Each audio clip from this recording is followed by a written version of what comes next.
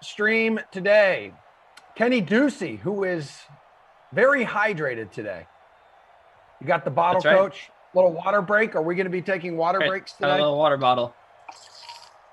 Oh my God. Just like they have in Madden. It's this. I'm just trying to be like my heroes on the field. Just hearing that raging stream of water hit the back of your throat, it's disgusting. That's right. I am Emerson Lazio. What's going on, everybody? We have producer Drew with us today. Tom and Andrew on the ones and twos. Frangelico from the ops team hanging out. Good to have you here, DK Sim fam. Hope you guys got a lineup filled out. Hope you guys had a great Thursday night. It's going to be a good Friday. It's going to be a good weekend. Positive vibes only today, Kenny Ducey. I love it. I love it. Positive vibes and a lot of Deshaun Watson. That's what we're going to go for.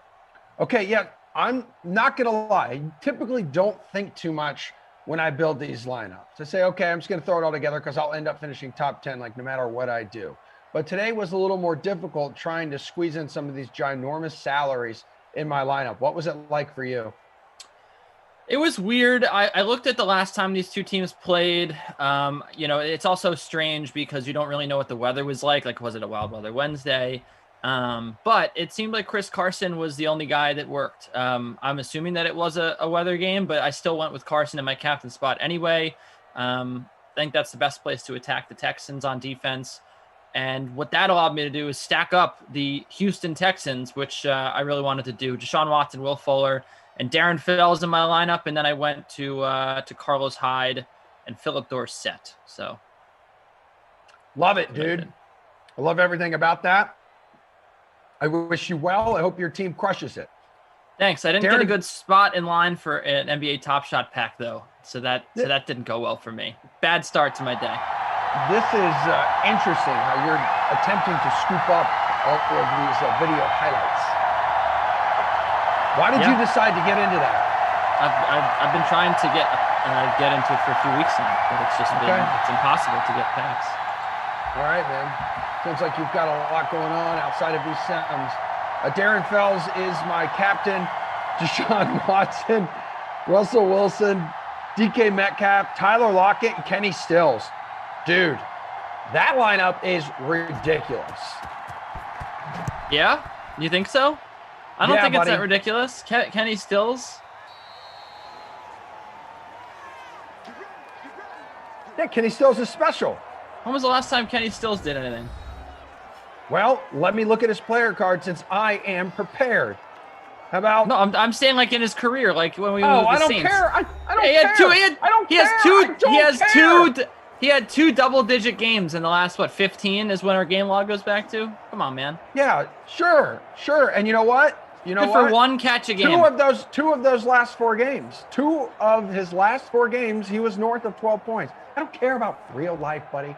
I'm talking about sim life because this is now the real world, man. Where is your head at today? Get your head out of the Top Shot gutter and focus. I've missed you. How are you? Miss you too. Yeah. I'm all right. Been all right. What's wrong though? I can sense like a different energy. Like there is a concern, a worry on your face and also in your voice. Is there? I'm asking. I legitimately don't know. I'm fine. Yeah. I was hoping to at least get close to a spot in line. I didn't get it. Okay. So this means a lot to you right now, this Top Shot phenomenon. Well, it'd be nice to get a pack, you know? And then you'll trade with other people. That's how it works. You can go and sell your moments or you buy moments from other people. And it's like having a baseball card or something. It goes up in value. So like you say, I want to get an Emmanuel Quickly moment, or right, interesting, or down. It could go down, but that's why the best thing to do is you want to get packs of cards because they're not a lot of money, but they, instead of paying like a lot of money for one moment and then basically like it's like a stock. It's like, well, is it going to go up? Is it going to go down? You could get a pack. You get like 5 moments for like a decent price, and then maybe you get a really good one. That's really it. You have nothing in your possession right now? I have one moment that a friend gave me. Drew's saying Debbie Downer to the other Drew because he said that it could go down in value. It's basically like it's just like having cards. It's like, oh, I think that Emmanuel Quickly is going to be really good. Let me go get one of his moments, and then like it might be worth a lot of money in a year or in a week, or this thing really has taken off. But that's the it's just online cards basically, but that's sort of what it's come down to. The biggest regret of my life is not going out and acquiring a Gardner Minshew rookie card a couple of years ago. That thing is probably worth so much money right now.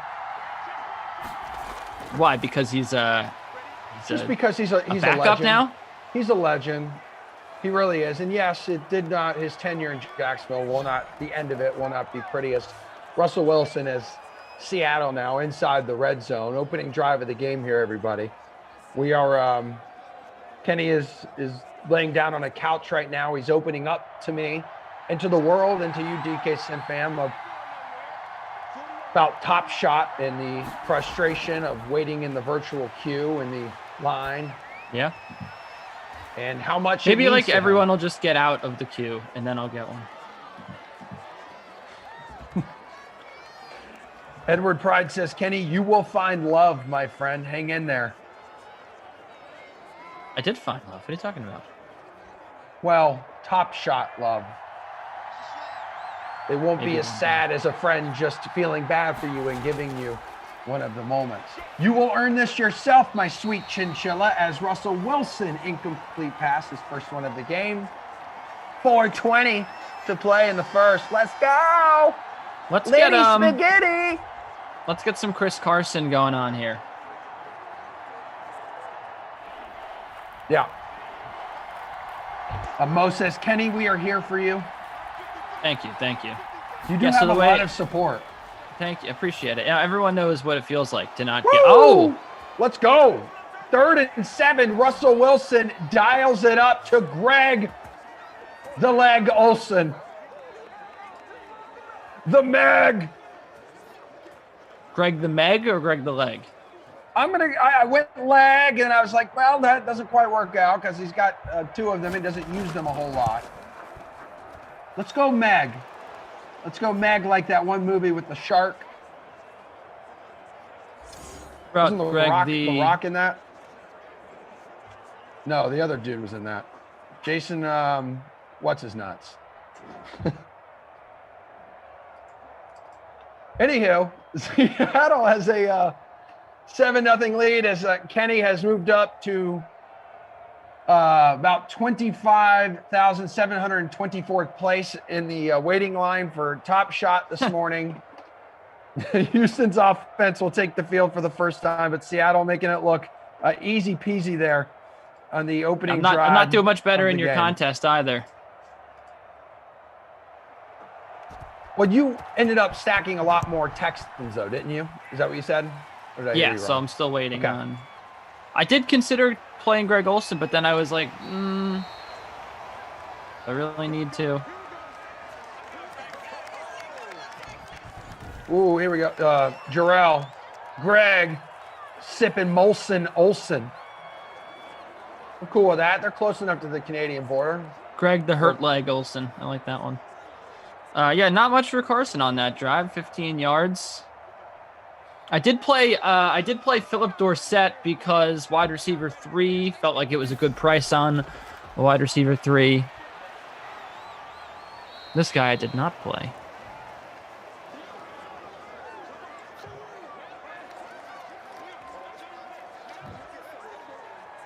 Hey, there's almost 400 people watching right now. Is there something you'd like to say to them? Hello. What do you want me to say, Emerson? I'm saying a lot of things to them. Yeah, you are. Good to have everyone here. You know today. what I don't like? I don't like that I have to join your contest and you just get to call it whatever you want. Because you're not the real rock paper scissors champion. Not only did I beat you once, but I beat you twice and caught you cheating. the second time. And that was look, you can say whatever you want about what it looks like when I do rock, paper, scissors. It looked like I might be choppy. I might be delayed. You actually physically changed your throw from a fist to a paper. Well, here it comes. Let it out, Kenny. Let it out. That's it. I mean, I don't need to let anything out. That's all I have to say is that you're still letting it out because you studied the art of rock, paper, scissors. You could not afford to lose, right? So you had to come up in your head, okay, what was the reason I lost? Is this what has really been bothering you and eating away at you? Is this why you are not yourself right now? No, that's not why. Take the L. I am not myself because I have. I'm not. You take the L. You don't get to say that. It's okay. It's all right. You got smoked. You will have another opportunity. I won twice in this game. You'll have another opportunity, babe. The second time, I tried to do it before that you threw because I tried to go ahead because I didn't want people to think I was waiting. So I actually went early. And so that's exactly what early, you took advantage of me being a nice person and you changed it from a rock to paper. It's on document. It's documented on the stream. Go watch. Stop projecting onto me, Kenny. It's not healthy. You bottled this up inside you and now you are cyberbullying me. I do not appreciate it. I will disengage from this conversation. And I am more than happy to name the contest something else besides, will the real rock, paper, scissors champion please stand up? Next time, I am more than happy to do it. Actually, matter of fact, now that we have each other's numbers and we text each other from time to time. We don't have each other's numbers. You never gave me Yes, we number. do. I've texted you, not safe for work DM me all the time. Hold on a second. That was a different person. Oh, you're right. You're right. It was a DM. It was a DM. Hey, send me your number. It was not safe for work. I don't remember that. Unless you cursed. Yeah. It was actually, I think, Lamarca I was thinking about.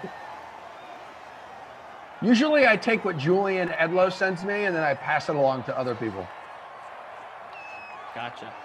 But anywho, dude, look at it this way, bro. You finished top 2 in our rock, paper, scissors contest twice now. Top 2. That's not bad, Kenny.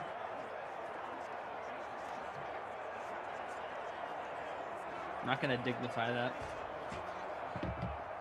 Hello, darkness, my old friend. Dude, you look so sad and also very disgruntled. I'm just really anxious about my friend Benoit Paire playing today. Tell me more. Well, he plays today on the dirt in Cordoba. And he lost his sponsorship. He was sponsored by Lacoste. And now he plays in a t-shirt. And, it's been a tough 6 months for the guy.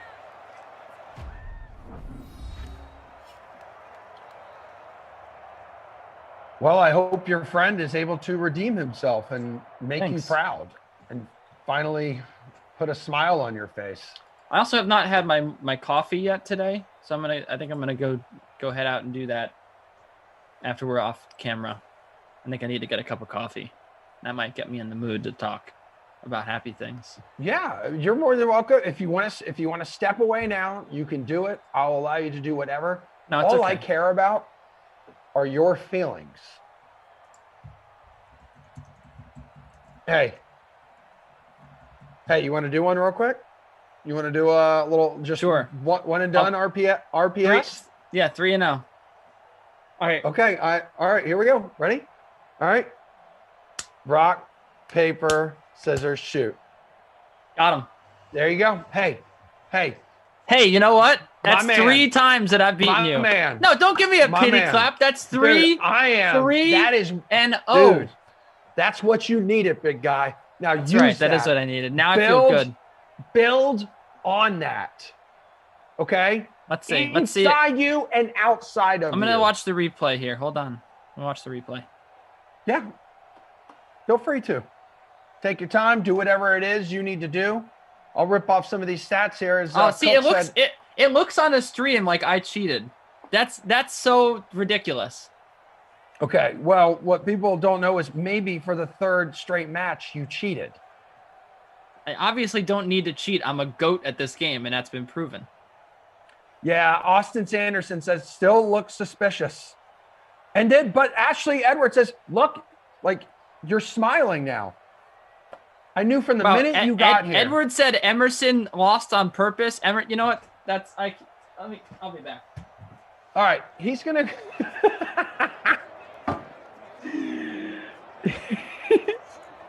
He's going to get his coffee. He's gonna go get a jolt. I don't want to talk to the Sim fam right now. All right, he doesn't want to talk. Dude, well, first off, buddy, you not wanting to talk to the Sim fam is not going to help you. Right now, as I have discovered over the months and almost a year of doing this, Ducey, you need the Sim fam when maybe things don't feel right, when things are not going your way. And that's clearly the stage of your life that you are in right now. You need to lean on these men and women. There's a reason we call it a fam, the DK Sim fam, because they're here to support us. They're here to criticize us when we need it, here to keep us honest. Just like Deshaun Watson, I'm going to keep him honest and say you're an idiot for juking back inside there. But lean on these people, our friends, our brothers and sisters in the virtual world. Oh, I thought I was going to be caught on camera leaving, so I was trying to put on a little performance. Well, speaking of putting on performances, if you ever have questions about that, I was a former drama major, a theater major at UCF. Okay. So if you have any questions, just let me know. I was also Johnny Be Good back in a 5th grade play. Let's go. Smack dab down the middle, in across the goal line, into the end zone. David Johnson. Hello, Newman. So Seattle marches down on its opening drive of the game, scoring 7. A couple drives here that were clock killers. So really like 2 drives combined, taking up more than 8+ minutes here. Yeah, this has been a slow developing game.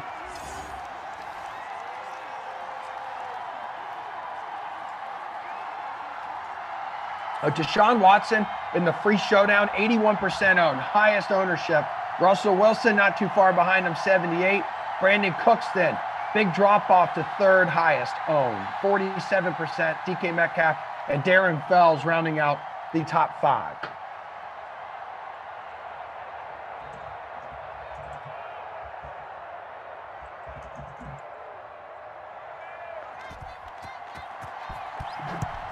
Hey, we were talking the other day about both of us being on TikTok, but like not posting. Yeah, what are you talking about? Glash now? Not really posting. No, I was thinking maybe you and I could make a fun little video for our first one with rock, paper, scissors. It could be like a 30 for 30 documentary, but only like 30 seconds long, and it can be about your 30 for 30 for 30.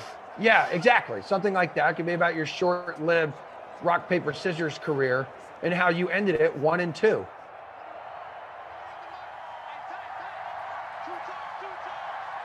Don't like that one. It could be like, my meteoric rise. And then knowing that while you are my competitor, you are my enemy in a way when it comes to the rock, paper, scissors playing field, that I started seeing the pain in your eyes and I could feel your broken heart. So I kind of went against what I knew was your strength, allowing you to secure your first victory. Wow, Russell Wilson breaking tackles.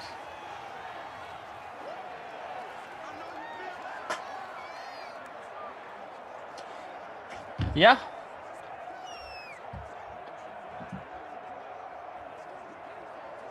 Care Bear says, Emerson, what is wrong with you? What? What do you mean?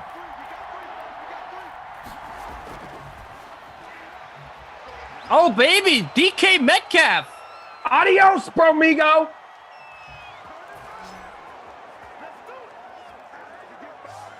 That's what I'm talking about.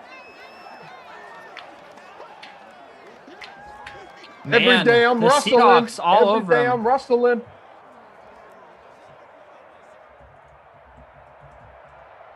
Go ahead, partner. Sorry, I didn't mean to cut you off with my everyday is wrestling pun. No, it's fine. I was just saying it's all Seahawks right now.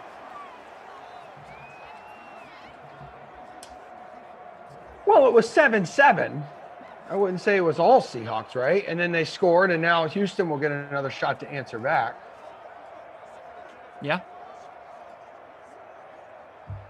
It should be a shootout here. It feels like that's what it is right now. Both teams have, each time Seattle has held the ball on offense, they have scored. Houston's gone 1 for 1.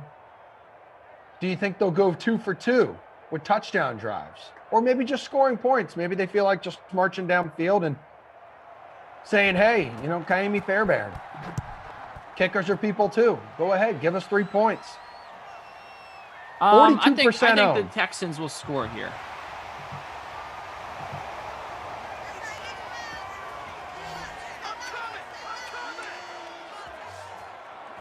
That's what I think. Yeah, Jarrell says Seattle just makes it look easier.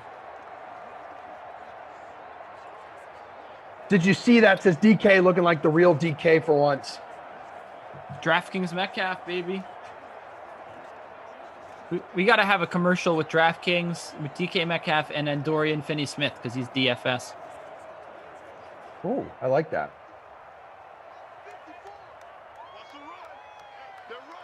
Ernest, you're welcome.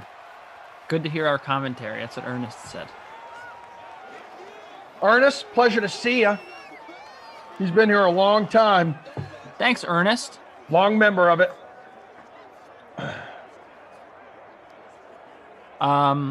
Where's Fantasy Hawk gone? Is he gone now? No idea. Is he in like YouTube jail or something? I don't know. Maybe he is. Maybe he must have just won too many contests. Just winning too much.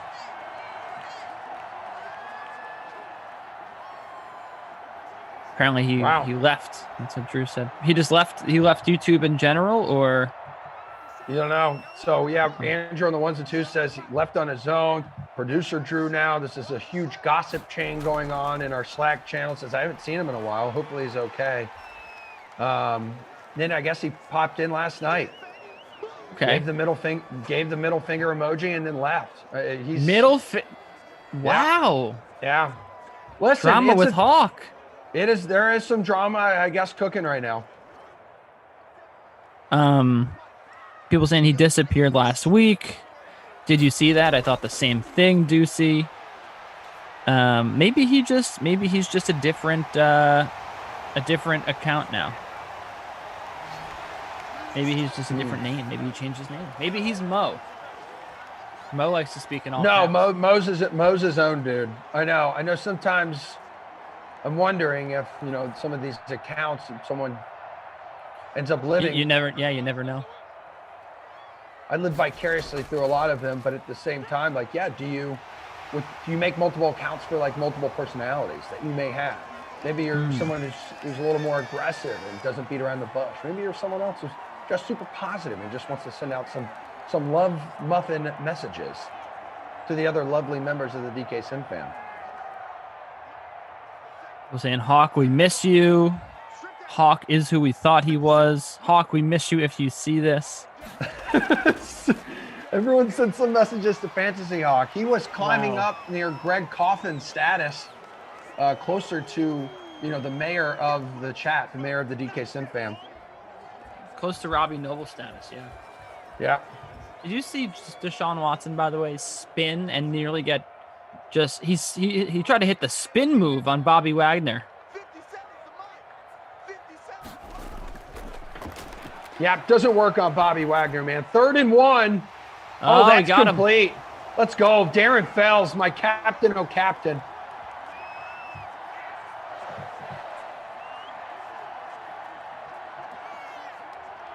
Darren Fells, I got him in my lineup as well. Chris Carson, though, unfortunately, is my captain.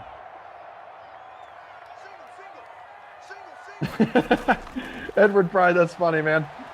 But what's up, everybody? Chris B, Jim, Gary Best, Edward Pride. Asia Green, Alex P, Broby, Nobby, Robbie, Mike. Hello, friends. Hello, neighbors. Hello. Milkman. Damn. We're mobbing today, baby. We're mobbing on a Friday afternoon, lunchtime. Stephen Moore.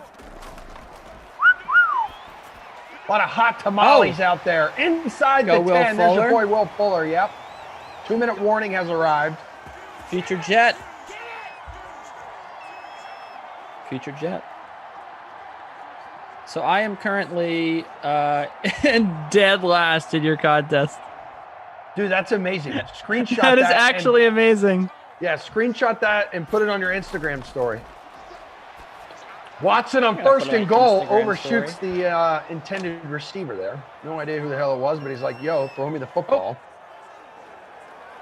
Hit stop video by accident. That would not have been good if we were on camera. Nope. I was trying to click into Slack so I could share this screenshot.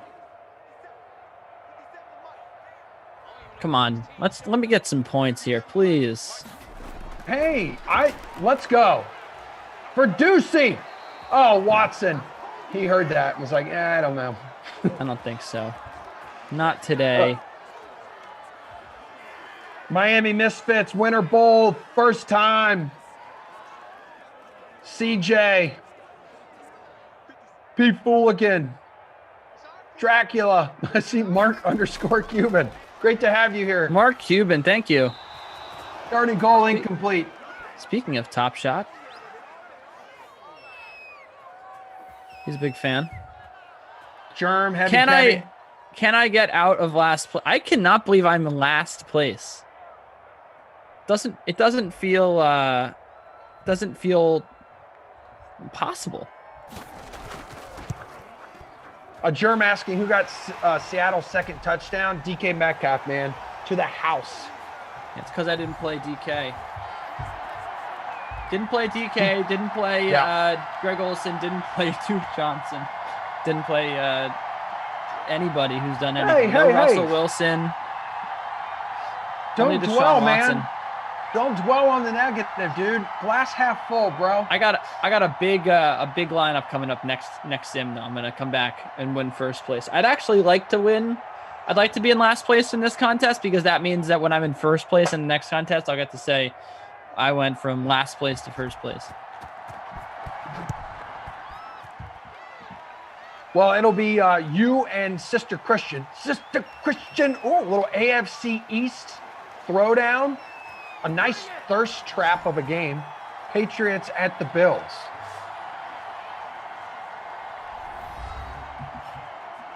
But Kenny. Emerson. Tell me something, girl. Are you happy in this modern world? Or do you need more? Is there something else you're searching for? And you're like, Brendan Glasheen in the YouTube chat. Emerson and I are together next week on a sim. That doesn't seem possible. Oh, it's possible. It's been months. Flash, what are you doing in the chat?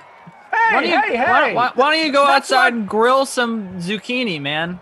That's my friend, man. Don't talk to my friend like that. You're my friend too. I want my friends to get along. I like Glash. Glash and I get along very well. Yeah, you're right. When you're right, Glash. It is Tuesday at 4 p.m. Emerson and the Glash Man. And I'm just gonna say I put that I was available for that sim. So. Well, that's interesting. I wonder why they decided not to go with you. Very interesting. I bet there's some drama behind the scenes. I'll get to the bottom of it, and I will make sure to spread all the rumors. Please do. It'll be a fun little Tuesday, 4 o'clock. So final game of the early slate. It's a clothing optional sim. We're going to have a damn good time. We're going to laugh. We're going to frolic. We're going to get lost in each other's eyes. I honestly cannot wait. I cannot stop thinking about being on this sim together with Glash as Russell Wilson. Careful, Potato Chip. You're gonna lose that bread. Done with me? No, I was talking about Russell Wilson. Oh, I'm gonna lose some bread if I don't keep doing that at Sims. Also, you guys check out Glash's TikTok. His latest NBA bets TikTok has been posted. This one's pretty good. Not gonna lie, I don't like most of them, but I do enjoy this one. But I do love Glash as a human being and a friend. One timeout to go. There's 40 seconds left. They're down now at the 5. Russell Wilson to is that Lockett? Yeah. Cool. I'm glad he decided to show up. Thank you. Thank you, Tyler. We appreciate it.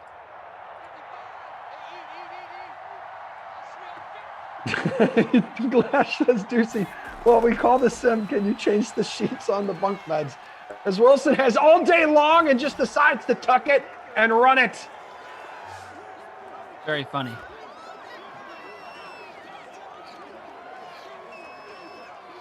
Hot diggity damn.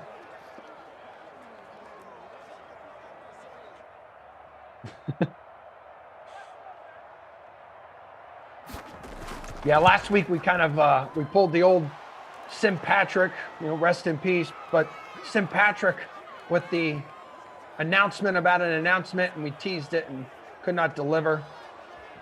Things happen, life happens.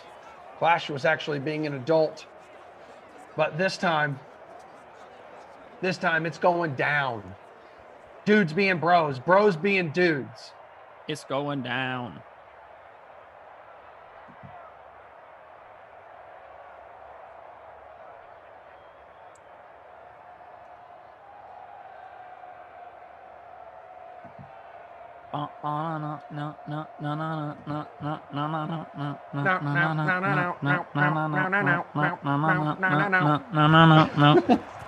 Hey, look at us. Hey, look at us. Who would have thought?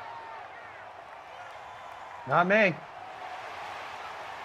Now it's safe to say that Seattle is running away with this thing. 2-score game, 12 seconds to go in the second quarter, 12 seconds to go in the first half. North of 500 of you watching. We see that. We appreciate that. Hell yeah, man. I appreciate it every day. Even if it was just one person, or the times where we've had about 50,000 people watching at once, some crazy roller coaster of emotions that we experience here, and also through our viewership. DK Sim fans, especially team always here. We owe it to you guys and gals. So if you feel like tipping and tapping all over that like button, would love that. Tipping and tapping.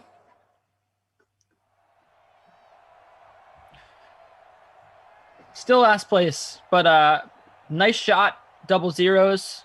Criminal Bob. I'm coming for you. Criminal Bob is beating me. Who is that? Criminal Bob. A criminal. Criminal Bob. We see Criminal Bob in the chat all the time. Criminal Bob.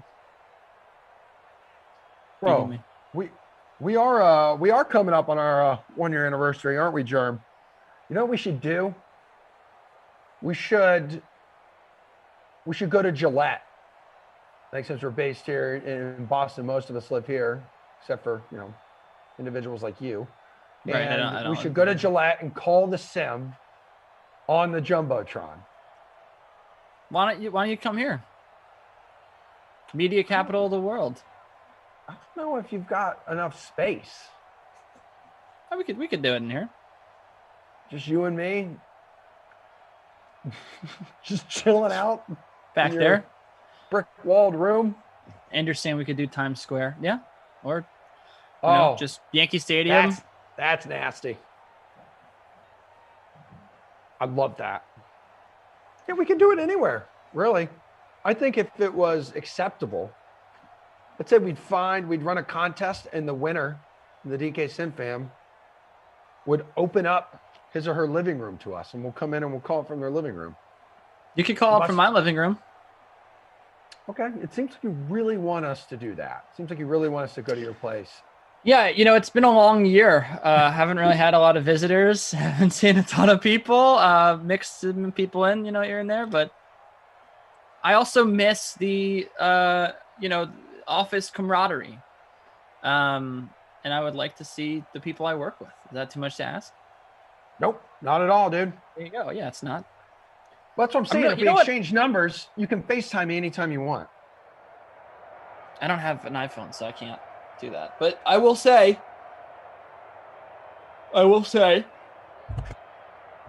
that I am really enjoying this new camera placement. Are you? I have my camera now stuck on top of my monitor, and it has allowed me to, first of all, my setup time now for the Sims is so much quicker. Just throw up the light, boom, plug them in, and the mic as well. I don't have to get my lav done up. I don't have to set up my camera, make sure it's positioned okay. Same positioning every time, right here on my monitor. It's beautiful. And then it also is nice because when I'm looking at my screen, it's not like my eyes are diverted that much. But when I used to have my camera here, so I would be looking at my computer, I'd be looking completely off camera, So it's it looks better, I think. I did notice the angle, everything looks well balanced on your face as Will Fuller pulls in another reception.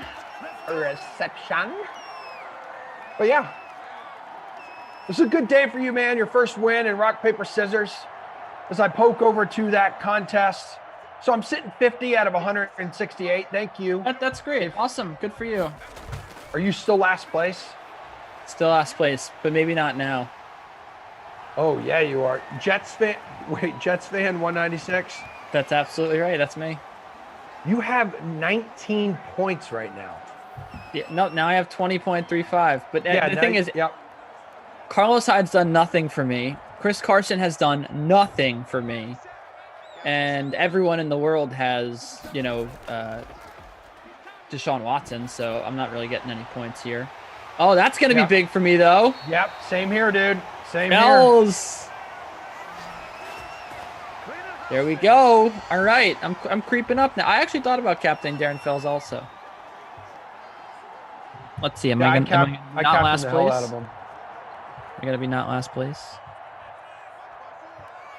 I think I'm still last. No, it hasn't registered yet. All right, come on. Let's get a touchdown. Oh, Deshaun. We're that ain't gonna do it.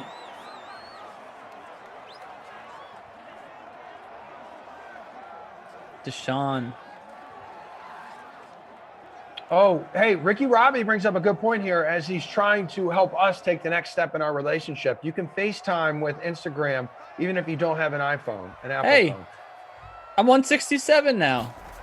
All right, dude. Good job, sweetie. Thank you. You know what's going to happen? Chris Carson is going to get like a 90-yard touchdown run. I'm going to go from like 167 to like 40. I'm telling you, it's going to happen. I'm going to come in like a wrecking ball, a la Miley. Oh, man, yeah, that was an interesting phase of her life. Smack dab, cross the goal line, let's go. Will Fuller on the board. Fuller. Boom. Will Fuller house. And you know what? When he scores, you know what I got to break out as they go for two. Watson in the air, back in the end zone. They go right back to him. Said it works once. So nice. Let's do it twice. 6 minutes to go here in the third quarter. But all right. My question for you, Emerson. My question for you, Bubs. Whatever happened to predictability? The milkman, the paper boy, evening TV. I don't know what this is. Wait, you don't know what that is? Oh, is that everywhere you look? I never watched Full House. You go, there's a heart. I know the song though. But you did. Okay. Yeah. What, are you going to make a comment about my Seinfeld mug? Nope, I'm not. Love that. But I just want you to know, when you're lost out there and you're all alone, a light is waiting to carry you home everywhere you look, including right here. Okay. On the Dream Stream. Appreciate it, Emerson.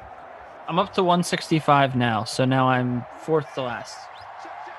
Come on, Chris Carson. This is going to be it, Emerson. This is the Chris Carson run I'm talking about. I'm telling you, it's coming.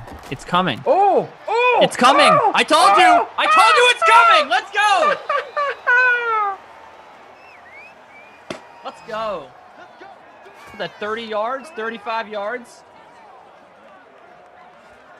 Wow, dude. Don't sleep on the car, son.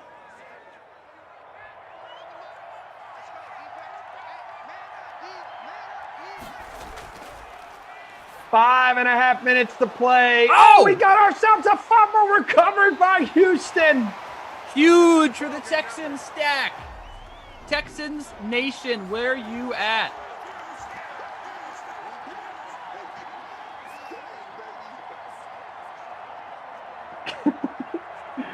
Eric Rodriguez, this sounds like Ducey is in a counseling session and Emerson is the therapist.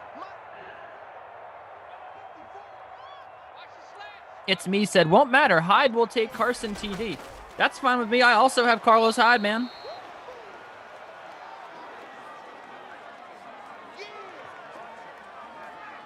Yo, so Greg Olsen completely farts away the football. Wow. And Houston, which was down 11 points at halftime, right? Comes back, opens up the second half, scores. Will Fuller, 2-point conversion, pull within 3, recover the fumble. And the boys are back. Boys are back in town. Yo, who out there stacked up Houston? Where you at, Texans Nation? Look at that catch right there. Randall Cobb. Whoa. Hold on 1 second. Hold on. 1 like away from 100. We hit the Century Club. It is a major milestone every day we are here. Typically, it goes down in the noon sim as Deshaun! Watson. Hold on to the football. We got to 100 thanks to Deshaun. Hell yeah, dude.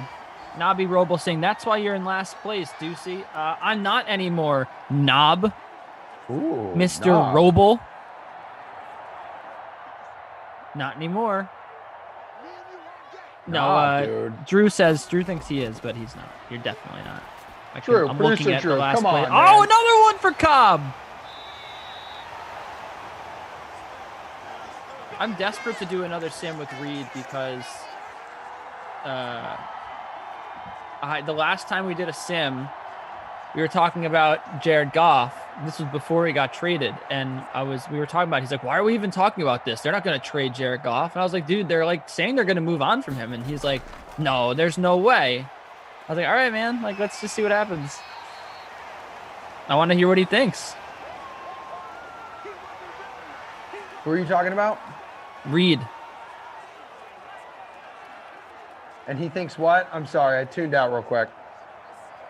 Oh, Andrew said Reed's a golf analyst now. That makes sense. No, we were talking about Jared Goff, and I was like, the Rams GM doesn't sound like he wants to keep him. I think they're going to move on from him. Where do you think he would be a good fit? And then he was just talking about how they're not going to trade. They're not going to trade Jared Goff, and they don't want to trade Jared Goff, and he's their quarterback. So I want to hear what his thoughts are. So are you trying to put him on blast because he had a take that didn't necessarily hit? No, I'm legitimately. I want to ask him. No, if I wanted to put him on blast, I'd say he waited until today to like the big congratulations that I sent to him 3 days ago, and then also still hasn't followed me on Twitter. But I'm not saying that. Oh, another fumble! Bobby Wagner does this! Happening! This is what Bobby Wagner does! Oh, Bobby Boucher, foosball. I like your foosball. This is why Mommy said, every don't play foosball. single sim for the Seahawks, the defense is in play because Bobby Wagner and Jamal Adams do that. They force fumbles. You have to be scared going over the middle against Bobby Wagner. Oh, Bumblewooski. Bumblewooski. The pride of Utah State. El Paso #1 says, Ducey thinks he is always right. Yeah, of course. It's a sickness. I have a disease. I was born this way, El Paso. You think I want to be insufferable? You think I want to just always think I'm right? People like that don't have friends. It's difficult. You're on the right track, baby. You were born this way. I also just love debate. I love to debate. Dude, so you know what? That sometimes gets conflated with me being arrogant because I just like to, I think it's good when there's disagreement and we talk about two different sides of something. And I think it's much better than like two people just agreeing that like, oh yeah, he's bad. Yeah, he's just awful. Yeah, he's terrible. Yeah, and what do you think? Oh yeah, that was terrible. Oh, and how about that time when, oh dude, don't even get me started on that time. Yeah, and what about like yesterday? Did you even see the news yet? Yeah, dude. Oh my goodness, what was he thinking? You know what I mean? Like, I don't want to just go in circles about the same thing for 50 minutes. Jim said, "Here we go." Oh man.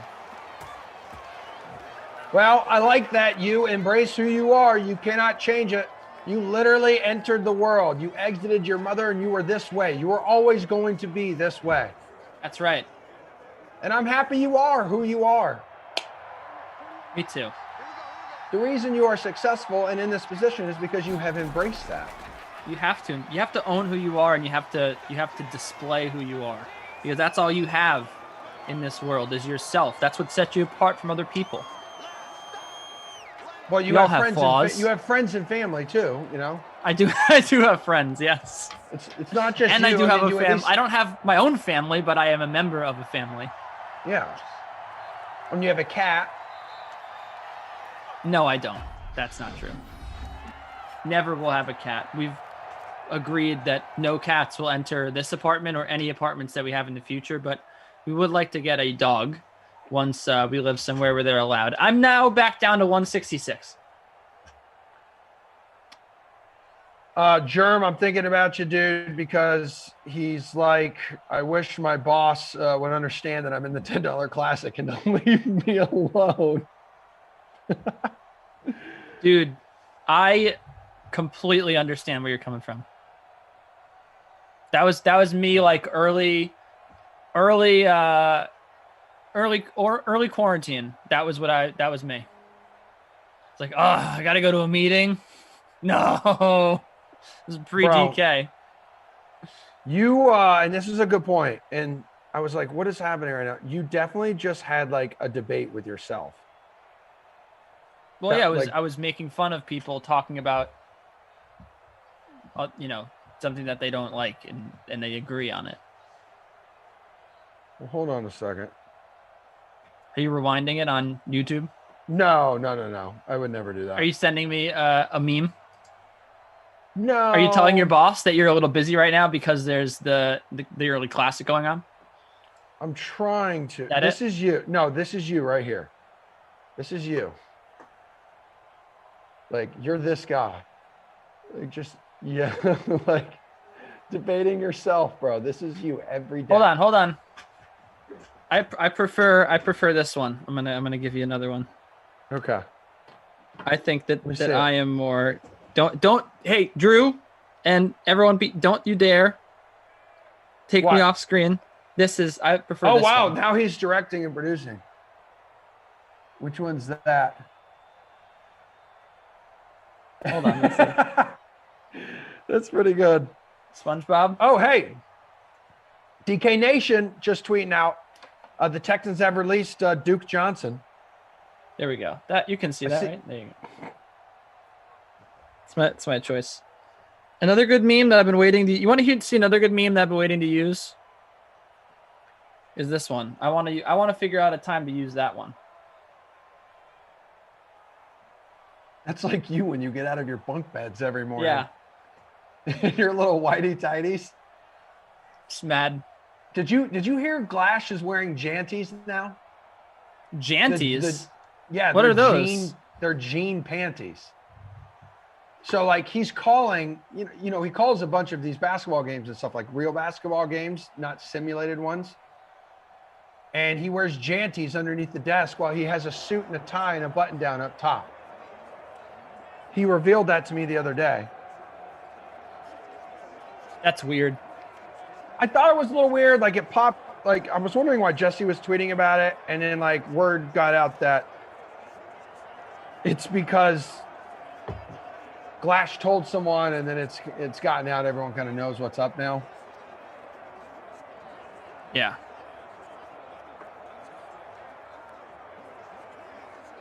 21-18 as the fourth quarter here is as the fourth quarter here is about to get underway. And we're having ourselves a hell of a day. We really are here on the Dream Stream. We've been all over the place today, but the most important thing is, as Greg Olson doesn't fumble that one, 200 yards now and a couple touchdowns for Russell Wilson. I think he also has a rushing touchdown. But the important thing is you right now in the fourth quarter are in a better shape mentally and physically and emotionally than you were in the first quarter. That's right. And, that's going to really do wonders for the next sim, as look at Russell Wilson just kill me once more. You and Christian on Patriots at the Bills at 2:00, and you have a contest people can enter now already That's available? Right. It's up. It is. You can enter my contest. I also pulled out one of my business cards because Christian, I don't know if you noticed, every time we go to break, Christian holds up his newsletter. So now I just hold this up while he's doing it to counter. It's just my Twitter handle. All right, my so business what is that card with now? my... As Wilson, hold on. He's down at the 3. You hold that up I see. What? You hold that up what? When we're in the middle of quarter breaks, he'll just put up his address to his newsletter. Oh, for Christian, yeah. Yeah. I mean, you gotta. I'll never crap on someone for wanting, for the. Apparently, Glash does it also. Bit. No, that's fine. I get it. I mean, at a certain point, you gotta like look out for yourself because like no one else is going to do it out there. And I would encourage anyone listening to do the same thing. If there's something you want to do and you want people to see it, push it out there. Give yourself some pub. All right, this is where I get Chris Carson into the end zone. Not that time, but this time. Come on. Oh boy, I don't like this. Now Russell Wilson's X factor. It's lit. He can see who's like coming in on the blitz. And come on, go! Yeah! Yeah, we got it. Not last place. Kenny! What? Go, Chris! Yes! This is my quarter, baby. This is fourth quarter. This is time for me to shine. Kenny! No longer killed. Who killed Kenny? He's alive! The sweet bearded chinchilla is alive. Chris Carson has scored.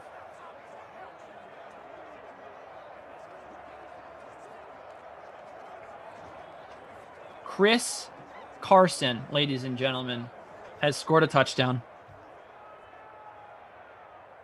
Come on, surely that's going to take me out of the gutter. Now I'm at 164. There's no way that's accurate. It must not have updated yet. Yep. No way. Not with my captain. Actually, it could be accurate. I'm really just not having a good sim.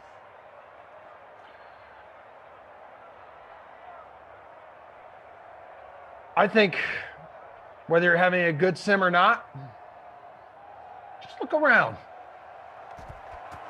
Look around and let it sink in where you are. It's a beautiful day here in New England. The sun is out. The sky is as blue as it's ever been blue. And I'm going to go buy my wife some flowers after this because I was a jerk recently. And I'm going to have them in the house. So when she arrives at home later tonight, wham, bam, thank you, ma'am, her breath will be taken away by the beauty of these flowers. Also, I was a man of the house. I'm officially a girl dad as my dog, who continues to be in heat, I have purchased a couple diapers for her, washable diapers, and I am now changing diapers. I am a diaper changing expert. So you have that to look forward to when you and your fiance eventually take the plunge and get a dog. Okay. If it's a female. I don't know. Might go for a male dog. That's what I've always had growing up. That's cool. Yeah, when he popped up like out of nowhere, and at the time we were so messed up from Rufus passing away, I was like, let's just do it. She looks a lot like Rufus, and it's been awesome. I'm actually like kind of leaning towards the female side now, minus the whole, that time of the month thing. Okay, can I tell you a story that you just reminded me of? Yeah, go ahead, please. I would love to know what story. I don't want to. No, I don't. I don't. I don't think it's a sad story, but I don't want it to bring up scars or some scabs. But there was a Andrew saying we did dead dogs yesterday. There was a dog in our town growing up, and not a dog. And I say that makes it sound like everyone knew this dog. No one knew who this dog was. But in the paper, okay. Someone took out a full page ad because someone ran over their dog, and they put a photo of the dead dog on the full page ad and said, if anyone has information like, reward, etc. Yeah. The photo of the dog was in this full page ad, and the dog's name was Rufus. Oh crap. So I entered in. You could have said it was a different name. Well, that was the. So anyway, we entered into a wiffle ball tournament in Connecticut, a for money, competitive wiffle ball tournament, and we named because it was so ridiculous. We named our team Rufus, and sort of in honor of the dog, but also like, I don't know. Yeah, I guess just in honor of the dog, and then. We were interviewed for the paper because we were one of the teams that was like photographed, and they interviewed us for the article that they did on it, and then they said like my friend chickened out and wouldn't say that our team name was Rufus, so he said we were called the Traffic Cones because we were all wearing neon t-shirts to match. Well, yeah, that was definitely an interesting story, and Dan, thank you for sharing it with me. It was just ridiculous that they would do that. Put like, a full page ad with a photo of their deceased dog, right? That's crazy, right? Sometimes you got to do what you got to do. They were looking for whoever did that to the dog. Right. So I guess they wanted to make them feel really guilty or something. Justin Craven says, cool story, Hansel. I'm back down to 165. What gives? It's just one of those days, man.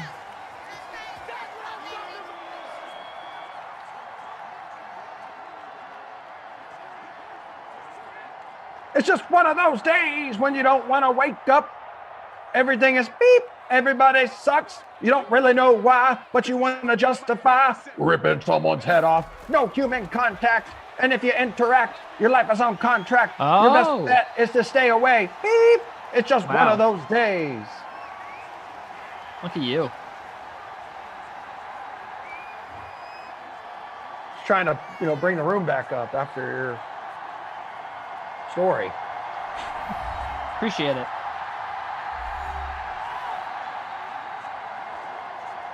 We've reached the 2-minute warning.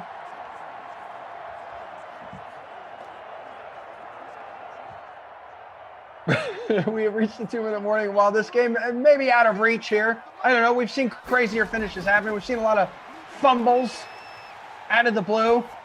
Could make a big difference in your lineup. David Johnson on the reception. Again, Duke Johnson released today. Moments ago. RIP to the Duke. Back up to 161 now. All right. We're moving here. Thanks to Darren Fells. 3rd and inches. Incomplete. Was that our man? My man's.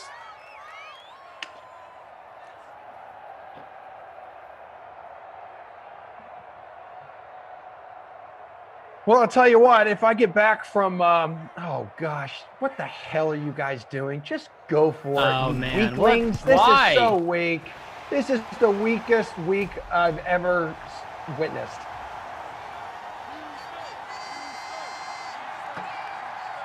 But if I get back from the flower shop here in time, I may flip on your sound. But Christian, all right, hear the dynamic duo doing their thing.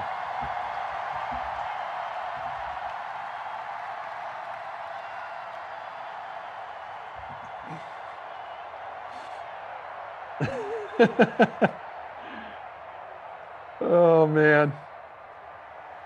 Hope you guys can be with us the rest of the day.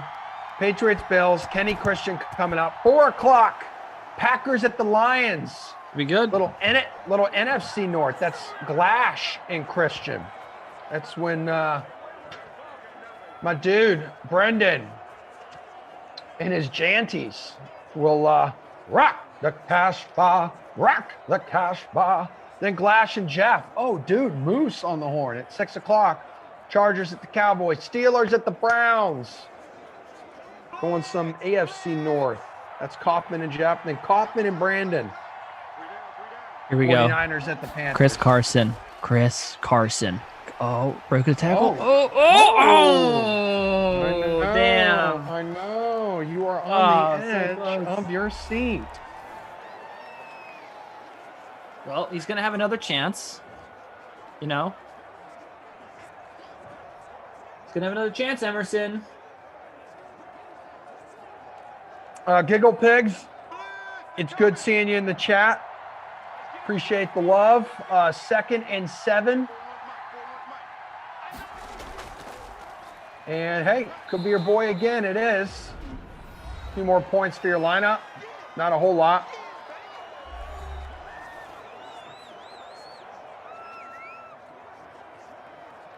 Got one timeout left.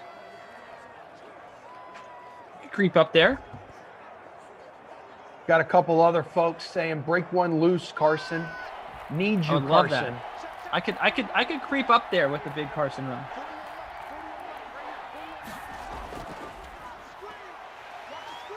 No. Okay. It's not going to do it. But this is interesting because this will force a punt. And then the Texans could, do something ridiculously mind-boggling. There's no way they're going to go for a field goal. I know the animation says that. You don't send Jason Myers out. Why don't you pin him deep? And that's what they're going to do. Houston will have no timeouts. They'll have a little more than a minute. Where'd that one go out? The 18? Jesus, that was a terrible punt. So they got 82 yards. 82 yards to make their way to the end zone and score the game-tying touchdown. 23-yard punt. Wow.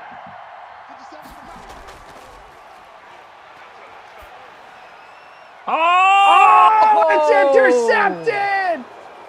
Off the deflection. Wow. Pulled down. Most unrealistic thing ever was Jamal Adams intercepting a pass. He has stone hands. Well, he's got an X factor of an avalanche.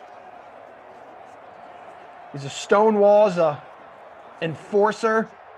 Superstar traits galore in the victory formation.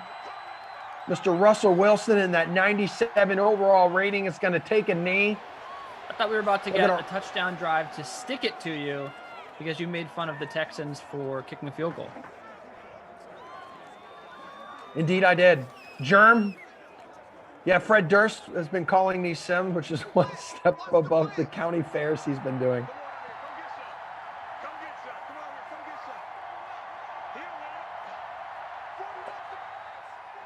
I've had a good time today. Congratulations again on your rock, paper, scissors victory, the first in our long rivalry dating back to last week.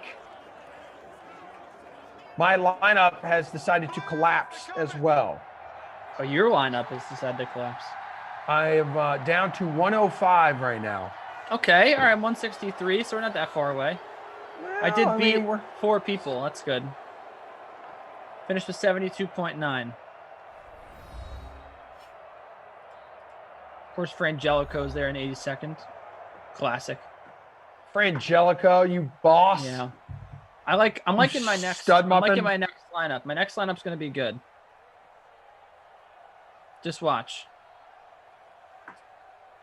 So some of these final numbers, 225 passing yards for Watson, touchdown and a pick. Wilson, 2 touchdowns, 12 of 14, so didn't throw it a whole lot, but it was pretty damn accurate. 158.3 rating, 200 yards on the dot for him. Yeah. All right. So player of the game, it's going to have to be DK Metcalf. I think. No, it's not going to be DK Metcalf. Will Fuller. Will Fuller is the MVP of this game. So he was around 30% ownership. Not a lot of people wanted to trust Will Fuller. A touchdown, a 2-point, 5 catches for 60 yards. Pretty good from Will Fuller. DK Metcalf just didn't have quite the same day. Russell Wilson was great, but he was, 80, almost 90% owned. So it's hard for me to get excited about him. Will Fuller made a difference on this slate, and he gets my player of the game. Dwayne says he is ahead of me by 1. What about your babysitter Billy, not my kid? I'm still single, player of the game, and refuse to deliver on my promises like roast beef sandwiches, player of the game. It's a tough one. I was looking between some of the more disappointing receiving options. You had Chris Carson, who had a bagel. So I think that I will go, or sorry, not Chris Carson had a bagel, Carlos Hyde. I'm going to go with, how much was Carlos Hyde? 6,200. I mean, your boy Kenny Stills also had 0 points. Yeah, Kenny Stills. Good stuff, dude. Yeah, I'm going to go with, I lost him. Tyler Lockett, $6,800, one of the top 2 receivers for Seattle. You just expect more out of Tyler Lockett in this spot. 3 catches, 27 yards, 5.7 points. Considering all the points that were scored in this game, we had 28. We had 4 touchdowns for Seattle, a bunch of yards through the air, right, for Russell Wilson. He had, I guess he only had 200 yards, but still, I mean, you would hope that against a bad defense, Tyler Lockett would do better than this. But 3 catches, not going to cut it. Honorable mention, Carlos Hyde at $6,200, but Lockett a little more expensive and a little more popular. A little more disappointing to me, so he gets my my not my kid award. Him made 1, and BBR looks like a couple of you will, if scores hold, would be finishing in a 2-way tie for first in our the real rock paper scissors champion. Please stand up contest. CEH, I see you there chilling in third. Let's go over to the large. 12,000 entry showdown. Kelly's boys, Ski J20, 2-way tie for first currently. The scores will be going final here in just a moment. But good times with you today. Andrew and Thomas on the 1s and 2s. Producer Drew Frangelico. Much love to all of you guys. Kenny, you are coming up here again for Patriots at the Bills with Sister Christian. I'm really glad that you said Just a Moment. Great movie, Office Space. Yep. Just a moment. I'm just happy to once again deliver a smile to that adorable, teeny tiny face of yours. Thank you. I'll see everyone later. How about just on the way out, we do one more? You ready? Okay. I'm gonna have to shoot so early that you're gonna know right. What I'm. Okay. Who cares? We got the audio. Ready? Rocks, paper, scissors, shoot. Okay. All right. This is so annoying. Okay. Rock, paper, scissors, shoot. Okay. Rock, paper, scissors, shoot. Damn, you won. All Crush it. I'm 3-1 all time against Kenny. Have a good day, 1 and everybody. 3. You got your first win. Thank you. 3-1. 3-1. Good stuff. 3-1. 3-1. All right. I'm love 3-1. That's right. Yep. I win 75% of the matches that I play. 3-1. Talking about me. Yeah. Good stuff. 3-1. Okay.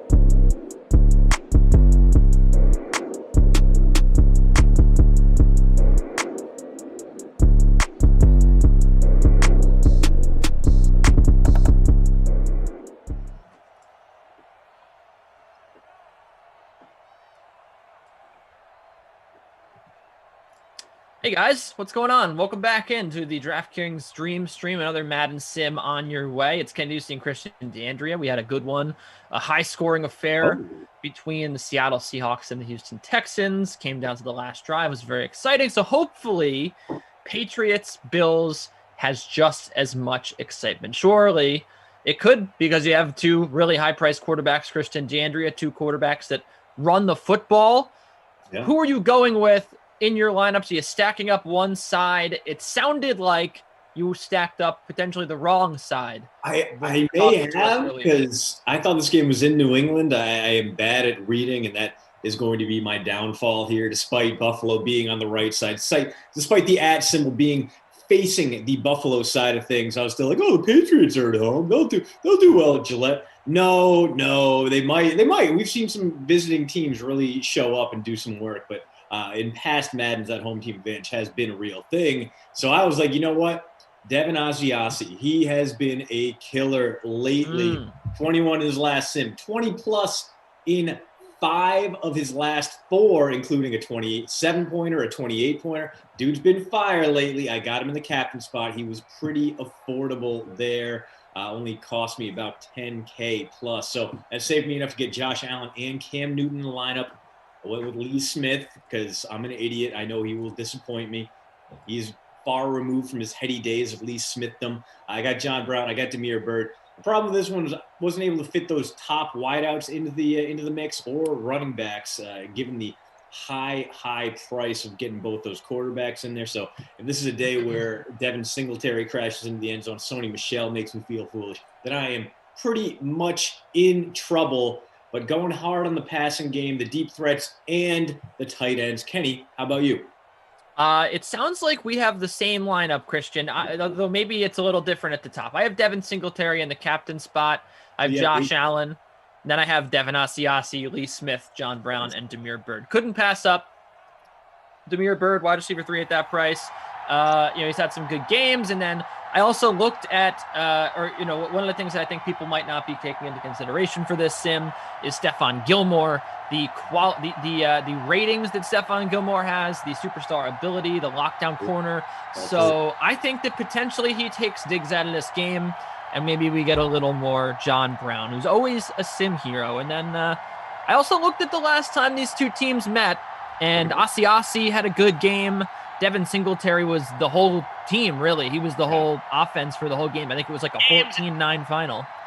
So he was someone worth rostering then. So, I don't like to base a lineup solely on the last meeting between the teams, but I decided to draw a little bit of it with, regards to the fact that Gilmore did shut down Diggs in that one, and Singletary had a decent day on the ground. So the linebackers, are the same for the Patriots as that last time. So maybe there's a little bit of success to be found on the ground here.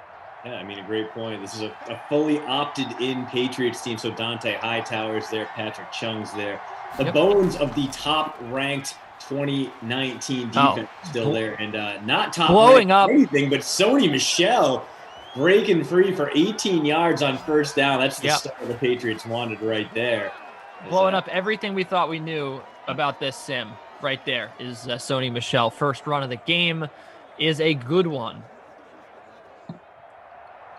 So shout out to the Sim fam out there. They showed up in the full force. Our last sim. Just trying to pull up the chat here. Give me just 1 second. I had to exit out of it after our last sim. Hope you can forgive me, fam. But it looks like a good crowd in here. Almost 300 people. Yeah. Sorry. Go ahead. No, you're the Twitch whisperer, the Twitch-perer. I do love Twitch. I do have a Twitch. The problem is it's hard for me to take or keep both chats up. So our wonderful staff behind the scenes does a good job of keeping us abreast to the latest updates on Twitch. And I also, I guess, count on you a little bit as well. El Paso #1 has already moved on from tennis to UFC because his pick of Ugo Humbert looking bad. He said Ugo dropping the ball. I don't think Ugo's dropping the ball. I think he's just getting beaten down by one of the best players in the world right now, El Paso #1. The disrespect of that line was very real. RBA, one of the most talented players on tour, and he has come to wreck here in this Montpellier tournament, the Sud de France Open. Not Vermont. Yeah. First and 10 here for Cam Newton. He's got a lot of time, so he's going to run, and he's going to get about 10 yards. Pretty good. So this drive for the Patriots been mostly ground and short yardage based, Kenny. Not only do we get that nice run from Sony Michel to start the game, but a couple passes, a little check down action to James White, and there you see Cam doing it himself. So now we are inside Nick Folk field goal range. If they don't gain another yard, it's a 49-yarder from here, but it looks like sunny day, not windy conditions, not those lake effect awfulness kind of background that you often get in Western New York. No, Orchard Park appears to be dry and sunny and pure today. You got to imagine the parking lots behind what was formerly New Era Field are just filled with revelers and the scent of cinnamon whiskey. We have a question here from Ernest. Wants to know our thoughts on if Jimmy G will remain a 49er.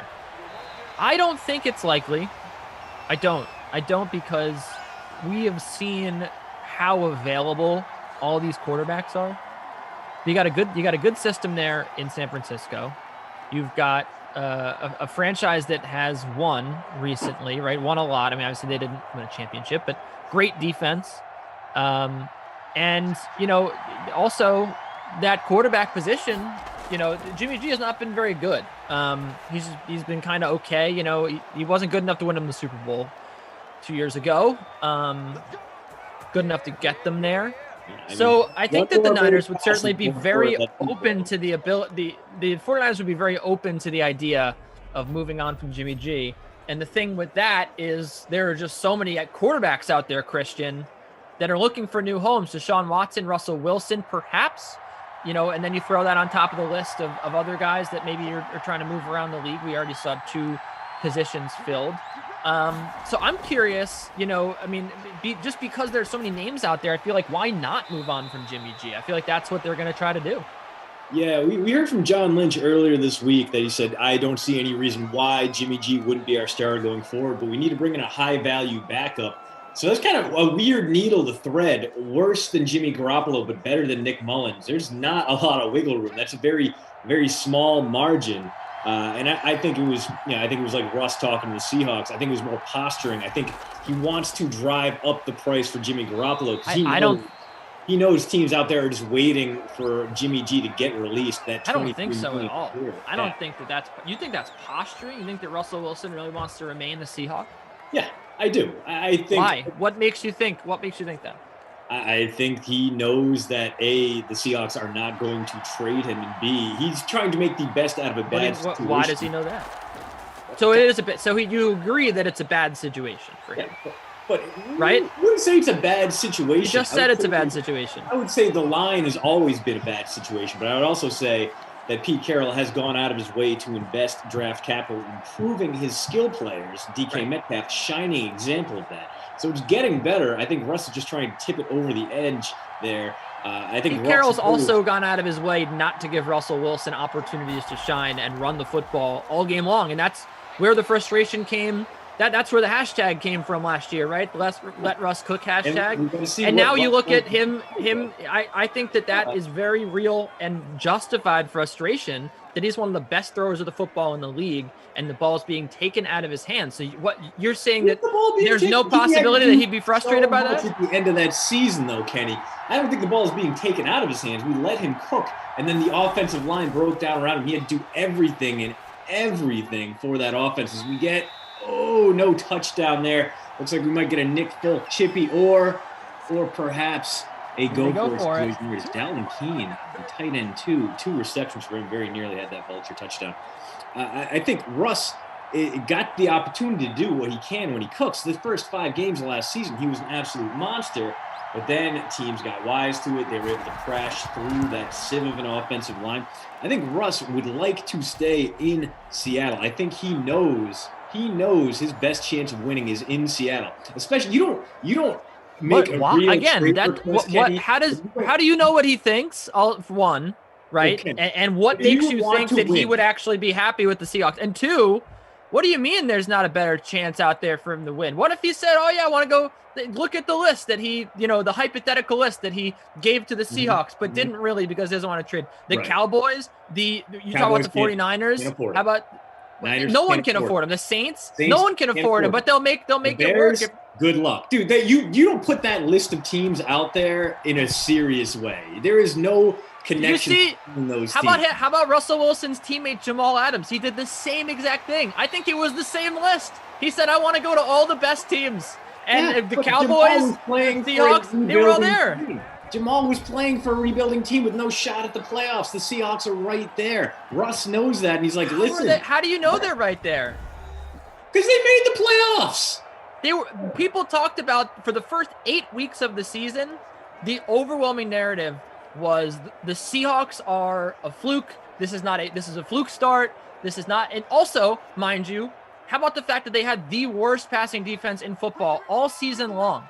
And then, towards the end of the season, they played 2 bad passing teams and managed to be okay. But they had one of the worst secondaries in football. So the defense, right? Remember when Russ got there and Russ's early days and when they won the Super Bowl, what was it that won them that Super Bowl? The Legion of Boom. And then Russ was able to put them over the top because he's really good.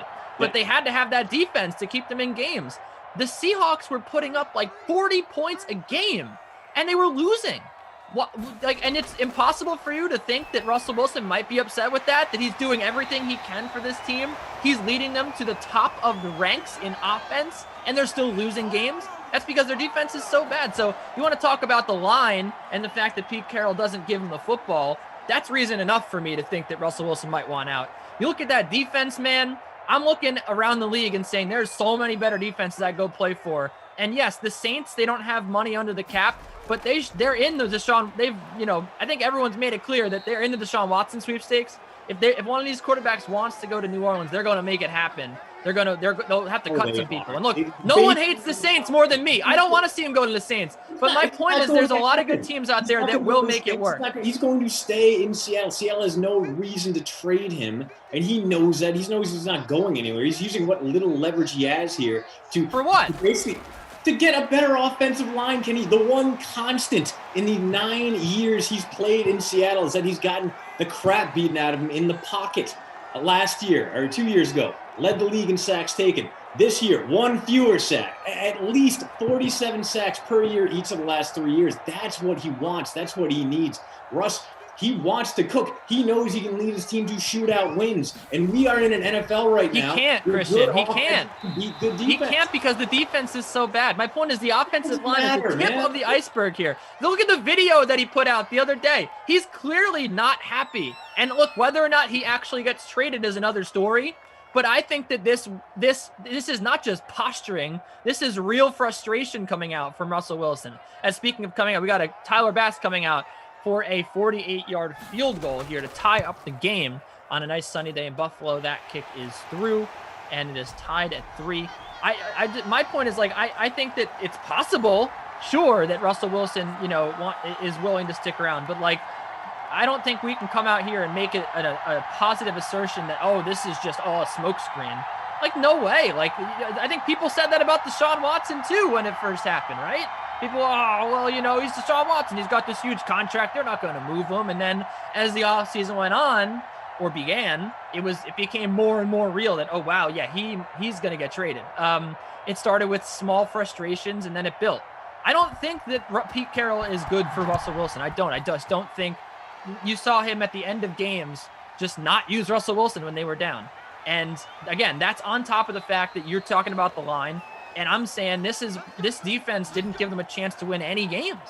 And they don't have any draft capital. They just traded away so much to get Jamal Adams, right? That Shaq Griffin was one of the worst cornerbacks in football, last year, and he took a huge step back. I just think that this team is really not as good as it once was, and I think Russell Wilson notices that, and he notices. We're in an era now where it's like the NBA, the NFL right now. It's like you can decide where you want to go. Players are just saying, hey, I want to go play for a better team. I'm going to move there and they're going to make it work. And we're seeing a lot of football teams accommodate stars and get rid of draft capital and get rid of important players and shed salary to get these stars. And we've never seen this happen before in the NFL. So I'm going on a rant, but my overwhelming point here is that I think Russell Wilson sees what's happening with Deshaun Watson, and he thinks he can change his situation. I can change my situation. I'm not happy here in Seattle. Why would I wait 3 years for the team to get better when right now I could just go somewhere that's already set to win? They're a quarterback away. That's potentially the Saints. That's definitely the 49ers or the Saints. Would he get traded in a division? Probably not, but I think it's definitely possible, Christian. I don't think we're not putting enough stock into this. I disagree. I think it's just some posturing. I think he's just frustrated. I think the Seahawks are going to come to him, have a little come to Jesus meeting with him, and they're going to talk it out. This is something, the Texans could have done the same thing with Deshaun, but they failed at every single point because Cal McNair is a giant fail son, and Jack Easterby is the most cringeworthy executive in the NFL. And that's a huge title to own because most of those guys are giant dorks to begin with. This is not the problem you have in Seattle. Yeah, Pete Carroll has way too much power there, but maybe this is the checks and balances system they need. I don't think Russ is going anywhere, and I think if anything, we see maybe another move on the Dwayne Brown kind of scale where they find a guy who's unhappy. Maybe they go out and they get Orlando Brown, free him from the tyranny of that Ravens offense, and put him behind or let him block for another mobile quarterback. As we got a 3-3 game here, a pair of field goals to do. They are not a guard or a tackle away, Christian. They are a lot of things away from, especially when you look at the standard that's been set now that you have to beat the Buccaneers who just took down the Saints they did take down the Saints, but the Chiefs in both divisions or both conferences rather. That is, you need to be better than what the Seahawks showed. I mean, the Seahawks, they had a lot of flaws, man. And like that's not just like let's make a trade and we're all better type of situation. That's like Russ is going to have to hang around maybe 3 years to get another great chance at a Super Bowl. I think that's very realistic. I think they can tweak their way into this, man. I don't think that defense was, that defense was bad. We sat on the sweat. We talked about attacking the Seattle secondary with quarterbacks, right? And wide receivers. That's a very real problem for them. How do they fix that? They have a strong safety they just traded for, and Jamal Adams, who does not have any interest in covering. He just blitzes. That's all he does. That's part of the reason. You still have a top 10 rushing defense, and all in all, the Seahawks, you're making it sound like they rank in the bottom. The passing league. Yeah, but it doesn't matter, Kenny. It doesn't matter. They can address that. They can fix that. They need to get John Schneider. I'm asking you, how do they fix it? And how do they fix it quick enough that Russell Wilson doesn't grow old without getting another Super Bowl shot? Goodness, they draft well. They develop prospects from inside. And that's something they've done in the past. All the guys from that Legion of Boom in the secondary. Who have they drafted over the last 3 years that's developed into a great defensive player? I'm asking just questions. And if maybe you can educate me and prove me wrong and show me that the Seahawks are ready to win. I'm just asking those questions. All right. I'll give you a moment to look at some drafts. I'm just saying Griffin was he took a huge step back last year. It's impossible for them to do that it's so unlikely.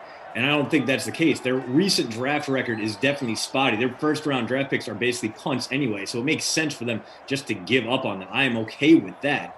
But yeah, there is a history there. There is a past of being able to find those late-round guys. I think that it's done. I really do. I really don't think that they're quite the same franchise as they were. And I think that they're starting to get a little bit exposed. And I think that Russell Wilson would know that better than anybody, being on the inside, being there in the good days, and now some of the not so good days. I wouldn't call them bad days. They're still winning a lot of football games, but I think that there is definitely Pete Carroll. I mean, he's not going to coach another 10 years, and there's going to be some turnover in that organization. I think the writing's on the wall there that the Seahawks, they kind of did some work to make sure that they didn't fall completely off a cliff there, and tried to retool that defense. But the writing's on the wall there, man. I don't think they're going to be the powerhouse that they once were, at least for a little while. And yes, Neville, this clown did say Jamal Adams can't cover. Look at his grades in pass coverage, and just look at the Seahawks, the way they play football. Watch Seahawks games. He is given the freedom to just do whatever he wants, and what he wants to do is always blitz. He leaves men wide open behind him, blows assignments. He is an elite blitzer. He is. And I know this from watching him. He is very fast when they use when they stack the box with Jamal Adams, when they put him in the front seven, he's great. He gets to the quarterback. He makes the quarterback make bad decisions. But if he doesn't get there, they are super vulnerable in the secondary. And again, that's on top of the fact that their cornerbacks just are not very good. I mean, at the same time, he was a decent coverage guy with the Jets. You look at the passer rating he allowed there in about 100 targets, only a 75 passer rating allowed. So the dude has the range. He just hasn't been doing that. They are using him like they used Earl Thomas, which is why Earl Thomas became toxic later in his career, because he's just like, all right, do whatever the hell you want. We're not going to stand in your way. But yeah, I think Adams can definitely be that guy if they need to snap him back into that. I don't know if you can snap a guy like Jamal Adams in there, because dude's definitely got a personality. He's definitely got some traits that are not going to be coached away. But at the same time, he can get there. He can be that guy. He needs to, because that really was the big addition that they made on defense that was supposed to make them better. And it didn't yet. And I mean, I certainly agree with you that, if they change his role, that he could be good. I mean, he's never been like a great pass coverage guy, but he is very fast. He has the physical tools to be good. So it could certainly happen. I just, if I'm looking at, it's like the meme with Squidward looking out at Patrick and SpongeBob having fun. Like if I am looking at, Matt Stafford and hell, even Carson Wentz, Deshaun Watson, finding new homes and going to teams that are already established. And like, I'd be like, why am I sitting around waiting for this team to get better? And, that's why I think you're right about like, he has leverage here and he's going to come out and say, hey, get better. But I don't think that like, he's just set on staying. I think that he's going to kind of take a wait and see approach, see if they, what sort of improvements they make. And he'll see if he's okay with them, and willing to work with that team. It's like Messi with Barcelona. It's the same thing. It's like you'd never think this guy would leave, but I mean, it's been a long time since they won, right? And they're not really looking to get, they're not doing a very good job developing young talent. And so, at the same time, we're talking about a 12-win team with 2,000-yard receivers and a decent enough running game. I think he knows how valuable that is. I don't think he's going to take that for granted. I think he's going to try to do what he can to change things from within. As we get a Sony Michel touchdown, first of the game. Michel trending towards those Krusty Koff MVP honors. The Patriots about to take a 7-point lead here. I think we are in a league right now, and the Buccaneers went the opposite way with it. The defense really showed up the right time. But for the most part, you can get pretty dang far with a great offense and a medium good defense, or even just a mediocre defense. You can win those shootouts. We're trending pretty hard in that direction. We know Russ can be that kind of quarterback. I think he's just sick of going through his career being good but not great, not good enough to ever get that MVP vote. I think he wants to make that leap to elite, and I think that is what is burning him right now. Things didn't end the way he wanted to, and he's doing what he can. He knows that he's going to gain this kind of public favor based on how that Seahawks season ended with a loss to the Rams and Jared Goff's broken thumb. He's putting these ideas out into the universe. I don't think he's going to act on them. I think that's why his agent walked back we don't want to trade, but if we did want to trade, I think he's being very careful with his language for that exact reason. Well, at any rate, this guy right here, or not Vital, Cam Newton and Josh Allen, two different sides of the coin. Cam Newton looking for a home still. Is he going to get a job, or is he just going to have to sit behind somebody, or maybe even sit in free agency for a long time? Yeah, he languished last year in free agency, and I think that's going to be the baseline for him. I don't think anyone took a look at what he did with the Patriots and is clamoring for more. But at the same time, he's going to be a high-value backup. We've kind of put the era of the awful backup behind us, Kenny, and I am 1,000% here for it. As weird as it was to see Tim Boyle, the former UConn and Eastern Kentucky star, with just absolutely baffling college stats, as happy as I was to see him come out and take kneel downs for the Packers, guys like him are the exception and no longer the rule. So Newton, he's going to get the chance to go revive his value somewhere. One thing I like there, I think, if the Saints don't re-sign Jameis Winston, and they're talking a good game like they will, but like what they showed us on the field last year, So they don't really trust Jameis. They put Taysom Hill in over him. They really kind of made James kind of a gadget play guy rather than the guy when Drew Brees got hurt. So I think there's a chance that we see the end of the Jameis Winston era in New Orleans.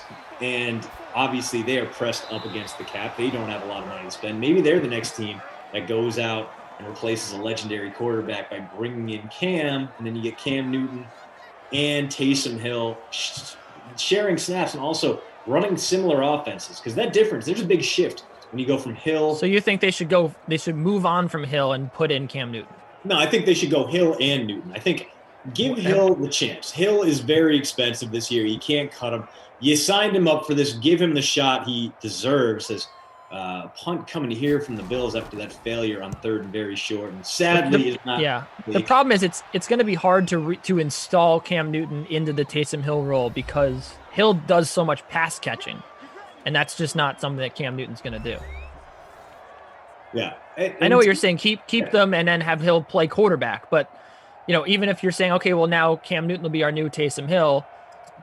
It's just not going to be the same type of offense. That's gonna look more like the Colts with Jacoby Brissett, right? Bringing him in for just power sets around the goal line. Like that's Taysom Hill. I mean, to his credit, and I say all these nice things about the Saints and their players. Like I'm not a Saints fan, right. And I'm certainly not a Taysom Hill fan. But to his credit, I mean, he does do a lot. He can catch the ball, and that's part of his allure. And that's part of what sets him aside from even if you made Tim Tebow went back in his day into the Taysom Hill role, right? If you're like, oh, let's just have you, around the goal line and you can run, like he's set apart from a lot of quarterbacks in that way. Yeah. And I mean, one thing that we've seen is that the Saints have needed backup quarterbacks in the past few years. Granted, that's because of Drew Brees being older, not being that mobile. So maybe Hill does avoid those injuries, but we don't know what Taysom Hill can do over the course of a full season. And if you're Cam Newton, that's probably one of the best places. You're going to have more leverage in New Orleans, a better shot at starting games there than almost anywhere else. Obviously, it's going to depend on what happens in the draft, and Cam will probably languish in free agency well past late April. But it just makes a little bit of sense to me. He's familiar with the NFC South. He's very familiar with the Saints. You can go see how the other half lives. Just throwing it out into the universe is something that makes sense, not necessarily something that will happen. Here we go. With the Patriots on the 48, 58 seconds to go.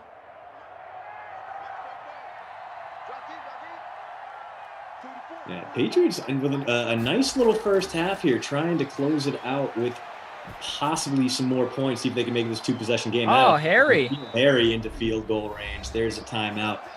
The one touchdown that we do have in this game was a Sony Michel run up the middle, as Michel has been pretty useful in this one. One timeout, 51 seconds left, 26-yard line of the Bills. Patriots got a real shot here. With the one timeout and with that much time left, you got to think, Kenny, 3, maybe 4 plays here. So they might be able to run this one all the way down to the 4th down before bringing out Folk for a field goal, if it comes to that.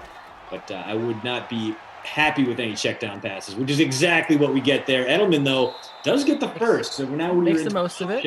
Chip shot field goal range. So we could certainly see a 10-point lead for the New England Patriots going into the half. Thanks for being with us here on the DK Dream Stream. Kenny Lucy, Christian DeAndrea, talking about teams and players that aren't playing right now, but getting back into the Patriots. And it hasn't been really a sim worth writing home about, but perhaps that changes here with Newton running left side, gets tackled. And that is that for that play. We got a lot of yelling in the chat about me and... Oh, of course. Said Carolina plays, says Cam's solid at receiving. I mean, what has he had? Like 3 catches? Like, I mean, that's how do we know that he can be a sustained pass catcher? Whatever. Okay. Here comes the Folk field goal with 15 seconds left. I get it after taking that big loss on first down. I don't love it. At the very least, let the clock run down more before taking that field goal. 11 seconds left. You're giving the Bills the opportunity to at least get a Hail Mary in here. We know how strong that Josh Allen arm is. He hit Wyoming at his pro day, I believe, threw an 80-yarder off his knees. And We used to be, Kenny, back in the day, that was enough to get you drafted first overall, even if you were sipping on purple drink all the time. Shout out to you, Jamarcus Russell, noted fan of the Sim universe. And a very important question coming from the Twitch chat. Kenny, Chick-fil-A waffle fries or mac and cheese? What are you going with for your side? I am a waffle fry guy, and I especially like the waffle fries because you can dip them in the Chick-fil-A sauce. Yeah. Oh, dude. That's where I go. Especially if you get like the waffle fry with a whole bunch of the potato skin still on it. That is perfection. Yes, absolutely. Like that is the big old round waffle fry. Yeah. Oh man, yeah, the curved edge, dude, beautiful. Especially don't even get me started on that. Yeah. Now I want that. I always, because it's Chick-fil-A. They're always very polite, very helpful. Right. So if you ask for the fresh fries, nice. They don't roll their eyes. It's not like Popeyes where they tell you to go to hell because it's part of the brand. Is Dante Hightower on the field and absolutely ruining Devin Singletary's day. That's going to do it for the first half here.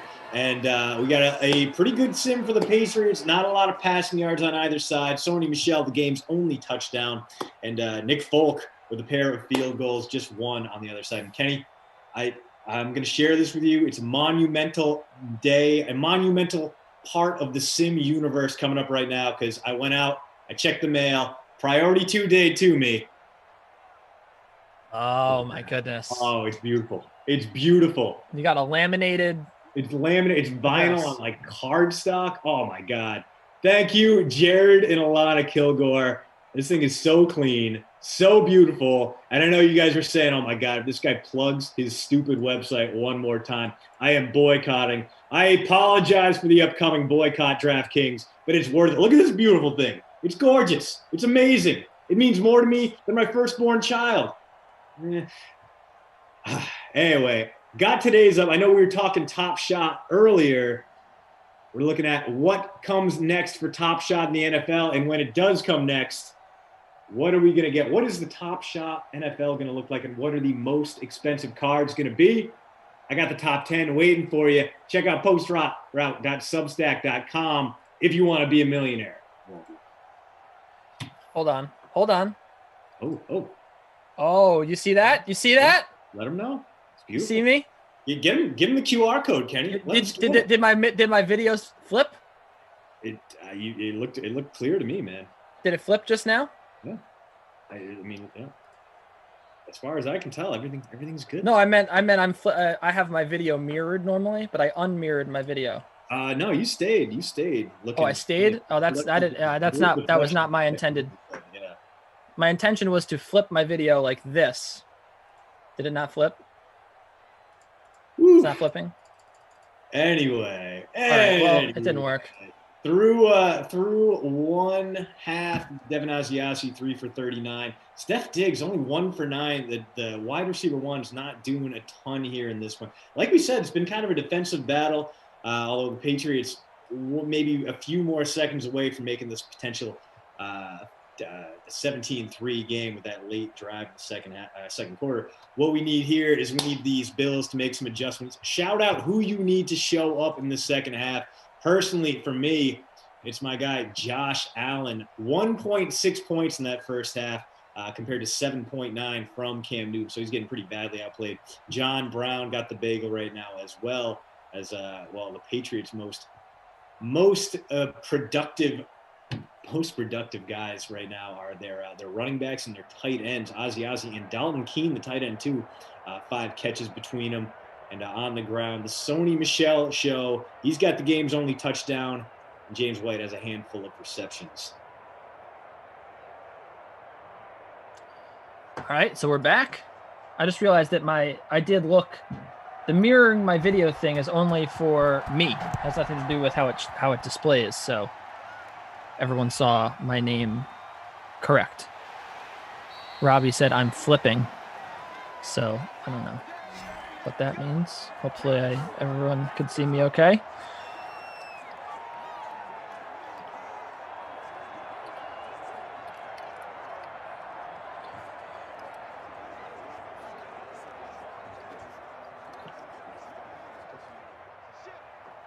Nick Osmus, the sign looks way better than the envelope. Thank you. Dude, they like 2 dated here too, like priority mail.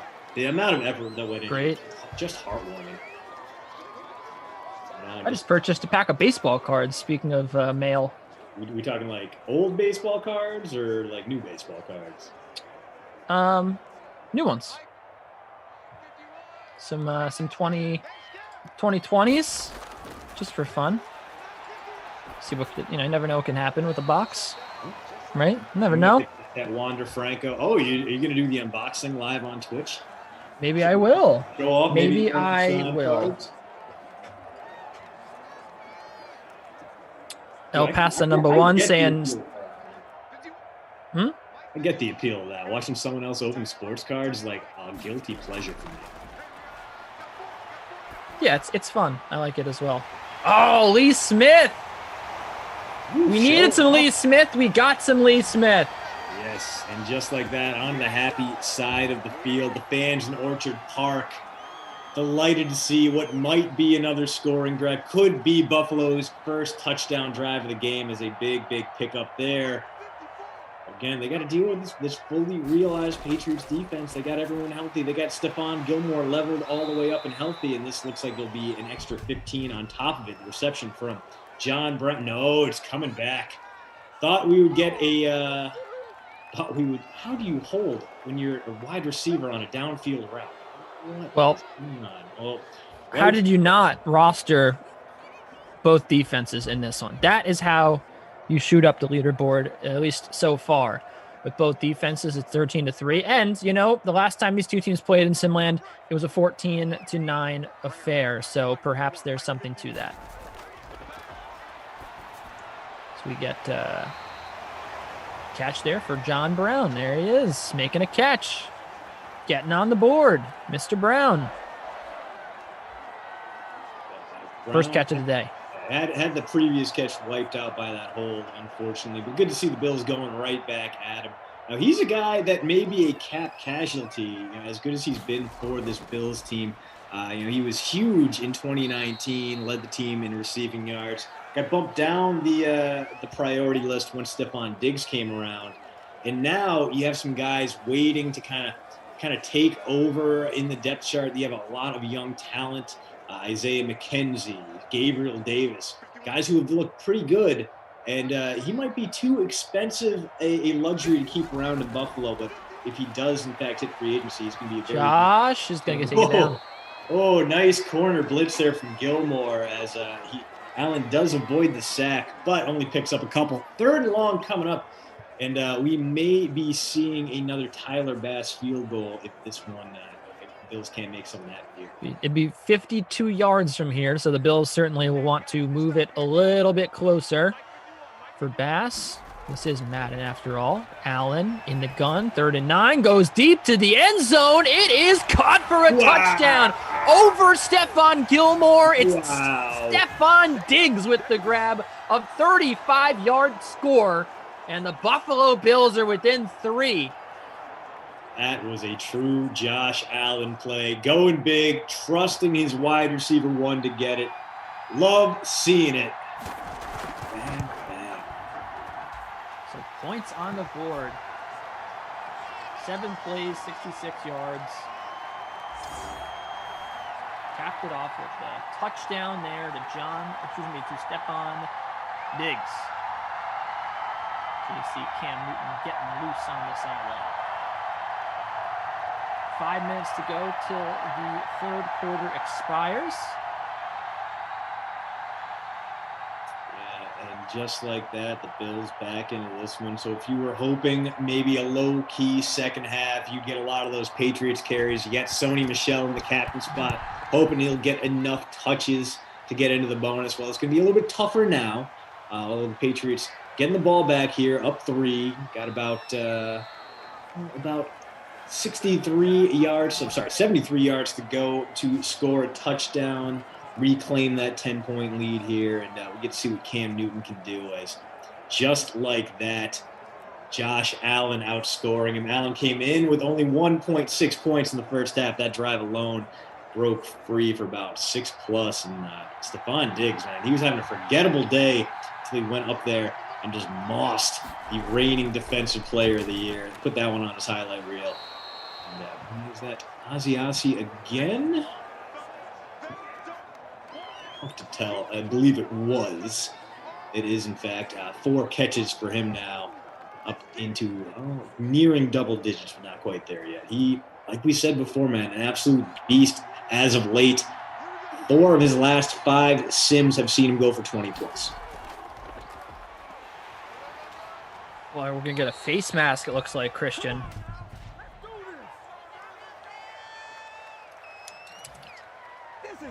That's not going to be good for anybody. Cheating on Shaq Mason, who is one of the better interior guys in the league. And while he'll be flanked by Marcus Cannon, ideally, you see him here. He opted out of the season, obviously. Overcame cancer at TCU, fell to day 3. A real nice pickup, a nice steal for Bill Belichick. One of the things he does do really well, and it's certainly not drafting wideouts, but he does a great job drafting late round blockers. Is Cam going to pick up 12 plus and then he's still going. Wow. Cam Newton across to the 50-yard line. Wow. Big 36 rushing yards for there. Big Cam. An absolute beauty. Absolute beauty there. He did that kind of confusing juke where you're like, what's he doing? But no, it actually went for extra yardage. Normally, when you get that no one's around you, open field, I'm going to hit the B button real quick. It ends like a yard or 2 later. Now, Cam made that one go for an extra 10, picks up the first, gets his team near midfield, and that first down carry going nowhere. So Patriots might have to throw the ball if they want to end this drive with some points, Kenny. 3:20 to go.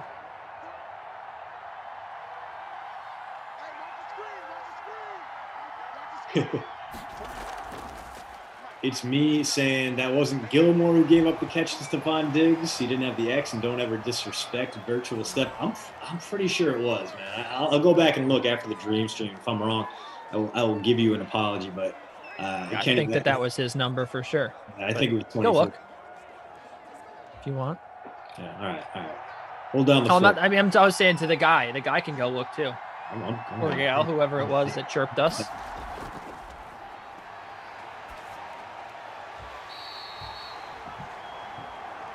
Looking back. Josh Allen getting tackled. We're good now. Right, here it is. The 3rd and 9 play. Let's see if it was, in fact, Steph getting sunned on this one. All right. 2nd and 10. You know what? I see Steph in the slot. Oh, over the middle. Well, that's caught by James White in the meantime. Oh, you're right. You know what? It was J.C. Jackson and not Steph Gilmore. You got me on that one. You were absolutely right. It's me. Both of us. Apologies to you. It was the other very good quarterback in that Patriots secondary, but it was not the superstar, the reigning defensive player of the year. So we were wrong. With you there, Christian. I thought it was Gilmore as well. Yeah. No.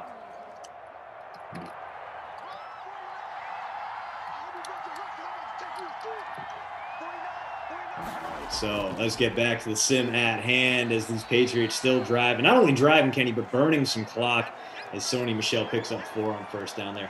Knocking on the door of the red zone, barring a turnover. Patriots at least going to get some points out of this one. But whether they make it a 2-possession game or leave it as a 1-possession game, still up for debate. So 2nd and 6. Newton. Slings one. Over the middle, caught for the touchdown. It is indeed. Kevin Ossie, the score. And just like that, his good day becomes a great one into the end zone. A whole bunch of catches, well into double digits and trending towards another 20-point game. That man right there, the tight end, who didn't do much of note in the real season, but here in Simland, he has been a pretty consistent beast. Real world, Kenny. 9 games, 7 targets, 2 catches, 39 yards and a touchdown. That is not what the Patriots traded up for.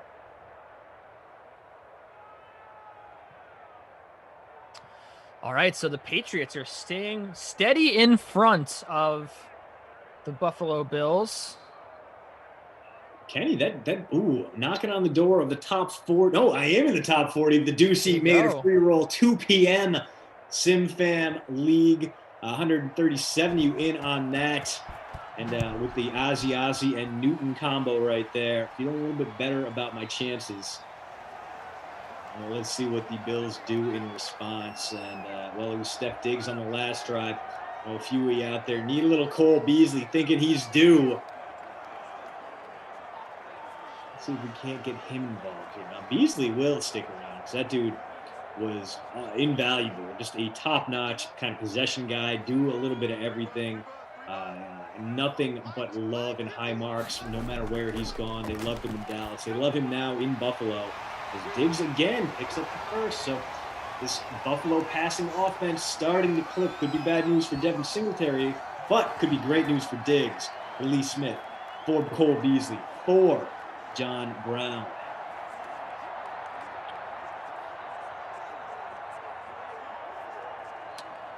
All right.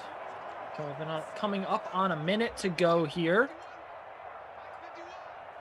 in the third quarter. Thanks for being with us. Allen going to fake the give, has some time to throw. Now he's going to run it left side across the 40 to about the 44-yard line. They'll mark him. Slides down just shy, but first down, I'd rather take the yards and take away the risk of a fumble there. Kenny, how many times have you seen that exact run of like a Mitchell Trubisky or even a Deshaun Watson? They don't slide and the ball hits the turnover. So it's the Mitch special, man. Yeah. Absolutely. You definitely want to take that possibility away as we get a catch here for Stephon Diggs.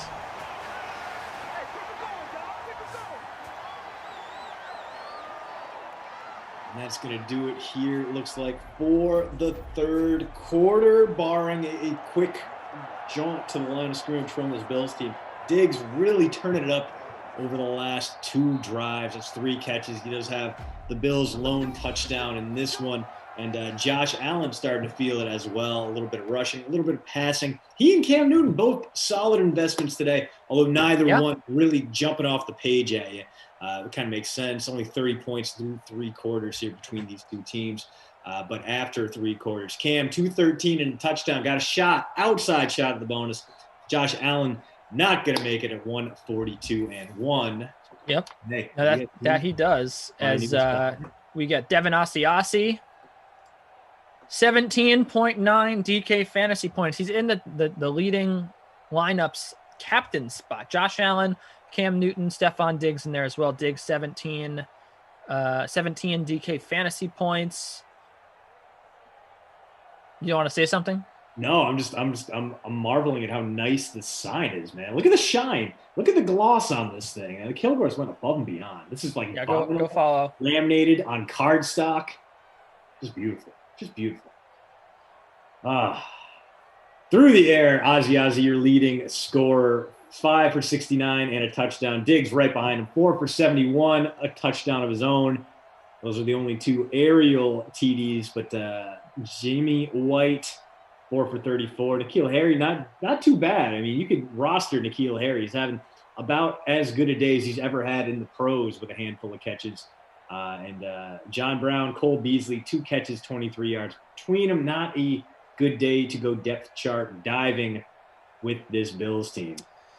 Yep, not a good day for Devin Singletary either. 8 rushing yards, 2 catches for 4 yards. A lot of people shouting out in the chat that they would like him to do anything. It would be nice. I have him in my captain spot. I would love to see that. But you mentioned it, Brown, Beasley, Bird, none of these guys that are down there on the depth chart doing much of anything for either team, frankly. So it's been all about the chalk. It's been all about Josh Allen, Stephon Diggs, and Devin Asiasi, who kind of is a little bit chalky here as well. Just $7,000 in the flex. Over half of you owned him in the free showdown. So we get ready for the fourth quarter here. Christian, what are you expecting out of the Buffalo Bills? Some more points to maybe make this a little bit of a game, or are they about to lose it here? Yeah, no, that passing game is moving, and we've seen Josh Allen finding plenty of space in the voids left behind by those downfield routes. I would be surprised if this drive doesn't end in a touchdown or at least some points. Not really bold prediction, Kenny. They're already at the 40. But, yeah, I feel like we're trending towards a solid finish in this one.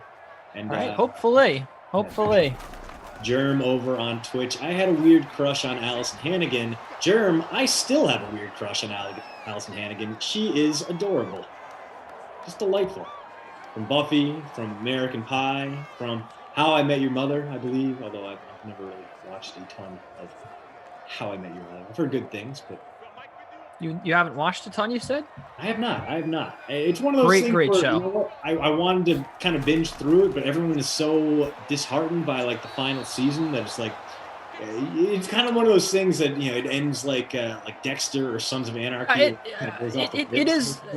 Thomas agreeing with me that it's a great show. I agree with you, or I guess what you've been told as well, that it was not a good last season. And I think the thing about it is that it was sped through, and that to me was my biggest gripe with it, is that they sped through it. They sped through a lot of important things.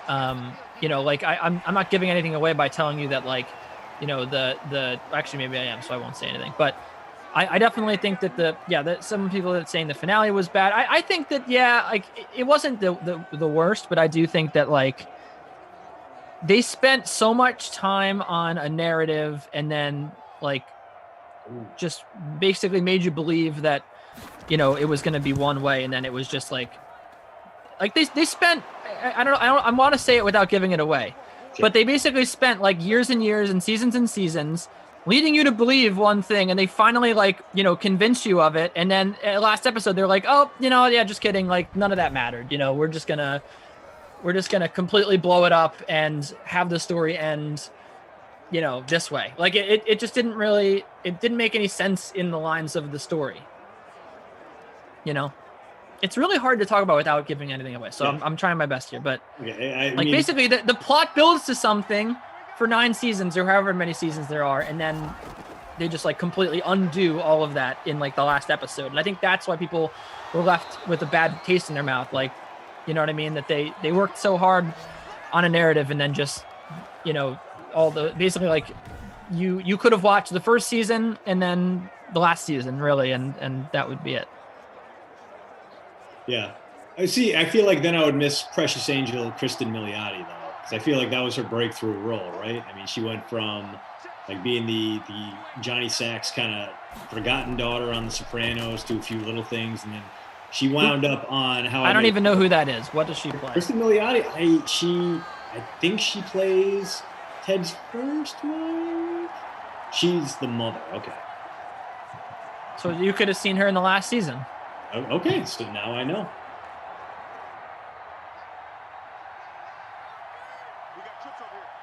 Yeah, so Drew spoiled. I was trying not to give that away, but Drew spoiled it. So, yeah, sorry. I guess at this point, the show's been off the air for 5 years. I guess it's spoiler free. Is big strike there to Edelman, but it looks like it's going to come back on a hold. It is a lot of penalties, Kenny. A lot of penalties. Ugly, man. Jack Mason again. He's having a rough day against this Buffalo offensive line, and after that missed Tyler Bass field goal, Patriots in good position, had good field position, but now 2nd and 20 coming up. Might not be able to turn this into the scoring drive they need to put this game away late. First down here gives them the leverage to at least make it 13 points. If they get a touchdown here, that's going to spell disaster for this Bills team.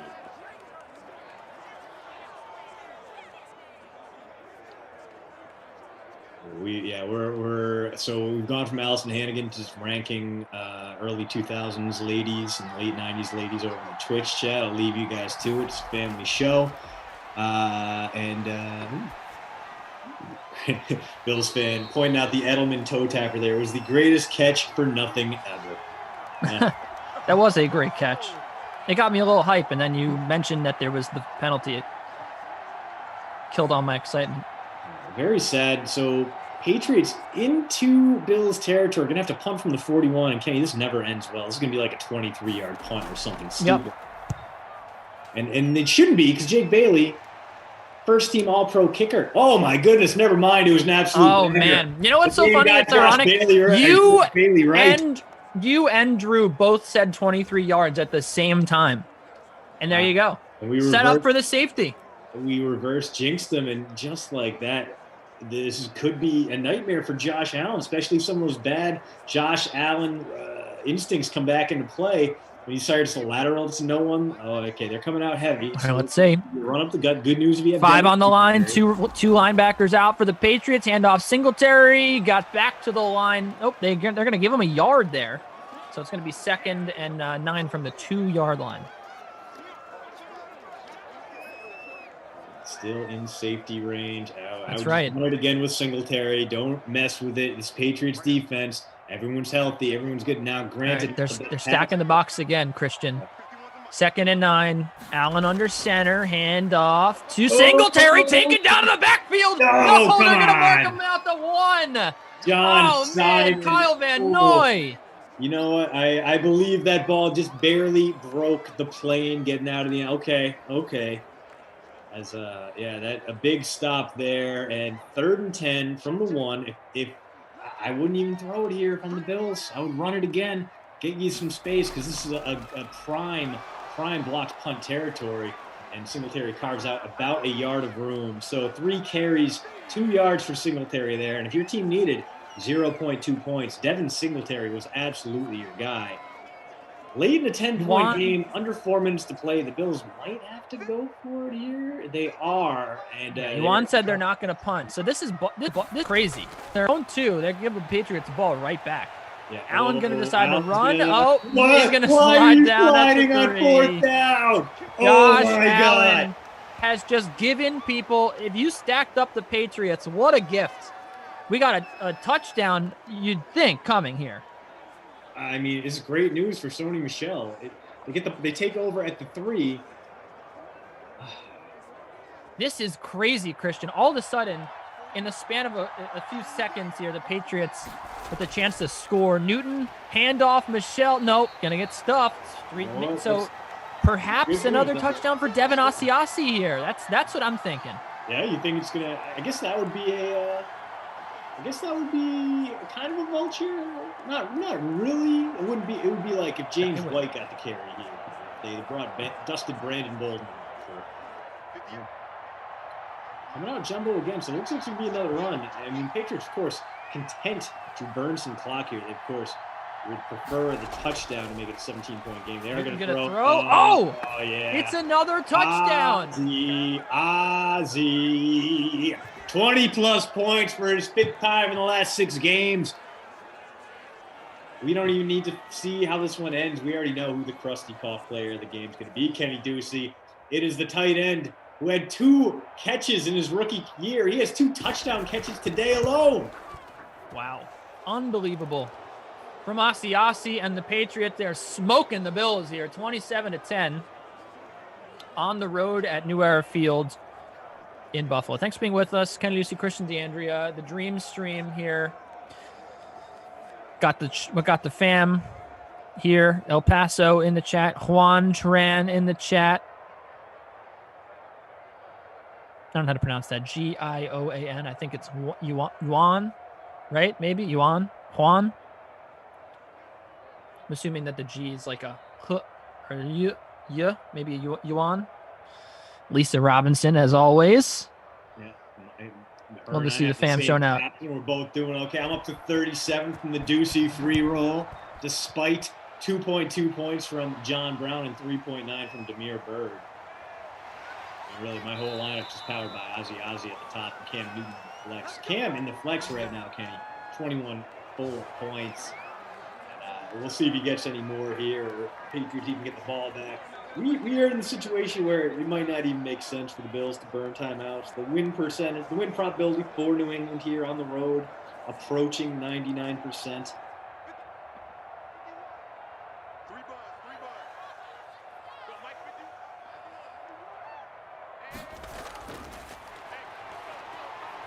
All right, a lot of time for Allen, and can't find anybody.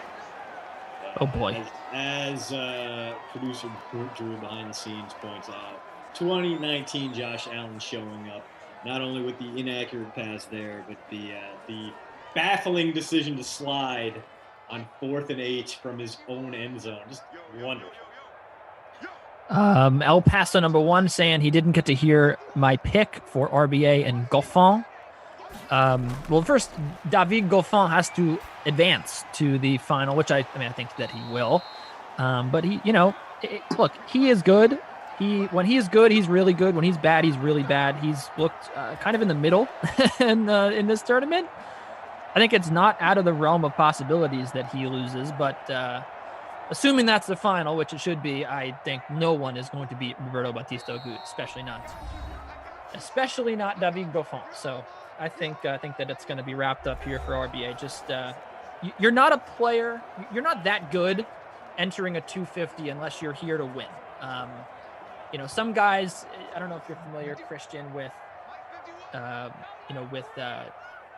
way that tournaments work on the ATP, but they're different sizes. So there's, the 250s are just like not worth a lot of ranking points. The Masters 1000s are worth a ton. The Grand Slams obviously are worth the most. And then you've got 500s too, which are kind of big.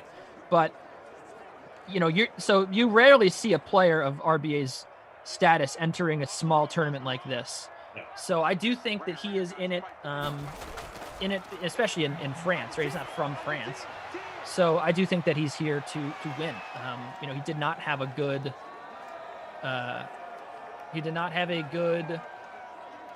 Australian Open. He's not had a good run recently. This for him is like the Mark Grace version of going down to the minors to get a swing back. Sort of. There is a minors that people go down to improve. It's called the Challengers. But he didn't go down quite that far, but I think that he just wants to get some wins here.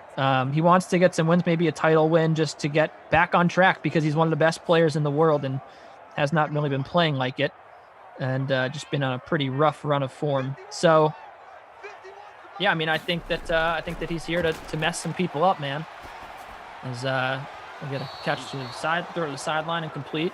There is a big tournament coming up next week, Rotterdam, though. So if he wins this, he's gonna be pretty tired for Rotterdam, and then it's not going to be. It probably will be an early exit for him. It's hard to make 2 runs in a row. So maybe he does lose. I don't know. What do I know? Okay, I'm also impressed not only with your tennis knowledge, but the picture perfect French pronunciation of things like Montpellier and David. Montpellier. Have you at any point lived in Paris? No, but nor am I French, but I did.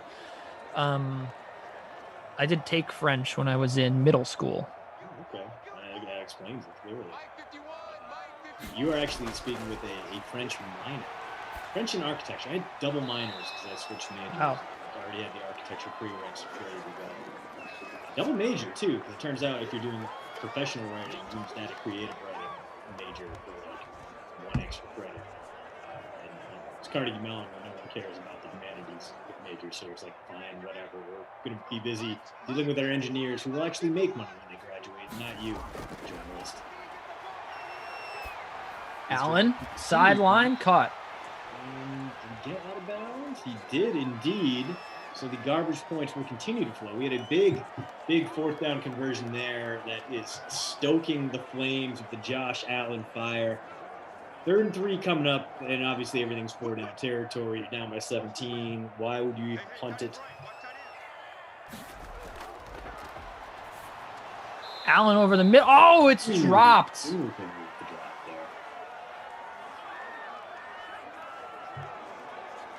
there. It is dropped. Yeah, Shocking. 4th and 3 coming up. Finally getting some Cole Beasley late in this one, and he might be the clutch performer here on 4th and 3. Otherwise, well, the Patriots, they can just kneel this one out. The Bills will burn those timeouts futilely. But, of course, we would all like to see some more coverage points here, unless you're already in the first places. We get a Diggs reception there. There goes the timeout. So 31 seconds to play. 1st and 10 coming, just outside the red zone. Bills looking for those garbage time points. Shout out who you need. Do you need Diggs? Do you need Cole Beasley? Do you need John Brown? Do you need Lee Smith? Do you need Devin Singletary to wheel route his way into the end zone from 21 yards out? Looks like all 4. Could happen. It could happen. 31 seconds. 5 of those guys. So all. Allen over the middle. Caught Beasley that time. Down to the 13. Got a timeout in their pocket. Dude, if they call the timeout and kick the field goal, I am going to lose my mind. 2nd and 2. Come on, Tyler. Clock is stopped, so they're going to have to do something here. They're not going to kick a field goal. No way. They might kick it and then decide they're going to onside kick on. All right. No way. They went for it from the 3-yard line earlier or whatever.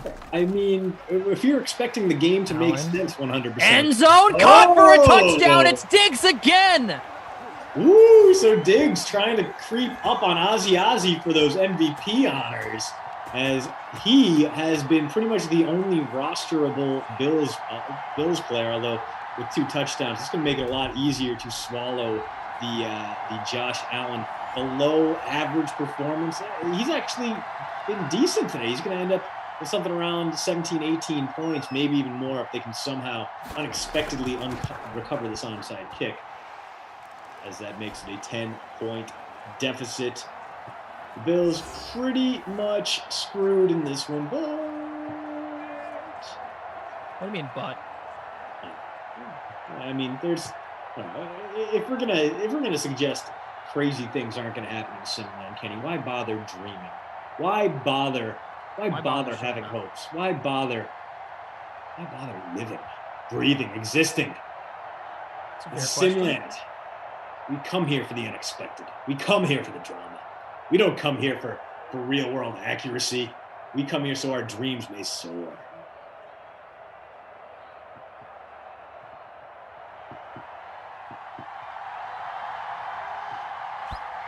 Here comes the Bass onside kick. Too easy. And that will do it for this one. Cam Newton gonna get negative 0.1 points on the kneel down here. We are going to have a New England win in Buffalo. The fans are going to be rowdy. They're going to be upset. They are going to be putting each other through tables in the parking lot after this one as the Bills fall to their nemesis, Bill Belichick's Patriots. And that'll do it here for the 2 p.m. The matinee sim of the day. Christian, I have a question for you. Yes, sir. Who's your player of the game? My player of the game? As much as I liked that Stephon Diggs shine up at the end, I'm going to give it to Devin Asiasi. Not only cheaper, but playing for the winning team. 2 touchdowns, 72 receiving yards, 6 catches, another 20-plus point performance. Very few guys in Simland have been as hot as he has over the past couple weeks. So Devin Asiasi, since we're never going to say it in the real world, you are today's player of the game. And let's talk about that Babysitter Billy Not My Kid award. In this one, oh, man, we're going to have to dig deep. Both quarterbacks eventually showed up. They eventually got something done. But what did Devin Singletary end up doing in your captain spot, Kenny? Is he a pretty valid candidate for Babysitter Billy awards? He could be. I closed out my my lineup because I was so distraught at how bad it was.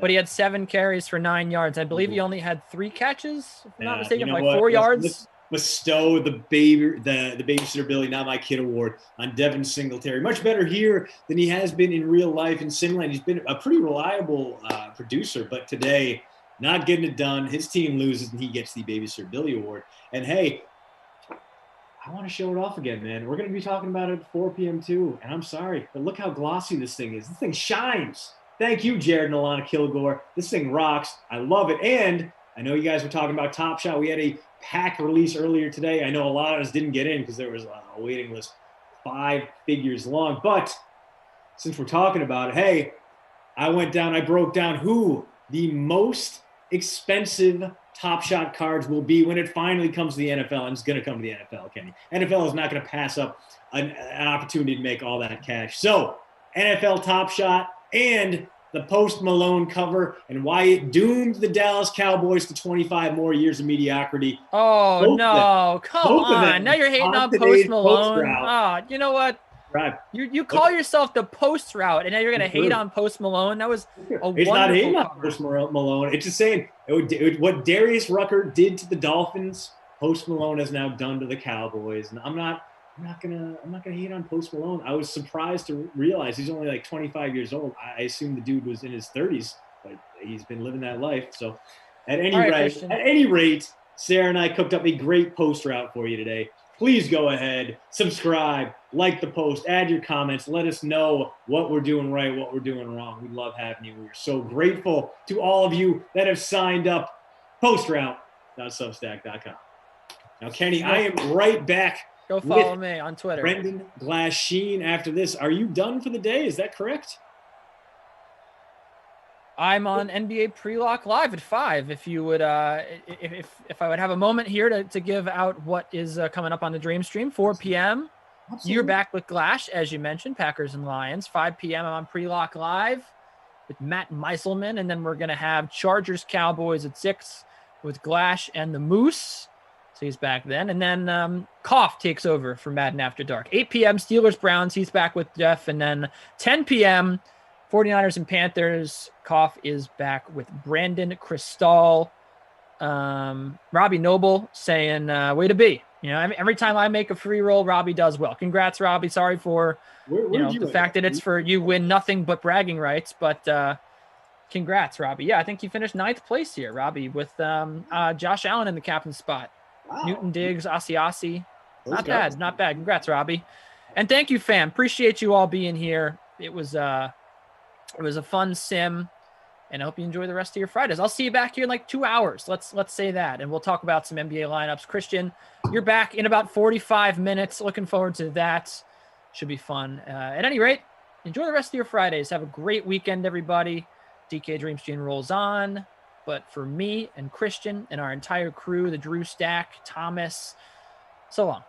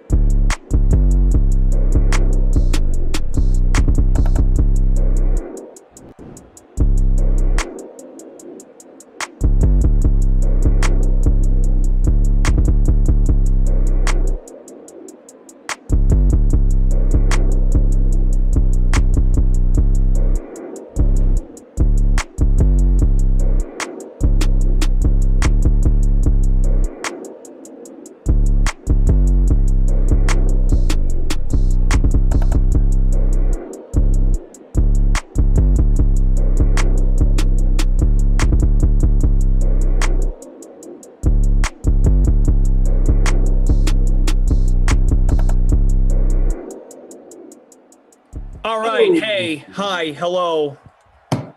All the pleasantries that you're supposed to say when you do a podcast or a show or a Madden sim in this case. Christian, DeAndrea, we're getting close to the weekend. We're pretty much there. Like how you feeling? I'm good. I'm ready. I'm ready is what it is. I'm not quite like you. I'm not quite the lean, mean Brendan Glasheen who is still dieting despite the impending end of February, going 9-10 weeks instead of 2 months. But I'm feeling good. I'm feeling healthy, and I'm willing to just completely unravel that this weekend with like maybe a big breakfast casserole and several beverages. How about you, Flash? How are you? Dude, I'm great. Yeah. A lot going on. College basketball tournaments are starting up. College football and FCS starts next week. So for yours truly, a little busy. When you mesh those two with the diet, you just want to eat a lot of crap, and I'm just trying to remain disciplined down the stretch we go. But I'm good. I'm excited. We're in Simland. We're indoors here at the Dome, Ford Field. I've got Aaron Rodgers in the captain spot. I think he's going to go off. He loves playing indoors. No, I agree with you here. I think this is going to be just a big-time package for him. I really stacked up the entire playmaking core of the Green Bay side of things. I paid down by putting MVS in the captain spot, but he's been pretty dang good as of late, really been showing up, getting his thing done. Only 7,500 in the captain spot, coming off a 20.6-point game, expecting a lot from him, but also – I got Devontae Adams, who's been on a cold streak. I got Aaron Rodgers. I got Aaron Jones. I got Devin Funchess, and my only line is Danny Amendola because I think it's going to be a route. And Glash, I am so confident in Aaron Rodgers today. I'm willing to throw out a ghost pepper bet. Are you interested? Whoa! Do you know something? I'm gonna throw it back to the original ghost pepper bet. Is that if Aaron Rodgers does not throw a touchdown pass in this sim, I will go full on at least one big bite of a ghost pepper in the near future when you and I are together. Are you interested? Are you going to join the Brotherhood? What the heck? I'm in. Yes. I'm in. Ghost pepper bet locked in. So he's got to throw just one touchdown pass. Just one. Just one. He can't run one, and he's got to throw one. Got to throw it. Yeah. All right. Wow. I don't know, Jim. Just get that out of the way. How about the chat already throwing out, as Erwin says, B-Rabbit Glash. Wow, I'm honored. You should just do it right now. Oh, that was the play. That was the play when we were on the sim together. Yeah. Bam, slant route. He made us wait until there were 3 minutes left. Not only did we not have to eat ghost peppers, I think everyone who played the $5 sim pool got a 5 DK bonus bucks in their account. No such luck. We're not coming up to bat for you today, Sim fam, unless, of course, you saw the title of the free roll, the Aaron Rodgers in a dome, captain free roll. Maybe you saw that and you're like, you know what? Flash is right. I'm going to do that. I wouldn't. It's a great idea. I can't imagine. This is a terrible, terrible Lions secondary. They're playing indoors. They're playing against the winningest quarterback in Ford Field history, Aaron Rodgers. I don't know if that's an actual stat. I'm just willing to believe it is. It's probably Matthew Stafford. He's been pretty good for a while, but still, it's kind of like how Ben Roethlisberger is the winningest quarterback in Paul Brown Stadium history. Ooh, big strike there, and it's Jay Sternberger. Okay. That's my punt play, baby. Let's go. Wow, 3.2 points from him right there. He can only cost you 1,600 in the flex, and he's been showing up a little bit lately. This will be his highest performance since Sim 91. This is Sim 111. So, Glash, what else does your roster look like besides the punt play and besides Rodgers at the top? How do you fill in? All right, so Rodgers captain, Sternberger's the punt play. Then I've got Amendola, Funchess, Stafford, and Marvin Jones. Spent every penny of the budget. Ooh, that's a good deal. I, my friend, am feeling very, very good about Aaron Rodgers being the indoor baller. There is Mercedes Lewis for a first down. We're at the 25. All right, so I was right about Aaron Rodgers. I was not right about the tight end stack. absolutely showing out as now Lewis on the board alongside with Sternberger, the two leading wideouts in this equation for the Packers only through about 100 seconds. So plenty of time for that to change. Hoping we get some MVS, but it won't be on this play because it looks like only two wideouts on the field. Oh, give it to us. Woo! Oh! Lewis again. Wow. The tight end stack paying off, and now we might be in Aaron Jones territory. 1st and goal from the 7. We know Jones, he can score. He can find the end zone from just about anywhere. A very interesting pending free agent, but in his last 5 sims, 4 touchdowns, 3 on the ground, 1 through the air. Look at it, ownership. Aaron Rodgers, highest owned in the free public showdown, 78% in the flex. Aaron Jones next at 60.5 on the hip of Rodgers. Adams, 59.5%. MVS, 53.6. 1st and goal from the 7. Rodgers, do it. Touchdown. Woo! And just like that, we are off the hook. Put the peppers away. Wow. Save them. Didn't even take 2.5 minutes to erase the ghost pepper bet. Our taste buds will survive until another day. And we kind of saw that coming. And if you're like, wow, what a cowardly bet. Yes, that's absolutely correct. We took the chalkiest bet possible that Aaron Rodgers was going to destroy the Lions in Detroit, and it paid off. All right, there we go. Just mentioned it, Adams, 59.5% in the flex. Just over 15% in the captain. Crosby's extra point is good. Opening drive touchdown for the Packers at Virtual Ford Field. Great to have you all here on a Friday. Producer Drew, we've got Thomas on the 1s and 2s.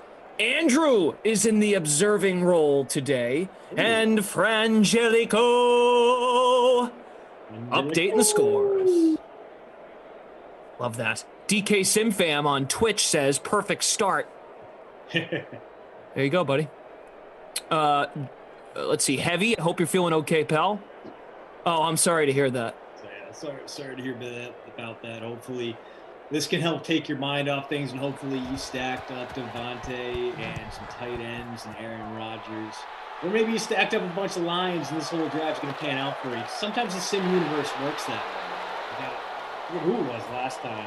We got some Cooper Kupp yards for him after it was Jamal, who was in the hospital after an allergic reaction. Yeah. Called out Kupp, and then Kupp immediately showed up. Sim universe knows, man. Hey, that's how this community started. It was a challenging time. It remains the case, but it was more of a case last March. And still now folks are dealing with difficult times. We hope to bring the good vibes. The Dream Stream has fulfilled that dream. We are not going anywhere. 6 sims a day, 7 days a week. We made it through the NFL season together. We already made it through a full NFL offseason a year ago. We're capable of anything in this land we call Simland. So hit that like button. Follow us on Twitch. Hit subscribe. We'll be there for you. Just keep coming back. Without you guys, none of this is possible. I'm going to say none of this is popular, but clearly not the case with the millions and millions watching across the globe. But you guys make this job a lot more fun, a lot more possible, a lot more feasible to keep going in the near future. So thank you guys. Kenny Clark absolutely smashes DeAndre Swift for a loss of 3. Instead of a first down, it's going to be 3rd and intermediate, 3rd and 5 coming up, and Packers can get the ball right back here and see if they can keep that offense rolling if the D can stand up here. Carl is asking, when is the 1-year anniversary? March 28th. March begins on Monday. The 28th of March lands on, when does that land? Lands on a Sunday, March 28th. Isn't that just fitting? A Sunday of football? We don't have plans, any official plans at this stage, but I would like to think there will be something in the works. So, TBA. You know what we should do for 328? 6 sims, every one of them, Patriots Falcons. That's good. That's good. I get it. Yeah. I don't know if they could handle Cam Newton for that long. That would be a lot of Cam Newton. That would be a problem. This drive continues, not thanks to anything the Lions did especially well, but Kenny Clark, after the big stop on second down, helps get the stop on third down by applying the pressure, but also gets tagged for roughing the passer. So now the Lions near midfield, see if they can get anything going that'll gain more than 5 yards at the clip as Kenny Galladay, Marvin Jones, even TJ Hawkinson kind of been kept in the garage so far instead of let out onto the open road. As a little rollout action here, and Stafford can't handle it. Slings that one. He looked cool doing it. It just, he missed his target. The freak of nature, we discussed this yesterday a little bit, Christian, about foam parties. Freak of nature wants a foam party at my place. Yeah, we talked about it, man. It just seems always sad. Yeah. Come shirtless. D. Kane, 10-22. Adams with the touchdown. Aaron Rodgers found him. Obi-Wan, hello, it's over, Anakin. I have the high ground. And Kenny Galladay to the 31 of Green Bay. First down. Oh, a little friskiness here from the Lions. 2 big third downs now and into Matt Prater field goal range. The only good University of Central Florida graduate. That sounded like it was targeted for a certain individual. No. I don't know. There's no way he heard it. He's clearly on his Peloton. This is one of his 8 hours riding. Sweat it out. The jet sweep. Ooh. I don't know why you're running the jet sweep with Danny Amendola, but it goes for 7, so I'm okay with it. It's better than running it with your slow Mercedes Lewis tight end, which we may see later on here. It feels like once per game we get an inexplicable slow tight end jet sweep, and this with TJ Hawkinson you can at least justify it a little. If Mercedes Lewis does it, I'm going to it's going to be hilarious. It's going to die. Play action, Stafford, touchdown, got it.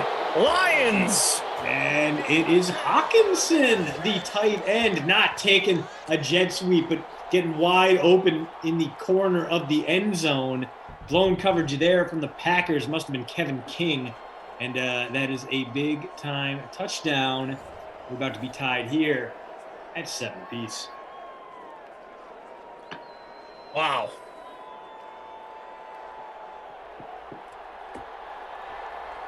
Sarah just texted me from the other room. I'm on a call with work, and they are fascinated by the yelling in the background.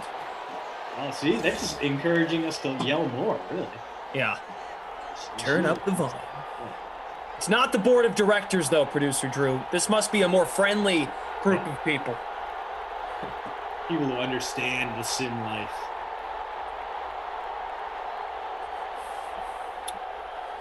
Sarah's co-workers say, well, we have a board. We have a chat. Which is a Hulk. And we will come for you. CJ and Smash Atlanta discussing all the prizes we should give away on 328, such as free sweatshirts to everyone in the Twitch chat, or the winner of the free roll getting a DK tie-dye hoodie signed by all the hosts, which that would be a collector's item. Would we have to mail out the shadow box to put that in? Because I can't imagine you wear an item as valuable as that. You'd clearly frame it. You'd have our signatures, Emerson's signature, Reed T. Fowler's signature, Kenneth Marie Ducey's signature. A lot of ways that could go. A lot of value in a nice hoodie like that. Freak of Nature says Chuck E. Cheese has made accommodations for the Madden Sim foam party on the 28th of March. X Factor lit for Rodgers, complete to Adams for a minimal gain. The Aaron Rodgers X Factor is Gambler. In this zone, faster passes that can't be picked off by AI defenders. It knocks out with 2 incompletions. Almost at 200 likes. Peace of Mind says I should break out my Anakin Skywalker Master Replica lightsaber for this sim. John Delfino says, Glash, can you promise me that Christian won't show me his crappy website? Come on, John. First off, it's a crappy sign and a great website, and now it's no longer even a crappy sign, John. We've been over this, buddy. You are going to be disappointed if you're not expecting me to promote myself. I'm a shameless man with shameless plans. Ooh. A nice little run there up the gut from Aaron Jones, and the Packers clicking once again, ball near midfield. Glass, you haven't seen it yet, but the Kilgores really came through on the sign. Not only coming through on the sign, which is lovely and crisp as hell, but they also priority mailed it here. It was in a fancy envelope. It was. Can I see it? I think you have to wait with the rest of the DK Sims quarter break. If you weren't tuned in for the earlier sim, you're going to see something and be like, oh, that is clean. That is crisp. I like it. Emerson's baby gap shirt. I will take Spice Adams' signature over Kenny Ducey's. I can't say I blame you there. Spice, a good friend of DraftKings. And a friend of these sims. Been an appearance twice. Ooh. Oh, Aaron Jones. Not much doing. Kane's 4. Few there, yeah, not terrible for a play that looked like it was going nowhere. That's the nice thing about Aaron Jones. He's a bulky dude, man. He's a meaty guy, so he does a good job of falling forward, and especially if he gets a little bit of a head of steam going first. He's that nice. He's not quite a Derrick Henry power back, but he adds a lot of more maneuverability in the passing game. So I'm not going to put him on the same level as our tractor Cito Lord and Savior, but I will say that I think Aaron Jones is a top 5-ish running back and showing it here with a big run to take us through the end of the first quarter. So Jones now trending toward the bonus, 6 for 29 for him on the ground. Packers on the brink of field goal range after that play on the Lions 36. They get a first down coming up. Both teams clicking, although the Lions bailed out in the first quarter by a roughing the passer penalty that allowed them to score that touchdown later on. The Packers, on the other end, have been pretty dang efficient, and that man, Aaron Rodgers, has been the key behind it, giving us a touchdown within the first 3 minutes to keep us from having to eat ghost peppers later on, as Rodgers 6 for 6, 88 yards and a touchdown. Stafford 4 for 5, 47 yards and a touchdown. And Glash. Ooh. Wow. It's so clean. Very nice. It's so clean. Oh, it's beautiful. And Glash, you know what today's post route is? It's not only a breakdown of why Post Malone covering Hootie and the Blowfish means 25 more years of mediocrity in Dallas. Poor Cowboys. But it is also a breakdown of what the top 10 most expensive NFL Top Shot moments are going to be when the NFL undoubtedly jumps on the blockchain Beanie Baby craze. I know a lot of you were out there earlier today in line, in queue, with the 50,000 waiting for a Top Shot release. If you didn't get some, you know what? It's going to be time when the NFL adopts a baby. Come check it out. Read us at Post Route. Like us at Post Route. Subscribe at Post Route. Thank you very much. And I'm sorry if you don't like the constant self-promotion, but gotta eat. Man's gotta eat. I'll keep the envelope thing going. TikTok it up. I still got that too. But I mean, I'm gonna have to rotate them in and out. I mean, this thing doesn't even compare to this absolute beauty here. Jacob Weatherford, the touchdown for Detroit belongs to TJ Hawkinson. In case you didn't know. Now you know. Must Buy says, my ears are so big that I can hear the thoughts of a jellyfish. It's true. That's a fun fact about me. All right. That's awesome. That sign is beautiful. Crispy. I prefer to think that John Delfino thinks we have a crappy website because he's not familiar with the idea that it's in fact a newsletter. And he's trying to, maybe he just did semantics us into that one. Like, yeah, it's not even really a website. Even though it has a web address. It is, at its spirit, a newsletter. Yes, there it is. Oh, it was Funchess. I thought it was that Mercedes Lewis jet sweep. Instead, it's Funch for 2 yards there, setting up 2nd and 8, making things a little bit more reasonable if we do, in fact, get a Mason Crosby field goal. Retease, did you know? Just an amazing person. YouTuber, Twitcher, providing the link to the talk as Adams makes the catch. Rodgers just got that throw off. He's now 7 of 7 for 100 yards to the Lions 22. Man is eating right now, and while this drive continues, that's the thing with this Lions team, man. Just don't have the personnel. They brought in Matt Patricia because he was supposed to be this defensive mind, despite the relative lack of success he had as Patriots defensive coordinator, and despite the fact they got so much better after he left, especially with Brian Flores at the helm. But as Aaron Jones maybe picks up the first there, it gets pretty close either way. Now 2nd and 1 coming up, but Patricia just oversaw a garbage defense, especially his last year in Detroit. 32nd of 32 teams in defensive DVOA, dead last in passing defense. The Stars have aligned for a massive performance from the Green Bay passing offense, and this will keep that X factor lit as Jones finishes off the first down run he started before. Jones having a good day. Funchess having a good day. Rodgers having a good day. 1st and goal coming up from the 10. Packers a turnover away from at least regaining the lead here. All right, Adams has single coverage, top of the screen. On the hip of Rodgers, it's Jones, but a pass play to the end zone. MVS just shy of scoring. Oh, come on, my captain. Oh, this looks like it's going to be Jones' time, and they're just going to pound it in from there. Although sometimes when you get a guy get that close, sometimes they just let him finish it off. Granted, this is where you would think MVS would get the call, but it looks like we do have 3 wide, and that's MVS there split out in the slot. No one's covering him. Okay. Funchess is open. He's going across his body to Adams. No, what? That wasn't a catch? I thought he caught it. It looked like a catch to me.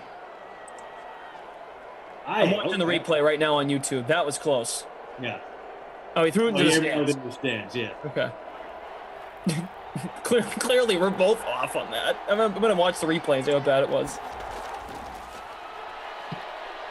Aaron Jones is stopped. All right, here's the replay. Oh yeah, dude, he missed him. Like, oof. So rough turn there for the Devontae Adams devotees out there, as that play was nowhere. Just 2 terrible plays in a row. The pitch sweep, which why would you do that on 3rd and goal from the 1-inch line? And here comes Mason Crosby to kick a chip shot, and I don't like the decision, but I understand it, and I'm still very bitter that MVS couldn't break the plane. Packers take the lead back here, and we'll get to see what the Lions can do. Again, their first drive looks good, but they needed that roughing the passer penalty to sustain things, and we might get another drive dead in its tracks before it can begin if the offensive line can't hold up. A lot of pressure being generated up front from Kenny Clark and Zadarius Smith. They're going to be able to do some bad things to this overwhelmed Detroit line. Let's see what happens. The mayor of Simland, Greg Coffin, who I don't think is in the chat, he is leading the free roll by 2.5 points. Closer to 3 points, actually. Adams in the captain spot, Rodgers, Galladay, Hawkinson, Lewis, and Sternberger in the flex. In the free public showdown, 11,453 entries. 24-way tie for first place. Adams in the captain spot. Rodgers, Jones, Hawkinson, Lewis, and Crosby. We got producer Drew with us. Thomas on the 1s and 2s. We have Andrew observing the Thomas today.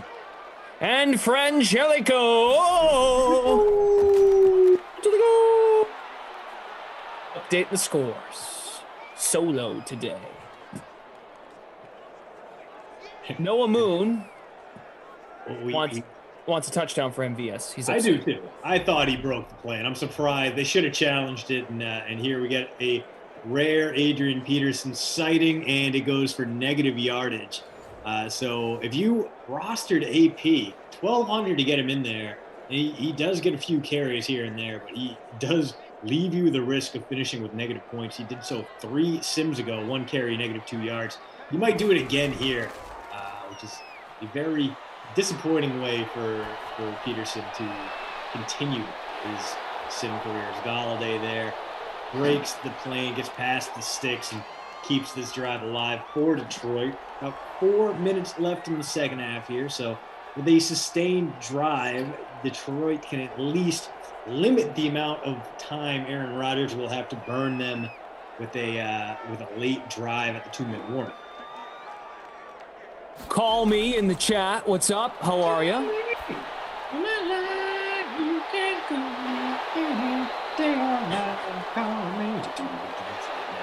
Blondie was rad way back when. not only a great singer, but for a while, Glash, the only rap song they would play on VH1 was Blondie's Rapture. That's it. And it's barely a rap song. It's a terrible rap song.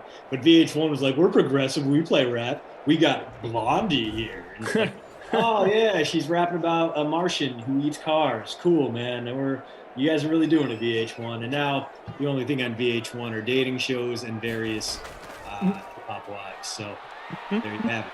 That was the progression. Ed Zone Dance says, Glash, this is my last sim. I'm going to hang it up. Too much intense debating among some commentators for my family and I. Thank you for the laughs. Please tell Koff, Rossi, Tom, and crew.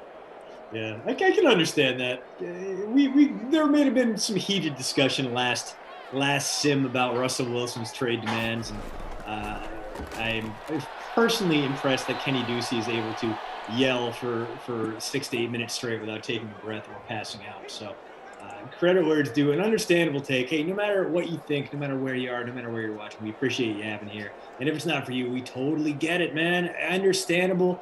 We're just happy that you watched, period. And, feel free to drop in the criticism. We can take it with big guys. But, we hope that you guys are as happy as we are calling these sims while you're watching. Either die a hero or live long enough to see yourself become a villain. I can't do those things. Poor Ducey. Ducey is Harvey Dent. Yeah, that's him. A lot of promise. The Harvey Dent Act was installed. And, wow. Ooh, we're gonna try a 56-yarder from Prater, and I think there's a pretty good chance in a dome with that leg, and looks like it was just wide. Looks like it had enough leg, and just did not make it through the upright. So yeah. Oh, okay, maybe a little short, but definitely wide left there, or wide right if you're facing the uprights. Matt Patricia. How could me trying a 56-yard field goal attempt have gone so wrong? Worse than that, you just handed the ball to Aaron Rodgers with 2+ minutes left in this game, and he's at his own 46, so 54 yards up for grabs here. Packers got about as close to the end zone as they could get last drive before settling for a field goal, and here it's going to be Aaron Jones taking us to what should be a 2-point point. First time playing Fortnite on Twitch says, I like how we have started announcing sim retirements.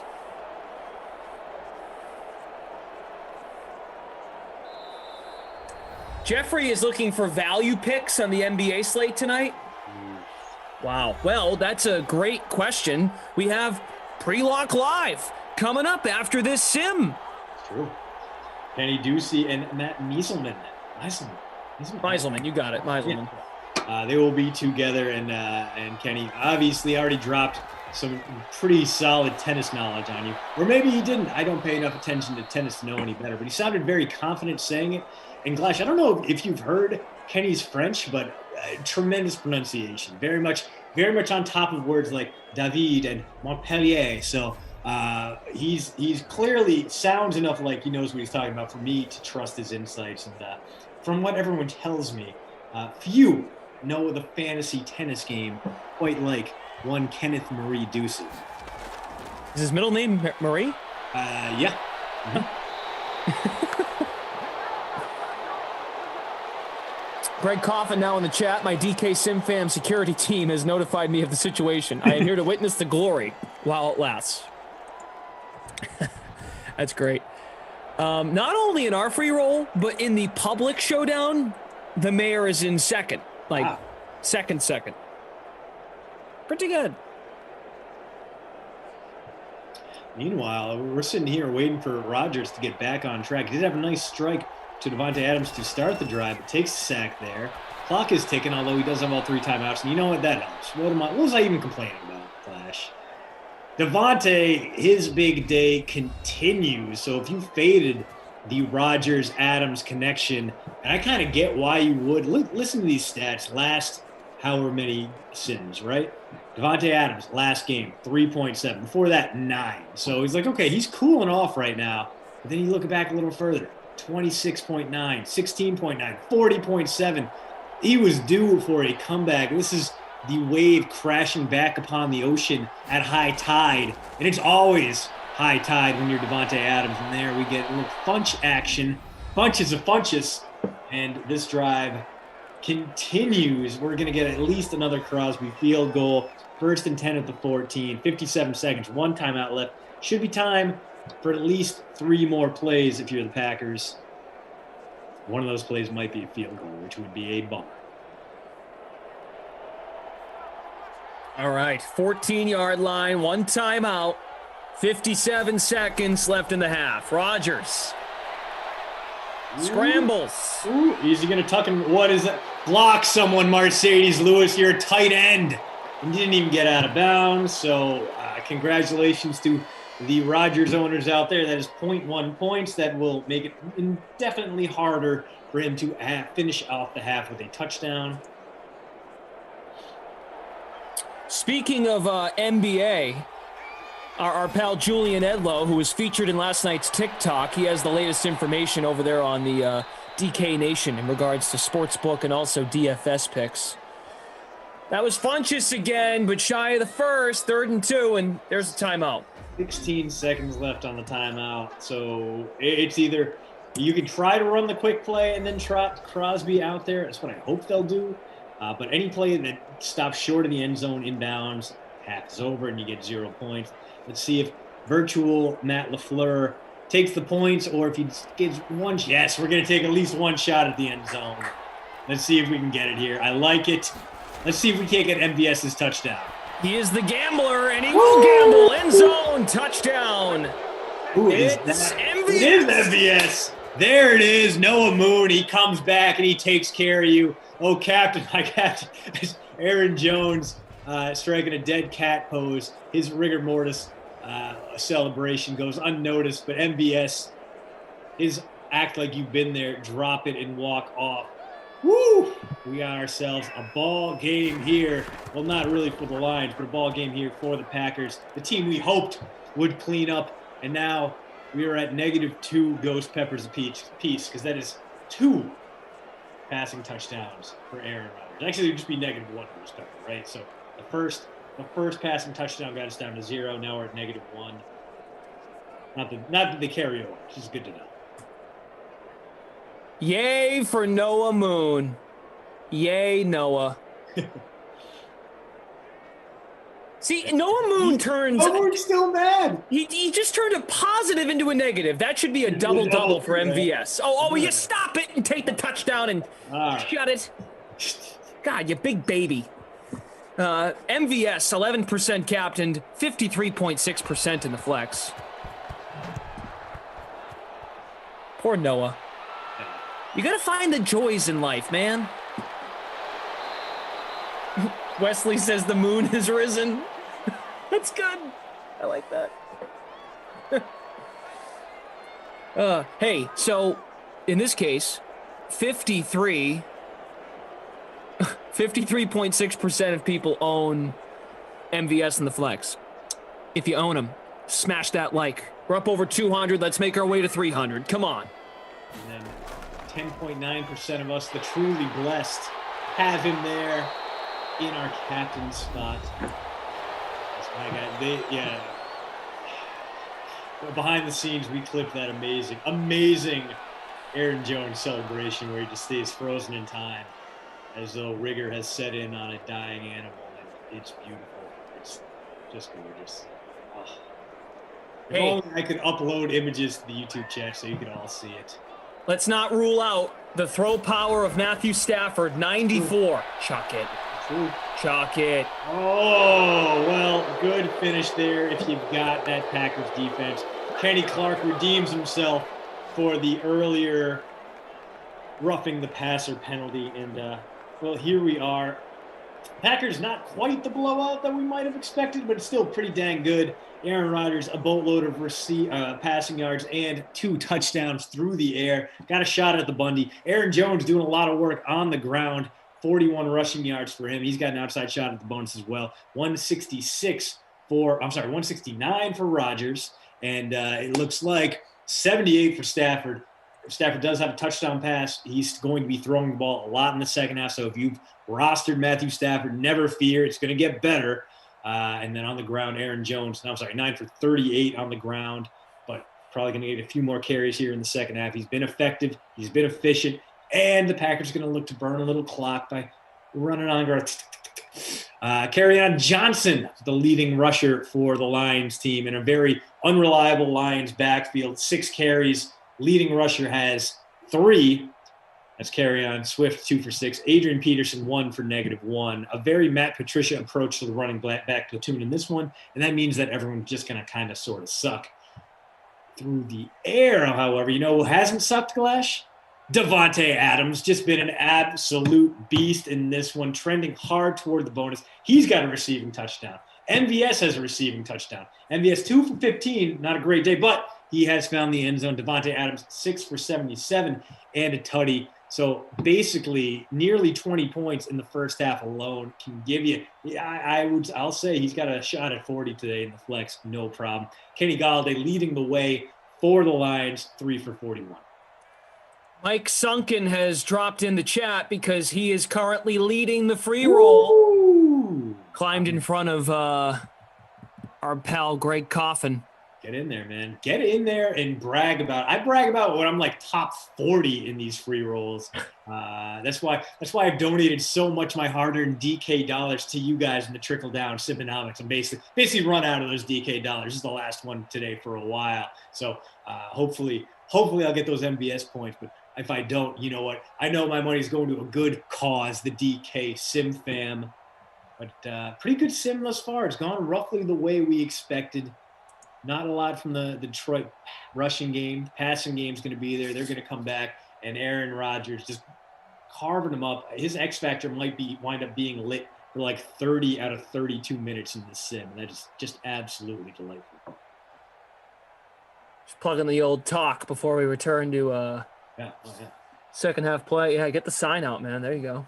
Look at the shine on this thing, man. It's gorgeous. Beautiful. So honored. I'm so honored. The Kilgores would make this for me. What great people.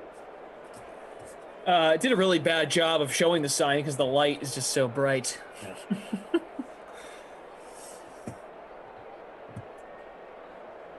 Yeah.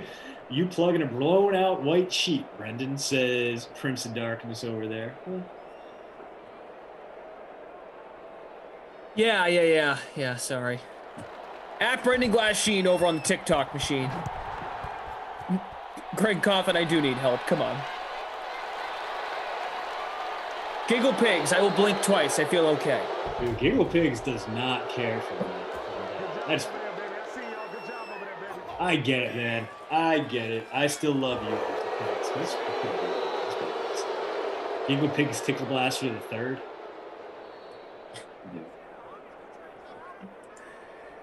All right, we're at 213 likes. Good to have you guys here. Wrapping up the early classic.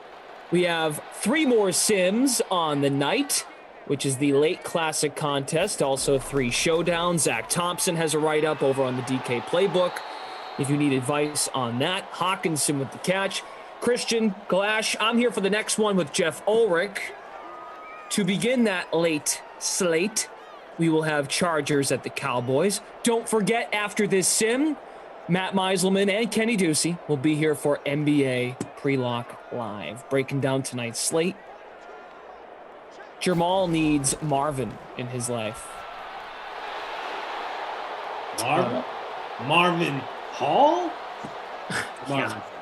Probably Marvin Jones. Maybe he threw that punt play $2,000 down at Marvin Hall, hoping that he would be able to throw it all the way back to Sim 56 when he gave you 5.8 points in the flex.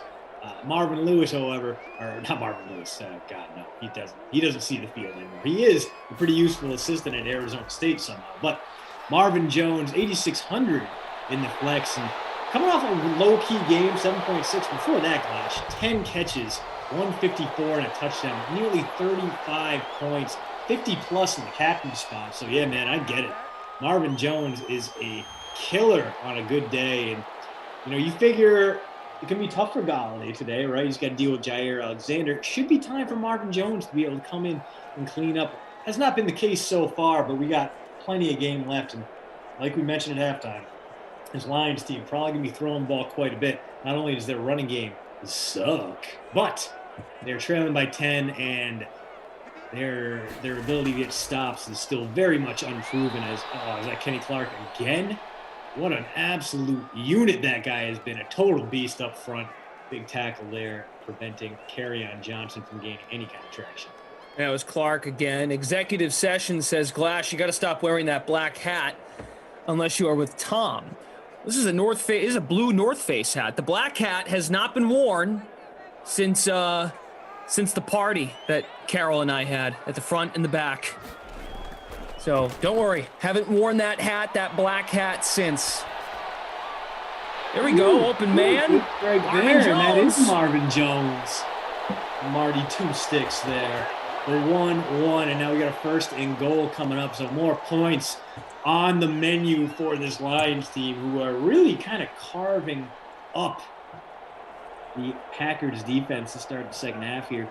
Now the question is, are we going to get a touchdown from their running crew? Is it going to be a vulture? Are we going to see maybe a second Adrian Peterson carry? It is going to be a run, and it is. Ooh, that is DeAndre Swift, the rookie out of Georgia, into the end zone. Lions next point away from making this a 3-point game. There you go. DeAndre, 2.0% captain this one, and it owed to the Falcons, 28.3% owned in the free showdown. And Nuke, you called it. I need Swift. You got Swift. Carl likes it, and shocker, Noah Moon hates it. Poor Noah. Again, I can't say this enough. I'm happy to show up for another day of Sims. And Noah Moon's account exists, which makes me believe that he still is breathing and exists in this land we call Simland. It makes me happy. Obi-Wan loves to see it. Barry has him. Lisa Robinson says, finally. Finally! All right. There you go. Brad has Swift. Nice. All right, 3-point game, 5.5. Oh, fumble on the return. No! Touchdown, Detroit. Wow, what a turnaround. And just like that, despite getting 0 stops, forcing 0 punts, the Lions take the lead thanks to these special teams miscue of Tyler Irvin. Irvin swatted back on their kick return. Lions pick up his fumble and untouched into the end zone just like that. Aaron Rodgers has to play from behind. Don't think it'll be a problem, but still, holy moly. Well, way to make it fast. Yeah. Crazy. Amazing. Bill believes he was down. I think it's too late to review it, right? They would have reviewed before the extra point. Yeah, no, it's all the scoring plays get automatically reviewed anyway, so theoretically. Jim says, LOL, that literally can't happen. What do you mean, Jim? If he fumbles, he fumbles.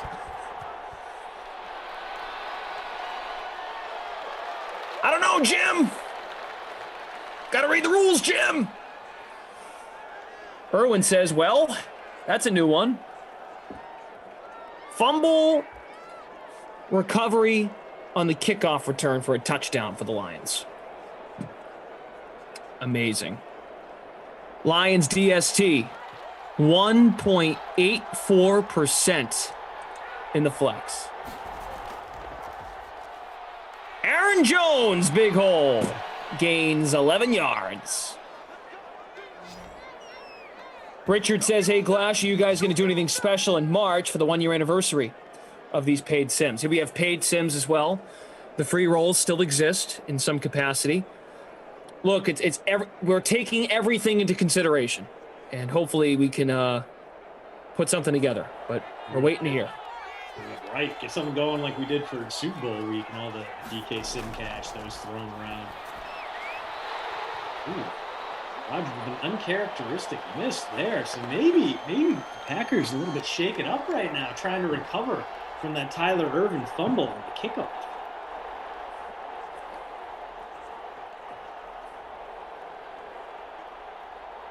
Shane, I see your question about Galladay. We'll check the stats at the end of the third. Frangelico doing his thing. So Rodgers nearly had his X factor extinguished with 2 straight incompletions. In order to fix that, he goes right back to Devontae Adams, 7 for 95 and a touchdown for him now. So he is pretty close to bonus range, and you got to imagine he's going to get there, knock on wood. That we didn't just jinx him, but he has been the huckleberry, the apple of Aaron Rodgers' eye here as Jones carves up another 5+ yards there.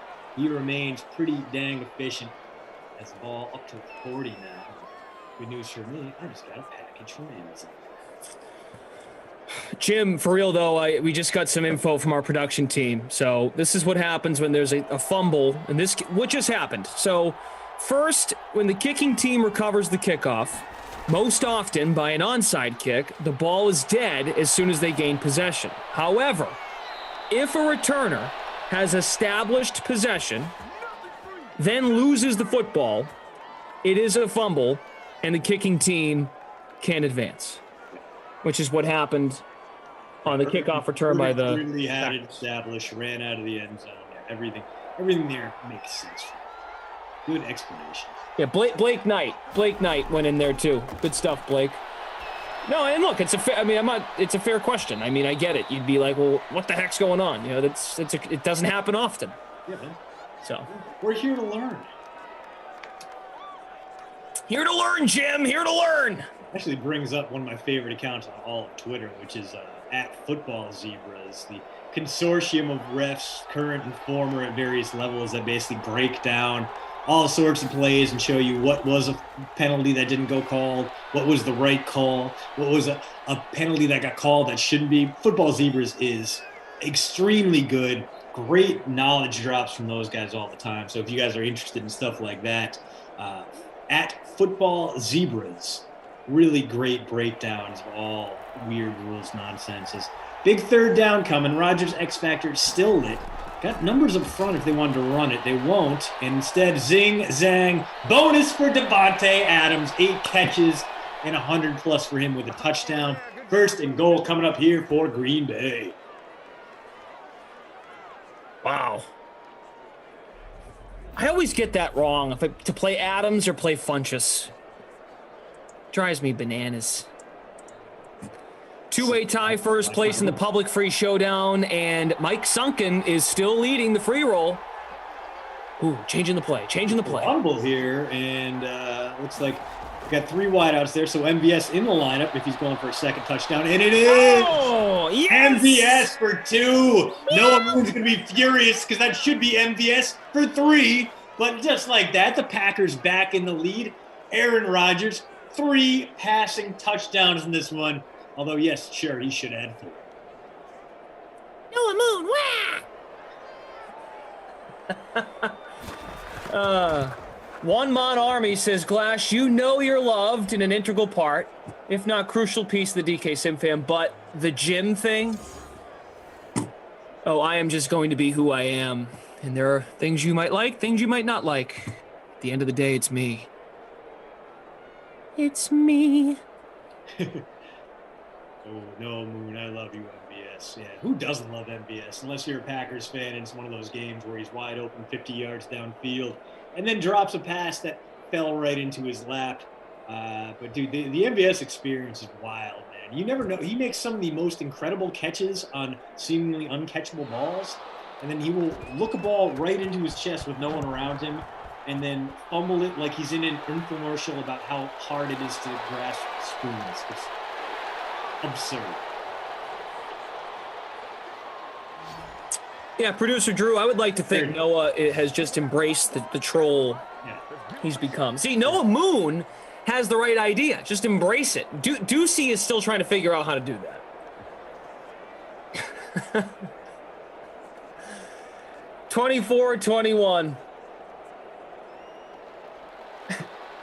Richard says, that's my captain, MVS. There you go, buddy. Stafford, clean pocket. Bam. Hawkinson, first down. You know, it is special in Simland when the Lions, in particular Matthew Stafford, when they are both just competent and not awful. We've done Sims together where Stafford's just been bad. Yeah. We've done Sims where he's gone into the fourth quarter of a game with less than one fantasy point. So it's nice to see him coming through here.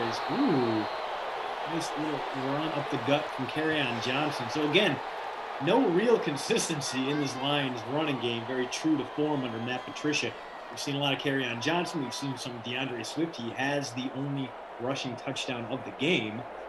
And Lions mounting a bit of a response here. Ball near midfield, 2nd and 1. Maybe two plays left here in the third quarter. We'll go down to what could be a pretty exciting finish. In fact, another first down there. Kerryon finishing the job with over 20 rushing yards for him now. Christian Kirksey, the since released inside linebacker, had trouble staying healthy. That's kind of been the thing. Kirksey was a great find for the Browns, but injuries really sapped him of his effectiveness. And it's just brutal because this has been a great market for inside linebackers. You got guys like Joe Schobert out there getting just gobs of money. And, we get a Galladay completion, and right outside the red zone. We're going to go into the fourth quarter, Glass, with the Packers up 3, but this Lions team driving 1st and 10 from the Packer 24. You got to figure we're at the very least going to get a tie game here at the end of this drive. If not, the Lions lead.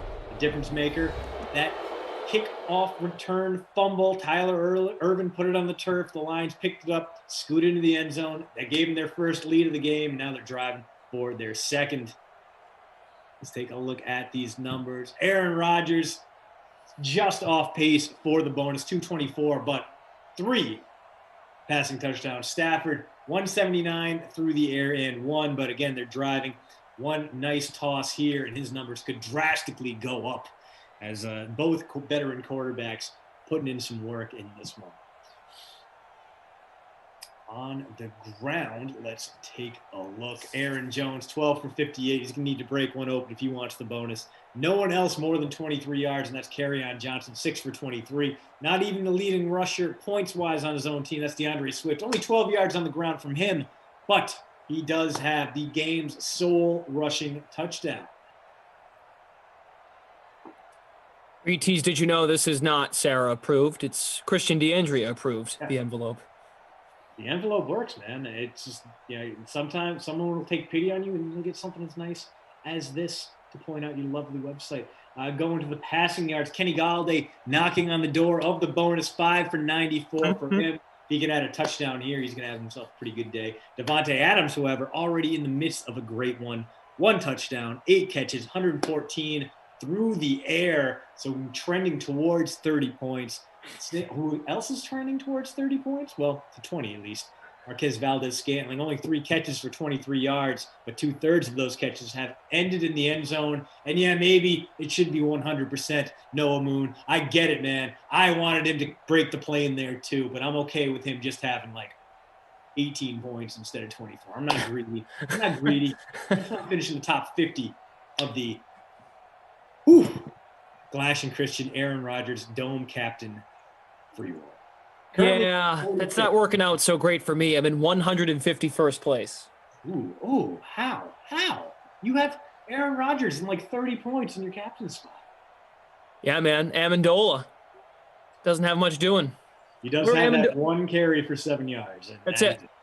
Yep. Not ideal. Getting outplayed by Jace Sternberger, which is not something you want to hear.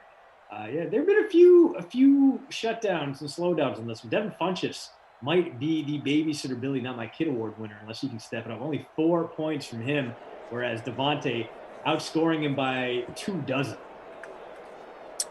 Austin is in the chat, says, imagine begging for followers on TikTok with the winky face. It's just promoting content. Yeah. But I could understand. That's fair.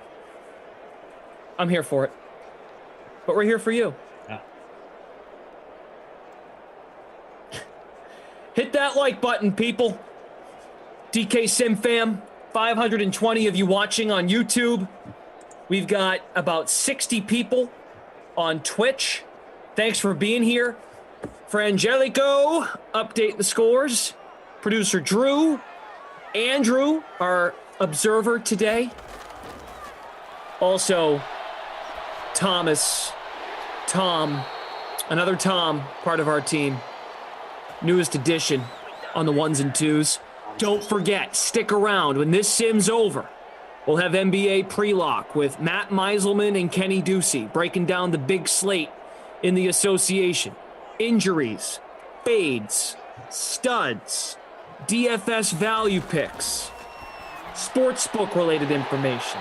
Hey, that won't get him in the end zone, but I believe that's enough for Galladay to get the bonus. He's sitting at about 94 yards. Yes, 9 for 102 now for Kenny Galladay, one of the biggest free agents who may not even hit the market, because you got to imagine this Lions team, yes, they're going through a rebuild, but they may not be interested in letting Kenny Galladay go, even though he only played 5 games last season due to injury and a lost year.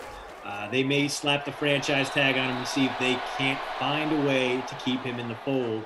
As Kerryon Johnson stuff there. Big third down coming up. Going to be the difference here. Could be the difference, rather, between a tie game in the fourth quarter or a Lions lead. Rush game been a little inconsistent. This is the kind of place where I would trust Stafford to throw the ball. Come on, Stafford, 3rd and 2, gets rid of it, end zone, touchdown, Lions! And it Marvin is Jones. Marvin Jones. Nabi Roble called him out earlier. Hopefully he didn't lose faith, because Marvin, the veteran, getting to the end zone. That's 2 touchdown passes now for Stafford. 1 to TJ Hawkinson and 1 right there to Marvin Jones Sr. And Noah Moon has him. Good for him. I've got Marvin and Stafford, so I'm happy. Marvin Jones, 34% in the flex, 5% captain in the larger free showdown. Cody says in the chat, I'll take it. Obi-Wan says, let's eat. Oh, he wanted Swifty. My bad, man. Dante says, Jones. Yes. Fire emoji. Yes. Marvin Jones. Able to score. All right. Good sim here, folks. Good sim. Pretty good.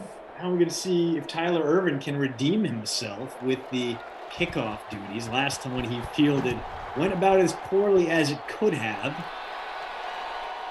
We'll take this one out. And Ervin was a bit of a godsend to a very, very needy Packers special teams unit. Not last year, but the season before.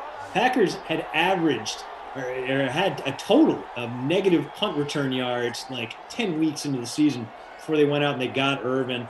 And Ervin immediately punched up that unit.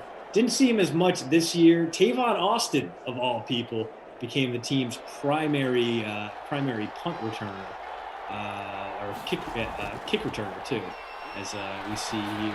But okay, apparently I was mistaken.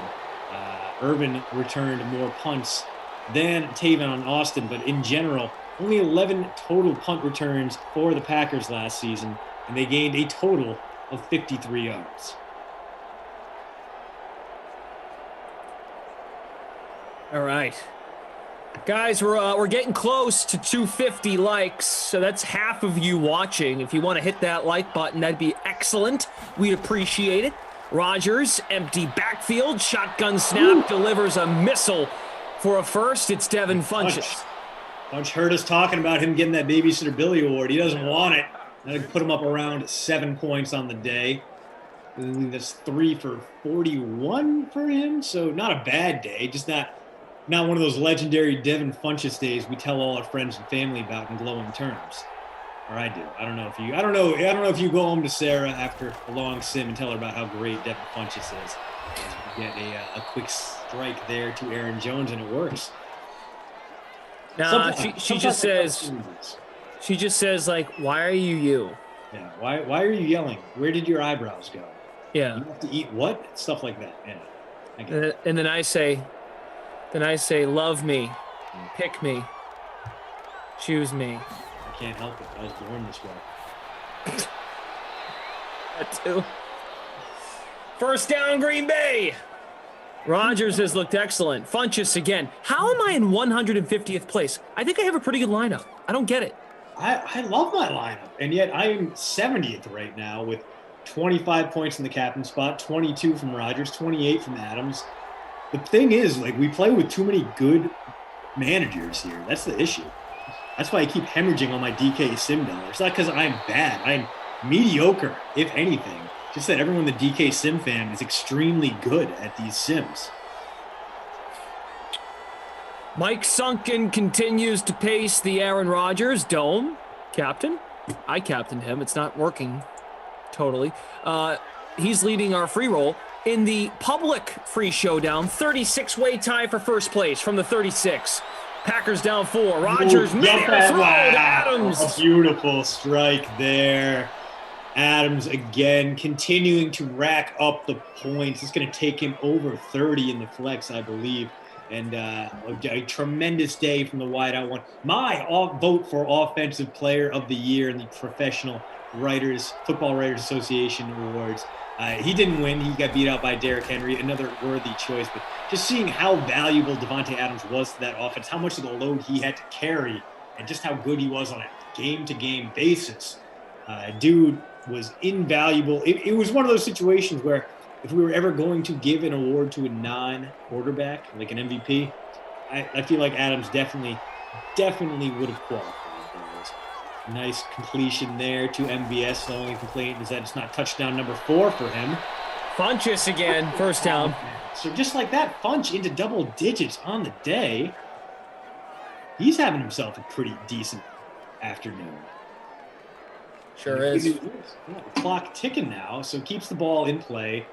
Going to limit the amount of time the Lions have to counterpunch here, but you kind of want to leave them a little bit more time than necessary because you want to make sure Aaron Rodgers can come back. Your defense blows up again into the end zone. That is a 4-banger for Aaron Rodgers. 4 passing touchdowns on a day where he only needed to get 1 flash to keep you and I from having to eat a ghost pepper on stream. We thank you for your efforts, Sim Aaron. And we thank you, Sim Lions, from having a realistically horrible secondary. Wow. You were willing to put a ghost pepper on the table. From the opening drive, Aaron Rodgers has responded. Bonus and his 4th touchdown. And Adams has 2. He hurt us. He's like, you know what? I can't let Glash and Christian torture themselves for just because, you know. That is the point of the Ghost Pepper Sims. We're not doing this on a 50-50 wager. No, these are things that should happen. Like the Ghost Pepper Sims are Aaron Rodgers doesn't throw a touchdown, or a fullback gets two touchdowns in a day. You know, it's got to be something pretty unlikely. They're few and far between. They're very specialist. There's some dogs barking. I believe one of them might be mine. Excuse me for a moment. Oh, no problem. I'm glad you waited just in case there was a fumble on the kickoff return, because that's happened in this sim. Lions scored a touchdown. That's why they're in this game. Right now, Green Bay, though, has had a response every time the Lions have come down and scored. So update, it absolutely is my dog barking his head off, but he's over by the neighbor's fence. He's running up and down the snowy covered pathway back there, and they're having a good old time just barking and running. And when he comes in, he's not going to be able to move his back legs because he has no ACLs, but you know what? I'm sure for him it's Wes is in the Twitch chat. Rodgers is killing it. He was pretty low cost and classic, but I took Wilson. Yeah, sorry, buddy. That is a tough one. This was just such a great matchup for Rodgers, and it did have some letdown potential, but this has just been absolutely brutal for the Lions defense, although the offense getting them back in it and gets out of bounds there. So working somewhat efficiently. They got a big first down on first down. Second play of the drive only goes for one, but hey, Marvin Jones gets you the PPR point on that one, and more importantly, does the veteran thing by getting out of bounds. Hey, Glass, you know the dogs can tear their ACLs? No, I did not know that. Yeah. And once one tears, the other one probably goes. So, like, whatever you're thinking for, paying for your dog's ACL surgery, you're basically doubling it. And that's how our $200 dog from the pound ended up costing us about $5K. He's a good boy. He's good. All right, out of the shotgun. Stafford. Here's Swift. Might work. First down. And he's out of bounds. So stopping the clock there, not bad at all. Guys, good sim here. A lot of points. Still about 3 minutes left. Coming up on 300 likes. Smash that like button if you haven't already. Jamal thinks there's free football coming. Damon believes we might get overtime. It might be, but the way these teams are going, I think unless the Lions use up the clock here. Dangerous. Very nearly a pick there. Unless the Lions use up all the clock here, I feel good about the Packers being able to come back and add more points for the end of regulation. This is a drive that has been going relatively slowly as far as fourth quarter drives go. The incompletions, the sideline routes is what we would normally love to see, but right now the Lions maybe not using the clock to the best of their advantage. 2nd and 10 coming here, and they don't want to score too quickly with Aaron Rodgers on the well, that'll help run the clock, but it won't help with the scoring situation. As that man right there, bag time, Oren Burks, former Vanderbilt star, drafted in the 3rd round to be the star linebacker, kind of that hybrid between safety and LB for the Packers. Hasn't quite panned out the way they'd hoped, but he has been dealing with injury. He could be due for a big come-up year in 2021. Dude has a ton of talent, very smart player, but has yet to make his mark in Green Bay. And obviously, I've been following him pretty closely and wish him nothing but the best. Oh, no. 16. Come on, you got to get rid of it, buddy.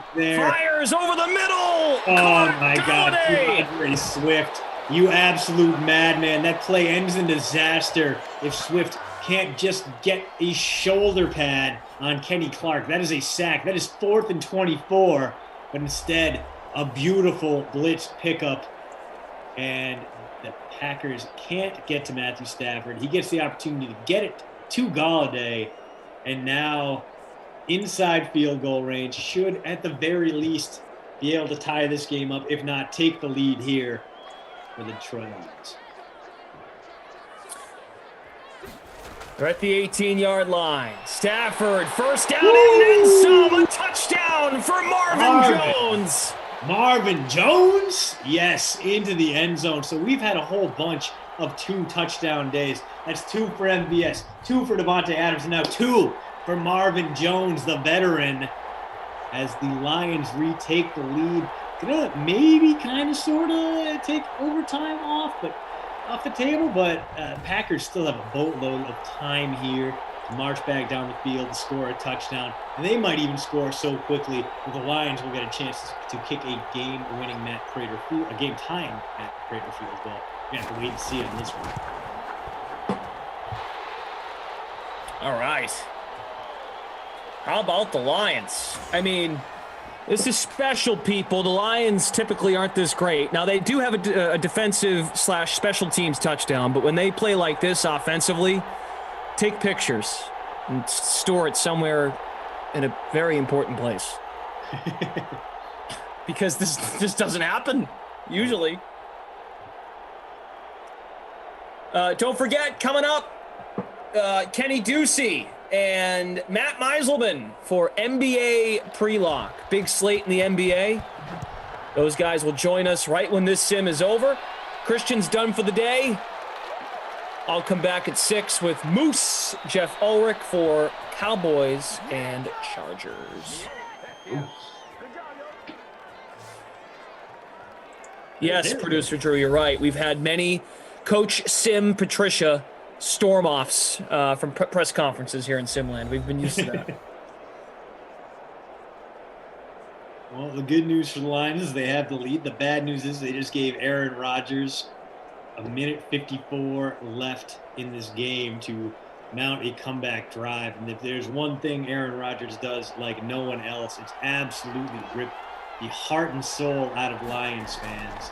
See if he does it again here. X Factor finally unlit, and doesn't matter. First play, big 20-plus yard strike to my captain, MVS. 11% out there got him at that top spot in your lineup. Dude was a bargain. 7,500 to captain, and I believe,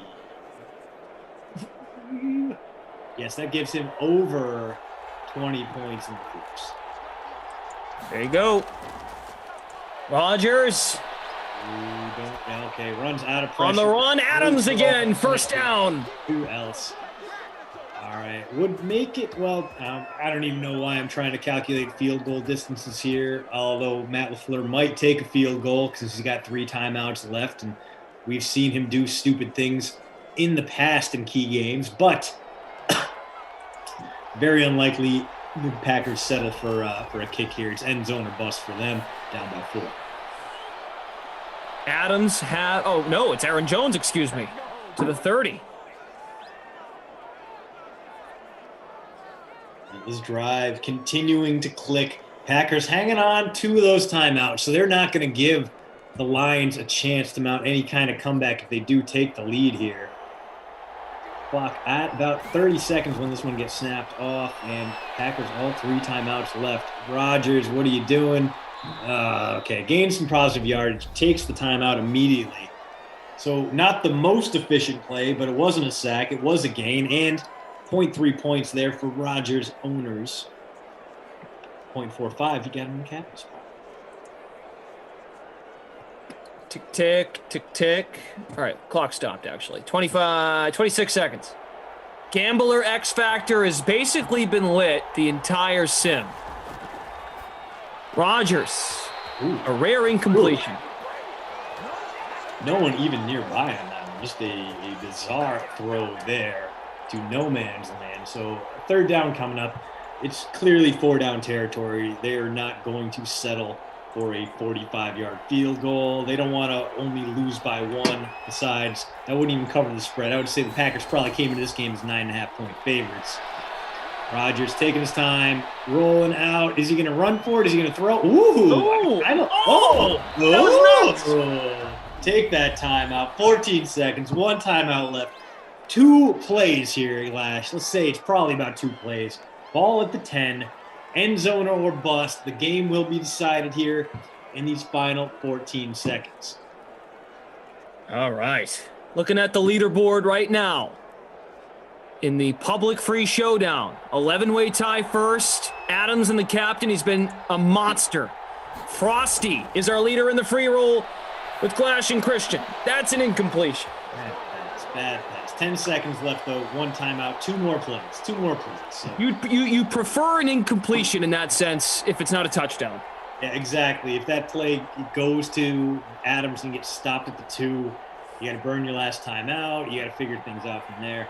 Here, the playbook is still moderately open, and you have a little bit more space. You're not as compressed as you would be against that back line. That I don't like. Timeout! So picks up 5. Good. Another MVS, another 1.5 MVS points. So great for everyone out there that rostered him in his bargain 5K price. This might not be the last play of the game, but it probably is. Packers got to move quick here. You need to get in the end zone. I would just go Davante Adams.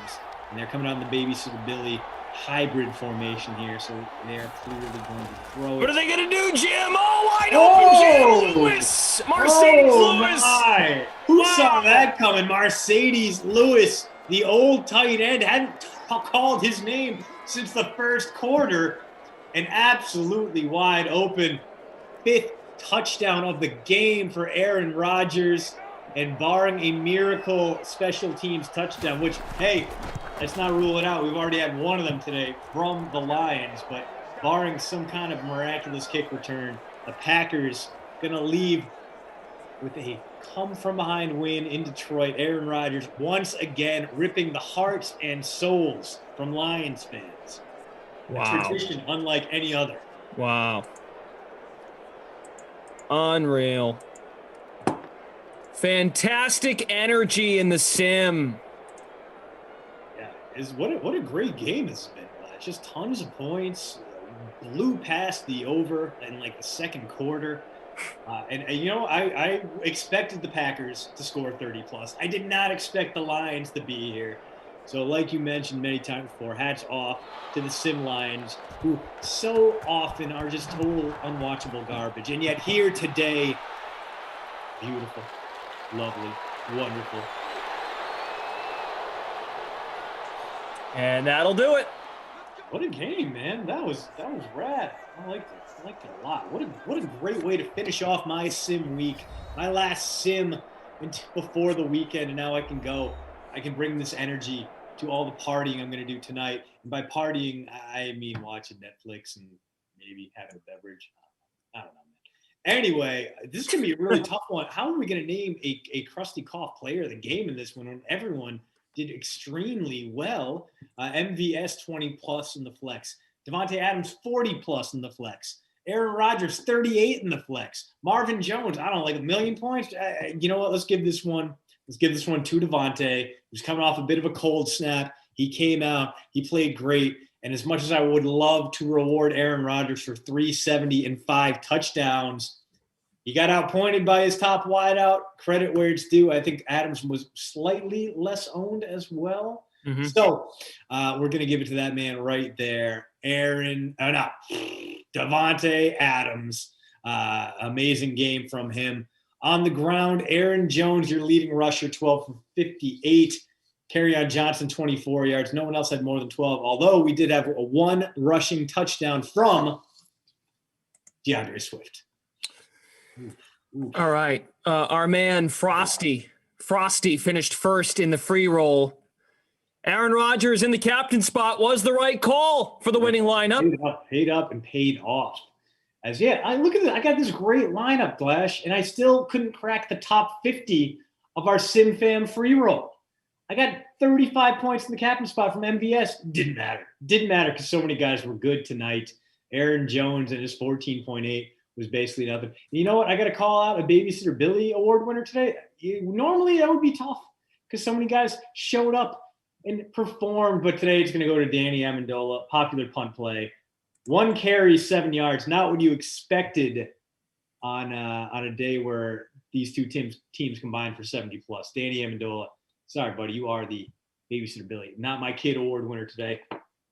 Oh, and hey, if you want to know what the NFL version of Top Shot is going to look like and how much the currency of disrespect will make every single Derrick Henry highlight worth thousands upon thousands of dollars, check us out today on the postroute.substack.com. Check out Brendan Glasheen over on TikTok. The man is put in work all the time at Brendan Glasheen. And, well, you know what else you can check out? You can check out our NBA pre-lock show going live with Kenny and Matt.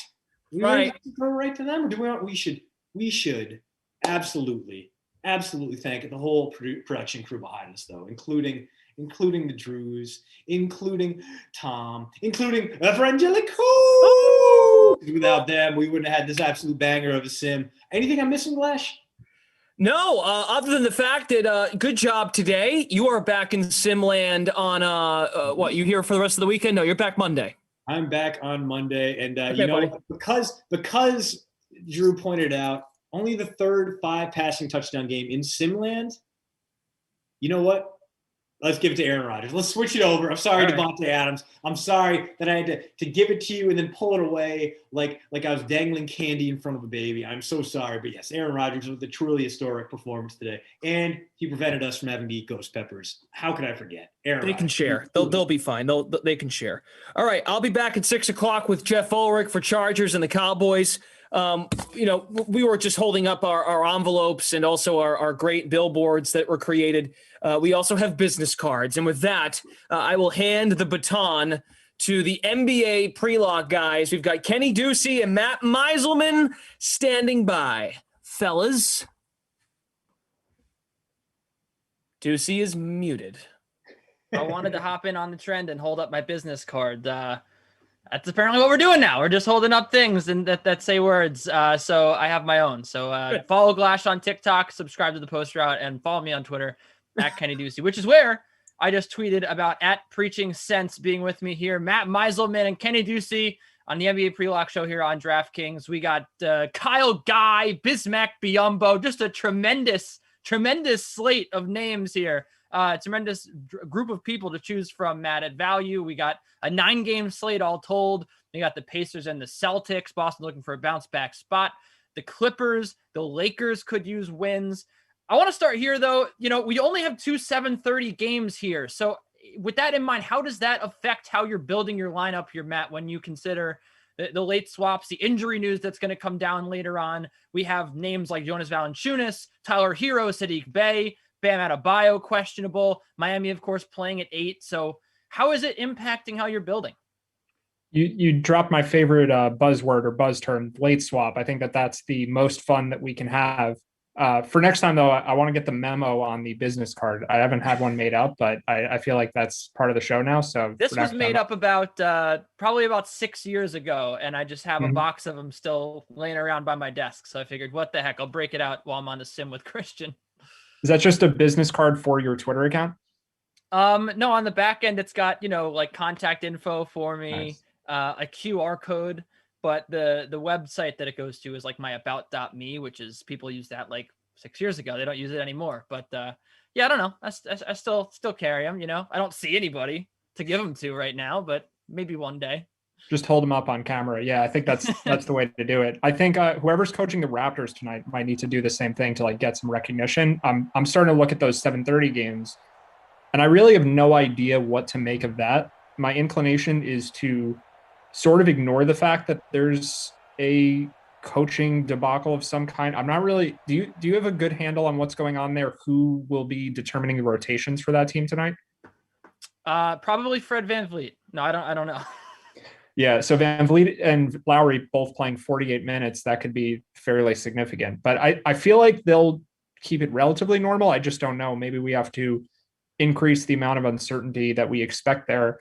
But as far as handling the slate on the whole, we do have some players who are questionable, but the games are fairly early. So I think it'll be interesting to see the timing of the injury news. We have Sadiq Bey questionable, and then I think most importantly is Bam, and the Heat play at 8:00. So whether or not that turns into a game time decision, I think will be pretty compelling. You mentioned Bismack Biyombo.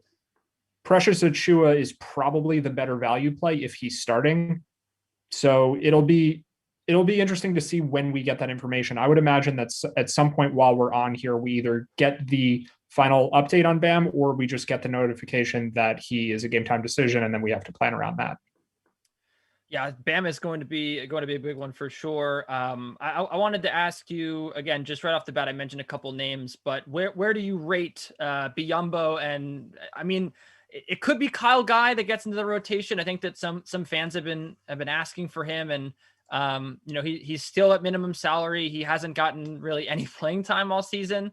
The more likely candidate to get the playing time would be Corey Joseph. We see him sometimes at the end of games in big minutes. He's more of a regular part of the rotation, but the upside's kind of missing there. He has started before. So, I mean, are you just avoiding the Kings altogether on the second night of a back-to-back, or do you think that maybe they reach all the way down their bench to go to a guy like Kyle Guy, or maybe even increase Corey Joseph's minutes? So As of now, I think that there's two main routes that make sense to me anyway. If you are starting with De'Aaron Fox, then I think that you mostly avoid these cheaper guys on the Kings, because if Fox plays well and the game stays close, we probably don't see a ton of Kyle Guy. We probably don't see, I mean, Corey Joseph will play a lot, but I don't think he'll do quite as much if Fox has a great game. If you're playing Fox plus Harrison Barnes or Buddy Hield, then you really don't have room for an upside game from everyone on Sacramento. But I think that will be a pretty popular route. I'm not sure if Kyle Guy himself will be popular, but I think that a lot of people will want Fox, Jeremy Grant, maybe a cheaper guy on the Pistons, but primarily those two, and then maybe a cheaper guy or two on the Kings. So the other way to go about this, I think, would be to try to get to this LeBron versus Dame head-to-head. The ownership there will be interesting, but like the upside for both of those two, especially the way the Lakers defense has looked without Anthony Davis, it does help that Dennis Schroeder is back, but Lillard could definitely have, one of his best games of the season, even against a tough Lakers defense, because it's not as tough without Davis there. And LeBron gets to face the Blazers, who are bad on defense. So maybe the better route is to pay up for those two guys, and then you go with the cheaper Kings. I think that kind of dividing it that way. So it's basically, do you want De'Aaron Fox and Jeremy Grant, or do you want the more expensive guys? You can feel free to ask questions. You can tweet us both, or you could just hop in the YouTube chat, the Twitch chat, and let us know what you're thinking, what you want to discuss on the pre-lock show. It's for you guys, and we'll be here for a little while. I want to talk about that Lakers-Blazers game for a second, though, because I did do some work this morning looking into it, and because I really liked laying the points with the Lakers. I think that this is a big bounce back spot. They've lost all 4 games without Dennis Schroeder, and while Anthony Davis is clearly better than Dennis Schroeder and more important, the offensive numbers, they're, I believe, close to 10 points better per 100 possessions with Dennis Schroeder on the floor. The assist rates go up, the effective field goal rate goes up. And, that's really been the problem for them over the last 4 games has been they haven't been able to score. They've been okay on defense. It obviously hasn't been to the level of their number 1 defense in the NBA. And, that's obviously to be expected without Anthony Davis. And Dennis Schroeder, as you mentioned, not a great defender. He's not going to help them there, right? They've actually been better with him off the floor. But on offense, does it make some of these players more attractive? And when you consider the fact that the Blazers just do not like to play defense, right? We saw last night with the Kings. It's a very similar situation here. If you want to stack against the Blazers, are some of these mid-tier Lakers kind of in play? Maybe you get the boost now with Dennis Schroeder being back and playing against a bad defense, or do you think that things continue to go wrong for the Lakers? How do you see this game playing out, and who do you like? So I think it should be relatively close. I don't necessarily think it's a bad take that the Lakers cover and they kind of get back on track with Schroeder back there. But I'd also be surprised if they just blow out the Blazers too. I mean, it's still a compromised team without Davis, and I'm not a huge fan of Montrezl Harrell in terms of what he does to help the team win. And having to play him more, having to play Marc Gasol more, having to play especially Markieff Morris more minutes, I think those are big problems. So I wouldn't expect the Lakers to lose again. It seems like they should be able to get back on track to some extent. It is interesting, though. Like, it definitely hurts LeBron from a DFS perspective to have Schroeder there. I think they could use this as an opportunity to give LeBron less touches, less minutes, and Schroeder kind of takes over, but maybe Schroeder's limited. He was out for health protocols and we don't exactly know, what it's usually pretty vague with these things. So maybe he's not 100% yet. I think that if we expect ownership to be lower on LeBron, that's where I really like him. And if everyone's going there, it's kind of hard to gauge though. The more cheap value opens up, the more people can afford LeBron. So from a DFS perspective, I think it's difficult. From just a game perspective overall, I still think the Lakers defense will struggle a bit. But yeah, it's not as exciting for Lillard as if Schroeder were still out. Even though Schroeder's not the greatest defender, like you said, he's still an upgrade over, I don't know, Talen Horton-Tucker hasn't really been that good. He was like the trendy guy this offseason. Right. And now he won't even probably play that much, right? Because Schroeder's going to take all those minutes. He'd been the guy, right? That had been seeing most of the minutes. Yeah. So on the one hand, Schroeder's offense drives up the pace of the game, and that could help Lillard, but also putting him in there for some worse players, maybe the defense helps too. It'll be interesting. I think Lillard's outcomes could have a pretty high amount of variance here. Like the game could slow down a lot, but I think also we could have another shootout where it kind of depends who the Lakers decide to give the big minutes to. And I think that'll impact the way this game goes. So when Montrezl Harrell's out there's a lot more offense. When he's not, there's not as much. So I think it'll be the Lakers starting lineup will be something to look to, but that game is very late on this slate. So we probably have a lot to get to first. Yeah, and speaking of getting to stuff, why don't we get to a few of your questions? First time playing Fortnite in the chat on Twitch. One of our loyal Twitch viewers, we love you. He wants to know Justin Holiday over 10.5 points tonight. The total in that Pacers Celtics game at 219. So at one of the lowest totals on the slate, actually the tied for the lowest total on the slate. How do you see things playing out for Justin Holiday? I generally feel like players with his style or in his role are very hard to predict just in a pure over-under sense, because I mean, his game could be he takes 7 threes and like 2 other shots, and right. He could score 3 points and he could score 24, and it's whether he's hitting them or not. So I don't know. I feel like this is a pretty wide range of outcomes for a player that's really dependent on threes. Do you see it any differently? Not really. I mean, he's a guy that to me always has the possibility to fall under that Tony Snell category, which is like plays 40 minutes, gets you like 9 DKFP. Like he's just a good team defense guy, especially, at an important position on the wing.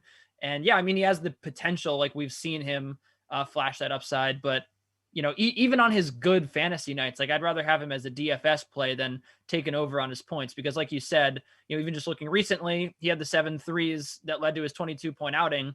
And other than that, I mean, even with, a fair complement of triples, he still has barely gotten there. I also like don't love the idea of going against Boston's defense, which I feel like, again, on a little bit of, not an emotional sense, but I do feel like they're going to come out pretty strong here. I did say that against the Hawks, and then they just got the doors blown off them. But there's now a lot of talk about Brad Stevens' job and if he's on the hot seat.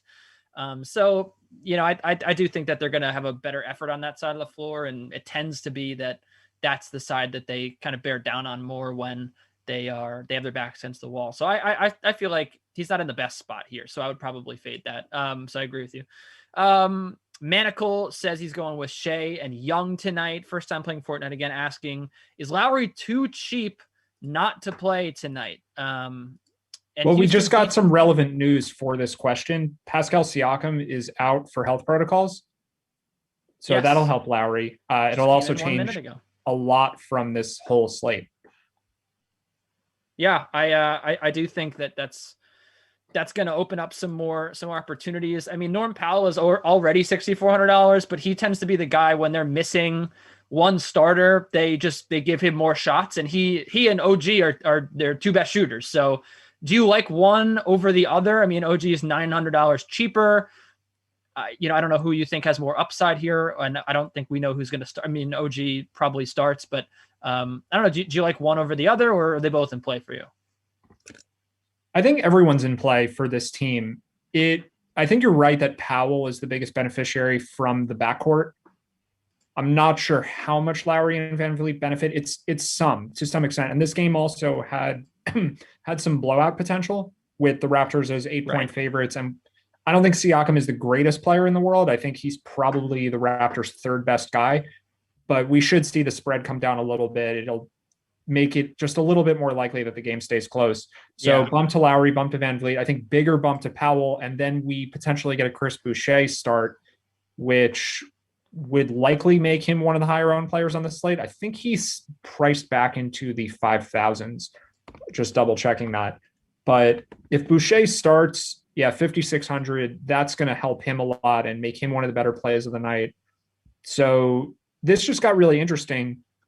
One part of this, though, that is worth considering is that the Rockets' defense is not all that bad. The Rockets as a team aren't very good right now, but it's really their offense, not their defense. Like, this isn't some great matchup that the Raptors have. So we might want to be a little careful having a lineup with like 3 or 4 Raptors in it, or trying to stack this game or all of that stuff. I think it's it probably just is the case now that you would want at least one Raptors player in your lineup, but you don't want to go overboard. Yeah, and I think just to give some more clarity to the people at home, I think Daniel House would be the primary defender on whomever starts for Pascal Siakam. Not the best defender, and obviously the place you always want to exploit with this team, or at least in this season anyway. I mean, Victor Oladipo is a decent defender, but this year the numbers haven't been the same. So, I mean, I do think on either wing there is potential, but agreed. I mean, it's not like, they're still missing their defensive anchor, but, if you're looking at someone who's going to start for Siakam, you still have to fear PJ Tucker defense, right? Like there's some guys here who can lock up those wings. So it could be kind of hit and miss. So I do agree with you there. Let's get to some other injury news just as we go around. But Cam Reddish, doubtful for Atlanta. His role in the rotation's kind of been all over the place this year, right? We saw him early on, like getting a lot of minutes and then not a lot of minutes. And he hasn't been the strongest fantasy option, but they do have a lot. I mean, my man, Tony Snell, who I just shouted out, and they have Gallo, they have Herter, who is in and out of that starting lineup, as well as they've had injuries. So with that, I mean, do you see this shaking up the way that you look at this game at any rate? Because OKC could have some tired legs, and they're not exactly known for their defense. What do you think about potentially capitalizing on this doubtful Cam Reddish news, or are you just like staying away altogether? I think this game is pretty interesting. So the total has actually gone up by 4.5 points. It opened 223 or so. We're up to 227.5. I think maybe 228 now. Al Horford being out makes the OKC defense a lot worse. And I'm not sure that this game stays close. Like, I think that Hamidou Diallo being out also hurts their defense, but it just hurts the team overall. There aren't a lot of good players on the Thunder, and Shai Gilgeous-Alexander figures to be really popular. He was unbelievable in his last game against the Spurs, but Gilgeous-Alexander is a guy who drives a lot, and I think the narrative will be that Trae Young guarding him will make it easy for him, because those are the opposing point guards you would think they would match up.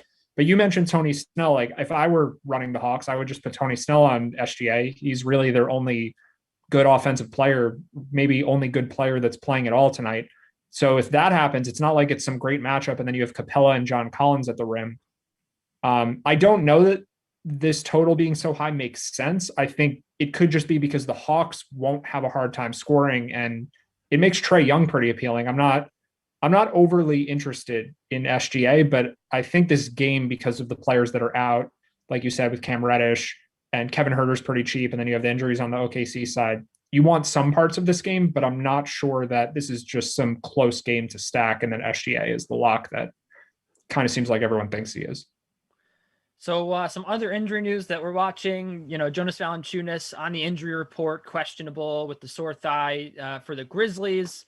Obviously you have you have a big game here. The Clippers trying to right the ship after a truck hit them last night. I mean, I don't know what happened. I think they were 8-point favorites, and everyone was jumping on the Clippers bandwagon, saying that they're undervalued here, that this is a great buy low spot, or I guess just buy spot on the Clippers, because they had struggled, and it seemed like they were getting healthy and coming back together. So with all that said, the Grizzlies back here against the Clippers on at 8:00, and potentially now you're down Jonas Valanciunas. So do you like Brandon Clark a little bit more? This is a very difficult matchup, right, against the Clippers defense. But he is only $5,400, so you'd probably just get a bunch of minutes. Is it like too much to pass up at that point when you look at a guy that might be able to get 30 minutes here? And maybe this is a late swap candidate for you. I don't know. Maybe this is some guy that, considering he's $5,400, you might put someone else in there that's around the same price, which they're easy to find. And then, take him out for Jonas when, or take him out, put him in for whoever, when Jonas Valanciunas is ruled out. What do you like about the Grizzlies, and what do you hate about the Grizzlies tonight? I guess I hate that they're facing the Clippers, because the Clippers defense is really good. And even though, like you said, the Grizzlies just smacked them last night, which was fairly surprising. But it was a pretty low scoring game. It was mostly the Clippers offense that failed them. I think that Clark and then Xavier Tillman and maybe Gorgie Jang would be appealing plays on a normal slate, but we have all this value opening up. So those guys are probably not priorities relative. If Precious Achiuwa is starting, he's just well ahead in a points per dollar sense. He's well ahead of any of those players. And I think that the Toronto guys might be a little more priority. I would imagine that Norman Powell makes more sense than Brandon Clark. They're not exactly the same price, but close-ish. I think the Powell value might be better than Clark, even if Joval's out. But there will be extra minutes to go around, and Justice Winslow isn't playing. So It could be a sneaky spot. I think the news timing will play a big role in the decision process here, and especially the way the Heat situation breaks too. So it's one to watch for sure.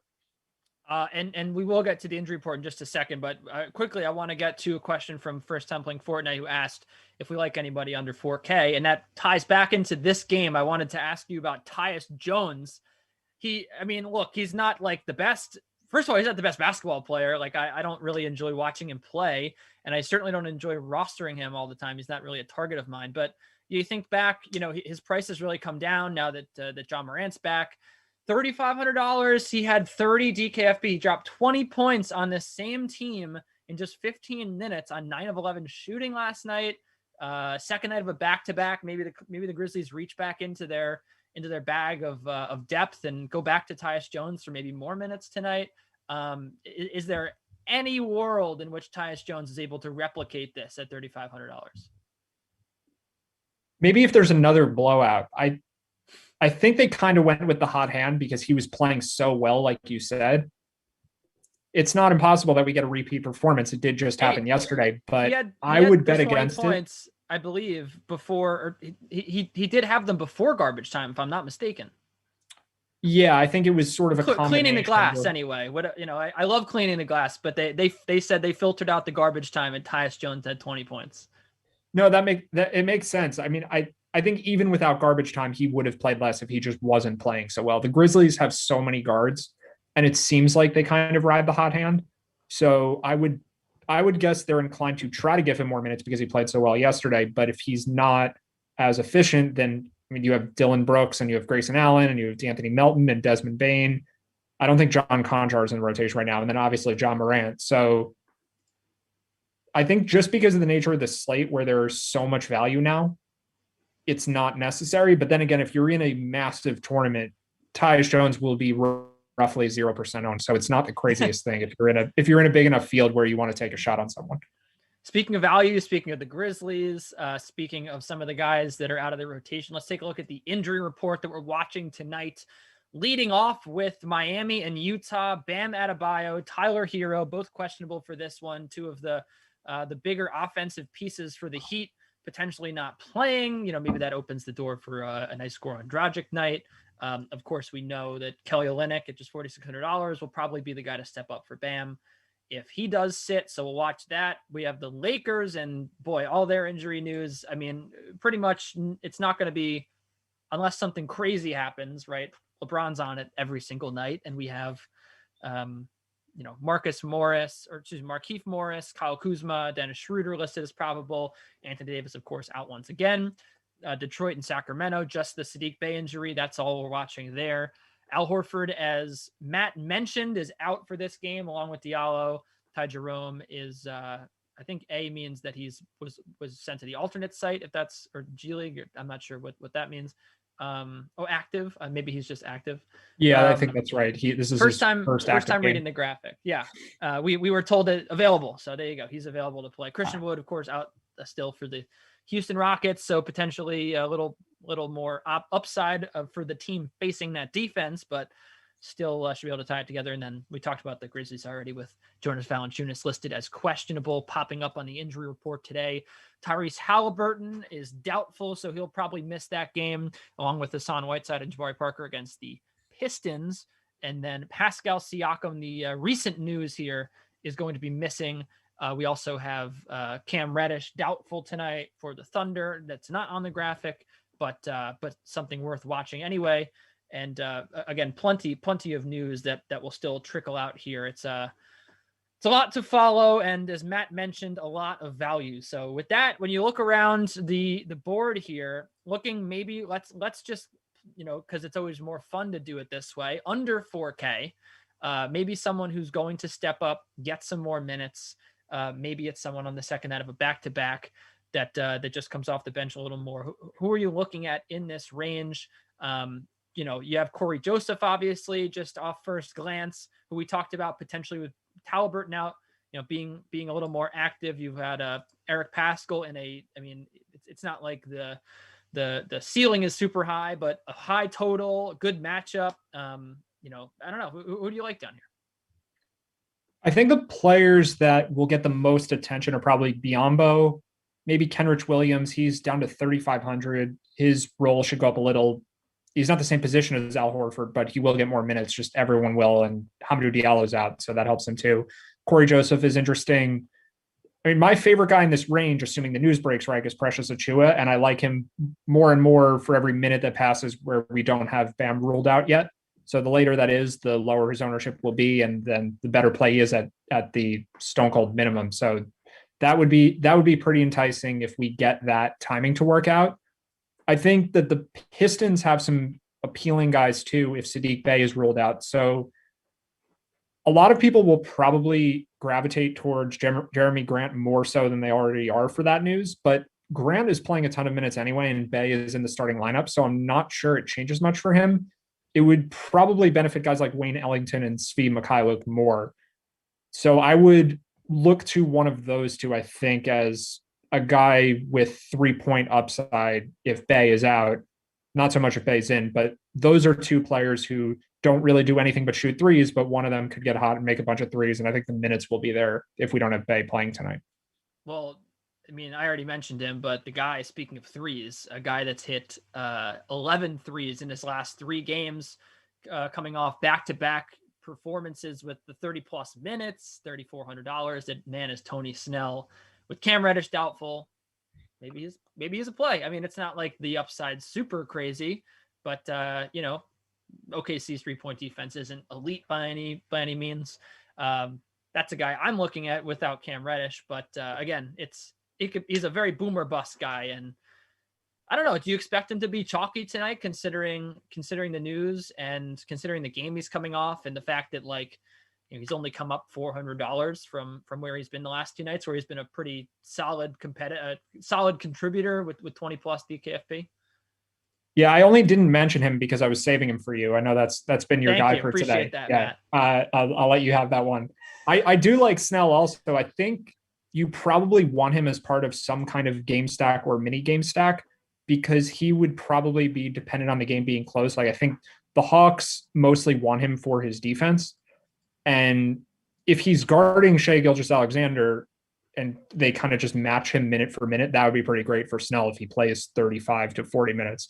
I don't know if we necessarily get that, but it's a possibility because Trae Young is just, he's totally incapable of guarding a player like SGA. So maybe that happens and that could be pretty good for Snell. But if the game's close, I would almost have to imagine that Snell is in there at the end for the defense on the perimeter. So if you're playing SGA and you're playing someone from the Hawks like Trae Young or Clint Capella, that just makes those guys easier to afford if you throw in someone cheap. So I think in that context, I would really like Snell a lot. All right, we got about maybe 3 minutes left here. So we talked about value. We talked about some injury news. We talked about the high total games on this slate. Let's just go through. Let's do a little rapid fire with the spreads here on the DraftKings Sportsbook, the latest spreads on this 9-game slate. I just want to see who you like. We'll just both give a pick. I don't know. I'm making it up as I go. But Celtics and Pacers, Boston is a 2.5-point favorite tonight. The total's 219. Do you like any of these numbers? Or do you like the Celtics? Do you like the over? Do you like the under? Who do you like? My guess is I'm going to find most of the lines fair until we get to the games that have the potential injury drops. So I'll leave it to you, and then I can kind of respond to where you're going with. Okay. Well, I think I like the Celtics in this game. Again, it's since 2013 under Brad Stevens, they've just been one of the most elite against the spread teams in basketball. It has been a little bit of a drop off over the last couple of weeks, but I could see Jason Tatum having a good game here, and I don't know. The matchup's not like the best. Like I think this will be close as well, but this is a game Boston should take. Yeah, I think it's fair. It is a little curious. I mean, the Celtics are a better team than the Pacers, and they're laying 2.5 at home, which would indicate that the odds makers view them as very similar. Marcus Smart being out matters a lot, but yeah, yes. I think what you're saying makes plenty of sense. All right, I'm being told to go quicker here, so I want to just do 2 more. I have to ask you: the Kings are 0-9 against the spread in their last 9 games, and 0-9 straight up. Worst defensive rating in NBA history. They're playing the Pistons tonight. They're favored by 2.5. Does it make it 0-10?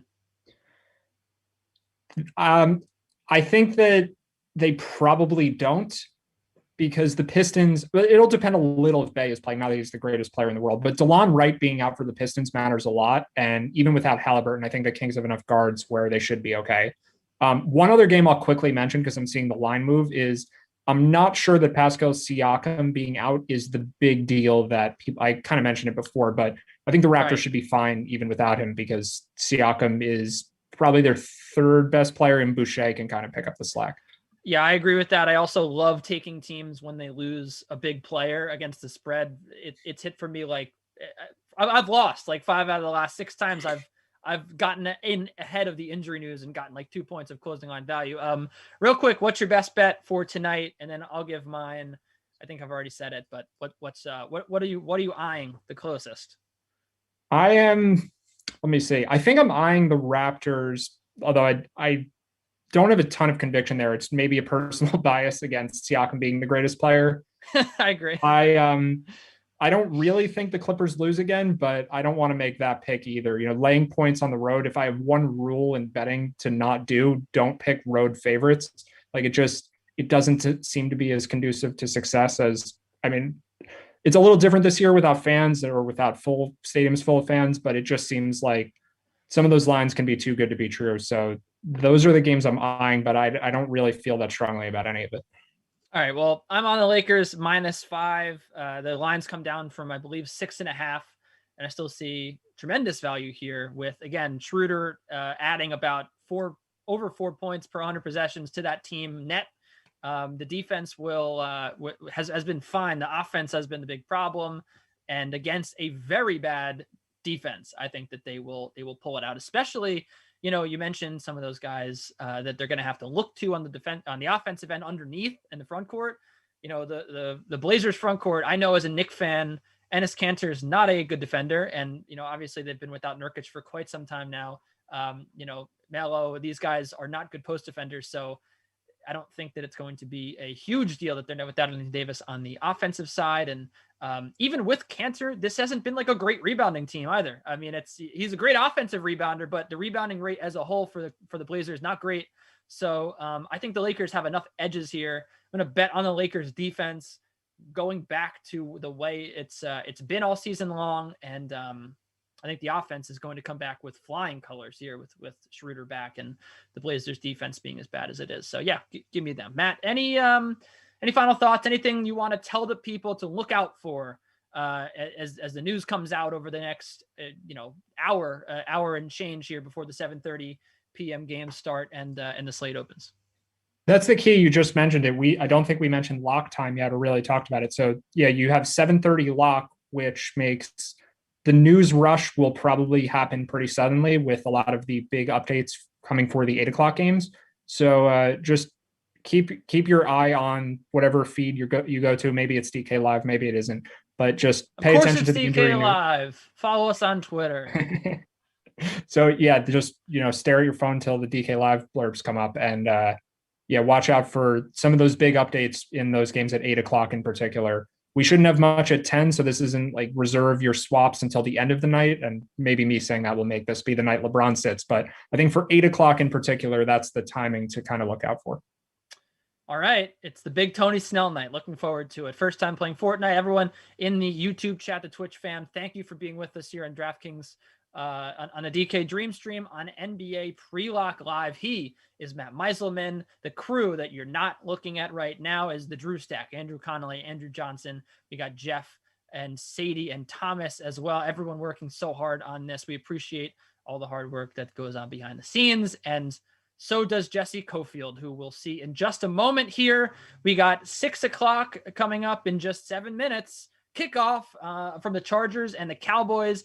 Glash is back with Jeff the Moose Ulrich and his facial hair.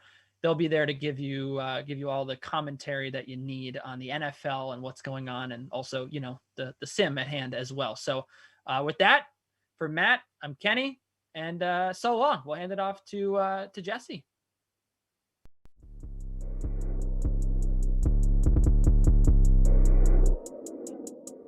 And clear.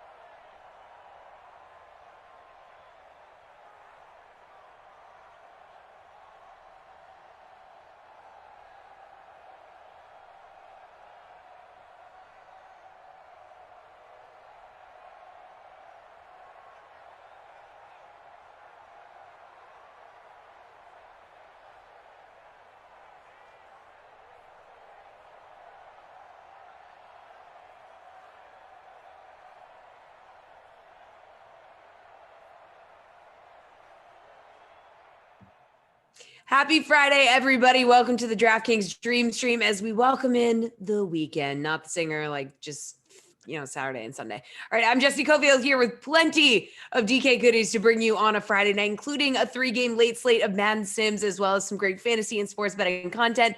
Our Madden Sims tonight are all featured in our Madden Stream 4K Friday night special. Classic contest is $10 to enter.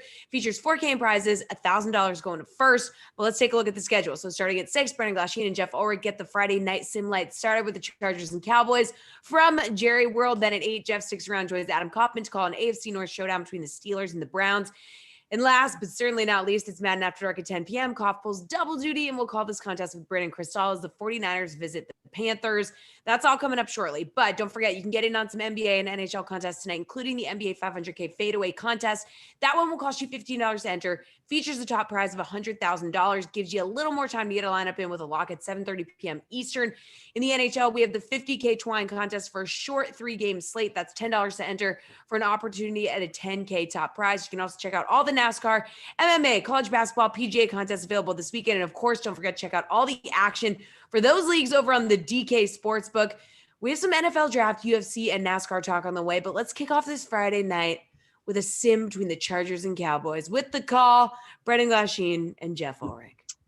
All right, Jesse, thank you. The start of the late slate. Jeff is here. Moose for the next 2. Chargers go.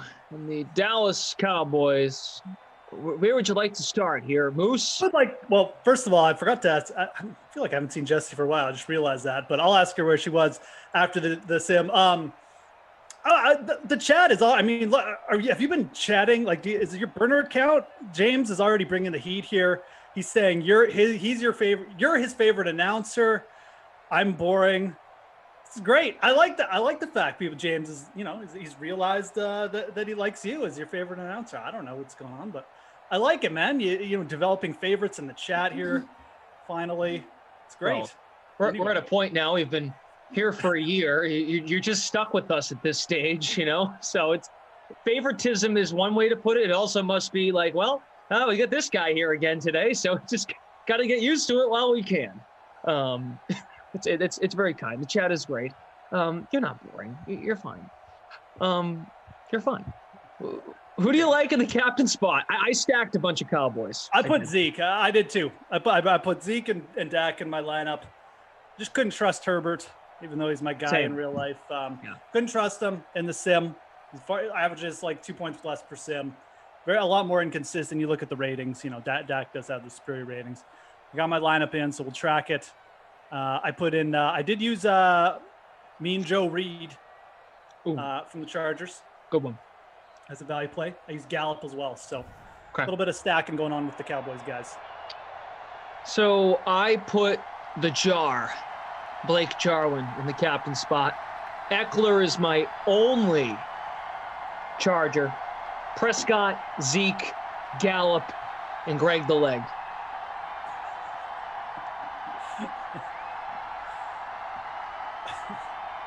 All right, man. I like it.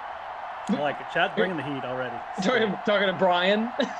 Oh, everybody. It's great. I love it. Jokes around. Jokes all around, including from me. Hope everyone's having a good Friday, though, man. This is good. A little Friday afternoon shift. Yeah. And, been an interesting week, man, for sure. For sure. We got, the Tiger Woods thing happened. God, he's okay. Got Russ, giving out his list of favorite teams that aren't Seattle. What a random list. It took me a little bit by surprise. I guess when you look at it though, where else is he going to go? I mean, there are only so many landing spots in the NFL, so I just figured there would have been a couple more in there. I kind of was surprised Washington wasn't in there, although I guess I kind of get why people don't want to go to Washington just as a franchise, although there could be an ownership change coming up there too. So, I think that was the main thing. I wasn't that I was so shocked by the list. It was that it was only those 4. If you're gonna include the Bears, why wouldn't you include Washington or Carolina? Something like that. And the same goes with the Raiders. Although it looks like he does have a good relationship with John Gruden, so maybe that factored into it.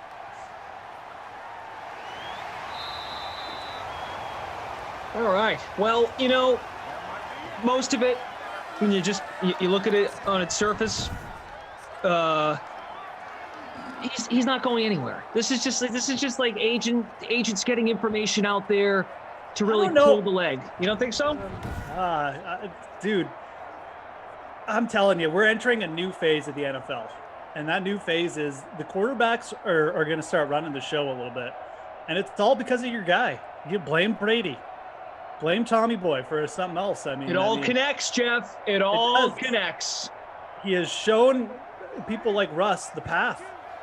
look what he did. He connected with Bruce Arians, another veteran coach, a guy who let him have input. Why do you think Gruden and the Raiders are on that list? I think there's a very specific reason, because he sees there's potential for him to do something similar. So, I honestly, there is a lot of smoke here. Like, let's put it that way. I mean, the smoke fire argument, there's a lot of smoke. Like I didn't think it would get to this point where we're talking about he's giving out a list of teams he would accept trades to. Like, in my wildest dreams, I didn't even think we'd get this far. So just the fact that we've got a leaked list of teams, that is, like, we are way further down the path than I thought we would be. Let's see. Mike says only so many landing spots. The other day, y'all listed 15 quarterbacks that are out at their position next year. Well, I mean, there, you could include Denver. Denver is there's lots of teams that are looking to upgrade. I mean, realistically, when Russ Wilson comes into play, how many teams would say no? Like, not many. I mean, so a sack. That was in front of there. 2nd down and 16. Cowboys with the ball. Blake Jarwin, it's my guy tonight. I have a good feeling about the Jar. He's 28.5% owned in the flex and the free showdown. Dak, 51% owned. Zeke, 25% in the captain. 69% in the flex. Got producer Michael with us. Daniel on the 1s and 2s. Zach from Game Ops with us. There's a pass. CeeDee Lamb makes the catch to the 38. Think about the weapons. Like, I mean, look, the Cowboys already have a good, or potentially, if they re-sign Dak, I mean, they already have a really good quarterback, but God, like Russ Wilson with like Amari, Gallup, CeeDee Lamb. Oof. Yeah, man. I mean, that's what I was thinking when the free roll title was created. Absolutely. No, I know what you're getting at. Just imagine what it would be. In that fast dome, like, oh, man. You could have a couple monster years, right? Right. Put Russell Wilson inside. I always think about that. Like, how many quarterbacks? Who was the last great quarterback to play inside? Peyton Manning, right? Yeah, probably. Peyton with the Colts. Drew Brees. Drew Brees. Yeah, duh. Right. That's, yeah. I guess that's not as hard to think about, I guess. I mean, he didn't pop to my mind first either. Like, Peyton was the first guy I thought about. Probably because he's like a bit of a step below, right? So. Right. Well, I'm also thinking like Drew Brees is done, but it would be unfair to not mention his name. Yeah, absolutely. Thinking of the last guy to do it. So Brees still kind of, I guess, fresh in our minds, but not really because I forgot to say his name. Okay, so yeah. There's plenty of good quarterbacks that do get to play in domes.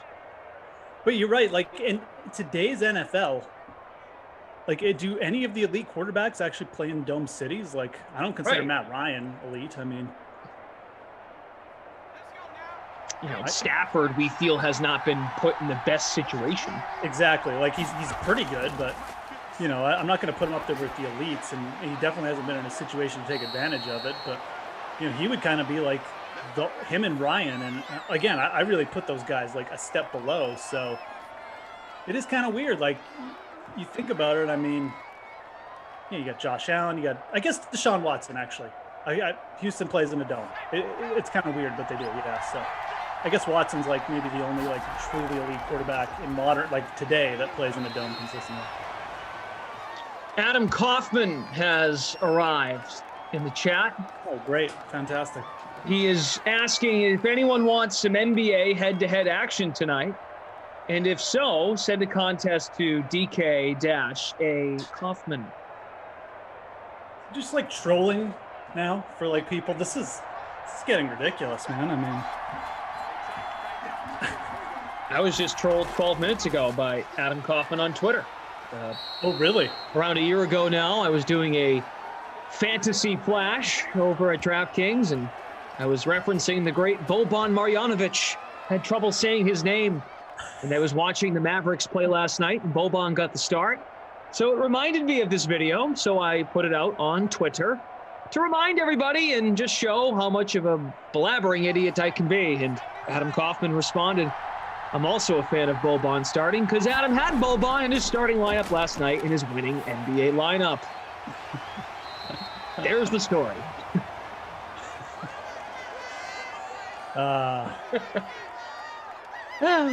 Good old Boban. Was it a Boban night last night? Yeah, he was pretty good. He started last night with Kristaps Porzingis out. Yeah, right. Yeah, when Boban gets on there, man, those points rack up quick. Minimum salary. Oh, God. Yep. Must play. Did you fade him? Yeah, I did. Should have had him, obviously. Yeah. I can see why Kaufman keeps sending a heads up then. Okay. Yeah. I know, really looking out for me, but, at that point, friendship goes out the window.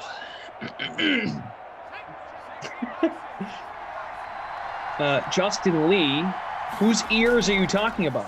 3rd and 3 for Herbert. Tight window. Hunter Henry makes the catch for a first down at the Cowboys 40. Koff now says, why does Glash sound this way? Now, we could go in many different directions on that comment because I can give many sounds on these streams. Why does he sound like? Well, I don't even know what he's referencing. I don't follow. Meager66 says I sent Koff a head-to-head, but I'm going to forget to submit a lineup, so that way he's trapped into creating an endless loop of weird makeup contests.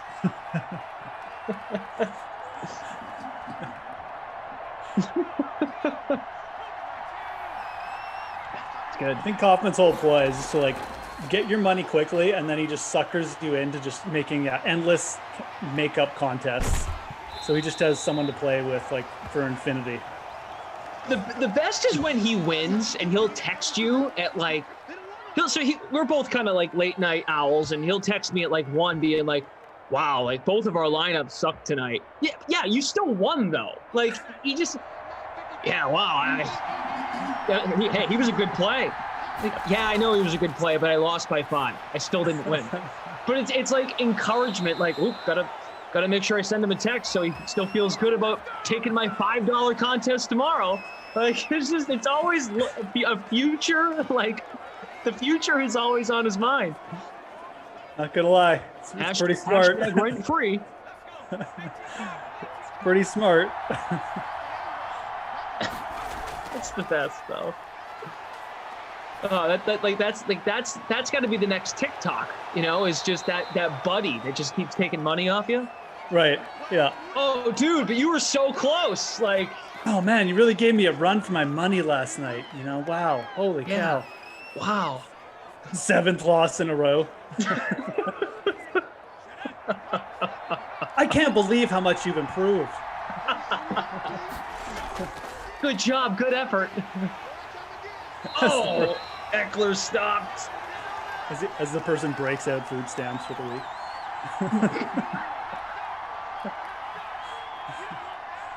Oh, man. As long as you're all having fun, I don't care, man. No, that's what it's about. I mean, I don't care if Kaufman's having fun. I just hope everyone else is having fun. I know Kaufman is having fun because he loves this stuff, but a pretty good first cue. Yeah. Got some movement of the ball. I know no points. It's kind of boring from that standpoint. Decent drives. Chargers right on the doorstep. Bad news on the doorstep. You got some good news on the doorstep. So are you off your diet? You said tomorrow or something, or what's going on? Give us an update. Next Friday. So yeah, one more week. One more week. What are you gonna do? Are you just gonna go back to nonsense eating, eating whatever you want, or? No, I'm just gonna, I haven't had any pizza, which is great. I haven't had any takeout. No takeout. No diet. Tommy Freeze Pops calls them Diet Cokes. I haven't had any adult beverages. Right. Yeah, just try to tighten it up, So it will be 9 weeks as of next Friday. Went January 4 to March 5th. Good for you, buddy. I feel great. I go through phases. I go through the same kind of phases where cut things out, then I slip. Kind of at the end of a slip mode here. I'm trying to tighten things back up myself, but so that's serious commitment. It is hard. Like dieting and just like cleaning up what you eat is two different things to me, and it's hard, man. Like it takes discipline. I've been blessed with a very high metabolism, so for most of my life, I've been able to eat what I want without regard. But you get older, body doesn't function quite as fast. You gotta make choices. It's not easy. Not easy. Especially for a guy who likes sour kids and candy as much as I do. Yeah. Yeah, it's true. I don't know. I don't really think I needed it, but I definitely feel. Yeah, well, now that you brought it up today, like you do look a bit slimmer. Like I know, like again, I wasn't like considering you like, oh man, well, Glash is really getting bloated here, but that now that you've brought it up today, like you look good, man. You look slimmer as we get a touchdown there from Eckler, and I'm sure you feel fantastic. So that's yeah, I do. It was to a point where I'm like, all right, this is just a challenge, and I'm just following through on the challenge. Said 9 weeks. Got through January, and I'm like, and also we can't do much because of obvious reasons. So I'm like, you know what? Like, let's get to the spring, buckle in, get to March, and then hopefully, I'm praying. This is my goal. This is what I'm hoping for. By next Saturday, so a week from tomorrow, we get like 40s in New England, Boston area, hit the golf course. That's what I want, but we know how it works. It could easily snow and be 20 degrees next Saturday. So, yeah. No doubt that time of year with crazy weather, spring, things melting and they freeze. So it's been like here. We had like 3 gorgeous days in a row. It's like sunny yesterday. You can actually feel a bit of heat. Today it's like, dropped like 15 degrees in temperature again, but it's supposed to get sunny again. So Allie Smith, congrats. Yeah, I saw you in there too, Jeff. That's great stuff. Yeah, you're kind of right. I mean, I kind of don't disagree. But that's good stuff. That's good stuff. Reed Tees, did you know on Twitch? Agreed. Eckler was the only Charger I played, so I don't mind that. I don't mind it. But I didn't captain him. And Jarwin has not done anything. We ended up with 171 entries in the Russ and Dallas would be awesome free roll. We also had 11,182 entries in the free showdown. Glash and Moose to start the late slate. Zach's updating the scores. Producer Michael, Daniel. We did a segment, me and Steve Buchanan, about quarterback movement the other day. Yep. And Russell Wilson included. He was mentioned. We haven't talked much about Dak Prescott because he's probably not going anywhere, not yet at least. Isn't it kind of crazy how within a year, Dak carried, just think for a second how much Dak carried our Madden Sims discussion in terms of news in the league this time last year. He was a key talking point as to what the Cowboys might do. And I know Reed Fowler for sure had Dak up there at the top of top fantasy quarterbacks because of all those weapons and what he could do with Mike McCarthy. Like, where are you at with Dak right now? I mean, Dak is a complete wait and see. I think the reason people aren't talking about him is because his fate really just rests on what the Cowboys want to do. I mean, they could franchise tag him and then things would get interesting, demand a trade or something like that, I guess. But, if they're not going to commit to him, then yeah, things get really interesting, right? But if they're going to commit to him and give him the money, he's probably just going to stay there. I don't think, he's never said, oh, I want out of Dallas. They just haven't come to an agreement. So unless something changes in that regard, it's really just a wait and see. And I think there's also the injury factor, right? I mean, the dude, by all accounts, it sounds like he's already back to working out, whatever. But, I think this is, again, it's a wait and see thing. Like, we got to probably give it a couple more months. So again, it's just another situation to monitor. I mean, and I think all these dominoes are going to fall together. Like, when Dak gets kind of healthy again, then the Cowboys are going to have to make a move. Once the Cowboys make a move, is the Russ situation going to come to a head? Are they going to move on because Russ is available? Does that make Dak available? Does, Deshaun get moved in the middle of all this and open up another space or something, So I think all these things are going to happen kind of at once, but probably not for a little bit until we get more news on, Dak might be one of the first dominoes to kind of fall, just in terms of news purpose. Sure. Oh, that ball's knocked away. Yep. Knocked away. Yeah, something there. Yep, well, it's the 4th and 5. I might go for it here, 45. They probably should go for it. Let's see. Got a question here in the chat. Oh, so Buckets has a question. Hey, I'm wondering why the Packers defense was awarded 1 point. Last Classic stream, they gave up 35 points, which is -4. Buckets, it's because they had 2 sacks. The sacks gave them some extra points. So that's why. The sacks allow for some positivity there. Yep.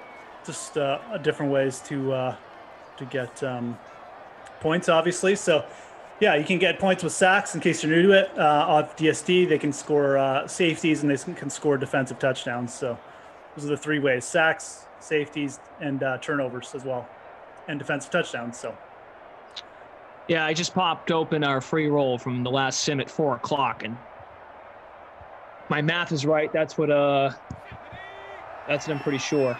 Yeah, there was a couple sacks there, plus a lot of points rolled out. It was a great sim with Christian DeAndre at 4 o'clock.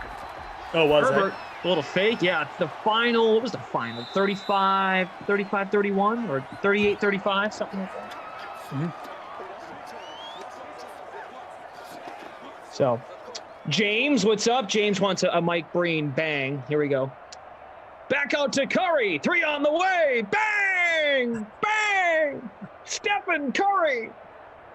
Who are we doing now? Who's that? Mike Breen. Oh, Voice okay. of the NBA. Right. Finals. Yeah. Yep. Gotcha.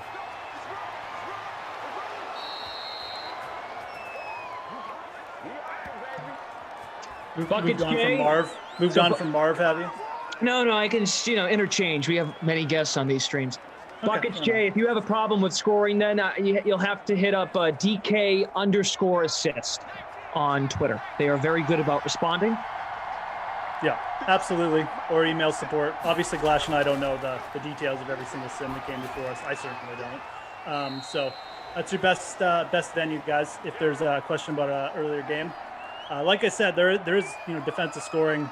There's a couple things lots of ways they can score. So if that's what the question is, then it could be the answer. If you want more info, want the specifics. You want to know why? No, I know exactly why he's wondering this. Because so if you didn't watch the sim, there was a fumble recovery on a kickoff return for a touchdown. Okay. That's why. So technically, the Packers defense did not allow that score. Speaking of, this is picked up for a touchdown.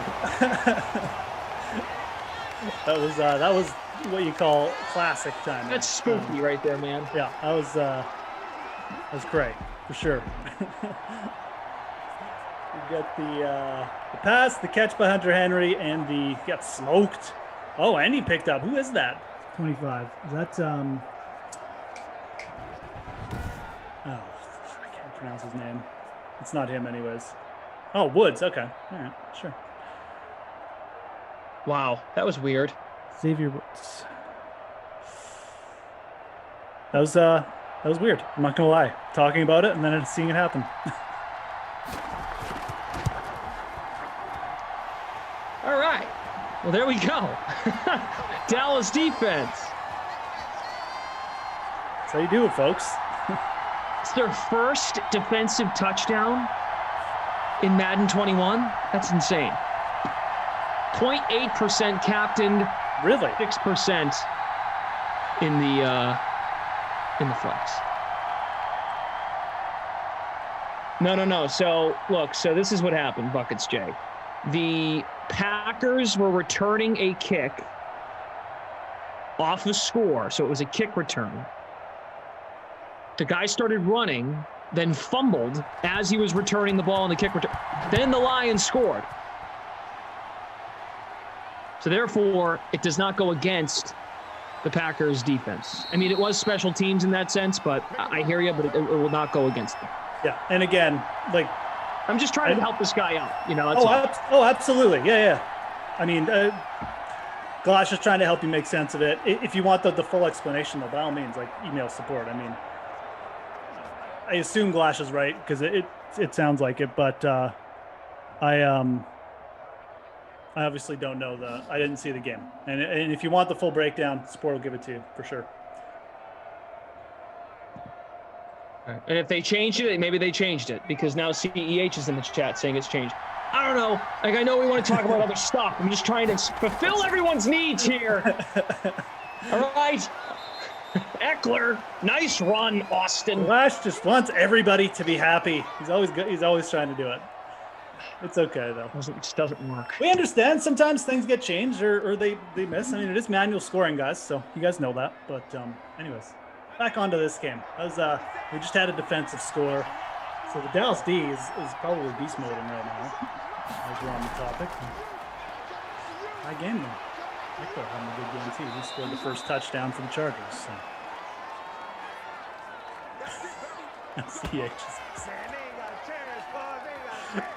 They just changed it. Now, hold on. I'm looking at this right now. Entries. I'm using our free roll game center as a reference. Hold on, let me find it. I'm not in, okay. Oh, okay. Wait a minute. Here we go. So now it's at -2. Ooh, little spin move by Keenan. Now the Packers defense is at -2. There you go. Put him in the spin cycle. Just to give everyone the full circle answer. Our ops team works super hard. We are the mouthpieces. I understand why you ask us. Even when a sim's over and we move to the next one, a contest might be live, and as we always say, these are being updated manually. So in those cases, when special touchdowns and wacky things happen, our ops team will spend a little extra time on a special circumstance. So as of right now, I see what CEH is talking about. The Packers defense. As we get another long run for Eckler inside the 15, big run. 26-yard pickup. He's got 8 carries, 70 yards. Right now it says -2. 2 sacks, and they did give them 35-plus points allowed.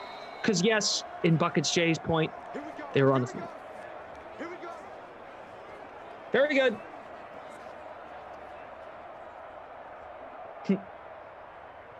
Happy to be here.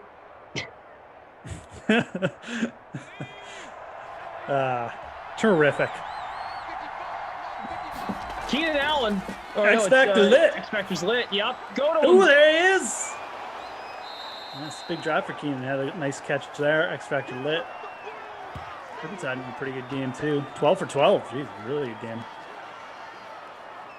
All right, Buckets Jay. After all that, you now need to give us something fun to talk about. Say something fun about yourself. Give us a fun fact, because now I'm never going to forget you. Second and 2. Oh, Herbert, come on. Down goes Herbert. Nina in the chat says, I'm so happy they fixed that. I went from over 10,000th place to around 9,600 place.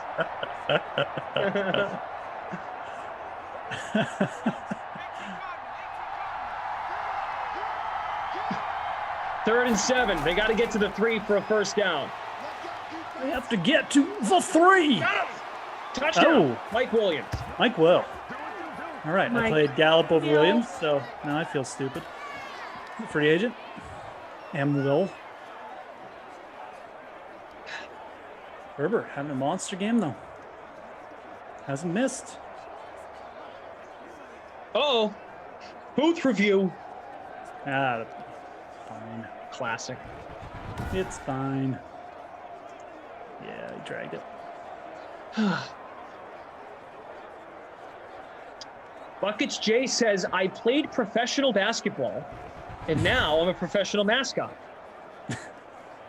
That's pretty cool. Where'd you play basketball? Like the NBA? Germany? Okay, who cares where you played basketball? Where are you mascotting? Yeah, come on. We need fun talking points now. Were you dressed up as Elmo?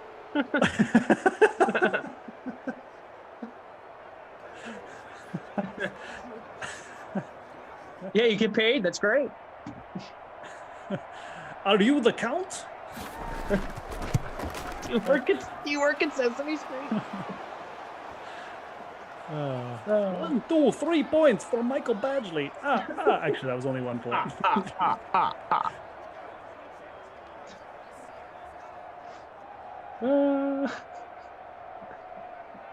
Wow. It's great. That would be fun, though. You're not allowed to say what team. And the Elmo voice needs to go. All right, I've done enough help for you tonight, so I can now do what I want. All right? That's right. Yeah, Buckets J getting, you only get one ask in the chat. You burned it, pal. Yeah. But you get one wish with this genie. That's pretty interesting, though. Not 3. Working as a professional mascot. Hey, baby, this ain't good enough for us. We got this. All right, the officials are just really straightening things out here. Yeah. Way to go, guys. Way to go, Pinstripes. Mike McCarthy. Man, I can't wait till I get Russ next year. Oh, it's baseball. Look, we're getting closer. Ooh, okay. Are you like a minor league baseball mascot? Or are you in the big leagues? Minor league would be crazy. Probably lots of fun stuff going on. I want to bring you.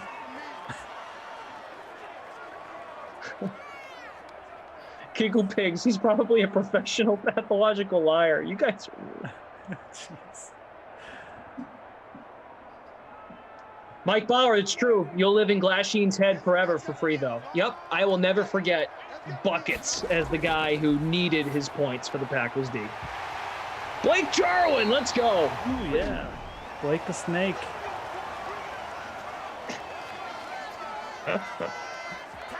Hit that like button, guys. We're coming up on 300 likes. We're looking at the free roll for this one. Walter 504 in first place with Keenan Allen in the captain spot. Herbert, Eckler, Mike Williams in the flex, and both defenses. Come on. Gallup, another flag.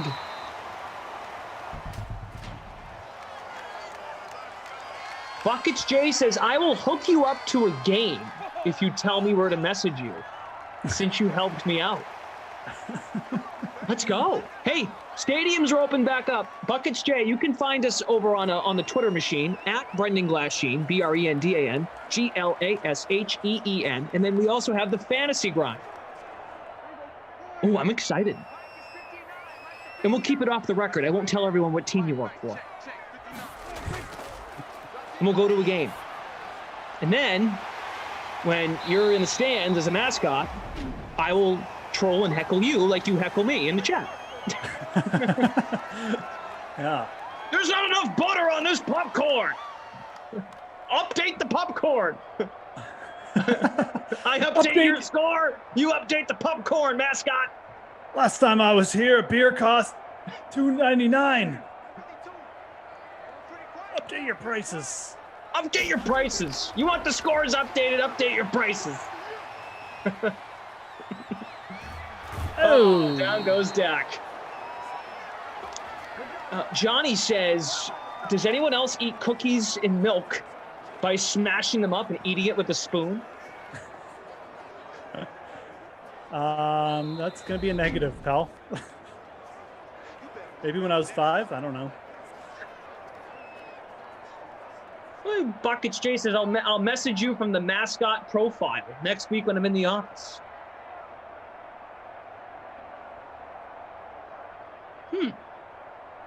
Interesting.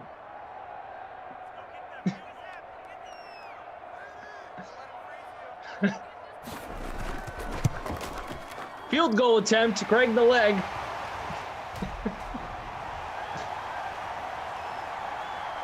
Neil, good question. How do you smash up milk? See Daniel, he's putting in mascot potential suspects.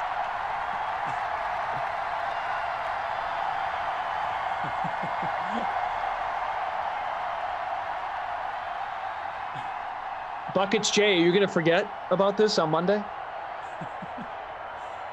Are you the Freeze Buckets Jay out of Atlanta? He races everyone around the track.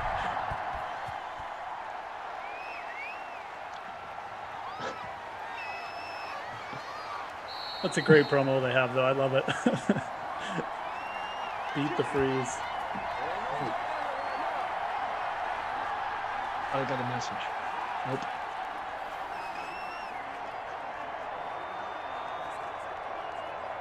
All right, 9 seconds for Herbert, who does have a great arm. Here's the pound. Are you the flying squirrel of squirrels baseball? Is that Richmond?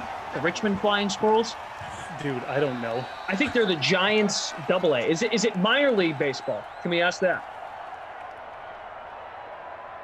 You don't need to tell us what kind of car you drive.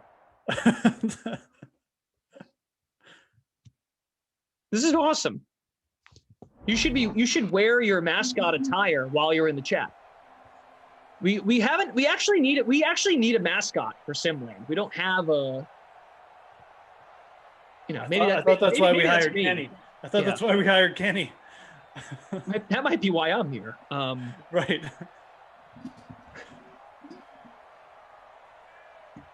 I promise you will hear from a mascot in your Twitter DMs. Wow, a sentence I never thought I'd read.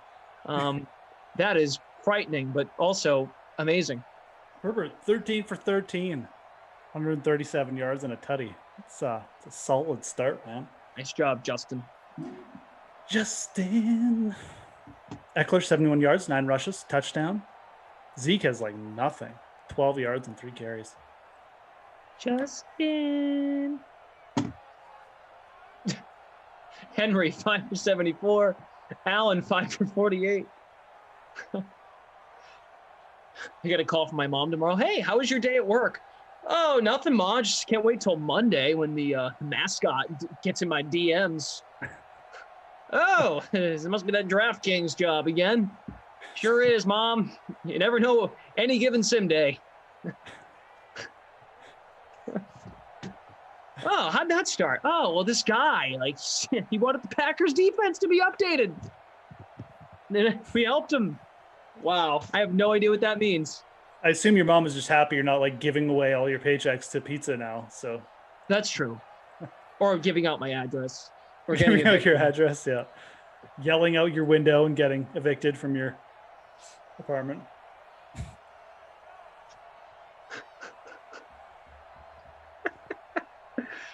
All right. Scores are updated through the half, according to Daniel, who is not the observer tonight. Daniel is on the 1s and 2s. He is not in a shadowing role today.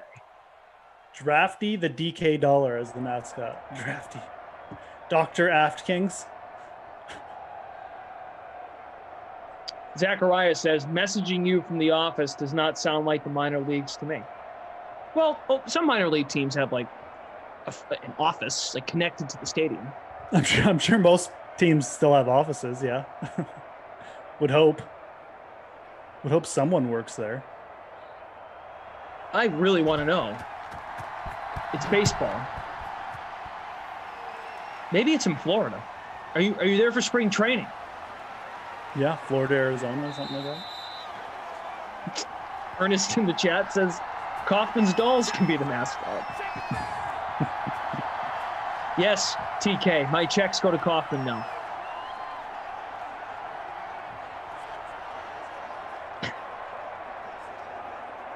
You never know what you're going to get in Simland. Hey, call me from the chat is leading our free roll.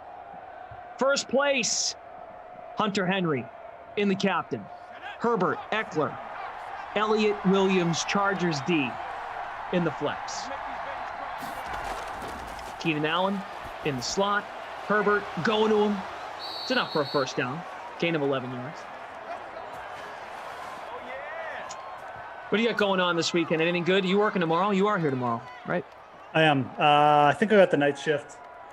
All But no, right. not doing too much. Hanging out with the kids. Relaxing a little bit tomorrow. Just a little golf. Kind of like a lull time. Having fun watching the NHL. Just taking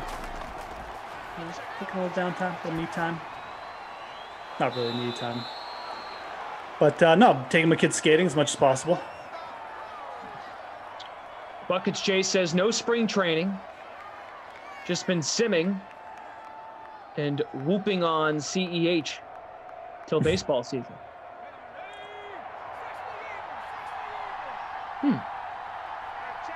So, okay. Mascot didn't make the cut for spring training. That's too bad. 3rd and 4. Yeah.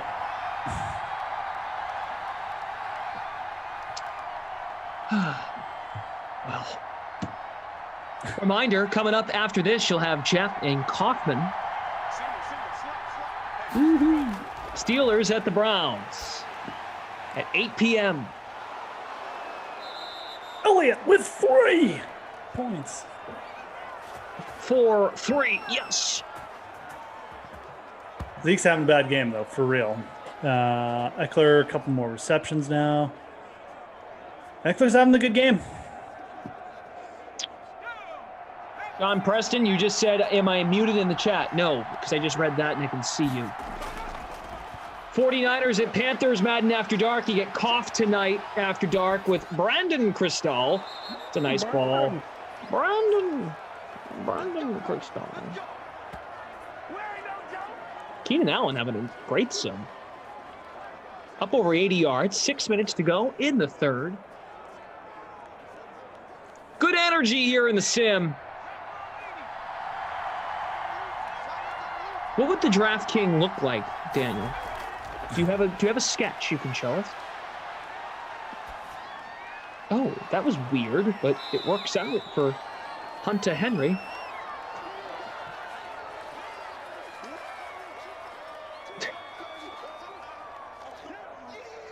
Jeff Ulrich put out a hockey article over on DK Nation earlier this afternoon. Yep, like a few spots tonight. I mean, it was only a 3-game slate. Kind of like the Rangers for possibly the upset. Bruins a little bit banged up. Oh, it's going to make probably Kaufman cry later, but don't mind that. I like Colorado for a bit of a bounce back, targeting Nate McKinnon here. Nate Makinen, as Brennan calls him, and that was like 3 years ago. I forgot about that. We talk about it like every single hockey. Oh, Key. Wow, Herbert really having a good game. Keenan Allen there, folks, with the tutty. We talk about that like every single NHL recording that we do. Nate Makinen gets brought up. That's good.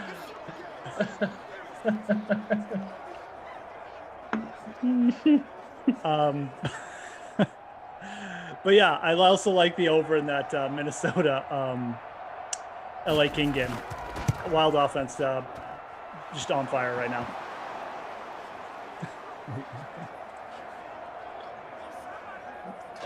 A little hold Nate Makinen. Wow.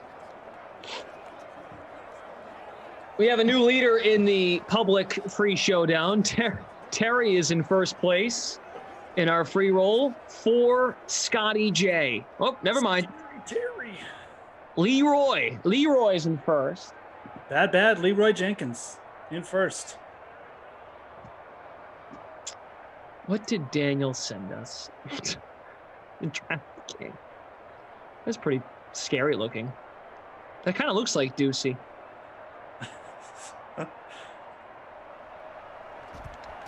Wow. Smash that like button, people. Does we really kind of do. look like Ducey. It's great to have you all with us tonight. Keenan Allen hit the bonus, 8 receptions, 101 yards. I'm with Tim the Man, 95 on Twitch. Yeah, Gallinari, I think he just had like a lucky game. I think that's who he's talking about. Danilo Gallinari for the Hawks. He went off against the Celtics, but I can't see him doing that again. That was like a Denver Nuggets Gallinari kind of night.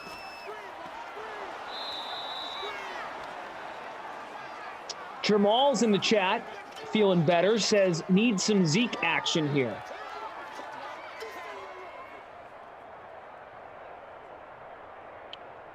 Nina says, all right, now a Dak to Zeke screen for a long touchdown, and maybe I can win 10 cents.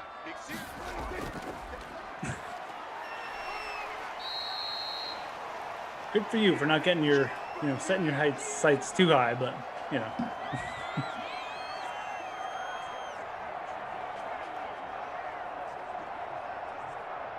James needs a Jim. I don't know, Jim. Jim, it's great to be back here, Jim. Always get excited to be doing Cowboys games. And Jim, I'll tell you, if they win this one, coming from behind, I don't know, Jim. I think I'm gonna need you to hold my hand, Jim, because this is just really emotional. Okay, Jim. Tony. Jim, Tony, what do you think? Always hated that penalty against me. It really hurt, Jim, but nothing makes me feel better. And nothing eases the pain more than being back here. Oh, look, Jim, look down the hall. There's Jerry Jones saying hi. Oh, Jim, great to see Jerry.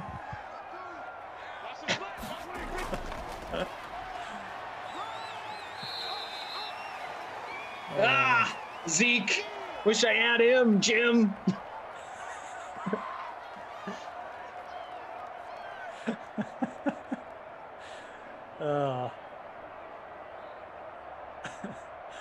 Romo's really fallen into a couple of those those cliches. Yeah. Gotta love it. Got to love it. Ooh.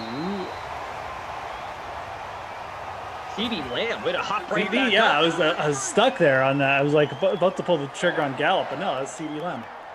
What a catch. Producer Michael, I'm on it. Twitch fam, we got 50 plus watching on Twitch. Twitchers, do not forget to turn on your notifications. Turn on your Twitch notes. Let's go, Twitchers. Turn up. How will you know when the stream starts if you don't turn on your notifications? Duh. And hey, YouTubers, don't think I forgot about you. Hit that like button and subscribe. 120K, we can do more than that. Let's go, we gotta subscribe to the channel. How we know when the sweat returns and Brendan's dropping like hockey videos and stuff again. I mean, Nate McKinnon's making an appearance, so. Hey, so. Hit that subscribe. I know I'm bugging people. Update your notes. Sorry, go ahead. I know I'm bugging people about my TikTok account at Brendan Glass Sheen, but did you watch my last one? I actually have not. I mean, first of all, everybody is into this Top Shot stuff, so my entire timeline is like, I miss things now because of it. But it was a tutty for Zeke, so that's a little Zeke chalk action. But no, I haven't. What was the last one you did? Give me the topic. Was it betting guy again, or was it like grandpa betting? The Magic Mirror. The Magic Mirror. Okay, I'm gonna check that out. I mean, look, your Clippers recap one. I do not know what was going on there with the sound or the soundtrack, but I did catch that one. But I will have to tune in. I'll have to do a tonight instead of like watching a TV show. I'll just catch up on the old at Brendan Glass Sheen TikTok account. Well, I only bring it up because I actually referenced one of our great writers at DraftKings. I incorporated one of our co-workers, one of our colleagues, and they go for two. It works out. Amari Cooper makes the catch. Julian Edlow was mentioned in the video by the Magic Mirror. The Magic Mirror knew who Julian was. Because Julian had sent a message that he wanted to be included in one of the TikToks. He wanted his work to be highlighted, so I actually took something Julian wrote and worked it in. So going forward, if we do end up doing some hockey and expand horizons, I will for sure keep this in mind, that when we do hockey with the betting guys, that I will tell my buddies when they're over, the betting buddies, that they need to read you, Jeff Ulrich. All right, man. I look forward to it. You know, being next on the Magic Mirror or whatever. Magic Mirror, man. The Magic Mirror is mirror on the wall. I'm telling you, Who's the best NHL bettor of them all? Ooh, there we go. Wow. This is production. This is great. Who should I look to for my... I don't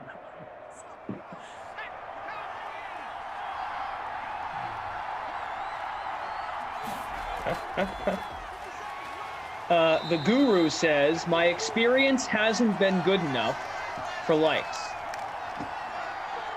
And then says, it's not your fault, Flash, or any of the announcers. Barry wants to know if we have real jobs. Oh, no, they said in the comments, he's asking if people have jobs. Okay, never mind. I think some people probably tune into the comments and the games, at their jobs. It's a little relax, a little way to unwind while you're at work. There's a little Herbert action. He takes it for 8 yards. Don't see him run too often, only second rush. The boy Herbs. I like Herbs. All right, Buckets J has found me on Instagram. Send me a message, please. Would love to know what you got. Oh, just got a message.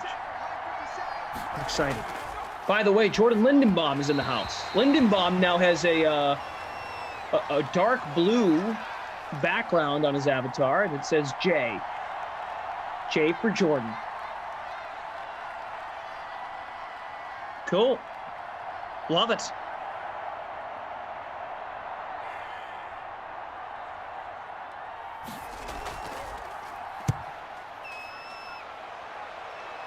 Wow. It was pretty cool.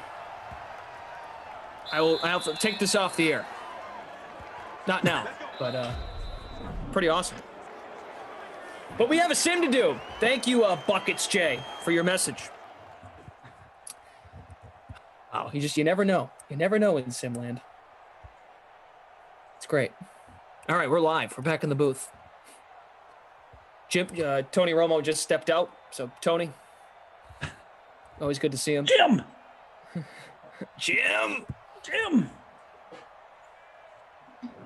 All right, Herbs, 20 for 22, 212 yards, 2 tutties. He's in striking distance. Dak, 128 yards. Not much going on. Eckler lost yards, I think.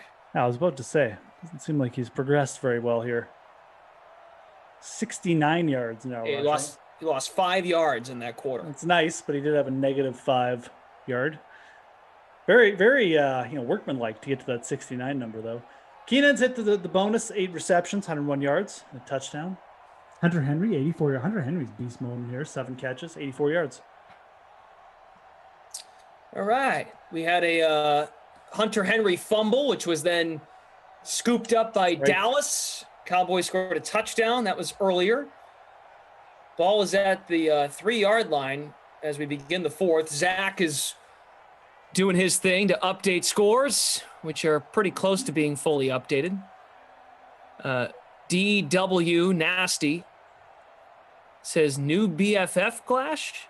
LOL. Yeah, I mean, it sounds like you guys have made a connection here. So. Oh, with Buckets, yeah. Yeah, Buckets J. This is Buckets information. AKA the flying squirrel.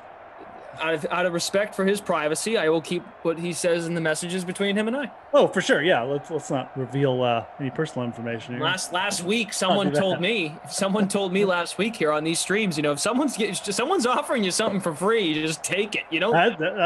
That's right. That was me.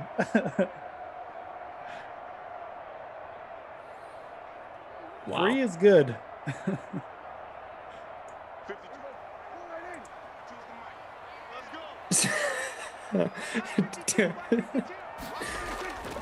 Technical director Daniel says sim commentator privilege.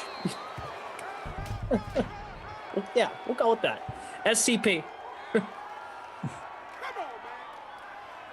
Oh man. Tony, another penalty, Tony. Ah, Jim. Can't do that, Jim. Those add up. I don't know, Jim. I don't know.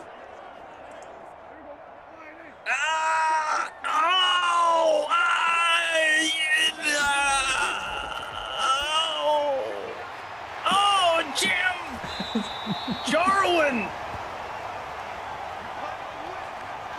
Great catch by Jarwin there, Tony. Jim, but J is for Jarwin! What a play!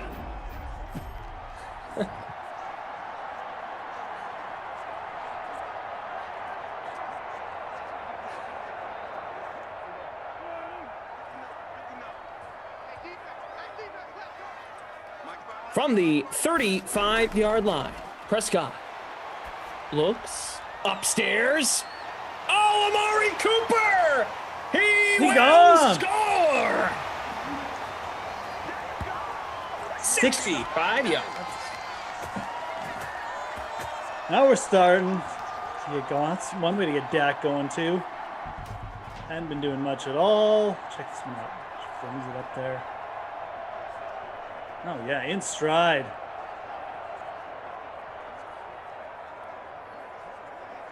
Catch and toss. Murray with that nice speed still. Still really good player. Great in the dome. Wow. Freak of Nature says, Glash, when you decide to part ways with the disco lights, you can send them my way. Will do. Then again, Sarah did buy them, and I've been the only one to use them since we bought them. I looked at her and I was like, "Why did you buy these?" She's like, "I don't know. They look cool, and they weren't that expensive on Amazon." And what do you know? I've been the one using them. So. Cooper's 8 yards away from the bonus, by the way. She just had a premonition that one day you would be a professional streamer doing, late night sims, and they would come into play. Yeah, possibly. Prepare. That's what. I mean, I don't want to make this like a gender thing, but I do feel like women are very good at looking into the future for things like that. Preparing for things that I would never even think about. So maybe just intuition taking over.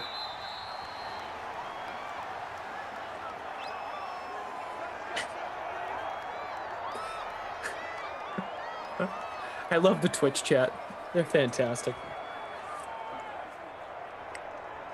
DW Nasty says they should put Glash on the monster screen here in the stadium.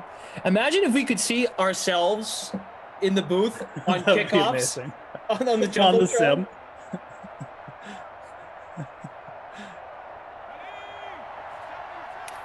I can't tell if the chat enjoys, and I don't mean to pull a doozy here in this sense, but the Jim thing, people, is a reference to Tony Romo. Some folks are like, what is this Jim thing? Who is Jim? It's just Romo. It's just Romo stopped by. Tony's a friend. Don't yell at me. It's Tony. Tony's here. I mean, we try to welcome all people. But some folks are like, who's this Jim guy, Glash? It's great.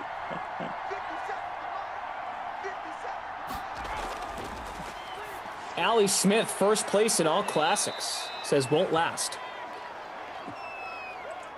Well, Allie, at least you're, setting the bar low, and then if you win, you'll be happy.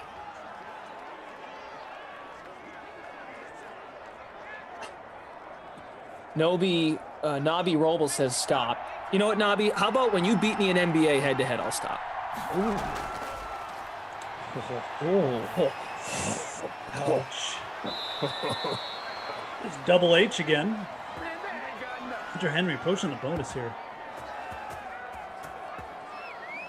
Double H. Never called him that before. No, well, Triple H, Double H, whatever. I don't know. Just trying to be funny, not really succeeding there. But Hunter Henry isn't being funny because he's being serious in this game. He's making a serious run at the bonus.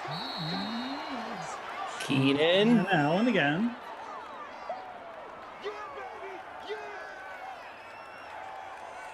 Allen adding to his total. Ball still at their own 44, down 4. Trips to the right. Herbert. Oh, Hunter, put the hands up. Nobby says, I'm sending one right now. You can do 10, Nobby. You can do 0. If you win, I will not do Romo anymore. Ever. Just for you.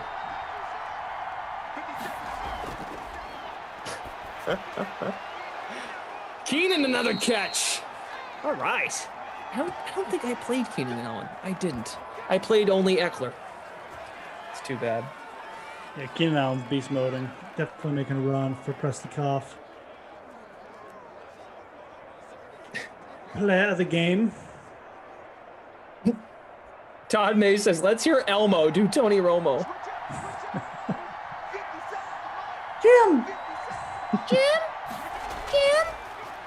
Jim? Jim? Jim? Jim? Oh, I don't know, Jim.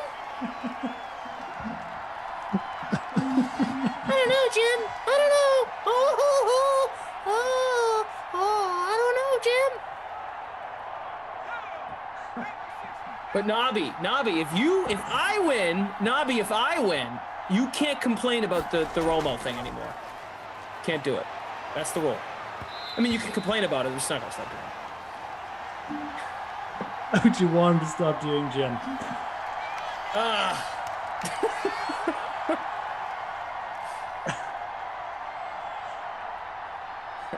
Third and 10. Ball at the 46. Chargers, come on, buddy.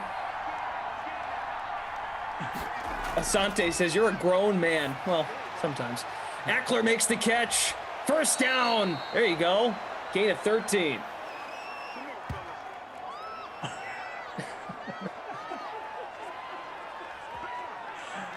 Oh, man. What is happening? I mean, we just need to get to March 28th. We need to get through a year. A year, yeah. So I can put it on my resume. Made it a year in some way. We have more sim announcing experience than anyone in the world. I mean, yeah, in the world. Anywhere in the world. World. Justin Herbert.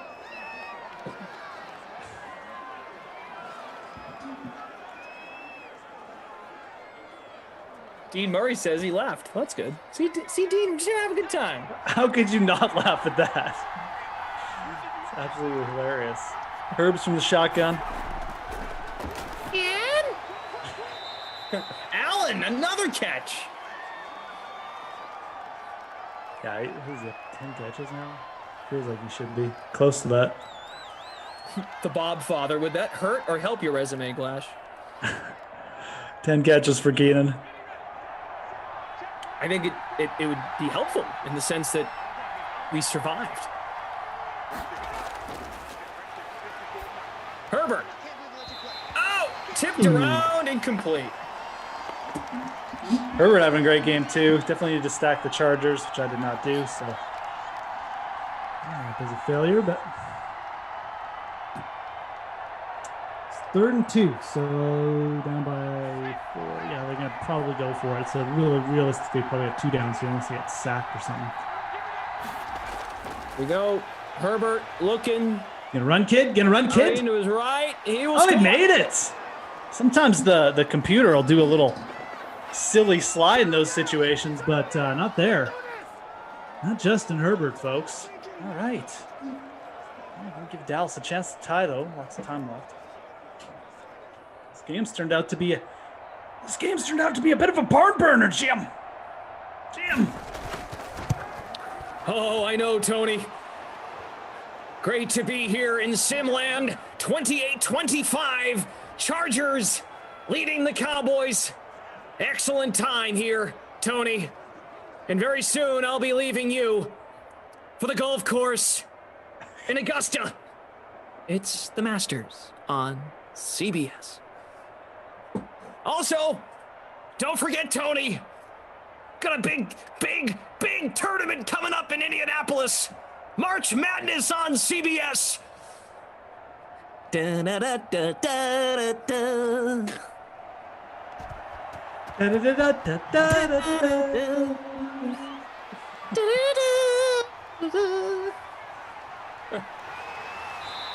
Jim Nance, Reggie Miller, and Grant Hill. Welcome to Indianapolis. For the NCAA Final Four, a tournament will be crowned.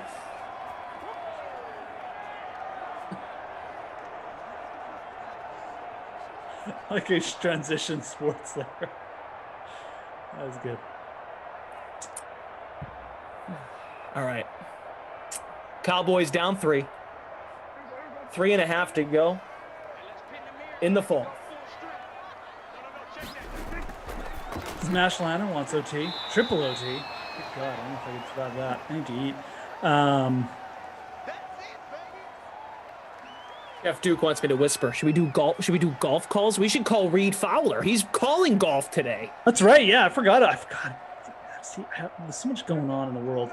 Completely forgot to check out Reed's broadcast today. I'm going to have to do that tonight, too, while I'm watching your TikToks. Dak Prescott in the shotgun. Back the pass. Prescott. Looking, firing. Nice delivery. Are they going to give him the first there? There's Elliott with that very crisp smile, rising back to his feet, joining the huddle. Looks like they gave him the first there, Fred. Yes, they did. Up again on this down. 2 minutes and 37 seconds. Clock is still ticking though. Dak looking around, surveying, asking for the ball to be hiked, and it is. Oh, let's see where they go to. Oh, and it's Zeke. Nice run by Zeke. Why is your golf announcer like a raspy alcoholic?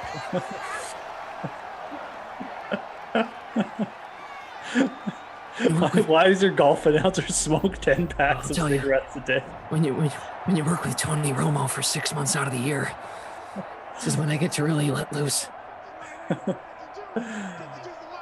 All right, Dak Prescott, shotgun. 2-minute warning though. 2 minutes, 2. Gonna have to towel off, take another look at his green book. At his wristband. Just a majestic evening here in Dallas. I love coming here to do football games with Tony, but he's not here today. Dak's hands are extended, takes the snap, he palms the ball. A beautiful release, but it's a fumble. Oh my goodness. What a turn of events here in Augusta. Calamity strikes the Dallas Cowboys. Tournament in their grasp and taken away like that. Sad day. These virtual fans, while we do not know them on a personal level, they have let their emotions get the best of them. Cowboys on the field, but you can just tell by their body language. They know it's over. Incredible scene here, folks. Just incredible. You really feel for the Dallas franchise. We don't know how they will respond. Austin Eckler looks to vary the defense and put this sim away. Smash that like button in the chat. Gently, if you could. Please, let's not distract our fine sim football players. 2nd and 8, Justin Herbert gently walks under, puts his hands under his center's buttocks, takes the handoff. That was a seamless transition. Great effort there by Eckler, but he did end up only getting back to the line of scrimmage. Pivotal 3rd down here, Brendan. Yes. Let's Dallas see if they Cowboys only having 1 timeout. Conversion here would be absolute nightmare for Cowboys chances. Let's see what happens. Herbert. Soft touch. Oh, and he finds the green. Fantastic approach by Justin Herbert. Pure strike. Austin Eckler there on the catch. That was something. 1st and 10 Chargers. What do you think he's thinking about right now? He's just trying to get home, Brendan. Just thinking about one more good shot. Then he can slip on that green jacket. All about that knee. Let's watch the knee all. Wow. The kneecap so gently placed on that white chalk. Better than most. Better than most. The green jacket ceremony taking place right after the sim with our own Jessie Cofield. She has the jacket. Who will wear it, though? That is the question. Oh, a run play. And a hard sack, but we can't get too loud. We want to calm our fans.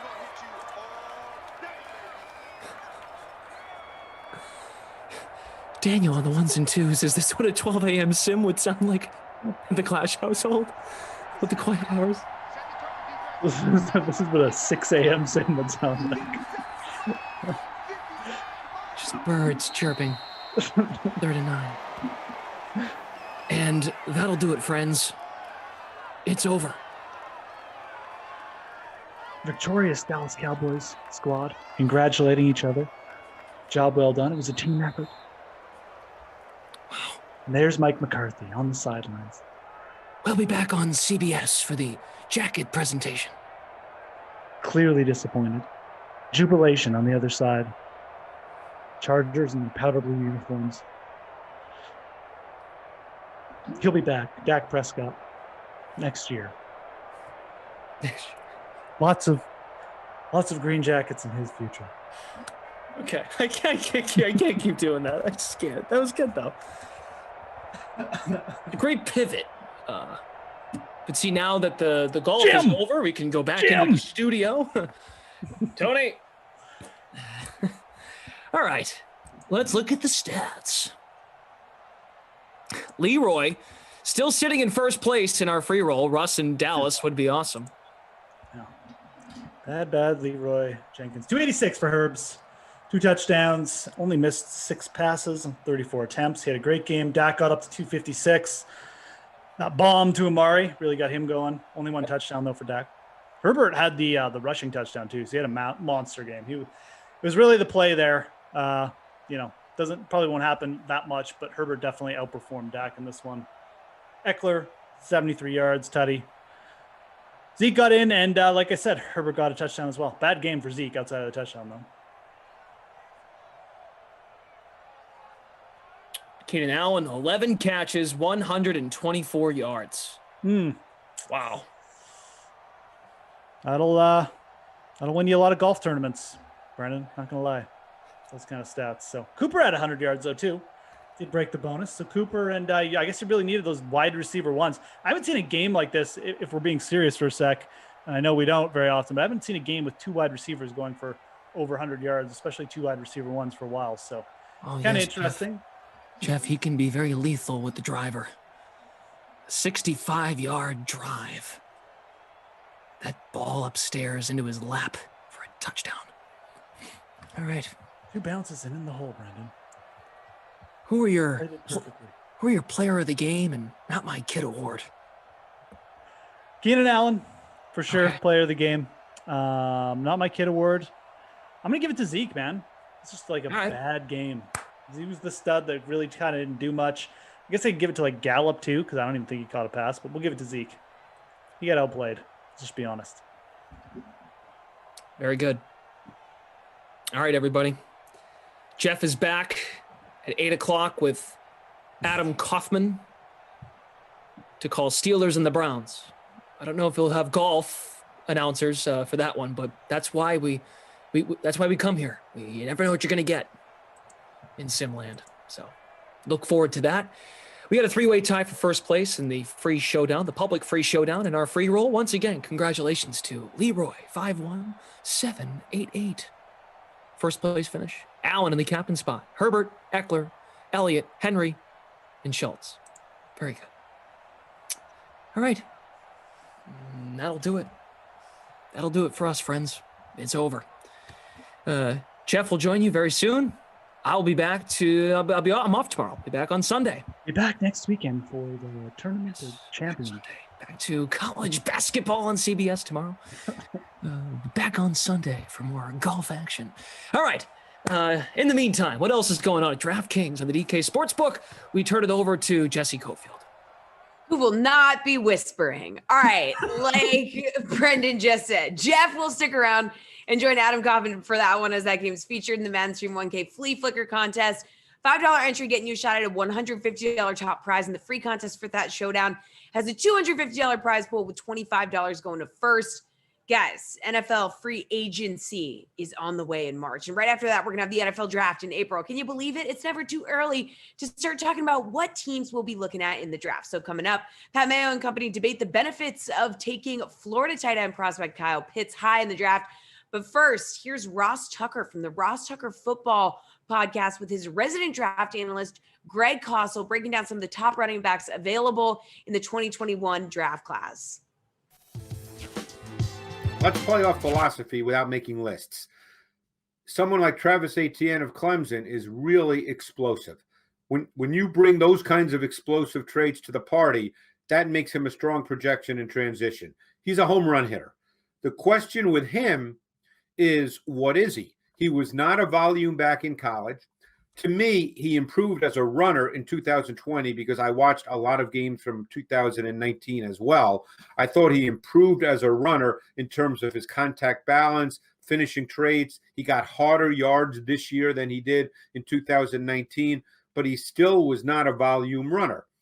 At times, he reminded me of Dalvin Cook, but Cook was a volume runner in college and is a volume runner in the NFL. So we know Dalvin Cook can do that. The question is, do people see him more as someone you mentioned a few minutes ago, Alvin Kamara? Kamara is a much shiftier, looser athlete, and he's more advanced and refined as a receiver.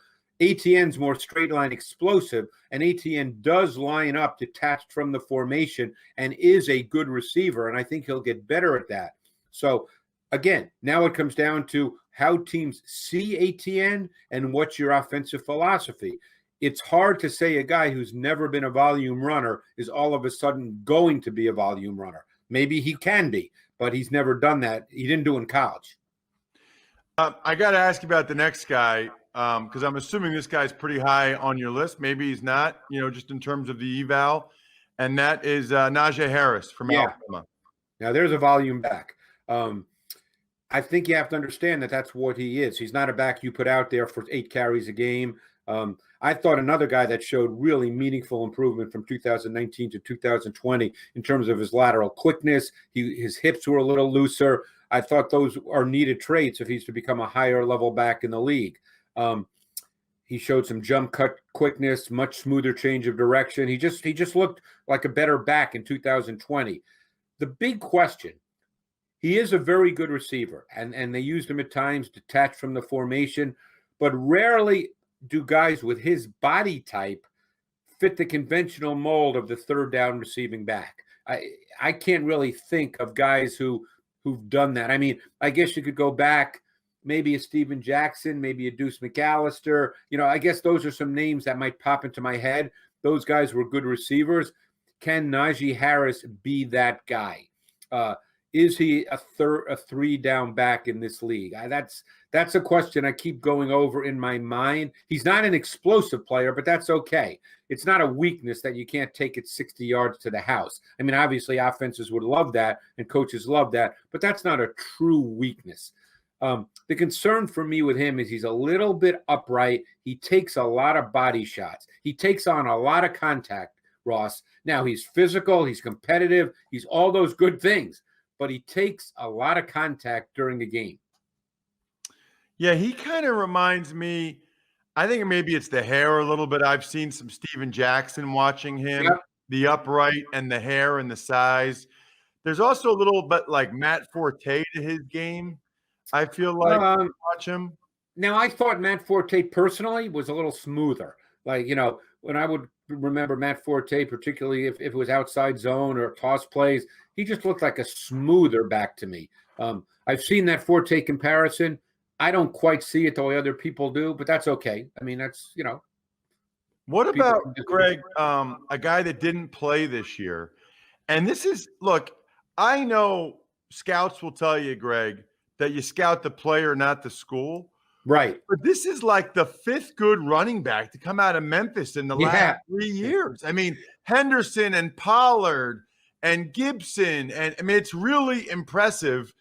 And Gainwell had a heck of a year a couple years ago, such that he didn't even play this past year because he felt good with his standing. Now, to me, he's the most like Alvin Kamara in this class. He's not quite the same level athletically and explosively as Kamara, but I think he presents similar value to an NFL offense with his multiple run game experience and his ability to line up all over the formation as a receiver and run receiver routes, not running back routes, receiver routes. And that to me is what makes him, I think, a pretty big time prospect because of his ability to impact the passing game, Ross. I think this guy, of all the top backs in this draft, and I've not done, 25 backs. I'll get to 25 backs by the time the draft rolls around. But for the purpose of our conversation, I've probably done 10 backs. Of the backs I've done, I think that he presents the most as a big time prospect because of his value in the passing game. I mean, he ran vertical routes and made tough catches on back shoulder fades, on like I said, vertical type routes. And you normally don't see that very often with running backs. Right. And look, this guy's so good, Greg. Memphis made Antonio Gibson a receiver. Right. I mean, think about that, right? Like the Gainwell was so good that Antonio Gibson, who was a 3rd-round pick and had a good rookie year, he played receiver at Memphis because they liked Gainwell so much. Right. And in 2019, Gainwell had 231 carries. So you're right. It wasn't like Gainwell was just like, oh, give him the ball once in a while. He had 231 carries. And he caught 51 balls at 12 yards a catch. And I know those are numbers, and I go way beyond numbers when I do my work, as you know. But just to make the point that this guy carried the ball with some volume, and he was a really important receiver. And like I said, it was the routes he ran. So I think this guy's fascinating. He's not on in the normal conversation because he wasn't on the radar because he didn't play this year. But I loved him watching him on tape. I thought that he was a really good prospect because of the receiving element. I'm curious to get your opinion on the other North Carolina running back, Michael Carter, because I know Emory Hunt on Monday's college draft podcast just loved how elusive Carter is. Yeah. Well, he's 5'8" and about 200 pounds. And so normally that says complimentary back.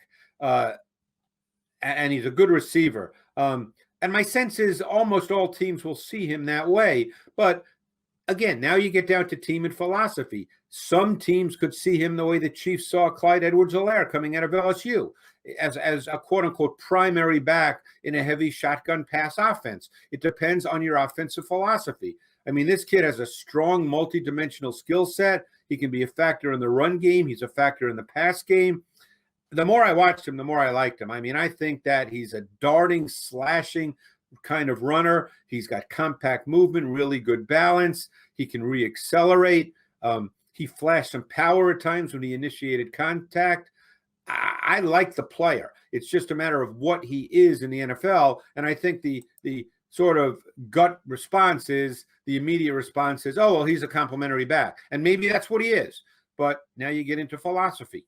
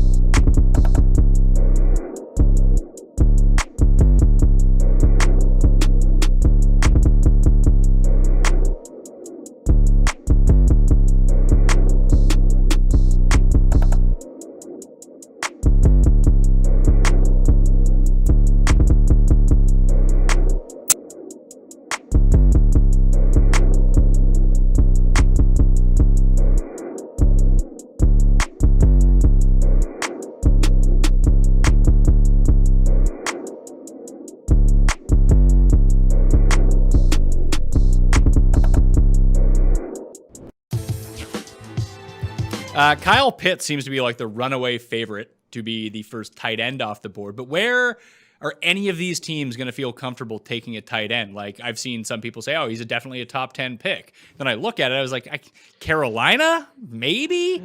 Like, I don't think that the Eagles are going to go for another tight end. Like, are you really going to spend that high of a draft pick on a tight end right now? Like, how good is this guy? I think he's extremely good. I mean, whether you look at him as a tight end or even a wide receiver, because he did play a good bit outside, and looking at his skill set, he can win on the outside versus press or man corners. It's something we've seen him do, and he's one of the big reasons.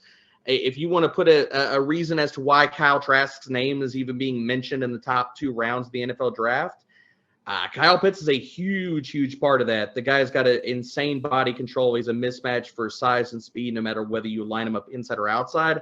Now, saying all of that, Pat, I don't see him going inside the top 10. I think the Panthers could make some sense, especially with Robbie Anderson basically having 1 year left on his deal. So and Curtis Samuel's out the door.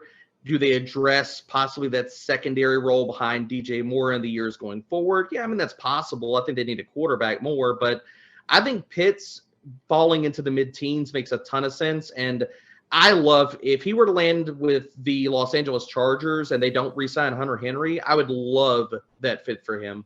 I think that's entirely viable just based on looking at the team needs of what everyone has. Maybe the Giants move on from Ingram and end up going with Pitts and have Ingram's barely a tight end too. He's essentially a receiver. So if they move on from him, they take Pitts. Maybe they can upgrade at that spot a little bit. Obviously, like, the Niners aren't going to draft another tight end. The Cowboys probably aren't in that market right at the moment either. Although Jarwin coming back from injury, I mean, they could upgrade, but they just spent another pick on CeeDee Lamb a year ago. Are they really going to go with a tight end at number 10 the following year? Probably not. The Broncos have Fant. The Panthers would be the one logical team because the Lions just spent the Hawkinson pick. And I think everything above that, like Eagles. I mean, the Eagles are a real wild card. I have no idea what they're going to do with their pick. I really don't. No, and that's the one thing. I mean, depending on what you've looked at and where they could go wide receiver, they could go one of these skill position players, they could go quarterback. I think that it makes a ton of sense for them to trade back. And I know I mentioned that for multiple teams, but you have a lot of these teams. The reason they're at the top is because they're not good. So they have multiple needs on their depth chart. So them moving back a few slots and reloading their entire depth chart, especially guys on rookie contracts, and as bad as the salary cap situation for the Eagles is right now, makes a ton of sense. But they're a wild card. I mean, what the Eagles do is going to be really interesting in that side, that top 10. What the Dolphins do is going to be extremely interesting as well. I guess after that, if the Chargers decide that they want to protect Herbert and they go offensive lineman and don't go tight end, like can Pitts block at all? His blocking, I mean, we talked about this with Josh Palacci over at FTN. His blocking is definitely the weak point of his game. And it's honestly why he's getting a lot of hype, and for good reason, considering how good he is in the passing game. But I'm not going to rule it out that Pitts is a guy that just because of where he could get drafted in the NFL, and if he gets stuck in one of these NFL teams where we can't assume rational coaching, we can't assume these head coaches, because we've seen this insanity in numerous seasons. We can't assume that he's going to end up in a spot where they are going to maximize his skill set. And his weak link is blocking at this point. So he goes top 15, top 17 to a team, and they ask him to be an inline blocker and an inline tight end and block a ton. I've got my concerns, Pat. I definitely do, considering that is, if you're looking at holes in Kyle Pitts' game, he improved as a blocker in this past collegiate season, but it's still not pretty. It's still not great.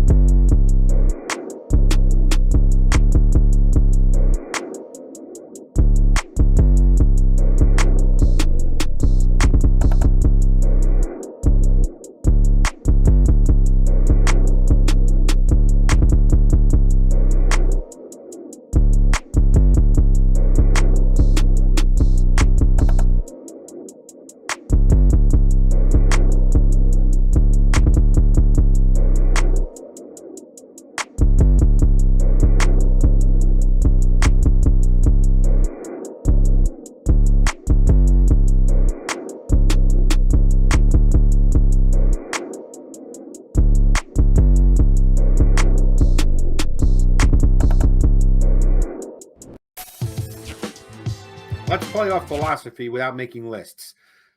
Someone like Travis Etienne of Clemson is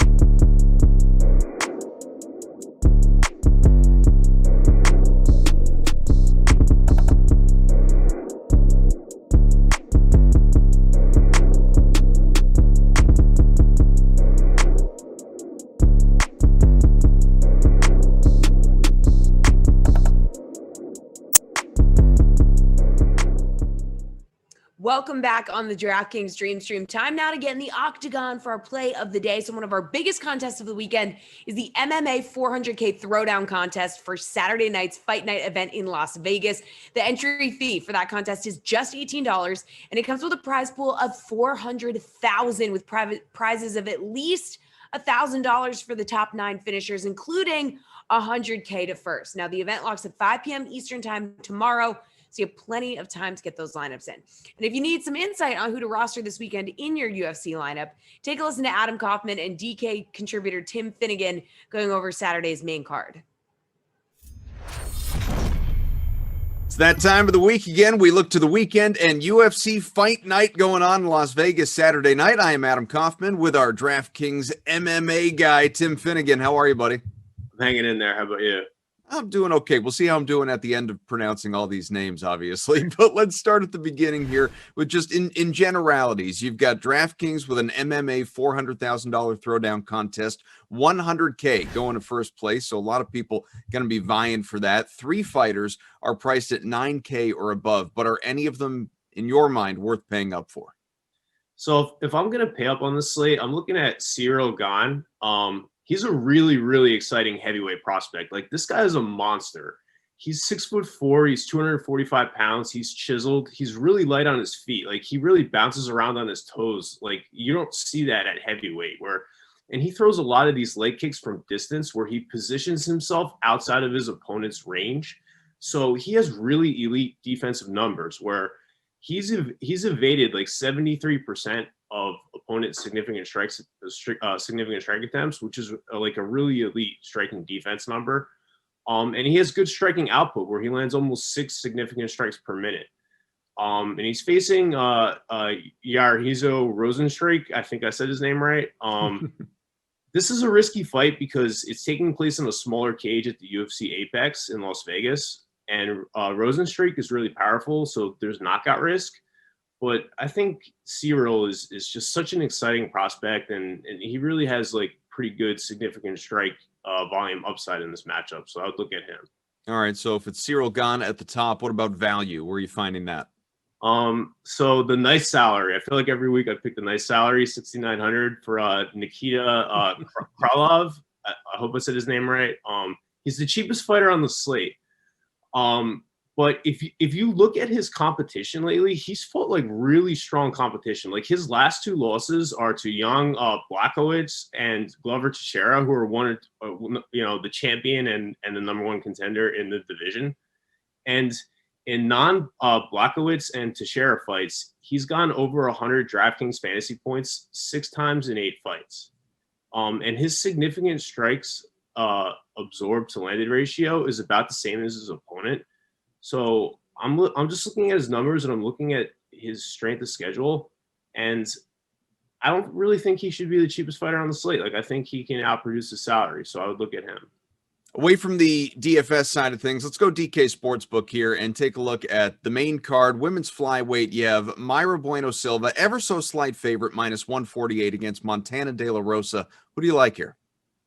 So both fighters, if you look at their stats, they have pretty poor striking defense. Like they've both absorbed more strikes than they've landed, which is never a good thing to see. But Bueno Silva has absorbed nearly 7 significant strikes per minute. That's really high. She has a dangerous guard if the fight goes to the ground. Like she's landed arm bars off her back. But I just think like to be taking that much striking volume, that's always a red flag to me. So I would look at De La Rosa for this fight. For the co-main event, we have a light heavyweight fight here between Nikita Krylov and Magomed Ankalaev. Now, Ankalaev, one career loss, heavy minus 360 favorite here. Do you think he wins? I mean, yeah, he's that big of a favorite for a reason. But like we were talking about before, Krylov's competition has been really tough lately. Like in his last 8 fights that weren't against the champion or the number 1 contender in his division, he's 7-1. And their significant strikes landed to absorb ratio is about the same. It's like not that different. It's about 2. So I think that I don't really think this fight should be as lopsided as the betting odds really indicate. So yeah, I think Krylov could be a decent underdog pick in this fight. All right, one more, and it's going to circle us back to the beginning here. Let's talk about the heavyweight battle. 2 fighters, a combined 18-1 for these two. Of course, you've already mentioned Cyril Gane. You also have on the other side Jairzinho Rozenstruik. Now, it is plus 210 here for the underdog Rozenstruik. Now, is this, I don't know, more lopsided than you might have expected? Anytime there's a heavyweight fight, especially taking place in the small cage at UFC Apex, like that does close the gap because all it takes is one punch where a guy could be losing.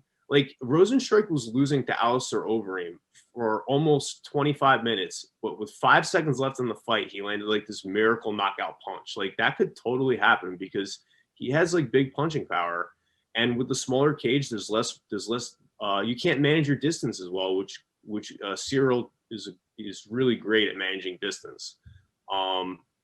But I still would pick Gane in this fight. He's just such an exciting prospect. He's so skilled. He's so athletic. I would go with him, but like I said, there's always that knockout chance.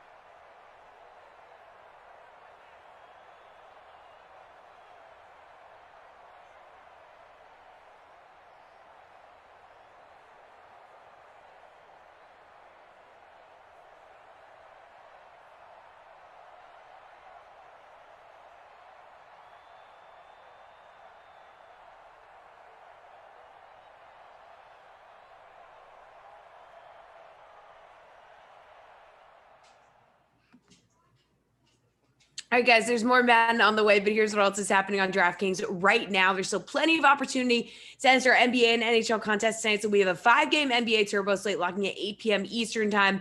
That slate is featured in the NBA 30K pull-up jumper contest, which has a top prize of $10K for just a $10 entry fee. Then over on the ice, you can take your shot at a $1,000 top prize in the NHL 4K twine contest. That's a $10 entry fee for a classic contest for the 2-game NHL late slate that also locks at 8 p.m. Eastern time. And don't forget to look on the DK Sportsbook for lines and odds for college basketball, UFC, NASCAR, PGA, and more. Well, let's get back to some football, shall we? Glash is done for the night, so Adam Kaufman will take over and join Jeff Ulrich for the call of the Steelers at the Browns. It's all yours, Kauf. Oh, thank you so much. I hope Simland has gone well so far over the course of this Dream Stream day. Great to be with you, Moose. What's up, bud? Oh, not too much, man. I mean, nice little Friday evening, just settling in. Had a nice little chat with Brendan in the last one, and I got a lineup in. I'm all set. Well, what could be better than that? Not much else to say. I mean, I don't know. Was he was he colorful as always, I assume? Every time Glash and I do sim, it feels like there's like some kind of technical difficulties. So I think we spent the first half trying to address a situation from the last sim. Fair enough. For one user. Glash wants to make everyone happy, and yeah, it was just a really random non-issue. It was just a scoring issue with the defense. But yeah, other than that, it was good. We also did the last quarter in golf announcer voices, so it was kind of fun. Couldn't have been nearly as much fun as the golf announcer, wedding play-by-play voice, though. That's right. Next level stuff. All right, welcome in, everybody. We appreciate you. It's rivalry night here in prime time. We got ourselves Pittsburgh and Cleveland, the Steelers, the Browns. So with lineups locking, who have you got? What's it looking like? All right, I put Nick Chubb in the captain spot. I went a bit YOLO there. Obviously looking for like the short yardage touchdowns. That's my lineup from the last sim. But I also used. I think I faded. Oh my God! Come on, Jeff. Get with it, kid. No, that's not the right lineup. I'm gonna wait him out. Okay, I used Nick Chubb in the lineup. Sure. In the captains. Excuse me. Here we go. I got Ben Roethlisberger, Washington, Ebron for my Pittsburgh exposure, and then I got Odell and Landry. So I faded Baker.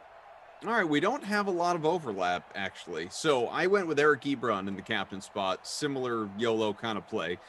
Baker Mayfield, so I faded Ben. I went with Baker. I've got Juju. I do have OBJ, Beckham here, and then Rashard Higgins, and figured, what the heck, on a Friday night, I'm going to go with the Steelers DST. It's performed well in Simland, certainly in Madden 21.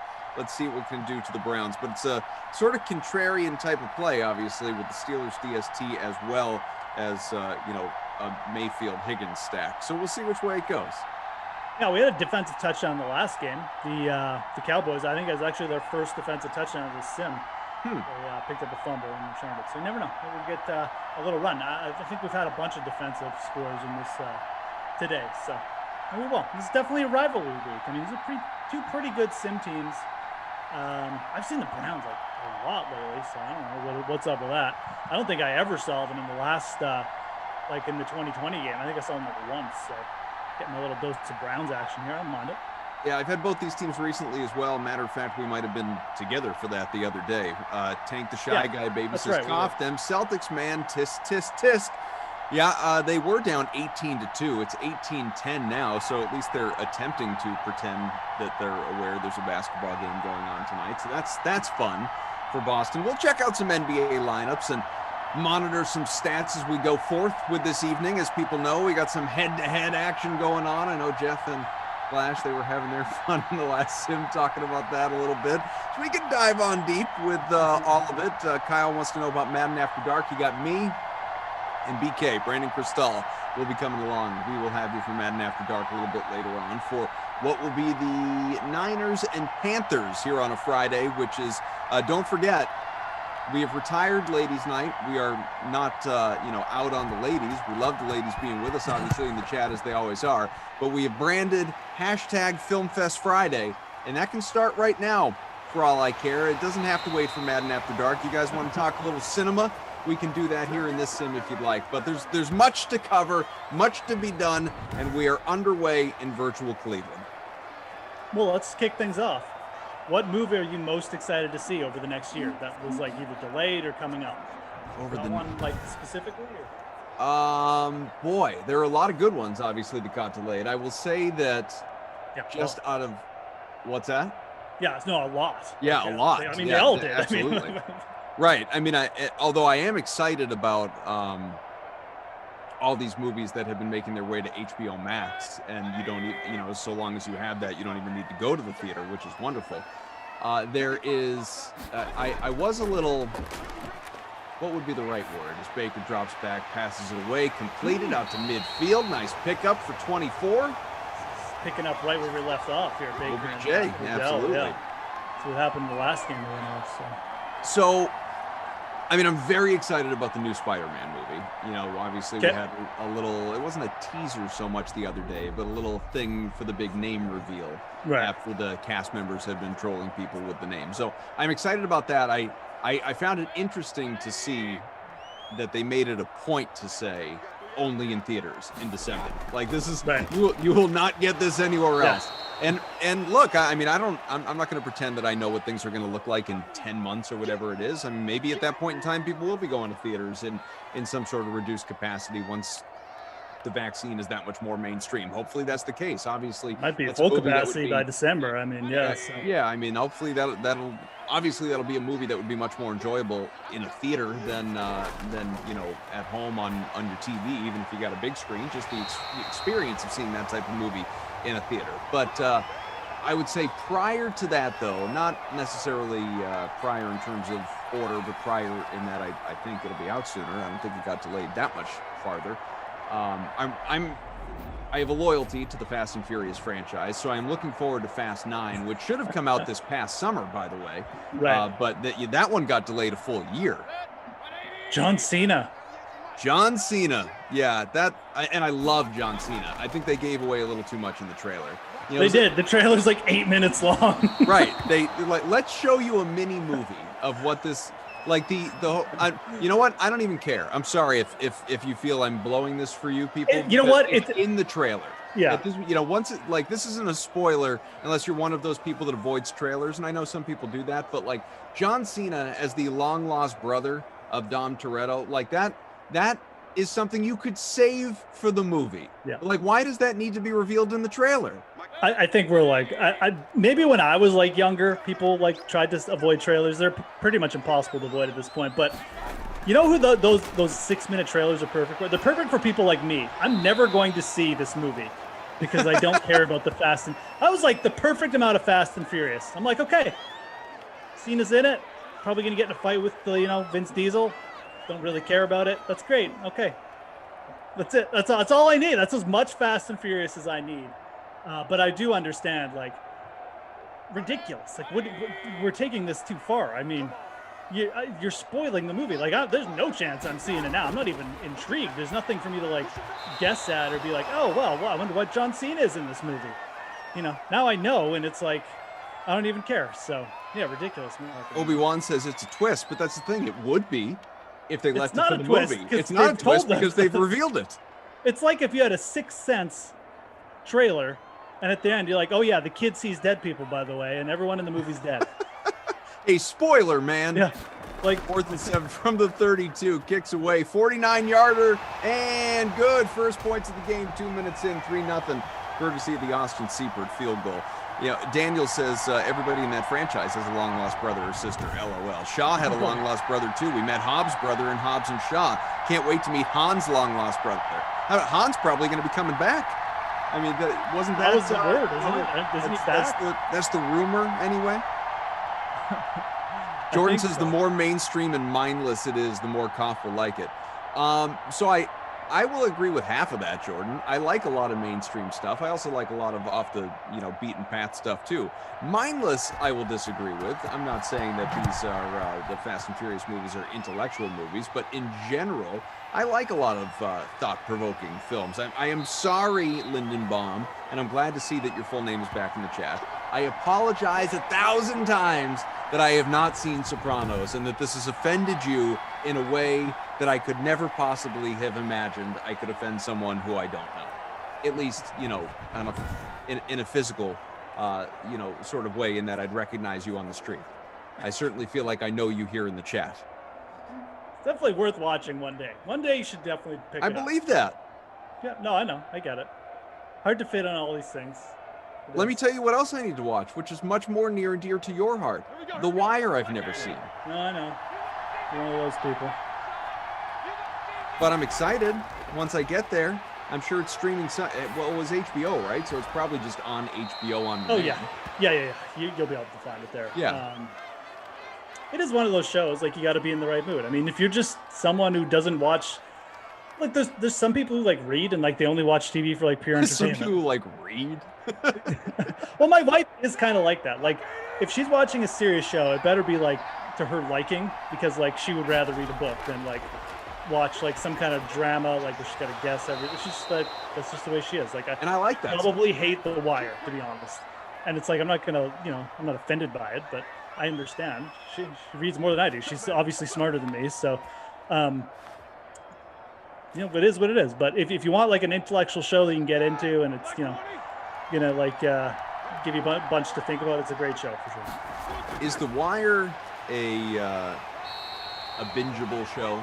Like, if you get into it, you will not be able to stop watching it. Absolutely. Okay, so it is. It's one of those, like, once once you get, like, halfway through the first season of Breaking Bad, you're just in and invested, and boom, here we go. You're off and running. It's a little bit weird because each season is its own thing. Like, it's got most of the same characters throughout, but it does bring in, like, a lot of new stuff. What is going on? Ben just running for some reason. That was like a light jog up the field, folks. It was a strange one. I don't think I've ever seen Ben do that in the sim, but it's a bit weird because, each season is its own thing. So, but once you get into each season, like, once you're a couple episodes deep, you'll want to keep going. So it's bingeable in that direction. There's not, like, a ton of cliffhangers from each season, though. So it is, like, it's almost like each season is its own show in a way, which is kind of cool. Kind of True Detective-like in that sense? A little bit, yeah, absolutely. 3-0 halfway through the opening quarter, by the way. Jeff Ulrich, Adam Kaufman. We got Mike, Daniel. Obviously, you heard from Jesse earlier. She'll be back in between sims. Zach doing the thing in game ops. Jordan says he loved The Wire. First season was kind of disappointing in his mind. Most people say the second season is what slows them down, but it's like they're all well done. The third and the fourth seasons are the best. By far. Safety territory. Ball down to the 1, by the way. Sorry. Yeah, absolutely safety territory here. Lisa says, if it's movie night, can we please talk about Risky Business? I mean, sure, if we're talking about things that are on the older side. It's a great movie, though. It's fun. Is Rebecca De Mornay in that? I mean, I know, obviously, Tom Cruise, but she's in that, right? She's the girl, man. Yeah, she's the girl. Yeah. She's the risky business. She is the risky business. Hello, I am the risky business. Now, Daniel says, and this has come up in the chat as well. Well, let's see if we get ourselves a safety first. What a way to start a Friday that would be. The handoff, and oh no! Picks up 1 yard, Nick Chubb. It was so close. Daniel says, who's ready for the new hybrid live-action animated Tom and Jerry movie that's dropping this Sunday on HBO Max? Maybe I've been living under a rock. I didn't know this was the thing. Yeah, well, I mean, and this has been the commentary on Twitter. It's like, dude, like, Tom and Jerry was last a thing when I was, like, really young. Yeah, likewise. And, like, I'm not going to see a live action Tom and Jerry movie. So nobody in, like, the generation, above me, so to speak, or below me in age, knows what Tom and Jerry is. So they're not going to see it. Am I supposed to tell my kids? And, like, is that the idea that I'm going to tell my kids and make them see it because I got nostalgia for Tom and Jerry? Don't think so. I guess only if you watch a know. trailer and it looks decent, does it? That's maybe it is. And Baker. Oh no! Shoved out of the end zone. Safety. You can dance where you want to, or you can leave your friends behind. 3-2. The Indians have taken the lead on the Steelers. Oh, Penguins. Pirates. No, I was doing the NHL thing, man. Oh yeah, go ahead. I was gonna say Penguins and Caps, but there is no Cleveland. There's no Cleveland hockey team. So why doesn't Cleveland have a hockey team? That's another one. Mortal Kombat looks awesome. Mortal Kombat, I did watch that. That looks pretty cool. Yeah. That looks pretty good. I don't even care if that movie's good. Like, I'll watch Mortal Kombat. Yeah. Well, especially because that one is going to HBO Max. You don't need to leave your house. Like, let's go. Yeah. Yeah. Exactly. I still haven't watched Wonder Woman, the new one. No, I want to because it's so bad, though, right? It's so bad. I mean, as long as you go into it, I guess, prepared for that, then no, sure. but that's the thing. Like, it's been built. Like, I'll probably enjoy it from that perspective now. If I had gone into it being like, wow, yeah, superhero movie, I'm pumped for this. Haven't seen a superhero movie in like a year. You know, the first one was okay. This one's probably going to be better. If I was into it with that attitude, oh my God, like I couldn't even. It would be terrible, I'm sure. But yeah. I legitimately want to see what they did with Kristen Wiig as the villain, because I know as soon as that casting came out, I was like skeptical. This has a large chance of going poorly. Like, you know what though, and is she not even the worst part? I felt the exact same way. She's so far from the worst part. Okay, fair enough. You know, I mean, she wasn't a terribly believable villain, but she was just so far from the worst part. Okay. That you almost forget about it. I really got to see this movie, man. Yeah. It's funny because our guy Babysitter Billy, when that movie came out, you know, within I don't know 2-3 days of it coming out, because it came out on Christmas, we just happened to both be watching it at the same time, and we're texting, going back and forth, and I was, I don't know, a half hour ahead of him or whatever, so I wasn't spoiling anything. We're just texting as we're watching this movie, just, you know, beyond comprehension how bad it was. I mean, laughably bad, you know, and not in the way that I think movie makers sometimes intend, obviously. Although one thing that he said that, and I just don't know, but one thing that he said was, you know, do you think they're intentionally making this like 80s movie style bad, or did they just accidentally walk into that? And yeah, I don't know the answer to that. Crazy. Giggle Pigs, good to see you watch Night Shift. It's too bad because I do think Gal Gadot is a pretty good Wonder Woman. Absolutely. And Chris Pine is great too. The two of them together. Chris Pine's really good. Yeah, I like most of the things Chris Pine's in. He's a pretty versatile actor too. Kind of gets overlooked sometimes. So it's a little unfortunate from that perspective. Yeah, like I said, I'm gonna have to see it. Still 5 total points here in the opening quarter, which means if you are bringing up or joining us late here, yes, a safety. 40 seconds remaining. Star says what they should maybe make with a good script is take a stab at a Who Framed Roger Rabbit sequel. If it can't be written well, don't do it, but that's been on the table for like years. Like since it was made, they've been talking. Is it getting? Nope. Stopped at the one. Anna.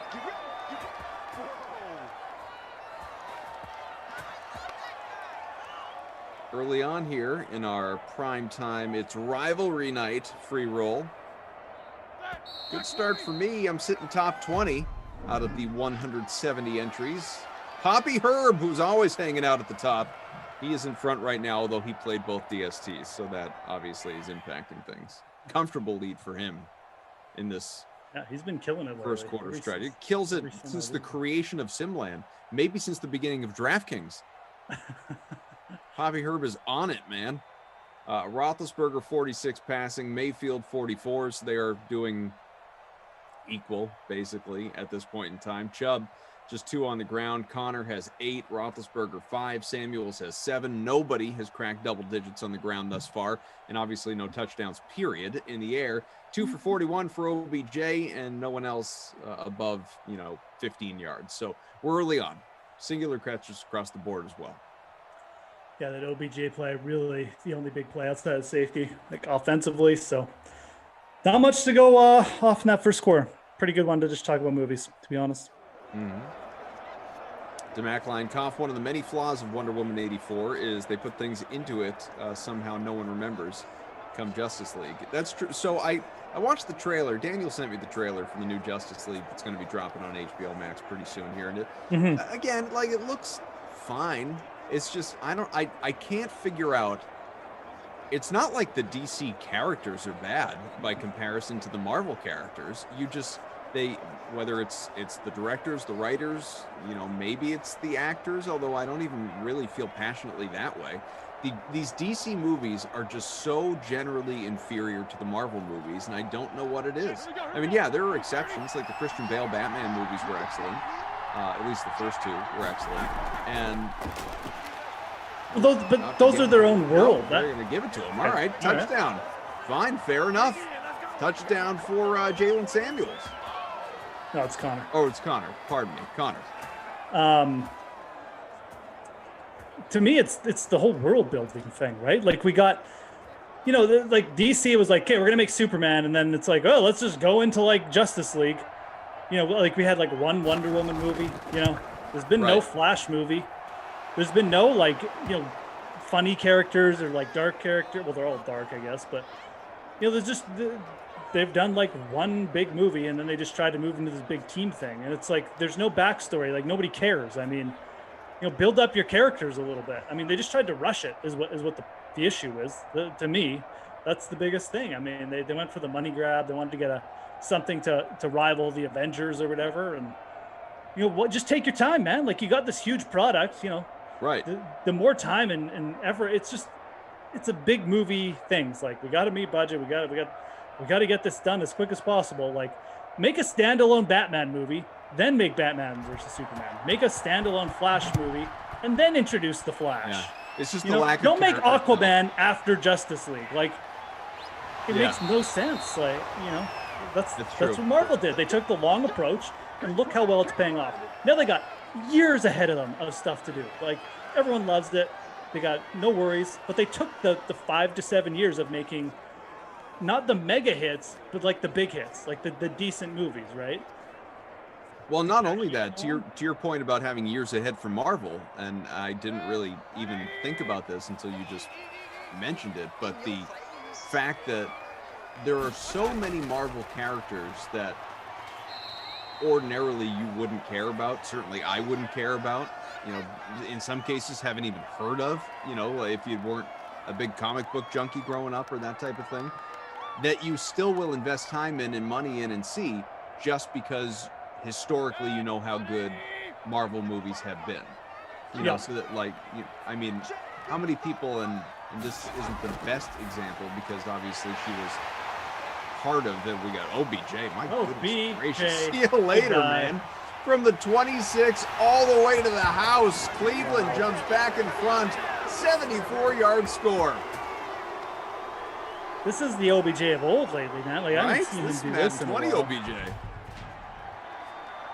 This is the slate break. Yeah, just another little slant. Just like that's what he does. Well, all I was going to say on that is like Black Widow, like obviously Scarlett Johansson. Like if she, and again, not the best example because she was part of so many of those movies during the first, phases, but that's not a character anyone would care about, really. If they just did it out of nowhere, the same way that DC has had its approach, and but they've built up a way to get you invested in her storyline, obviously in Scarlett Johansson, but who else is going to appear? What cameos? I mean, WandaVision. Like, who ordinarily would have given a bleep about WandaVision? But it comes from the success of the MCU. Yeah. Like who would watch a Hawkeye, is it a TV show or movie, whatever the case, but that's going to be another example. Yeah, exactly. And it's all stemming off the popularity of the world building, right? So, DC, it's like they made like these, like Joker, obviously, but Joker isn't connected, right? So they're having some success, but they don't have the mass appeal yet, right? So right. Ant-Man is another one. Like, yeah, Ant-Man is just like no one would go and see a standalone Ant-Man movie, but because Marvel committed to it, like then they can make movies like that make money, right? So they can even throw in a stinker like Marvel, Captain Marvel. Captain Marvel, yeah. And but even that, there's going to be a sequel. Exactly, right? Like, I mean, I'm sure it'll be better, right? But they can afford to make a bad movie now because they've got so many other in the catalog, and they've built it all up. So I don't know. it's just a weird approach by DC, man. Like, I don't know what they were thinking. Like, they got good characters too. They could build them up.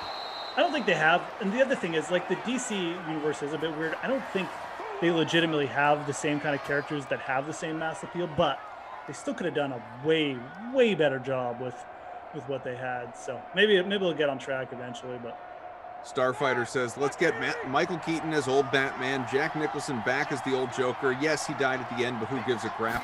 Keaton, Nicholson, Batman, Joker, old guys, go. Yeah, Keaton is rebooting. He's appearing anyway. Yeah. What is it, the Flash movie that he's going to be the old Batman? Yeah, the Flashpoint. They're doing the Flashpoint storyline, which is a really, really good comic. It's actually like one of the best comic storylines you'll read. It's fantastic. So if they do it right, it could really help like launch things. And I think they're probably going to try and build around it, similar to like what the Marvel universe was trying to build around with like Thanos and the Infinity Gauntlet storyline. So I think it'll be I think it could be like really sort of help them revitalize. Obviously having Keaton there, it'll bring a mass appeal and stuff like that. So similar to what the Marvel's doing with the Amazing Spider-Man movie. So that'll be cool to watch. It'll be but that's a great comic, Flashpoint series. So. I hope Spider-Man does deliver with that. There's been denial. Maybe they're just trying to throw people off the scent because they do that, especially around these Sony Spider-Man movies. But they've been having cast members come out and deny that any of the other Spider-Man and Spider-Man characters of past incarnations are going to be part of this new one. But I'm hoping that we do have kind of a live-action Spider-Verse, basically. Kind of feels like we're past the point of denial here. Like feels that way.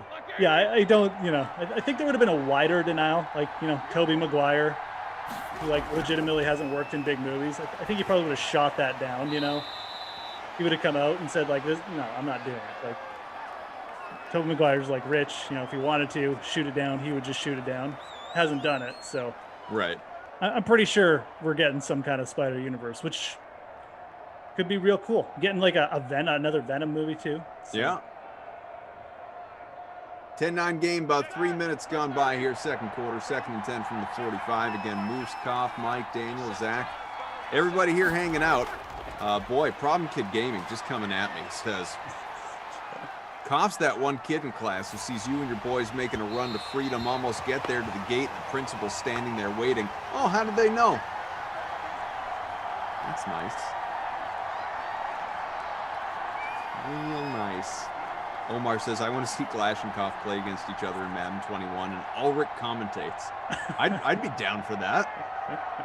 I bet that'd be great. I'd get shellacked, by the way. I'm just assuming. I don't know if he's any good, but I can tell you I'm not. We should have like a Madden after the Sims broadcast where the hosts and announcers just play each other in Madden. People would stay for it, man. Oh, I know. There's a lot of stuff we got to get on with the original programming. We got to do it. Absolutely. I like that. After the Sims. The DFS stops, but the Sims don't. Now we're just around for you to watch. Here for your entertainment. Punts away. Not much of one. We start at the 22.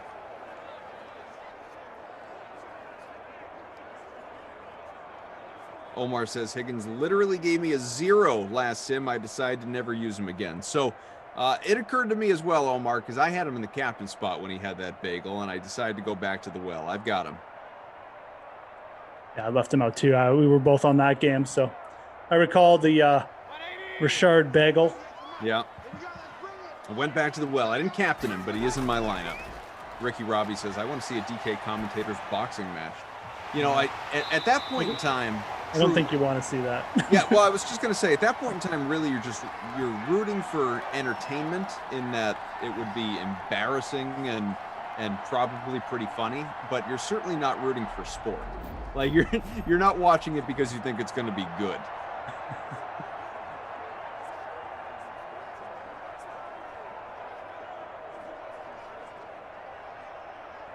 I'm the kind of guy that would more try and talk myself out of the fight rather than invite myself into one. Hey, Celtics have rebounded from being down 18-2 to take a lead. How about that? Well, there you go. There we go. Bruins are still losing. Yeah, 2-0. No, 2-1 now. 2-1. 2-1? Oh, yeah, Bergeron just scored. Ryan says, Koff, you've been watching WandaVision? So I haven't, and not because I don't want to. I will. I've been in the middle of binging Psych, which I'm almost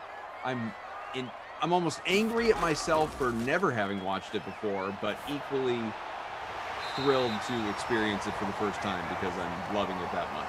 But as far as WandaVision, I'll get there. At this point, I've just been kind of waiting until it's done, and then I can binge it. I don't have to wait, do this week-to-week wait situation.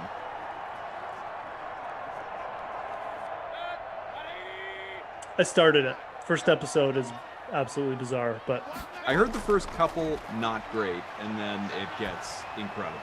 Yeah, and I think I know that. So I actually this weekend I'm going to power through like the first two. So how many? There are 10 ultimately, but how many deep are they now? 7 or 8? I think 8.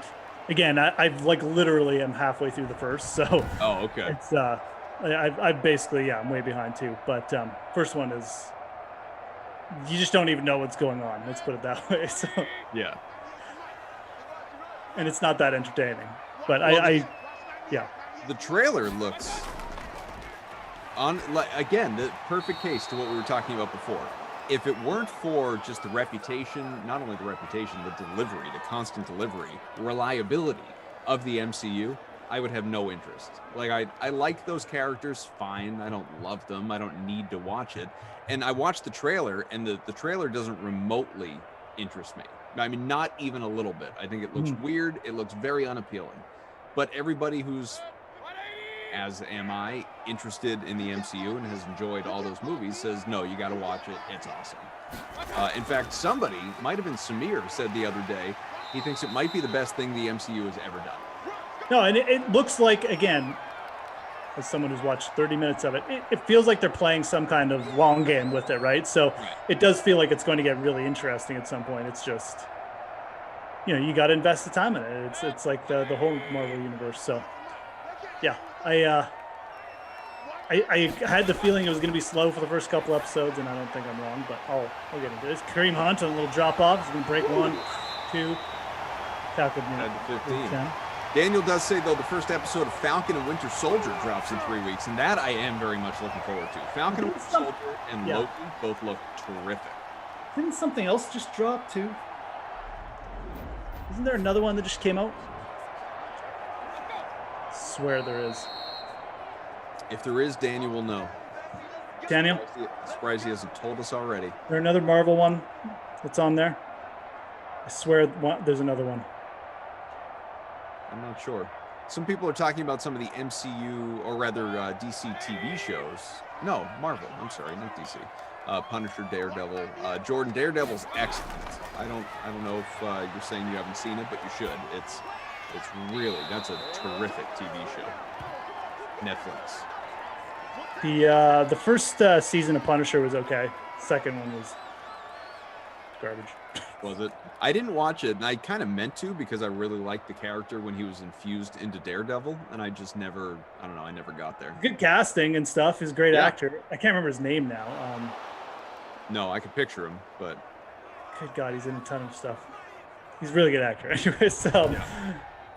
Yeah, really good casting, but... I don't know what's going on. I guess Marvel has the rights to those characters again, though. So we'll probably see. I don't know if we'll see that actor pop up, but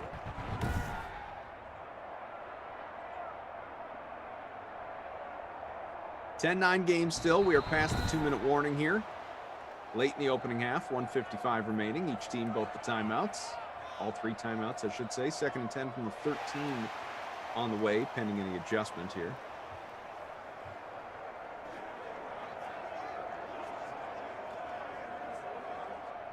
Yeah, DeMacline says, cough. WandaVision started slow, like really slow, but then it starts coming to life. So John Berthenel. I can't remember. Get in, Hooper. Touchdown, Cleveland. Hoop-a-loop. Bring your green hat. No job for Jeff today. Sorry, folks. Not that he followed me because I gave him a lineup after walk. So, but No chub for us. Only hoops. Only fruit hoops. Tough Friday right there. Almost 17-9 after the extra point. 8th touchdown for Hooper. That's it. Wow. That seems a little low from where we're at. Problem kid game is Kafka played the good guy, Moose the bad guy in a DK Marvel movie picture. Yeah, I'd definitely be a bad guy. You don't seem very villainous to me. No, but I'd be like the guy, who's like, low key, like talking like low key on the phone behind, like double pulling cross strings. somebody. Like, damn that Kaufman! Again. Somebody bring me his head. Whatever they say. Whatever they say. I'm This guy excited again? I'm excited for the new Batman movie too. Robert Pattinson. So we have the new Flash movie. God, there is a lot of stuff coming up. There's a lot on the way. Oh my God! Reopen the movie theaters. Right? Like for real. Although, I mean, Get the vaccine in me and let's go.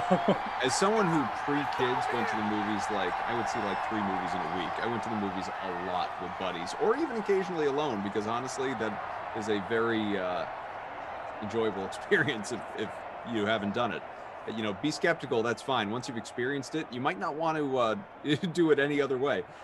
But once I had kids, and obviously this goes back many years, there's I barely get there anymore. I mean, I watch plenty of stuff at home, but actually physically going to a theater, even pandemic aside, hasn't been a common occurrence in recent years. Oh yeah, no. When my kids were like under the age of like 2 or 2.5, under 2.5. If I wanted to go see like a new release, I'd go to like the midnight showing after they were asleep or something. Yeah. I just walk in. It's actually really good. Like you walk in, slip in. No one's like there's no one in line. It's like a midnight showing or whatever. You had no one to worry about. Watch a movie, go home. Great. Kids are asleep. Lisa, don't worry, we're still here for you. It's true, there is no buzzword. I don't, that's not my my gimmick, my shtick, but the rest is still here. The late movies were good. I like those going up too. Ben's gonna be back next year, folks. Yeah, it'll be interesting. What are your expectations for that?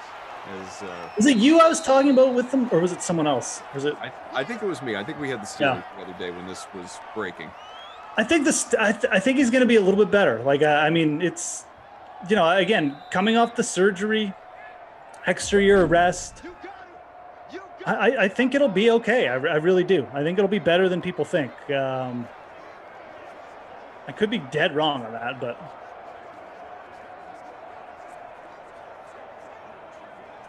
I think to get Claypool a little bit more involved, get some short passes going with him. Deontay Johnson's he's a really good receiver. It's just a mental thing with him. Sure. Once he becomes a tad more sure-handed, I mean, again, a lot of the Ben issues late in the season were not Ben issues. They were receiver issues. So yeah, all the drops. Yeah. I think Ben's got one more like really decent season. And again, he wasn't terrible last year. I know he looked bad as the season went on, but when you force your quarterback to throw 60 plus times a game, and that's literally how much he was throwing, then he's gonna look bad in spots. So and that vaunted defense everybody talked about was terrible. As I repeatedly called them paper champs, and people lashed back out at me in the chat. Yeah. It was weird because everyone was right. I mean, and even I was like, they're not a 10-0 team. I mean, they're far from it. But I wasn't expecting them to like lose and look so bad the rest of the year that we were gonna be like, wow, this team really wasn't good. I thought it would be they'd lose a couple, like 2 out of 3, and then bounce back a little bit and still be a thing playoff time. But it was went downhill quick.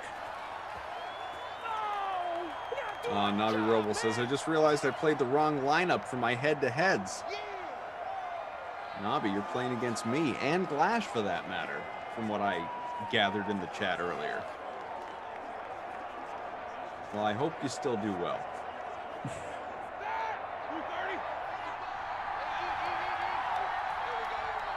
Even Freeze Pops had another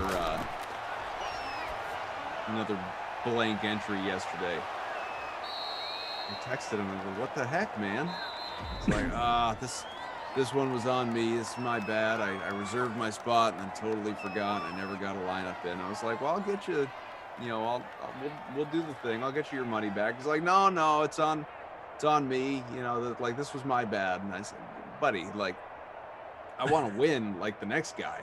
I don't want to just pick up money on the street, though. I want, that takes away the fun." From 3, it's possible. 17-12.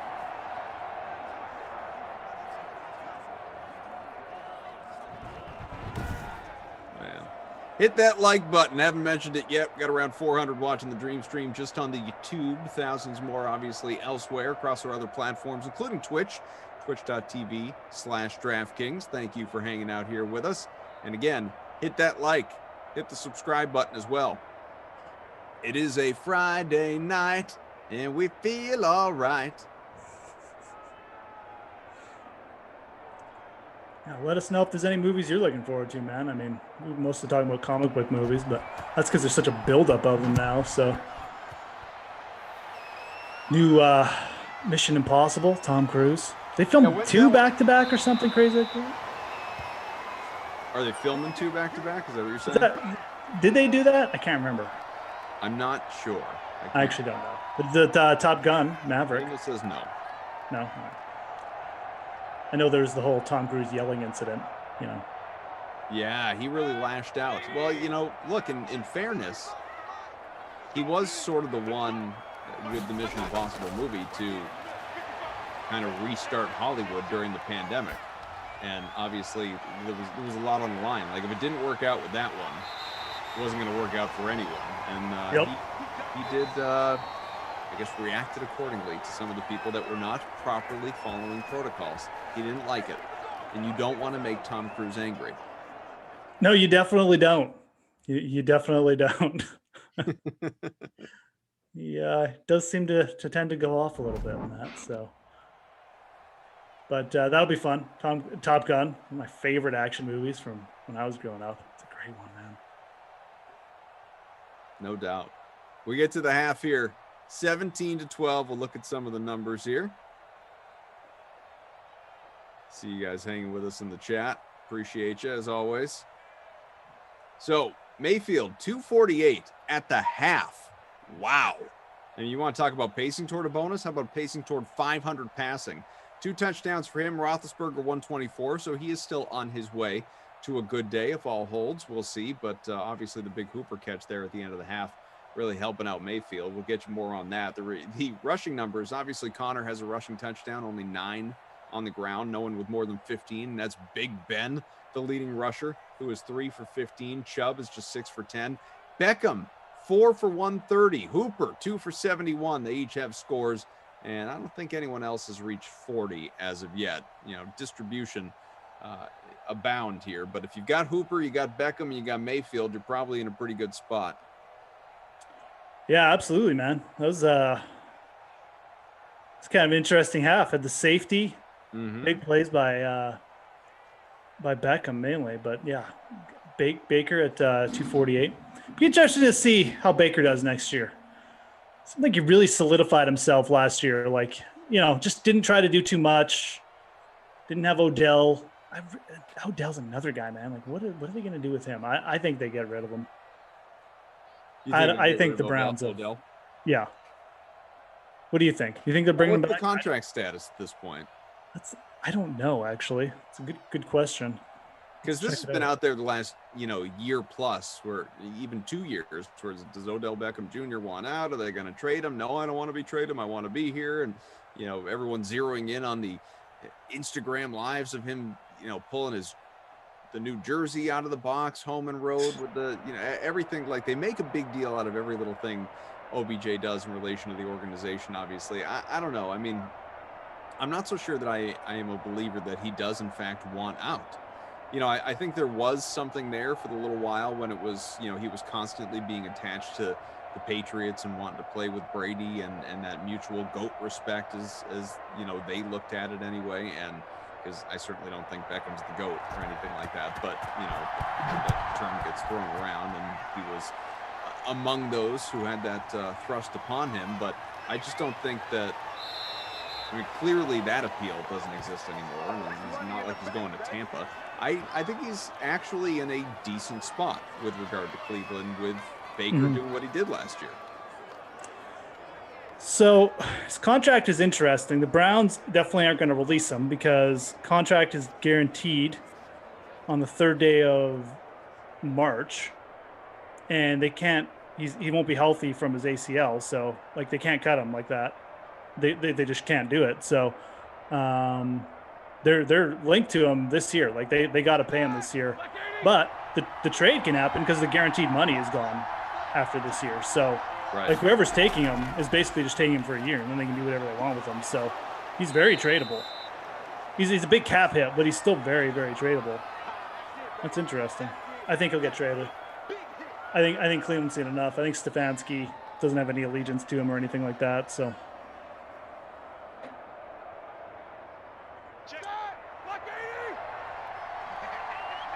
They drafted the wide receiver, Donovan Peoples-Jones, and they got Higgins and Landry. I think they'll cut him or trade him. Sorry. How many games did he play in last year? I know the stats. It's like half the season, wasn't it? I want to say. You may be right.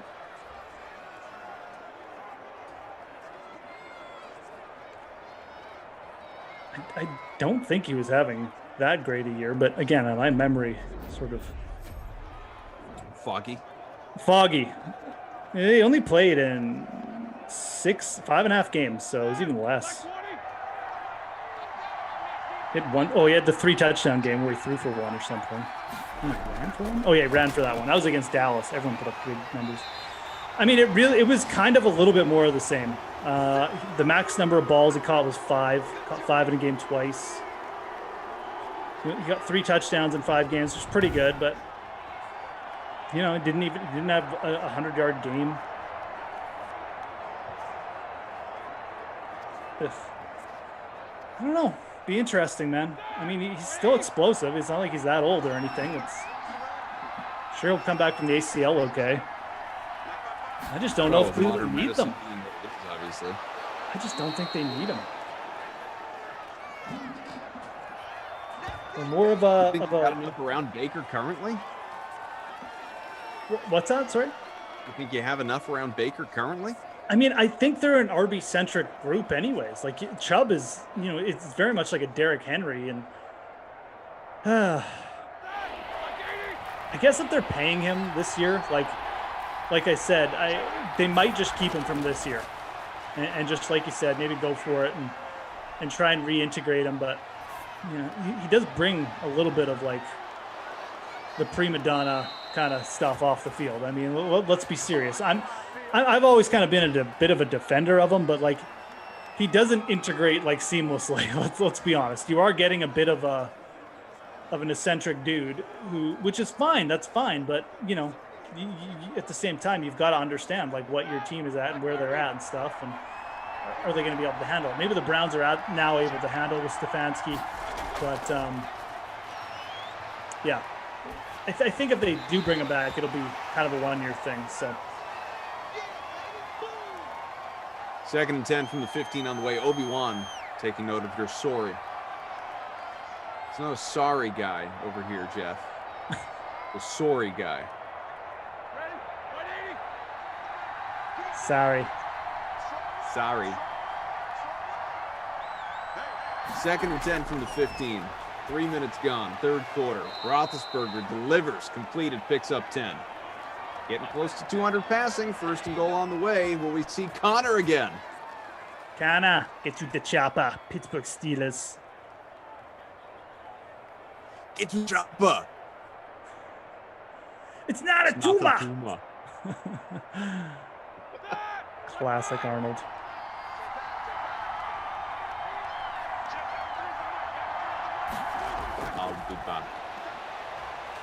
Oh, Benji!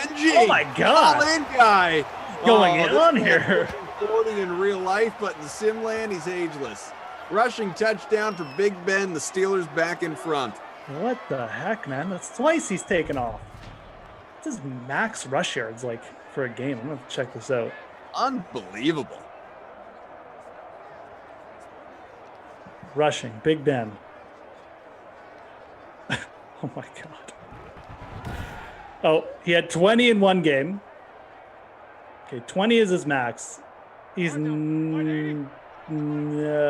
have it? Oh, he has scored one rushing touchdown. Okay. So that's his second rushing touchdown, and his max is 20 rush yards. So, and the rushing touchdown and the 20 rush yards came in different games. Like his rushing touchdown is a 1 yard rush. Alana says, "Who was your daddy, and what does he do?" Wow. I'm a cop, you idiot. My CPU is an Aeronet processor, a learning computer. Come with me if you want to live. Come with me if you want to live. Get to the chopper! I know we've done that one. That's just my favorite. It really is. Jordan, I'm not going to read that comment aloud, but that is the most Lindenbaum comment I've ever seen in the chat, and I'm here for it.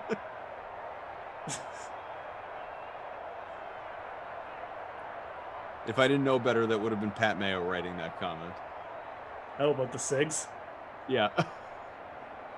All right, see you from Madden After Dark. Stepping out for a SIG. I don't know if Pat still SIGs. He really shouldn't. I've told him that before, but He definitely really shouldn't. Nobody should. It is kind of like weird. I look at Pat and I don't really see like a big like SIG guy. Like I'm just like, dude looks he's really well spoken. He's smart, you know, like clever. I don't know. It's just like, oh yeah, hacking like a bunch of darts per day. It's like really. Also, get with Everyone's, the times. you know what? Everyone's got their vices and their thing. It's 2021, man. Everyone's got their thing though. Like that's shouldn't be judgmental, and I'm not. I'm pretty sure the Surgeon General allows you to be judgmental in that area. Actually, probably, but I'm still not. This isn't like, hey, everyone's got their vices. Look at this idiot. He collects bobbleheads. No, like, I'm pretty sure smoking is bad for you. You're putting tar in your lungs, literally. Yeah. Literally putting tar in them. It's bad. We're gonna turn this chat into an intervention for Jordan. He's gonna come back from his run to the, quick stop over there, and just find all these messages waiting for him. David's got the right idea. Hashtag make Jordan quit.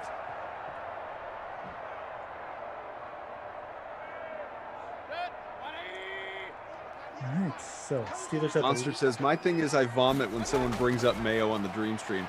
You know, Monster, and I'm not going after you. I think that is a reasonable, almost visceral reaction to the way in which you guys probably heard Mayo early on in these sims conduct himself with the audience. That being said, truly, on a personal level, professional level as well, I love working with Mayo, but on a personal level, he's a really great guy.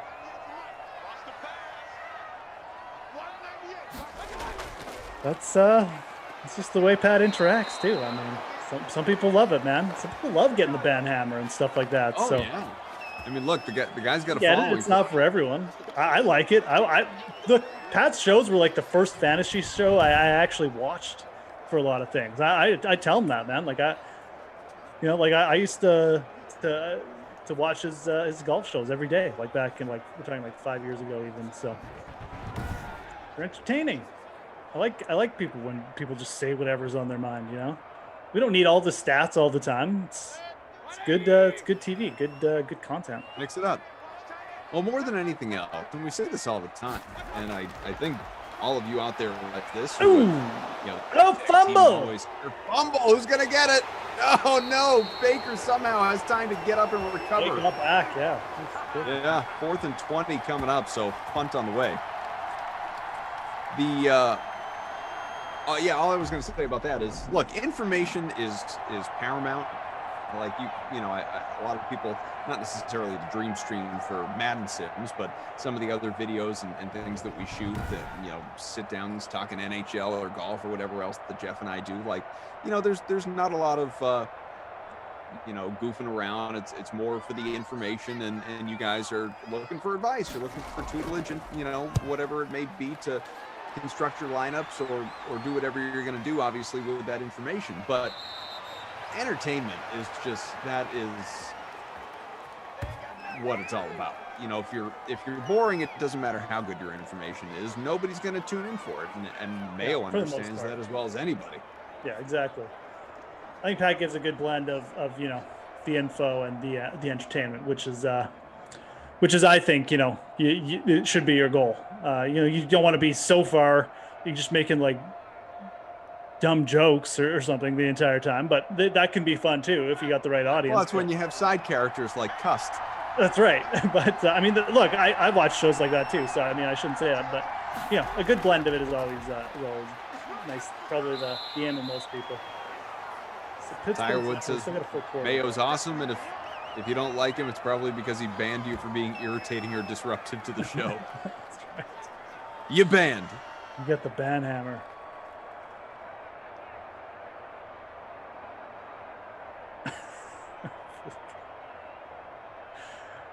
Eventually, you would have all been banned if Pat kept hosting these, for sure. Oh yeah, nobody would be here listening. I think that's. And legitimately, maybe Pat just isn't like the greatest play-by-play. I think he's more of just, wants to just like a chat guy. Like he doesn't necessarily want to do that. I don't know. So who knows? Well, what the irony is too is we had him for a few Sims, folks. You just keep that in your memory. Yeah. Well, the irony of that is, too, and maybe this is him being ahead of the curve, but his and Cuss, when they were together, approach to The Sims was really a lot more in line with what these have become than what they were at that time. Totally, yeah. There was a little bit more of an emphasis on play-by-play and dissecting DFS and all the big talking points, and, he was just kind of there for a good time. And that's, again, kind of, how much play calling has there been here in this 18-17 game late in the third quarter versus Marvel and DCU talk? Yeah. Or DC talk, I should say.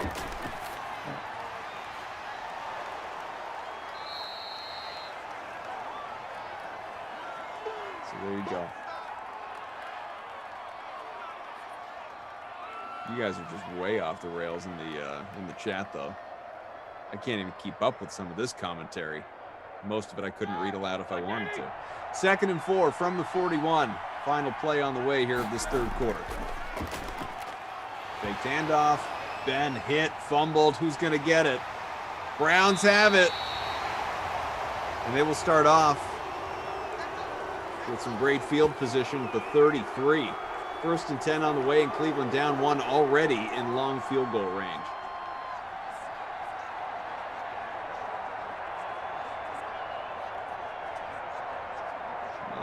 My.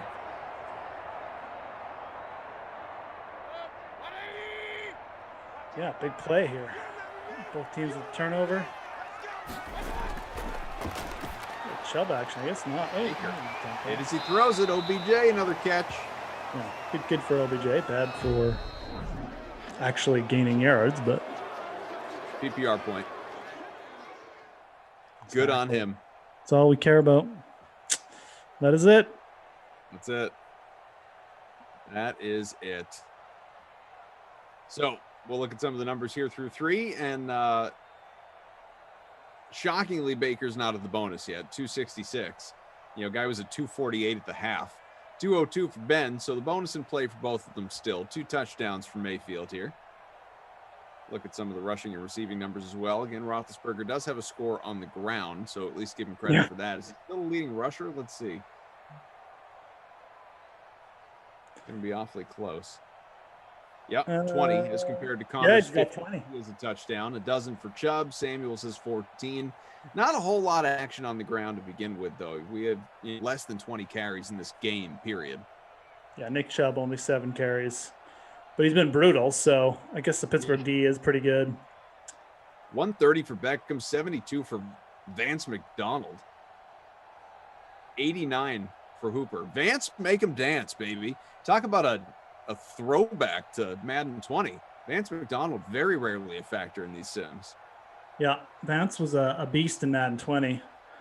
Obviously, Ebron on the team now, though, but Ebron only 2 catches in this game, so the old tight end 2 play paying off here. Don't see that very often these days. We had 2 wide receivers go off last game with Cooper and Keenan Allen. So getting some good performances from the wide receivers. I haven't seen this kind of consistency from wide receivers in a while, so kind of nice. Bit of a throwback even. Jordan says, Mayo rules. I want to see a Mayo Ducey sim. Make that happen as a birthday present for me, Koff. Oh my God. Mayo would banhammer Ducey in like 5 minutes. I shouldn't say that. I don't even know if they know each other. Maybe they do. Oh no, this was a thing recently. I don't know, in the last a few weeks. Ducey, we just happened to be, we were calling a sim, and Ducey's like, I just got followed by Pat Mayo on Twitter. It's like, I don't know if he even knows who I am, but he just followed me on Twitter. He was very excited about it. I mean, it's like when you're followed by a celebrity. Maybe he's like aiming for like a tennis show on the Mayo media. Right. This is what I'm saying. Who knows? I said, that's great. You're probably on his radar. And then I said to Ducey, you want me to text him and see if he knows you? He's like, no, don't do that. And so I did. I'm just kidding. Maybe wants a substitute for his buddy Cust, for insane Jets takes. And Cust is sick or something. Nobby says Glash wants to be Mayo. I think Glash would have a better chance of being Cust, actually, in this equation. I don't think Glash is. I don't think anyone who does TikToks like Glash has the end goal of being Pat Mayo. It's just my take.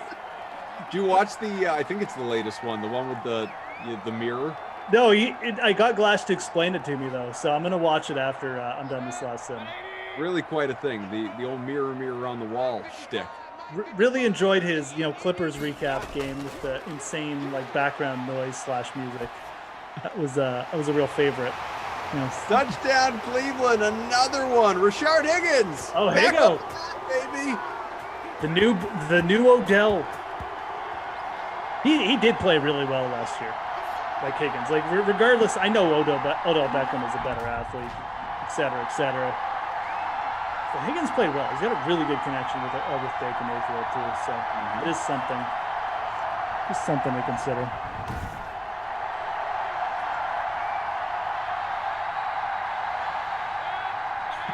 Daniel says Mayo would take host privileges on Zoom and mute Ducey. You may be onto something here. Just maybe. 23rd touchdown for Higgins. The 2-point conversion's good.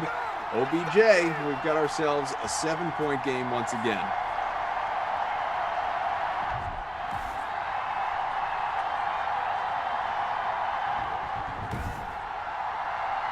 Bobby says you got to have an ego to do what he does. And I assume you're talking about Mayo, although it could be any of us, to be perfectly honest. I mean, you have to have an ego in general to do this. Just to be on camera in a front-facing sort of way, taking comments from the public. And if not an ego, you better at least be thick-skinned.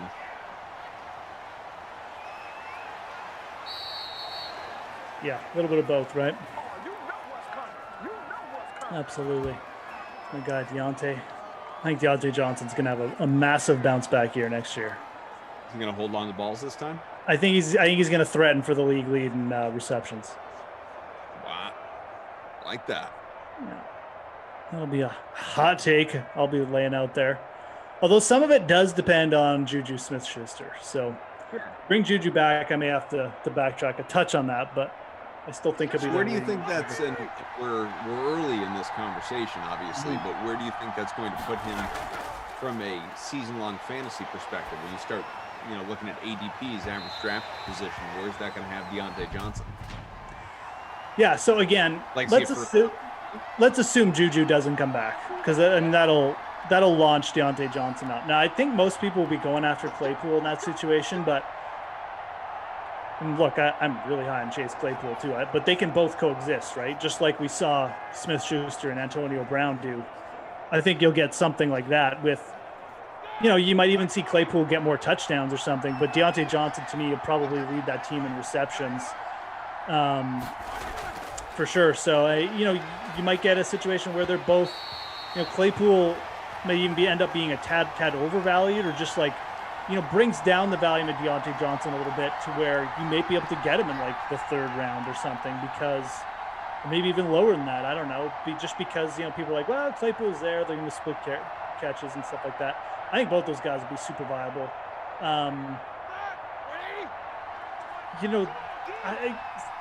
It's early.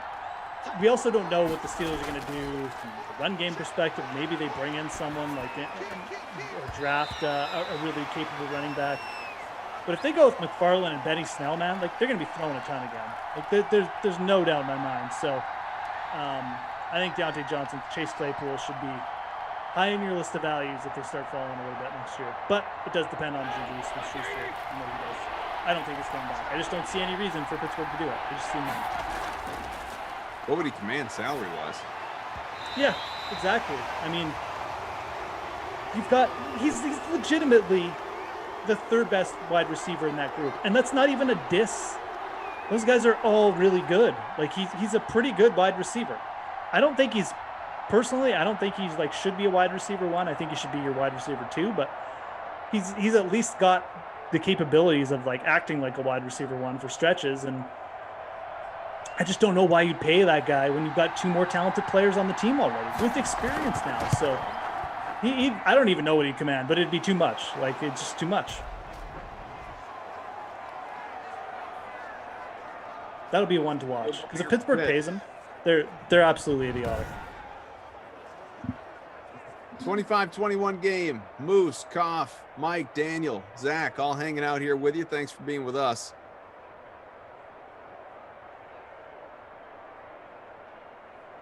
Rob Brand says, Koff, Jeff, Alabama State has a freshman wide receiver you will be calling on Madden Sims one day.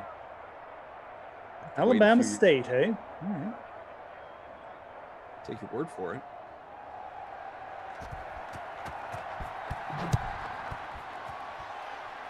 Alana, who is, either this has just come to her and she's incredibly excited, or she's been sitting on this one for a while and there's no in between.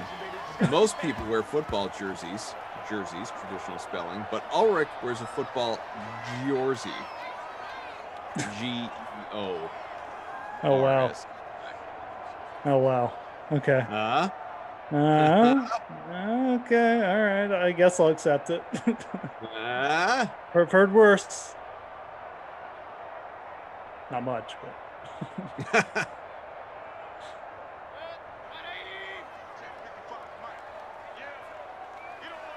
Game's taking a while.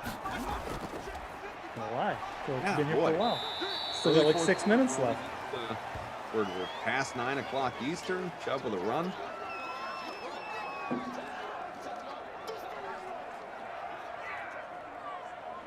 Alana says it just came to me and I had to get it out. Fair enough. In that spirit, hit the lake. Hit the lake, hit the light, go for a swim. Whatever, I don't care. Hit that like button. Getting close to 350. Thank you. Appreciate you. James says Alana's funny and creative. I'll agree with that. Second in, James. With you. Baker. Short toss on the run. Completed to Njoku. What's Cleveland going to do with that guy? He should try a lot of fantasy. Oh, actually, I think he's a free agent. Never mind. Yeah. Well, he wanted out last year and multiple times to get himself traded, and it didn't work out. Yeah, really didn't work out. Like, no, pal, you're good here for the year. I know we talked about this. I don't remember if it was yesterday or the day before. I think it must have been yesterday. It's amazing how long it feels in between sims sometimes when you do like early in the day one day and late in the day the next day. But I know we were together and talking about the reports surrounding Seattle, potential trade list for Russell Wilson. Obviously, the latest going on with Deshaun Watson and him really digging in, putting his feet down, saying he's, still wants to be traded even after talking with new head coach David Culley. Any just additional developing thoughts on the quarterback landscape with what's come out over the last, let's call it 24 hours? There wasn't much new today. No. We had Dallas on the last sim, so we talked about it a bit. But, yeah, my thoughts were this. Like, Rush was like, yeah, it's probably just agent, trying to get Russ some leverage in Seattle. But did you ever think that we would get to a point where Russell Wilson's list of teams he would get traded to would get leaked? I sure as heck didn't. Like that's a step in the equation I just didn't even think we'd get to. I thought this was just like okay, him and Pete Carroll. He wants to tell Pete Carroll that he wants some O-line stuff and he wants that fixed. But like leaking teams that he'd accept trades to, man, like that is a big step. That is like, we talked about this, the weirdness of the list to begin with. Yeah, like the Bears being on it is. The Bears definitely the Bears are definitely the a bit of a head scratcher. It's probably because of the market. They're also the least likely because they have like no cap room, and they really have to they could make cap room, but it'd be tough. They also don't have Allen Robinson under contract, so they don't have a wide receiver one under contract. Like, it's weird for multiple reasons. At the same time, they're a QB needy team, and they're a big market, and they do have a good defense. So it's not as weird as it sounds. It is, I guess it is weird though, because they have a bad O-line too. Anyways, that aside, I just didn't even think we'd get this far, and I really think that there was a little bit of smoke there before, but now there's like now you almost have to call the fire department. You know what I'm saying? Like, you got to go investigate. Like, we got to go investigate this thing. This isn't just like someone burned toast or something. This is like we might have a full-fledged outbreak here in the the fire pit. So I don't know, man. I mean, it was a weird list of teams. I think he's good buddies with John Gruden, and I think he saw what Tom Brady accomplished with another veteran coach who he was kind of close with, and I think Russ probably that's what he sees in Vegas, who does have a good O-line, or you gave Derek Carr pretty good protection. Dallas, I assume it's more of a market move. I'm not sure I'd want to play for Mike McCarthy, but who knows? And then you had the Saints, which I think makes obviously sense. I mean, they're still a good team. They have a good defense, good O-line. So. The list was weird from this perspective. Like I said, why were some teams included versus like some left off? Like, I thought Washington would be a good spot. I actually did a video like a day before that saying I really thought Washington might be an interesting spot for Russ. But they were left off over the Bears. I think Washington's a better team than the Bears right now. Why we're like Denver or Carolina. I don't know. Do he or his wife have any family in Chicago? I haven't looked into it, but definitely could be a thing. I haven't gotten that deep. I mean, it's not, you can't possibly feel like, and I realize Russell Wilson is not unlike Tom Brady, the kind of guy that impacts an organization and its ability to win. But I can't believe going from Seattle and the weapons that he has there to Chicago. Not that I think this is going to happen. He's not getting traded. But just to play it out for the sake of conversation. Going to Chicago, they're no closer to winning a Super Bowl than Seattle, and I would argue farther away. I think it has to do with just, again... protection.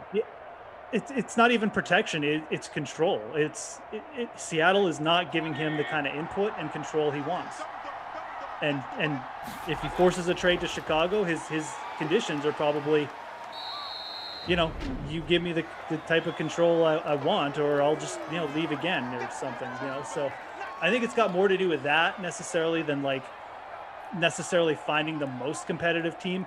And I think the NFL is a pretty, you can rebuild pretty quick with the right guys. Like, Tampa Bay, obviously, they were an okay team the year before, but they weren't the greatest team. They weren't that good. They really moved on the fly. They had a good draft. They brought in the veterans. I mean, Chicago, like I said, if they created the cap space, maybe they could do it there. I think Chicago's probably 4th on his list, but I don't know.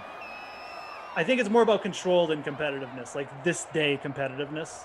Because you're right. I mean, Seattle's better team. Donald says, okay, Koff, where's Deshaun Watson going to? I've mentioned this before, and it's, obviously there's plenty of time for me to be wrong about this, and every indication would be that I'll be wrong about this. I'm just, like, we're getting to that get something done standpoint, as Jeff and I talked about yesterday, that, bleeper get off the pause. I don't think, either Houston, no one wants a holdout situation here. He doesn't want to be out money. Houston doesn't want to, get nothing for its star quarterback and have him just sitting.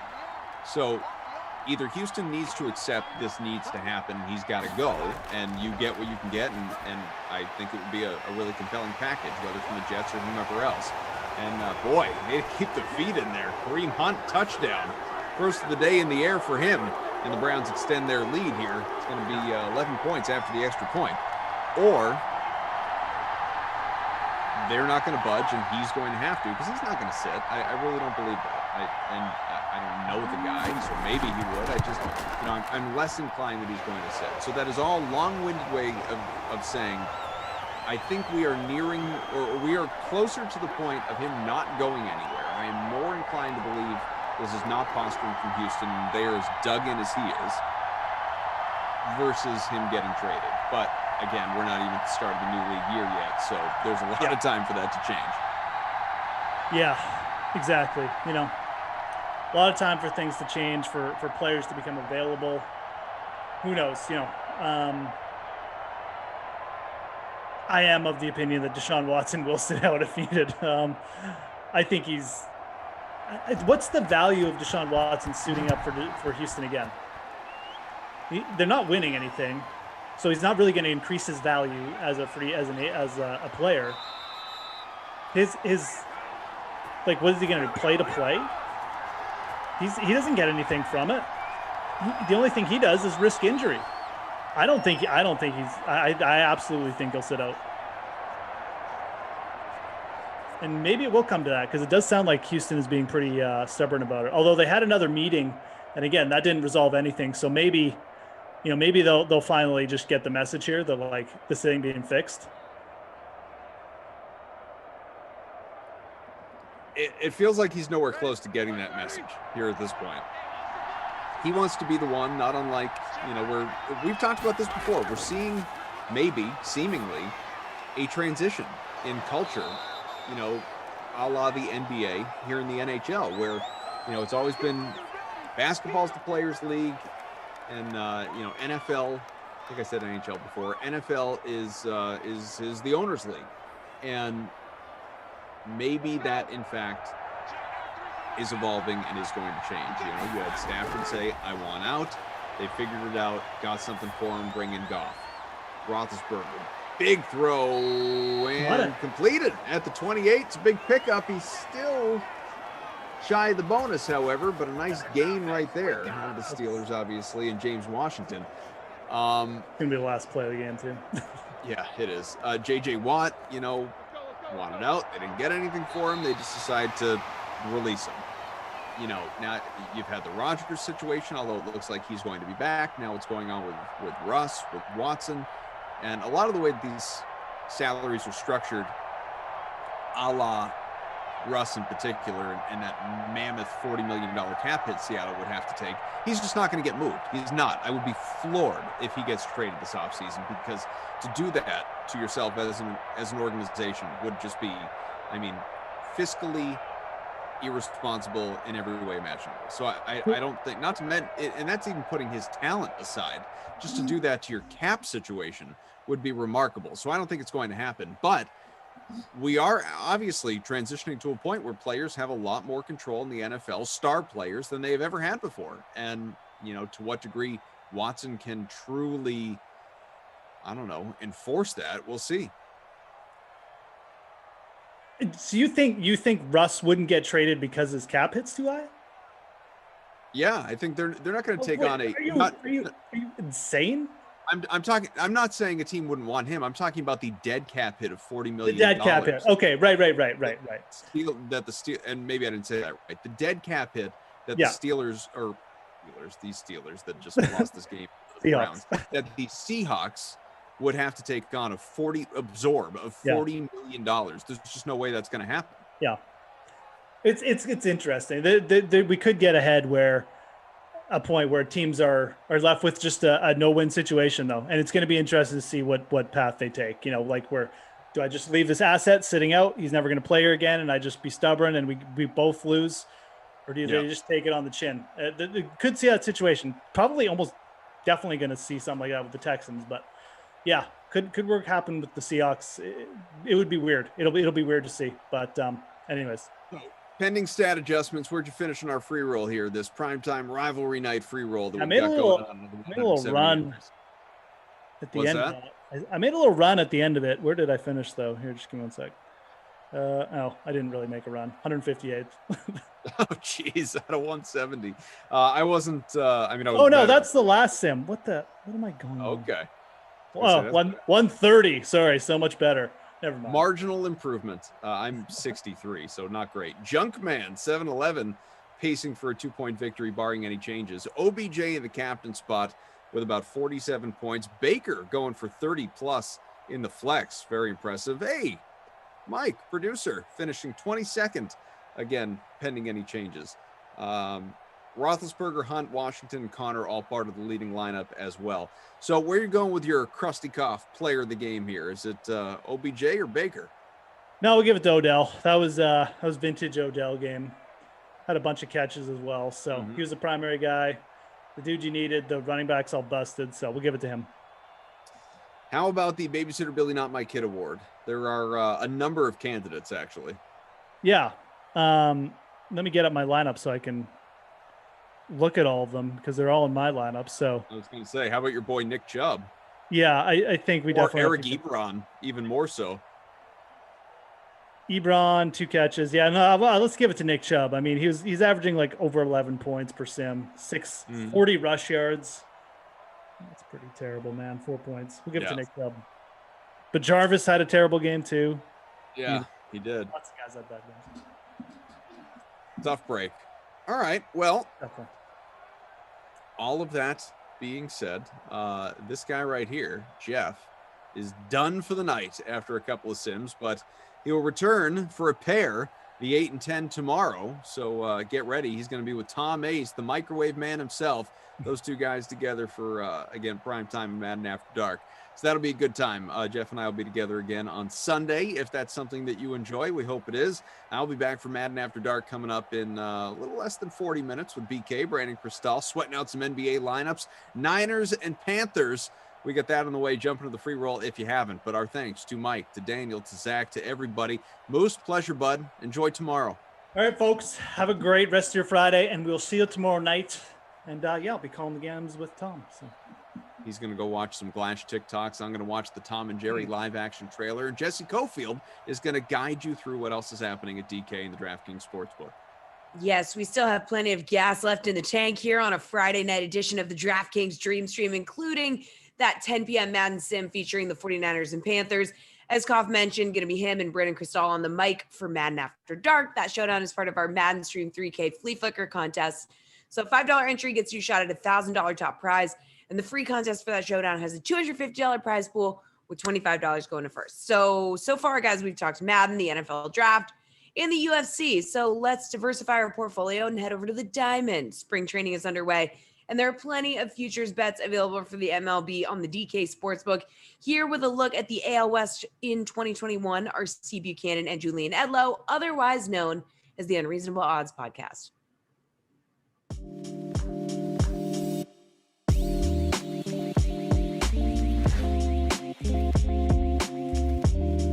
And this brings me to what I just was kind of teasing about, the American League West. That division to me is wide open. Right now, the Athletics are the projected winners of the division, plus 125, followed very closely by the Astros at plus 150. Angels are third, plus 375. Then it's really wide open after that. The Mariners, 26-1. Rangers, 0 shot. Don't even bother, 40-1. But here's where I kind of stand on the American League West. As I mentioned, I think the Athletics are one long losing streak away from going into complete rebuild mode.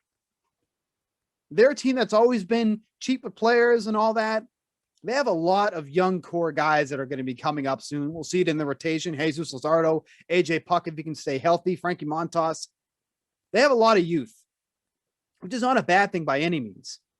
But I also don't have a ton of money to work with either. And they could sell some of these assets they have, Matt Chapman, Matt Olson, to get some of those younger guys to help that movement, that youth movement. The Astros I'm not crazy about either. Their rotation is fine, but they lack anybody on the bench. The bottom of that lineup is brutal. The loss of George Springer is huge. Do I like them? Not at 150. The Angels are intriguing, but they have a lot of things that need to work for them. They have a cast of misfits in the rotation that does have some potential, but certainly not solidified. The lineup is great. They have a great lineup, but all the pieces never align for them on a year-to-year basis, and that's why they always fluctuate. So it brings me to the Mariners. They're an absolute long shot, and I'm not saying put the house on the Mariners, but they're a team that is so deep talent-wise, but unproven. Kyle Lewis is coming off his Rookie of the Year campaign. They have one of the best prospects in the league right now. Mets fans, cover your ears. You're not going to want to hear that. But Jared Kelenic is obviously one of the more dynamic players in the news for the wrong reasons. Everything going on with the Seattle management. They have a lot of good players. And I'm not saying that they're going to go and they're going to win 80 plus games or whatever, or take the division. But in a division that is wide open, in a full season, I'm just saying, if there's a long shot on the board out of all MLB, I don't hate the Mariners at 26-1. And I think it's one that no one is going to be on, because why would you? But just looking at this, I think this is the most wide open division in all of baseball this season. And maybe you can split that up and look at, just because it is such a long shot, if you think Seattle is going to be decent, based on the 10-team playoff format DK Sportsbook is offering right now. Bets prices are based on the 10 teams that we saw last year, which is a much larger playoff field. Seattle's plus 1,000 to make the playoffs. So if you think they're going to be good, you can really cash in on that, I would say. Just going to their win total, even, like, what's their win total this year? I think it's 72.5 the last time I checked, if I'm not mistaken. 72.5, right on. So, I mean, they got to go way over that. Right. And here's the other thing, too, that you mentioned, too, with the playoff format. They have to win the division, obviously, to get in. They are not going to make the wild card, because when I think about the potential wild card teams, like, we have the legit potential to see 2 teams come out of the AL East. Yankees, one of them. I think the Blue Jays have a very legitimate chance to be one of the wild card teams.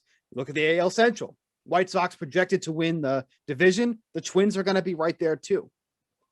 So for me, there's a lot more potential wild card teams in the mix that Seattle most likely won't be one of them, because you think about the AL East, you got the Blue Jays and Yankees, 2 teams that could be over 90 wins.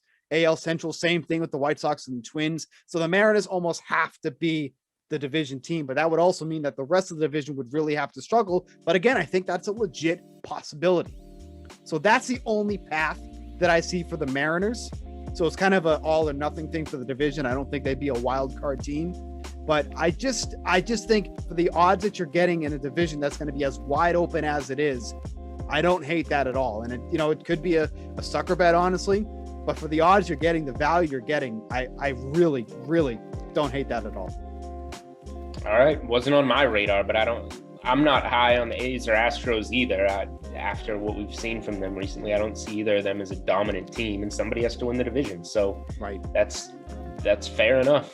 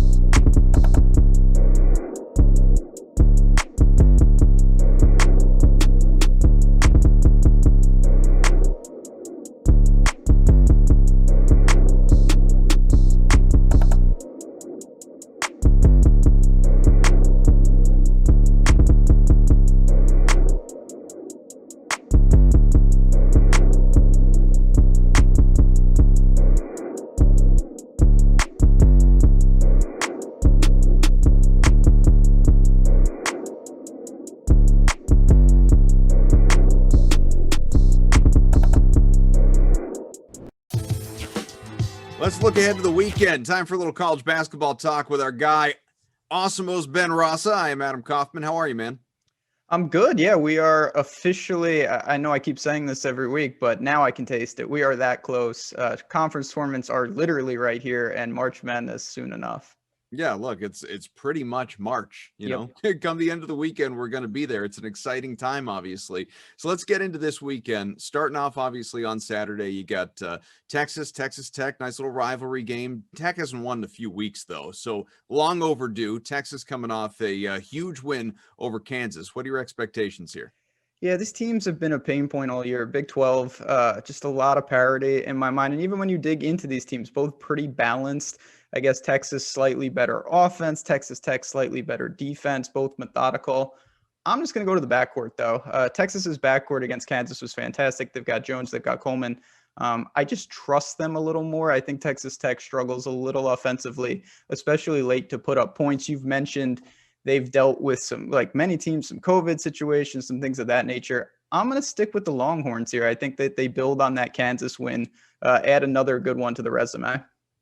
Couple top 25 teams here from the Big Ten. You have Wisconsin and Illinois. Now Illini, they've got a tough finish ahead to this part of the season, but is this an opportunity where they can take care of business against Wisconsin? Yeah, I mean, this is a team that I thought they could struggle in Minnesota. They won that game by like 90 points. They are finding their groove. Won 7 of 8. Obviously, you just mentioned it. At Wisco, at Michigan, at Ohio State. That's going to be a tough stretch. I think this is the easiest of the three.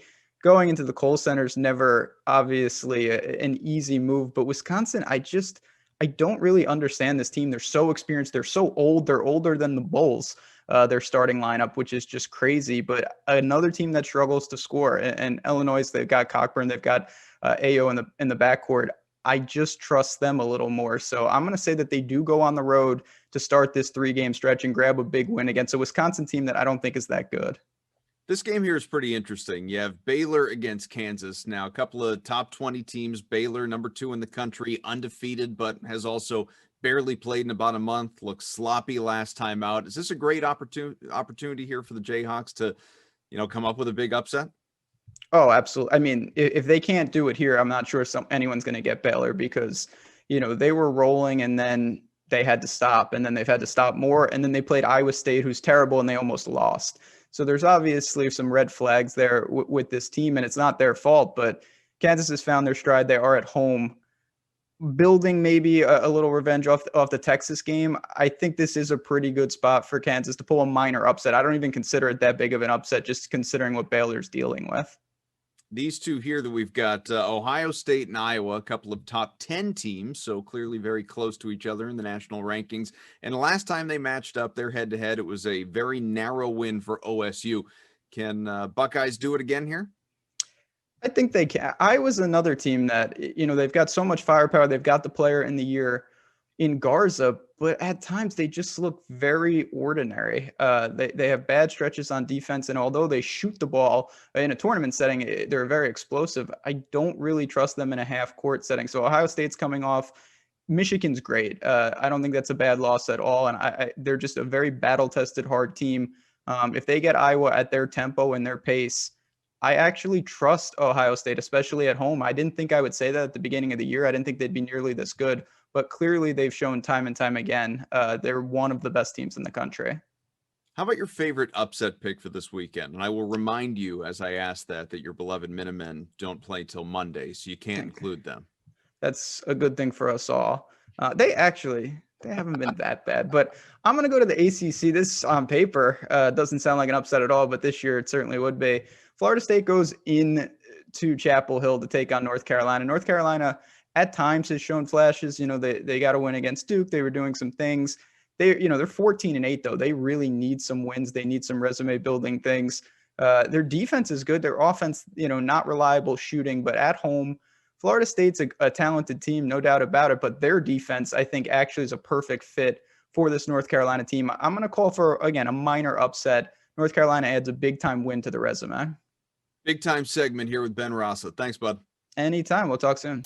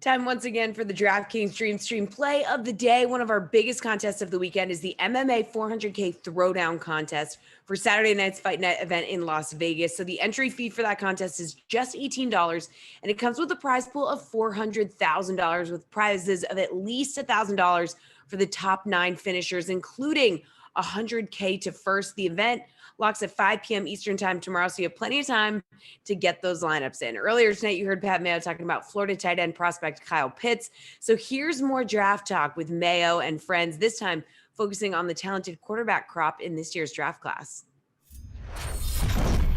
Well, let's start at the top then, because it seems like every team, it's funny, like when we thought about it earlier, it's like, oh, well, if Miami keeps their pick, they're probably not going to take a quarterback, but it seems like there's like 20 quarterbacks in play to somehow go inside the top 10. Like you only read about quarterbacks. So I guess we'll start at the top. There's no chance Trevor Lawrence doesn't go number 1, right? No, I can't see him getting past the Jaguars. I mean, I wrote up a piece for FTN Bets today talking about NFL draft props, and I mean, the way I started it was Trevor Lawrence. Did you think there was going to be another name here for the favorite?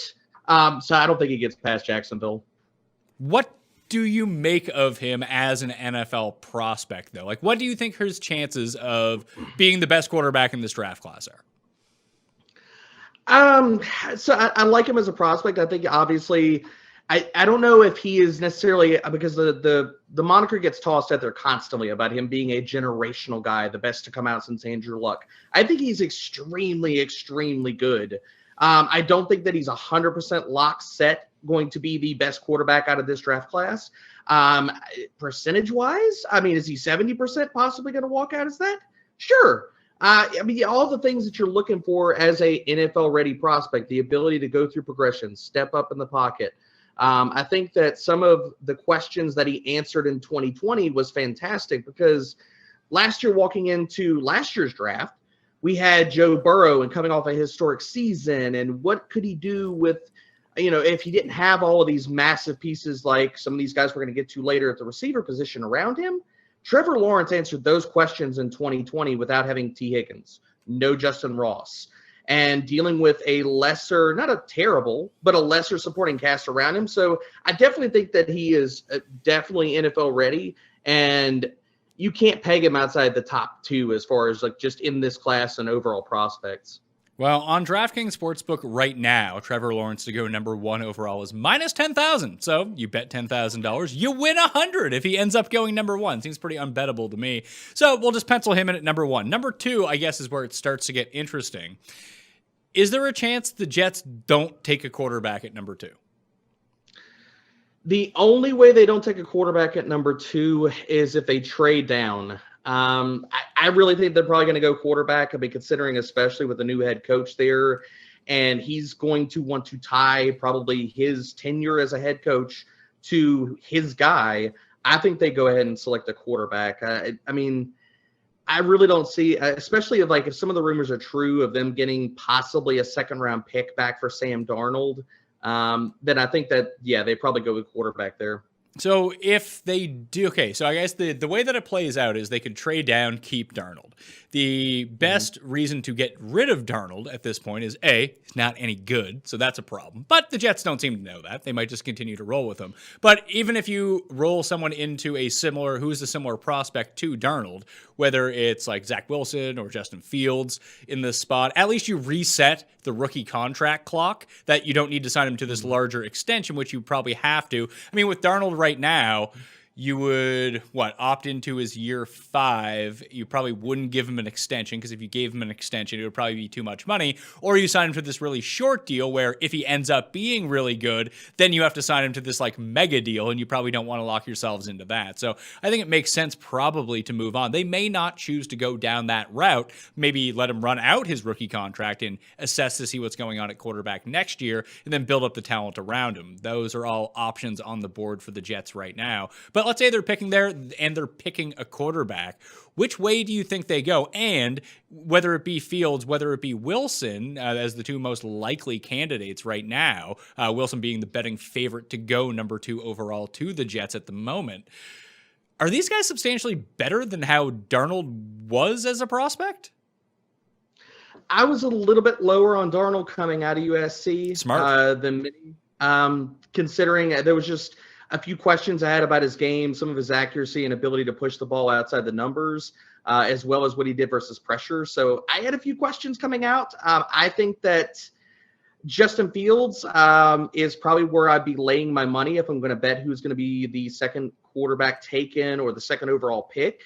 I personally like him as a prospect, at least in the early going right now, and all the prospect work that I've done so far. Justin Fields is my quarterback too. I think that there's just Zach Wilson's getting a lot of love, and I'm not saying that he's a bad prospect. He is definitely not. But for all of the pluses and the great things about Zach Wilson, the downside's not discussed as much as some of these other prospects. What is the downside with Wilson? What's his floor? Would he just be a colossal bust if things just don't break the right way? So I don't know if he's necessarily going to be a bust at the next level. I think that a team taking him inside the top 5, which is pretty much where he's being rumored to go. Like, I don't know if he makes it outside the top 3. If he does, he could be one of the guys that precipitously fall in the draft. Although I do still put the money on him being inside that top 3. The floor is, I think that he's a guy that could flash in the NFL. I think the ceiling's extremely high, but my mentions got torn apart the other day out on Twitter because I used his name and Mitchell Trubisky on the podcast in the same sentence. And that, of course, strikes the ire of people, and they don't like that name, and they don't like that name, especially when they're tied to Zach Wilson. So I think that that's the floor, is like him being possibly this guy that a team is spending a top 3 pick on, tied to him for the next 3 to 4 seasons, if not maybe 5 if they pick up a 5th-year option. And at the end of that contract, they could be saying, okay, it's time to go get another quarterback.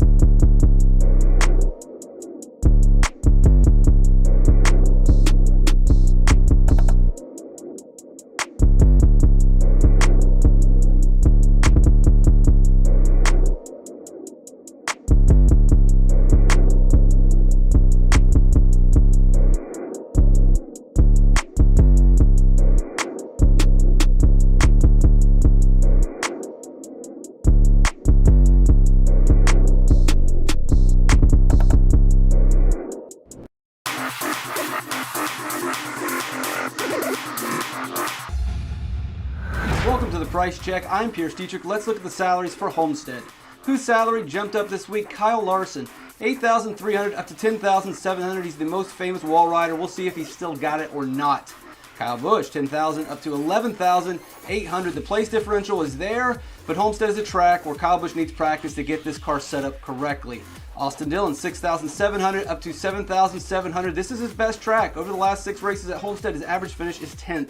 Whose salary dropped this week? Chase Briscoe, $8,400 down to $7,200. He won this race in the Xfinity Series, but that probably doesn't matter. He's starting in the back, and he is too cheap. Eric Jones, $7,800 down to $6,900. This is RPM equipment. He's too expensive. He's starting just too close to the front. Ryan Newman, $7,300 down to $6,400. He was optimal just once last season. Stop chasing the Newman value play.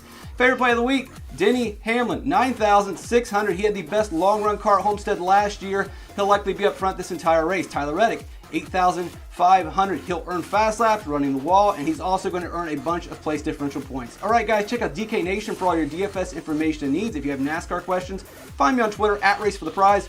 I'm Pierce Dietrich. Catch me on DK Live.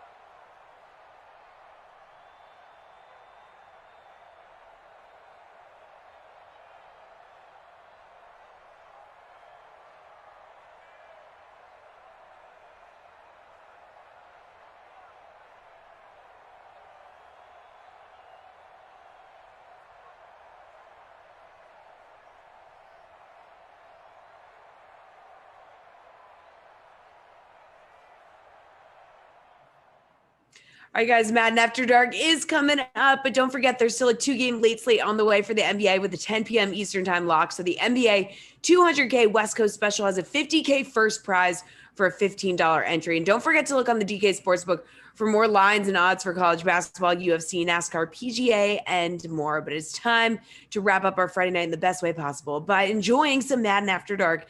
It's the 49ers and Panthers, and with the call, here's Adam Kaufman and Brandon Cristal. Have a great weekend, everybody.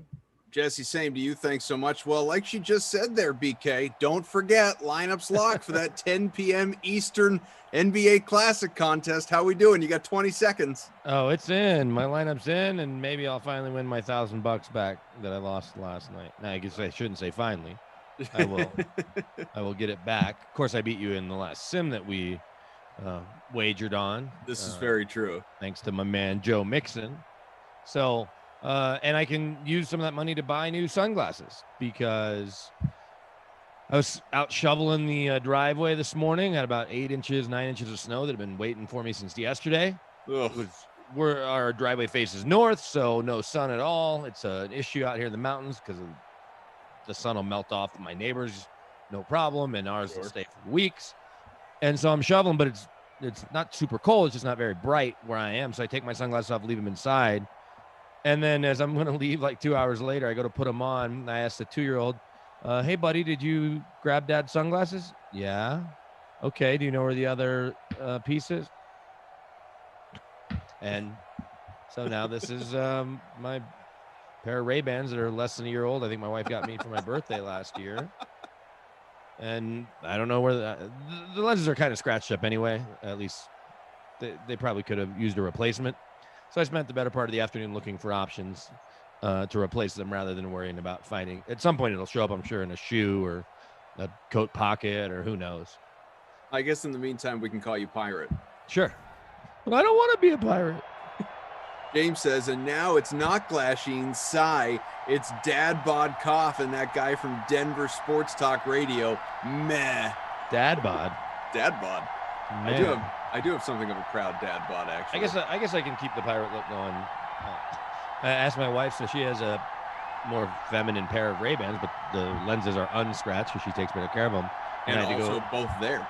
Well, right, and just present, so that makes them automatically 50% better. So I said, hey, can I borrow your sunglasses, go pick the kid up at school? And she goes, why, what's wrong with yours? And I go, well, the monocle, the sunglass monocle isn't as effective. And it was super bright today. It was crazy that we had a snow day all across the metro yesterday because the snow was literally a blizzard Wednesday night into Thursday. But by the middle of the day yesterday, the sun was out. And today we parked by the new In-N-Out, walked across the street. It was beautiful. It was just, and there's all this gross snow around. Sounds like a nightmare. Fortunately, at least here where I am, northeast, it's been actually unseasonably sunny the last couple of days. That's good. 50s the last couple, so that's good. Starting to melt some of that snow away, which is nice. I feel for my wife and kids who are going skiing tomorrow and actually like the snow more than I do. I'm just out there doing rain dances basically. Sure. Melt this stuff away. Let's get out of here. Where are they going skiing? Oh, just locally, not away, just going. Not to Vermont or anything. No, just going for the morning, that type of thing. Gotcha. So thank you for being with us. He is a one-eyed Brandon Cristal, I guess. I am Adam Kaufman. We got Zach and Game Ops, Mike, our producer, Daniel, our technical director. As I called this sim, the Madden After Dark #FilmFest Friday. We started getting into movie talk in the last sim. Who knows what is in front of us in the next hour plus? Although one thing I know, forgive me, it's a Friday night. It's Madden After Dark. There should be music bumping and glow lights and parties and whatever else. We may actually do a little bit of football talk because BK and I were together just yesterday, I think it was. Time flies here in Simland, and really did not get to delve into all of the quarterback rumors and reports and potential movement and all sorts of stuff. And obviously it is directly linked to both of these teams in many ways. So a lot of good stuff that we can get into here in the next little while. But since obviously the game is underway and lineups have locked, what do you have, sir? Well, my lineup, and let me pull it up. I had it up and then I turned my computer off 3 minutes before we went live. I'm currently in 18th place with Raheem Mostert in the captain spot. I'm at a point where he's almost like Dalvin Cook. He's certainly a must play, but he's had good games the last couple games I've called. Yeah, so he's close to being an auto captain for me. There's very few that are there. Lamar for sure, and Dalvin Cook. Although I didn't captain Dalvin last night against the Broncos, and I maybe should have. Cortland Sutton got the Not My Kid award because he had one catch for 13 yards. He was my captain. Raheem Mostert, though, and then I went with another running back that's pretty well known with Denver ties, Christian McCaffrey. Also played his college ball in the Bay Area. There, right around the corner from where the Niners practice and play. And his dad won a Super Bowl with the Niners. George Kittle, Kendrick Bourne, Robbie Anderson, and Robbie Gould. I feel like Robbie Gould's on my team almost every time the Niners play as well. So I have, we do have some overlap for sure. I have Kendrick Bourne, but in the captain spot. I did certainly consider Raheem Mostert, but I wanted to be able to pay up at some other places. So I have both Mostert and Christian McCaffrey and Teddy Bridgewater. Pretty expensive trio right there. And Dante Pettis and Robbie Gould. Pettis is certainly a boomer bust play. The 2 games ago that I had the Niners, I had him, not only to have him back-to-back, I had him, in back-to-back weeks, I had him against Arizona both weeks, or less than a week apart. But Pettis in the first one ended up with 3 for 32. I think that's why his numbers is high, like his average is as high as it is. That Mostert out of the backfield. Well, there's a first down, a whole lot more from the 34 all the way to the other 24. Garoppolo 40 in the air, and there you go. Good start for Raheem Mostert. This is a nice comment from James in the chat. Kaufman is like the serious smooth announcer. But that was right after, and I do appreciate the compliment. It was right after, though, he said he missed Glasheen's impressions already. So I think it's, one of those, everyone offers a different flavor, right? Yeah, absolutely. I'll take serious smooth. I'm good with that. Yeah. It could be worse than serious smooth. But James says boring is another way to put it. Right, but smooth and boring, right? Yeah, as long as you're smooth, despite maybe being a little boring. Thanks, everyone, for being out here with us, regardless of how you feel or don't feel. We appreciate it either way. Garoppolo, short little pass, well off the mark. Looks like the Celtics may actually win a game, guys. They're up by 3 with 11 seconds left. We'll see how it plays out here. I was about to showdown lineup. I was about to go that way with you because I saw you talking to our pal DA on CBS Sports Radio. I saw the clip they pulled where you were being very critical of your hometown Celtics, a team that you sort of cover, but definitely cheer for. Sure. It's a bad throw because he had, it might have even been Pettis there. I was actually surprised that was the, it's probably the juicy headline clip, so it makes sense that's why they pulled it. But there were plenty of other portions of that interview that I was even that much more critical of the organization. It was not I texted him after the fact and said, just in case you were expecting to homer me this morning, that's obviously what you didn't get. Yeah, because in our group text with DA and our pal Adam Beasley down in Miami, you get accused of being a homer more than the rest of us. Yes, absolutely. But usually rightfully so. Well, you're the only one that covers or works in the city where you grew up. I guess DA sort of does, but he does a national show. Right. So, and he doesn't ever go. He openly admits he has a Mets season ticket package. I wonder if he openly admits that on the air, though. Yeah, I don't know. That's a good question. He posted on Instagram. Yeah, that's true. So I don't think it's that top secret. Bill says, all polish, no substance. Makes a great announcer, Koff. James says, Koff has a smooth voice, but he can put you to sleep. What are we doing here tonight? With you people on a Friday. Well, we can definitely get into that football talk and Rossi and I did hit the quarterback stuff some, but I'm happy to circle back around because every day there's a little tweak. But I'm happy to do. It's Friday night. It's movie night, at least in my house. So I'm fine doing a little movie talk. I'm curious, kind of what road y'all went down. We still need to finish Nomadland. We started last week, and my wife fell asleep, so I paused it, and then I started watching that Jeffrey Epstein documentary because I just wanted to watch it on Netflix, and then I fell asleep. When you average 4 to 5 hours of sleep a night because of the babies and then with me with morning updates, right? It's always a 50-50 proposition, even on a Friday or Saturday, as to whether or not I'll get to watch a full movie. and this does not happen often, especially when I am home alone with the 3 kids, as I was with my wife at work earlier. I just passed out on the couch. It was like great parenting 101, man, where I sat there kind of cuddled up with my 2-year-old, and I put on a cartoon on Netflix, and the older boys were playing Madden, and I just fell asleep. And God love them, they actually let me sleep. That's nice.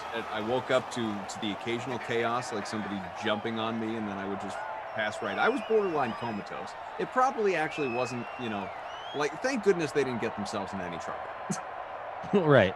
Well, we certainly let our 2.5-year-old run around a little more than he should. And it's like, where is he? We don't hear him. Let's go find him. And that's how I end up walking into the laundry room with all the soap and fabric softener all over the floor, and him just standing there in the middle of it. Like, what? I'm not supposed to get to play with this? Now, Robert says, so happy I can finally turn up the volume for Madden After Dark. # killed the buzzword. But then again, you have our friend James saying, James just looking for attention now. James says, imagine if this was a real football game. Fox, CBS, they'd fire them, LOL. Well, I think if we were doing a game for Fox or We'd CBS, probably be a little more dialed in. we'd probably be doing a little bit more actual commentary. It's 3-0. Yeah. You're caught up. All the scoring. Hey, there's Robbie Anderson that helped my lineup. I'm in 18th place. And climbing. Obi-Wan says, you sleep there? Crust? Not often. Like BK here. I mean, probably 5 hours a night. Maybe 6 if I happen to be really lucky. But typically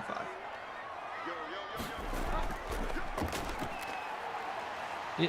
The handful of Carolina games that I have done, Christian hasn't done anything. Like, he's found the end zone maybe, but I haven't had a 180-yard or a 200-yard total offense game from McCaffrey. Yeah, I haven't seen him blow up in a little while. We had OBJ go kind of nuts in the previous sim to this one. Nice. I was in the middle of making a lineup for that, and I was looking at our early basketball showdown that we didn't do. Yep. Matchup. And, nothing happened with one of the kids, and I just didn't get back to it. And I was in the car, and I looked at my clock, and it said 5:34. I was like, oh, no basketball for me. Milana says, couch parenting, very necessary sometimes. Sure. You just kind of hope for the best. You're like, most things are closed and shut. Bill says, fell asleep with the kids one time, woke up, they were gone. Wife came home, they were playing in the backyard. It was not funny. Not great. Yeah. Well, there's certainly been a time or two where my wife's run out, run an errand, and I'll have to jump on air because something will have happened. And I'll let Elmo or Disney Plus do some of the babysitting. Yeah.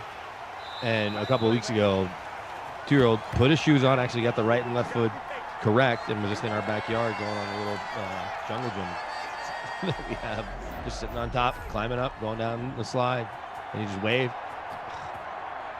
Man, we need to install more locks. Scarlett says, Koff, we need to buy stream trash at the end of the first and third. # for the DK Sim fam. It's been a little while. We can do that. We can bring back the buy stream trash here at the quarter break. But I don't want to force it. I want it to be. We can do old fashioned. We can pull them off the shelf. Oh, okay.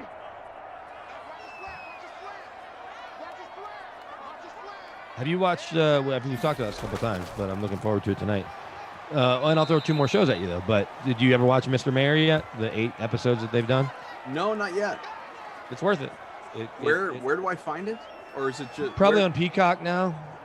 So it's It's NBC on Thursday nights. Gotcha. But yeah, I should just set a series recording for it or something. But Ted Danson, they'll probably rerun the whole series or the whole 8 episodes because it's. Is it done at this point? They've done. Well, it's got to be close to it.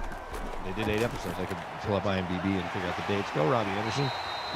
And then I started last week. We watched the first episode of Kenan and the first episode of Young Rock, and both of those have potential. Okay. I have not. Which is encouraging, I think. Just not seen either one, actually. Not that we don't love. I forgot Young Rock had started. Not that we don't love our streaming services, and that's where everybody's going anyway. So this will just become Peacock. Daniel says they're all. Daniel's trying to prove a point because he knows I don't have Hulu. He's like, Mr. Mayor's on Hulu. Kenan's there you go. So they're on Hulu too. All right, so they're all on Hulu and Peacock. So there you go. Do you have Disney Plus? I do have Disney Plus. Why didn't you just do the bundle with ESPN Plus, Disney Plus, and Hulu? It's $11.99. because it was Disney Plus, at least when it came out, it was like $6 or $7. I didn't need ESPN Plus or Hulu, so why pay more?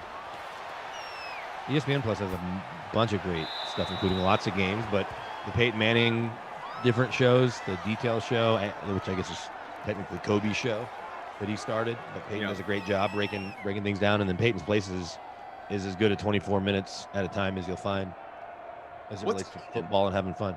Kenan Thompson, it's a sitcom with. Oh, okay. He plays a morning show host of an Atlanta, local Today show, kind of, the local news show. He's not off Saturday Night Live. No, this is an addition. Yeah, this is a side project. He's got Chris Redd plays his brother. Don Johnson plays his father-in-law, and two little actresses play his daughters. And the premise of the show, because you find out within 30 seconds of it starting, so I'm not ruining anything, is that his wife has passed away, so he's just trying to move on, and that's adjust to life without her, and that's why Don Johnson's in it, as the father-in-law to come live and help and help take care of the kids. But it was fun. I mean, I watched the pilot. I haven't watched the second one because it was last night or the night before, and we were at that hotel. I'm in 11th place, by the way. Shortest of short field goals right there. 3-3 game. It was an 18-yarder. I am in 87th. You are faring better at this moment. We've got Titan Twin is in front by about half a point. Young Rock, by the way, Rock's in it. Obviously, the Rock's in it. And it's was he on I wondered if he. I mean, I knew obviously. Yeah. It was, well, he was in the first one. I imagine he's going to be in every one, just even in a kind of a narrator kind of deal. It's set up as like an interview that he's doing with. I'm drawing a blank on his name, but comedian whose name escapes me. Somebody will tell me in a second. But he's running for president in 2032 and looking back at his life. That's the setup. That's the setup for the show. And if you liked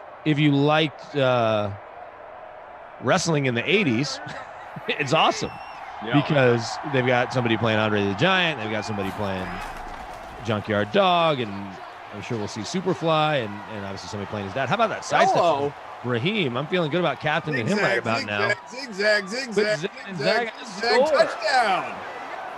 Raheem Mostert. Apparently, we all should have captained him with the other 18% of people that did. 75-yard score. I'm going to jump back into a top 10 kind of night. Instead of you, everybody has him. Well, but so do I. I don't want to just completely dismiss your DVD grabbing, but we could also do something rock related and or Kenan Thompson and or SNL related. Although it always feels like we're cheating on Madison if we talk SNL directly and she's not here. Yeah, right. Yeah, if people want to throw out a buy stream trash for The Rock, I'm good with that. I don't need to get up and peruse the wall. I'm fine with that. And I think you have to take Young Rock out of it because it's got to be been probably 2 episodes. Well, your choices are probably Ballers. Or you could go all movies. You could certainly go movies, but just Rock projects. Rock the Wrestler, Ballers, or Fast and the Furious projects. True. Although then you're painting with a broad. It's a very broad brush. But if you love yourself some Rock, and you can only enjoy him in one facet, is it I want to watch him in wrestling only, I want to watch him in the Fast and the Furious movies, or I want to watch Ballers. Mike notes, by the way, Mostert 87 rushing, 40 receiving, possibly a double bonus coming up. I'll be all here. about that. I'm in 4th place, so I know you're making fun of my lineup like everyone. See, Daniel jumped in quick. WWE version of The Rock, Fast and the Furious movies, and then Trash and Ballers. Screaming Rock and Fast and the Furious. There's so many more Fast and the Furious is coming. Well, no, they're what, 2 more? I think they said they were done after 10. Oh, they're finally done. Oh, okay. Or maybe 11? Is it 10 or 11? Hang on, I'm having a hard time reading the stats. Let me put on my glasses. Can you see better? Bridgewater 53 passing. Garoppolo has 40. Obviously, Mostert's doing much of the work here in this one. He is the top player so far and away. We'll look at the rushing and receiving numbers as well. Let's see. Mostert 87 on the ground, as mentioned, with that touchdown. McCaffrey 5 for 19, which, if not for Mostert, would look like a sufficient enough start. He could find his way to the bonus. Not far off. We'll see. We have a little side bet on Mostert hitting the over in rushing. I'll say he does. Mark it down. I think he's going to get there. Mostert 2 for 40, Anderson 2 for 33, McCaffrey 2 for 14, and Ian Thomas 1 for 6. So there you go. Okay. I did not have Ian Thomas in my lineup. Yeah, how about we'll do, I'll pull off the DVD wall. We'll do that at half. Yeah, we can do that. We can do a bunch of them. Third. Yeah. We can go fast. Film Fest Friday. We can do whatever. Do Sure. whatever we want. We're in charge here. What'd you touch on film wise in the first sim though? We spent a lot of time on Marvel versus DC and those movies. That's not even really a contest. No, it's not. It was mostly kind of a wine fest on what is wrong with DC and how do they improve. I guess have, what's his name? Kevin Feige run DC. Yeah, exactly. Because the MCU, it's you're just ranking all of their movies before you get to anything other than Wonder Woman. More or less. I mean, it just depends on how far back you want to go. Like, the newer Justice League and Batman versus Superman. Yes. Aquaman, that stuff. Like, that stuff's bad. But I guess if you're going to throw Dark Knight. Right. If you go back to, like, the Christian Bale Batman movies, those are, Sure. the first two are really, really good. I still have, and maybe it's just because of my age, but plenty of love for Michael Keaton and Jack Nicholson. Oh, I mean, that to me is the best Batman. Yeah. But I think age is, like you said, it comes into play. And if Joker qualifies, which there's no reason to say it doesn't, that just from a cinematic perspective, sure, is going to be up there, especially the performance from Joaquin Phoenix. How about Christian McCaffrey picking up -6 yards? Want some older movies from Josh here? It says buy stream trash, Big Trouble in Little China, Ooh. Tommy Boy, and Billy Madison. How do you throw Big Trouble in Little China with the other two? I was going to say you're a little bit different. I almost want to throw in a third SNL related movie and do Kurt Russell movies separately. Right. Can we change it? If you want. So let's pick the next best SNL related movie. Wayne's World? Sure. Okay. Those guys are showing up in commercials like crazy now. I know. I don't think I like it. No, I don't like it at all. I think I like it fundamentally, but I don't like the execution. I don't even like it fundamentally. It feels forced. It's forced, and it's also like it's a money grab. It's a nostalgia money grab. Well, and I'm actually okay with that because this is America. But it's one of those things where I'm just not sitting around going, man, I wish I had more Wayne's World. And I'm saying if they made a movie, I'd probably be excited about it. But I'm not wishing for that level of nostalgia in a commercial. I was listening. What's that? I was going to say, Daniel's throwing out, for what it's worth, DC movies have the most Oscars, including 2 major acting Oscars. Yeah, sure. Dark Knight was the first billion-dollar superhero blockbuster, and Superman created the mainstream superhero movie. No question. If you just want to, from not only nostalgic, but creating that genre, the first Superman with Christopher Reeve is it's almost like a Beatles kind of conversation where it gets its own category. Right. But if we were okay, so let's do those 3. So Wayne's World, we kind of got lost there. Wayne's World, Tommy Boy, Billy Madison. Because with the 25th anniversary of Happy Gilmore, there's been plenty of just name your favorite Sandler movies. Yep, absolutely. And maybe it's because of the age. I was a junior in high school when Billy Madison came out. I saw it with some of my teammates on the football team. That's always going to be my favorite, even though some of the other ones might be better movies front to back that he's been in. Yeah. Takes you back to a place. I get that. Yeah.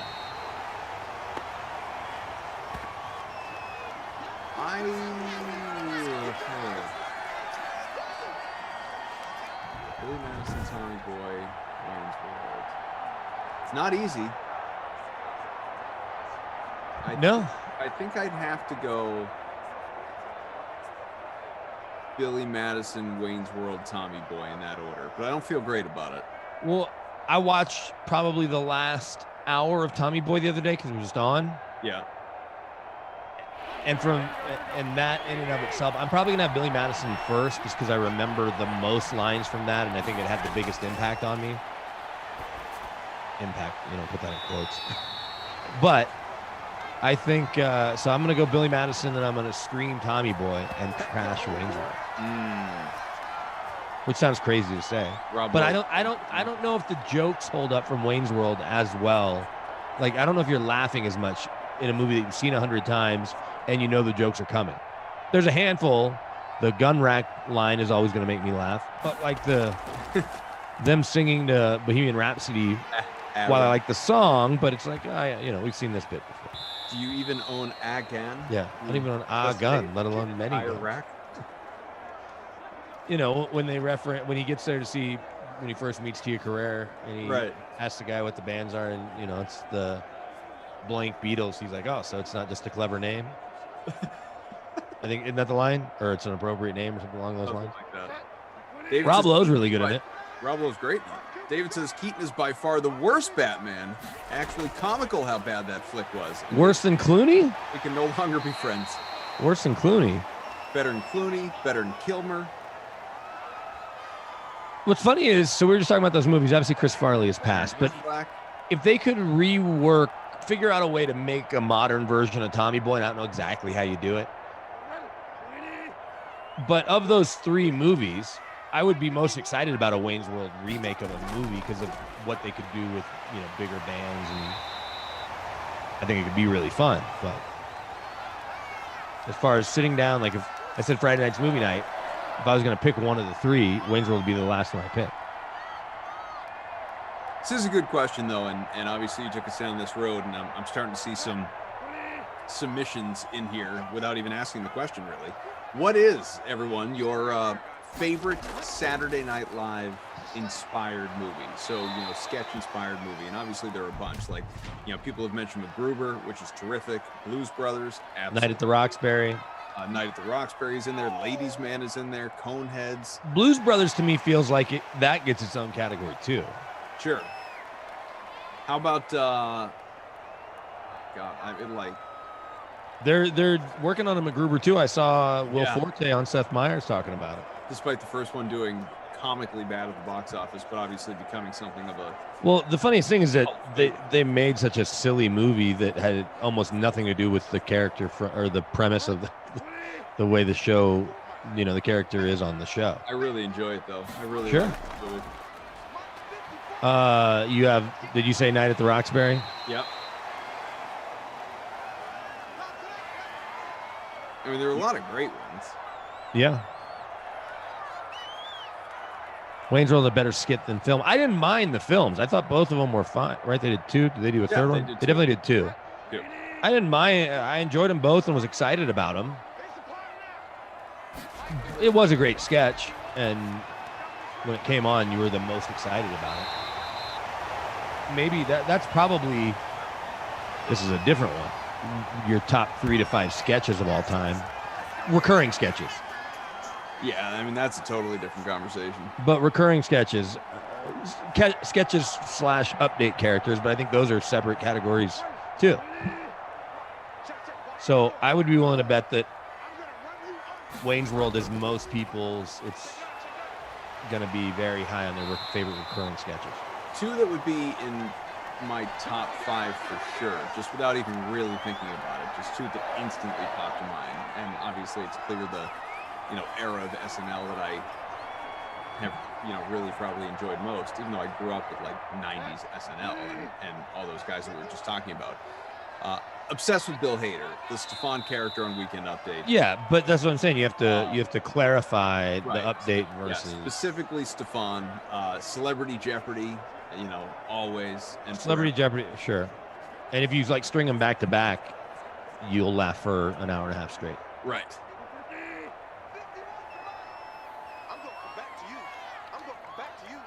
Lana says, I think I rented a Ladies' Man from Blockbuster. Probably. Been out a long time. Came out, was that even in the 2000s? Early 2000s? Or was it late 90s?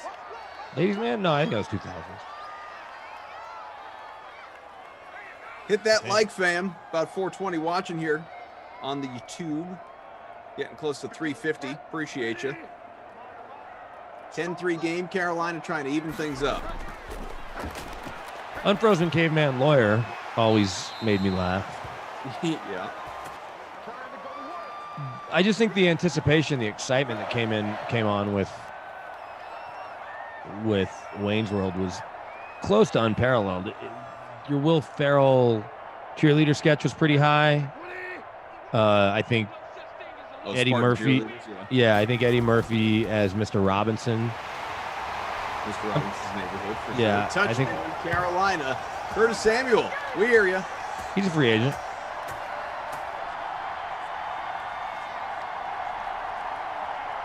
I'm in 14th place in the contest. Blockbuster was my second favorite job in 1995. Nice. Brian says Bill Hader's dad was my math teacher in high school. That's a fun fact. You from Tulsa? Could be. So I told you that I've gone to a couple of those SNL after parties, and I distinctly remember having some conversations with some of the cast. I just wish I would have figured out a way to have better, more meaningful ones and drank less. But, you know, I was just too dumb at the time to even think about figuring out a way to establish some sort of working interaction. Meaningful. Yeah. And then I moved, so I wasn't neighbors with Finesse Mitchell for that long. And he wasn't on the show that long.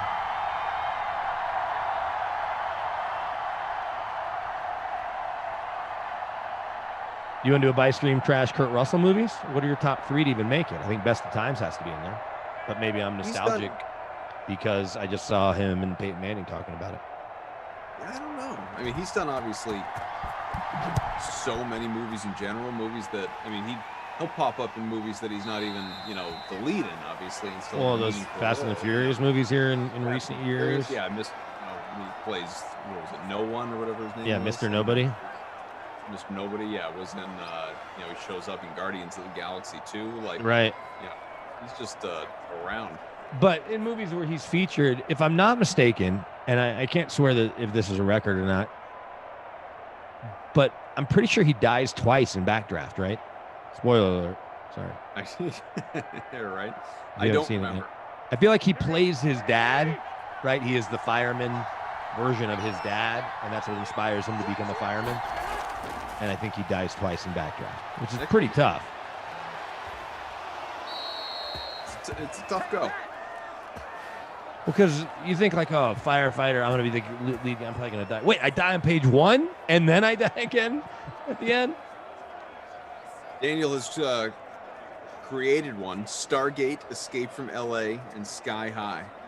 Sky High. So I hadn't seen Sky High and it came on the other day. I said the other day. Who knows when that was. I'm like, this movie's cool and weird and silly. And I watched like an hour of it and recorded it, and then it got deleted from my DVR. So people play along. Go for it. But even just picking the best 3. Big Trouble in Little China, Overboard, Hateful Eight. Gosh, he was so great in Hateful Eight. Death Race. Yeah. That'll be the hardest thing. It's sort of like with Sandler. If you were going to pick your favorite 3 to buy, stream, and trash. I think Kaufman says Escape from New York is the best Kurt Russell movie, and then adds, this is a real throwback to when Ronson and I were together, adds, fight me. That's our DK Simfam version of Don't At Me. Gotcha. Yeah. Fight me. How about, watch him after this. Has it come up, and you and I weren't talking about this the other day, I feel like, I can't remember who, it might have been Lamarck and I talking about the state of basketball these days, the state of the NBA. Uh-huh. And Rick Bucher, I think Rick Bucher said that basketball's never been worse than it is right now. And I kind of wanted to take exception to that because of how athletic, or was that me and you? Yeah, we got it. Oh, fine. That was us. But then, that's a touchdown. Is that my man George Kittle? Back in front. No, Pettis. Look at you. Needed him. Yeah, Listen, my lineup, you say look at you. My lineup has not been good. So, you know, hopefully that'll help things a bit. Because Pettis is only in about a third of lineups. First time he's on the board doing something now. Yeah, it was a good drive for me. Didn't have Garoppolo, but Kendrick Bourne had a big pickup. He's my captain. Pettis only captained 1.2%, but owned 23% of the time. I am in. Hey, I'm beating you in our showdown, in our basketball game. In our game, I'm in 25th. If there is such a thing, you are due. No, I'm in 39th. 16th for me. All right, big climb. But that sequence at the end of the Nuggets game makes me want to think that Rick Bucher might be right. Oh, yeah. I mean, there's been some gross. They led around the horn with it. Chuck and Kenny and Shaq were killing the Nuggets last night. It's pretty basic basketball. Just go to the basket and lay the ball up. Don't everyone flare out for threes. But damage is done. Did you see that segment, you and anyone else for that matter? The segment that Inside the NBA did, I think it was last night. The Shaq thing? The Shaq bit of, like, what's this guy's first name? And they just kept, throwing random players out at him, and he had seemingly no clue, assuming it wasn't a bit and it was legit, and he didn't know the first names of any of these guys. And well, because the Chuck bit, who he played for, is always funny, but right. it sort of relevant. And guys change teams, and it's hard to track when a 10th guy who has a funny name or a distinct name gets traded for the third time in 4 years. Right, but these were like real players. Yeah, sure. These were like real rotational, not random, guys who are, and maybe it's part of it is the fantasy stuff. But I mean, these are very relevant players that he was asked about. And it was, I don't know, to me, maybe it was just the mood I was in at the time when I watched it, but I'm like, this is embarrassing. This isn't even funny. And if he doesn't actually know these games, these names, this is bad. Like, it's just a bad look.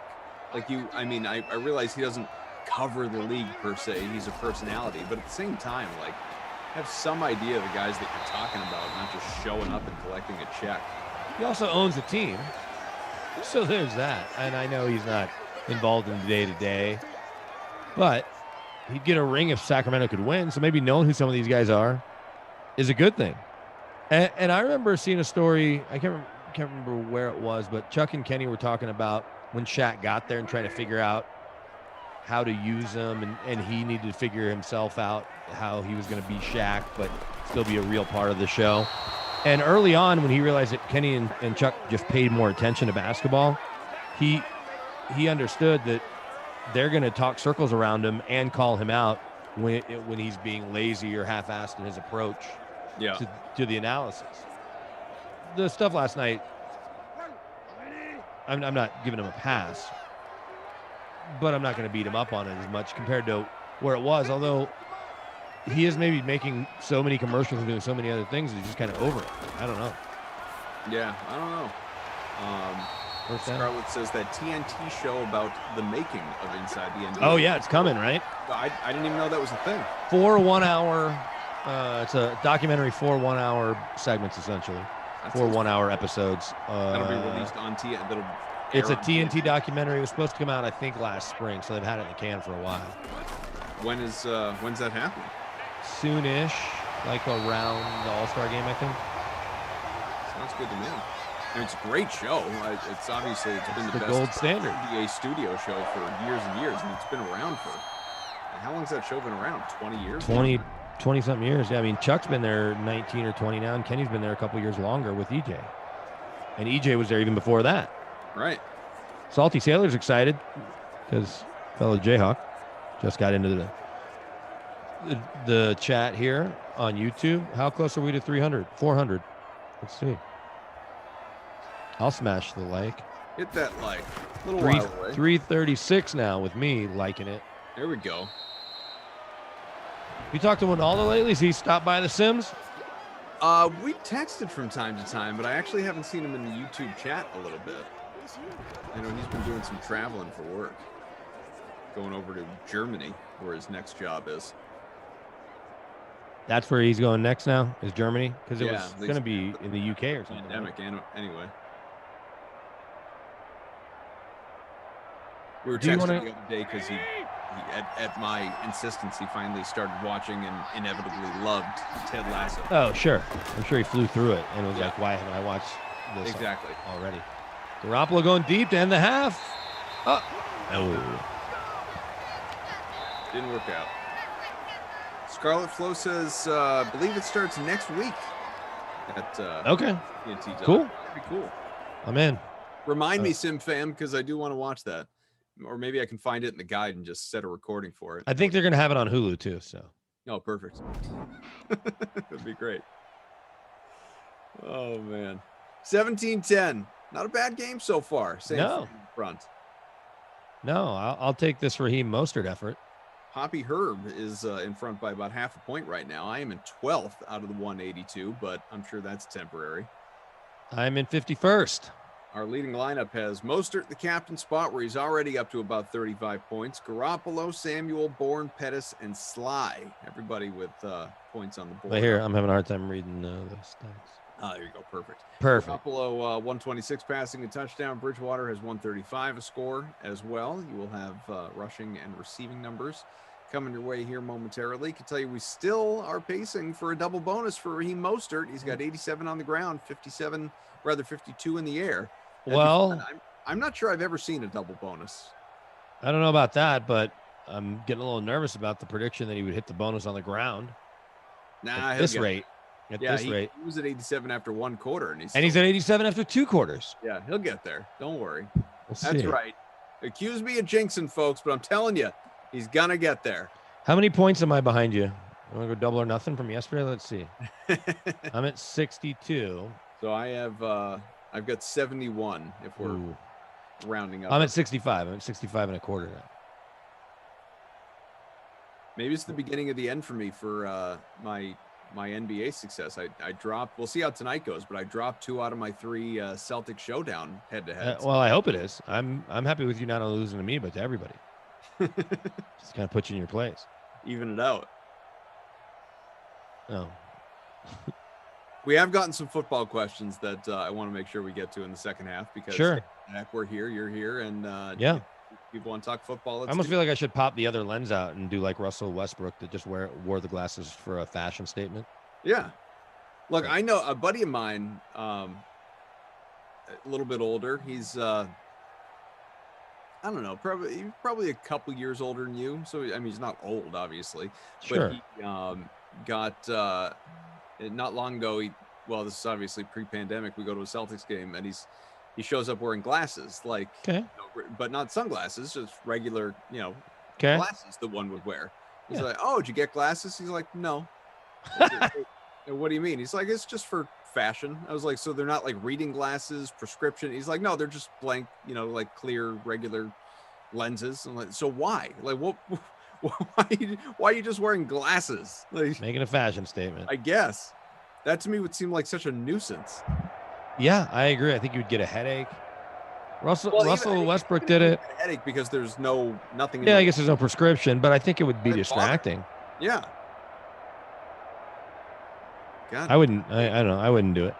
God. I remember when Von Miller first started talking about his glasses, and that's his charity here. Is Von's Vision, and he's given thousands of pairs of glasses and contacts to kids in need in Denver and in Texas, where he's from.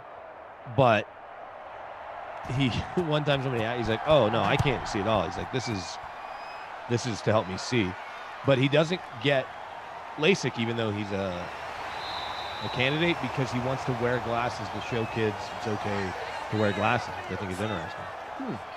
But he is blind as a bat. One day in the locker room, he was walking by, and I happened to be the closest person to him, and he says, "Brandon, is this a towel?" Like, he was about 5 feet away. And he had stepped out of the shower and had like a super small towel on. I don't want to get into the details beyond that, but I'm like, he needed a bigger towel. He's like, "That's a towel, right?" Because he didn't want to be grabbing a jersey or I'm like, "Yes, that's a towel." And he reaches into a teammate's locker to grab a towel. But I go, "How blind are you?" He's like, "Oh, I'm really blind." And then I think he showed us his prescription one time at one of his charity events, like showed the glasses about how thick they were. 1st and 10, second half underway from the 29. Oh, that should have been a pick 6 for Richard Sherman. What a bad throw for your guy, Teddy Bridgewater. All right, you want to do some football questions? Yeah, we can do that. You, by the way, are smoking me in our head-to-head. Draymond Green with a 30-point first quarter. I'll take that. He's on pace for 120-point night. 20 out of Kelly Oubre. I wish you would do it for the full $1,000 when we do a shorter slate. You always knock the number down. A 2-game slate. So are you trying to win or not? Well, look, I could have done more. Still cashes. You've been the one running away from playing. I figured you'd want to keep the money a little lower this time. No, I think in that situation, I like my chances better. Less variable. Well, it's good to know. Last night, I thought I had Quickly in my damn lineup, and I didn't. Yeah. You did. There's always tomorrow. I did. There's always tomorrow. James, who complained about me earlier, but his hashtag still here, says Inside the NBA premiered November 4th, 1989. Okay. Wow. That version, though, and EJ, I think, has been there almost the whole time or close to it. Kenny got there in the late 90s, and Chuck got there right around 99, 2000, whenever he was done playing. 2001. Oh, that's a fumble. Niners, do you get it back? Yes, they did. 1st and 10 from the 40 on the way, and San Fran up a touchdown looking for more. So Still should have been a pick six. That was a bad throw. let's see. As far as the football, Salty Sailor says, BK, give us your take on who the Dolphins are going to go with at QB next year. Stay with Tua or go somewhere else? I think they're staying with Tua unless they can work out a trade for Deshaun Watson. Because you invested a number 5 pick in him. He played well-ish. He didn't play poorly, I guess. I'm just nervous about Tua, if I'm a Dolphins fan especially, but even as a football fan. He has, it feels like an Alex Smith quality to him where he's not going to lose you games. He's not going to have a 3-pick game very often, but he's not going to go out and win games. He's not going to have too many days where he throws for 380 and 4 scores, or come back from down 13 in the 4th quarter. I'm not saying he can't physically do it. It just seems like he's, focused on completing the easy passes, but doesn't want to take enough chances that I think you have to have that to really win.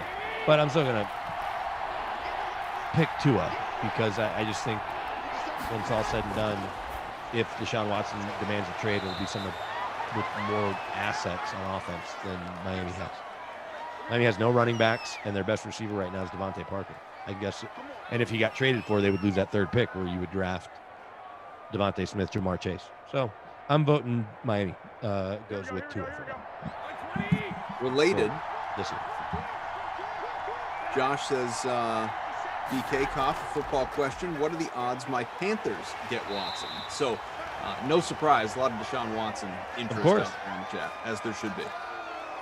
Well, if he wants to go there, does he say, I'm not going unless Christian's still there? You got to think Bridgewater is part of the trade, even if Houston moves on from him. If they're going to use an 8th pick on a quarterback or use Bridgewater in the 8th to try to go up to get a different pick and grab somebody potentially. I know they're going to offer 3 number 1s. I did see an interesting note today that I want to say was from Field Yates, that if any team waits until the draft actually starts to trade Deshaun Watson, and you'd have to have the framework of this trade ready to go. But I believe Field's tweet said, and I can go double check, but right now you can only trade 3 years worth of picks. You can trade this year's picks, next year's picks, 2023 picks. So a team like the Jets has the most to offer right now in terms of straight up number 1 draft picks. They have 5. They have 2 this year, theirs in Seattle, 2 next year, theirs in Seattle, and theirs in 2023. But if you wait until the draft starts, and you would have to have this trade ready to go, you can then offer up 2024 draft picks as well. So you could offer in the Jets case, a 6 first rounder. So they could offer realistically 6 first rounders for Watson and maybe nothing else. But then he goes to a team that has 0 assets, cap room. They will have likely missed free agency or missed the top guys. What an easy throw.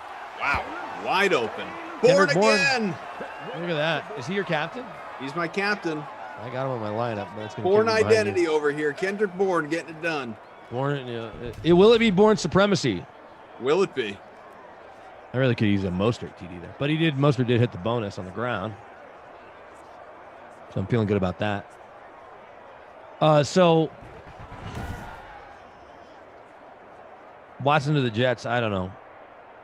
Watson really anywhere. You can look at pluses and minuses. And how much does he allow the team he's going to get depleted to get him?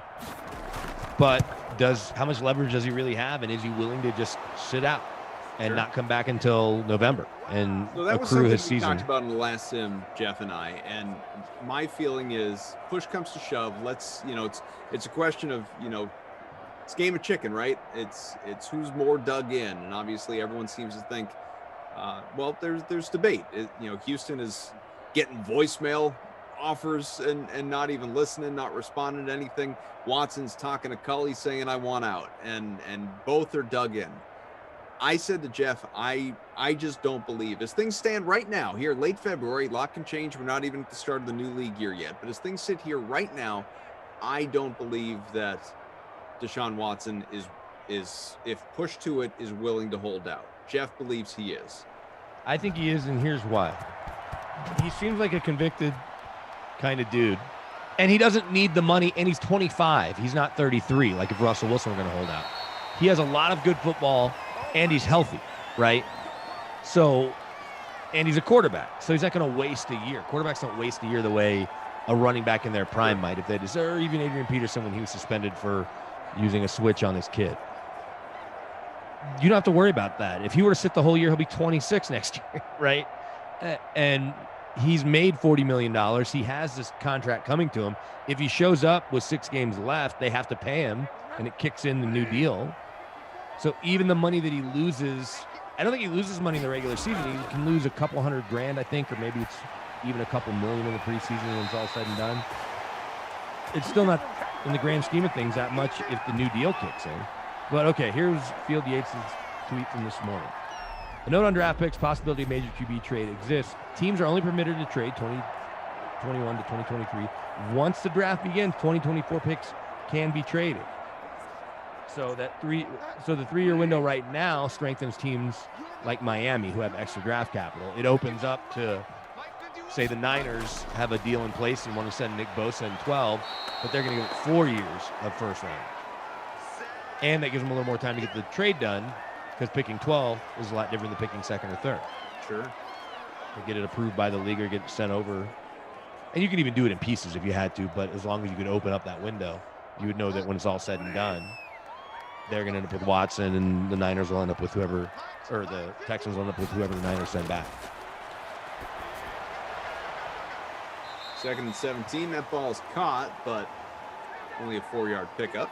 It may even change the rules, potentially. If that happens, right, that could cause the competition committee, after it happens, to figure out a way to eliminate that so that teams aren't circumventing the 3-year rule by having the deal in place the night before, letting everyone know, or whatever, having everything lined up. It probably goes against the spirit of that 3-year rule. So you are of the mind that a trade is coming, not necessarily imminently, but in general, before the season, he will be done. Well, not only that, I think it'll behoove them to do it before the draft. Yeah, well, you obviously want to stockpile as much capital as you can right now. You're not worried about 2022. You want to take care of it in 2021 and get some guys, especially if that happens to be a QB. Exactly. But most importantly, you want to know where your picks are. Right? You want to know that you're picking at 2 and at 34, or whatever. That number right? Yeah, 2 and 34. Or 3 and 35, plus whatever Miami's other pick is. You want to know you're picking at 8 if you trade with Carolina. Or 9 or 12 or whomever you decide to trade with. You want to know versus next year, all bets are off. You might still have Nick Bosa, but the Niners could be picking 30th. I think when it's all said and done, especially after talking to David Culley, if he then talks to Caserio or Cal McNair, and who knows what David Culley is saying after that conversation to Caserio about where Deshaun's head is and why it's there, and who knows what he said to him. Not that Culley isn't going to keep a lot of it private, but maybe he said, look, I don't trust Cal McNair and I don't trust Jack Easton. Yes, folks, I see in the chat, completely forgot to buy Stream Trash at halftime. I'll do it at the 3rd quarter break. So long as somebody reminds me, because I have the memory of an ant. You can do it now, and I can call the next player, too? Oh, it's okay. I'll wait. All right. Then I'll have to read the stats while you're... Yeah, we'll show off. I can handle that, too. Well, the PhD gives us a buy Stream Trash from Masters of the Universe. Remember the old He-Man movie with Dolph Lundgren? Street Fighter with Jean-Claude Van Damme, and Battlefield Earth. So I've never seen Battlefield Earth. Battlefield Earth's okay, but why wouldn't you have given us the original Mortal Kombat movie? Right. New one's coming out. That would be cool. more in line. I wonder if you jump back ahead of me. I'm in 25th. You're in 8th. Ooh. And that's before that catch. Gosh, I wanted Street Fighter to be so much better because I was way into Jean-Claude back then, and I played Street Fighter a whole lot more than I played Mortal Kombat. Such an incredible disappointment, that movie. And for Raul Julia, may he rest in peace, to go out on that note. Poor That was guy. his final. That was his final role. Yeah, in fact, if I remember right, it came out. Oh, like after, after he had passed. They should remake that instead of remaking Mortal Kombat. Yeah, that's true. Who would you cast in a modern day remake of, or attempted Street Fighter? You could get some star Like Chris power. Evans, Chris Pine, kind of. Yeah, Somebody you named could Chris. get a lot of solid people in that. I mean, who is America's man? Who's Colonel Guile? Ooh, is that Born Again? Look at that. Your captain is balling. Now my captain may end up with a touchdown here. My buddy Chris sending me his ball to one. Yeah, first and goal. My buddy Chris sending me a text. We do head-to-heads every day as well. Says, I'm done with Steph Curry. Last time it was the tummy ache, he doesn't play, and now he's got 8 points. At least his tummy feels okay. Yeah. And, I mean, we're not too far into the game. It's only, the second quarter, probably? What a bad play design, Virtual Kyle. I can only beat Glash tonight if I get, I just looked at it. I can only beat Glash if I get, I think, like 42, obviously fantasy points, not real points, out of PJ Washington, which is not impossible. He's starting. Feels like an uphill battle. It does seem unlikely.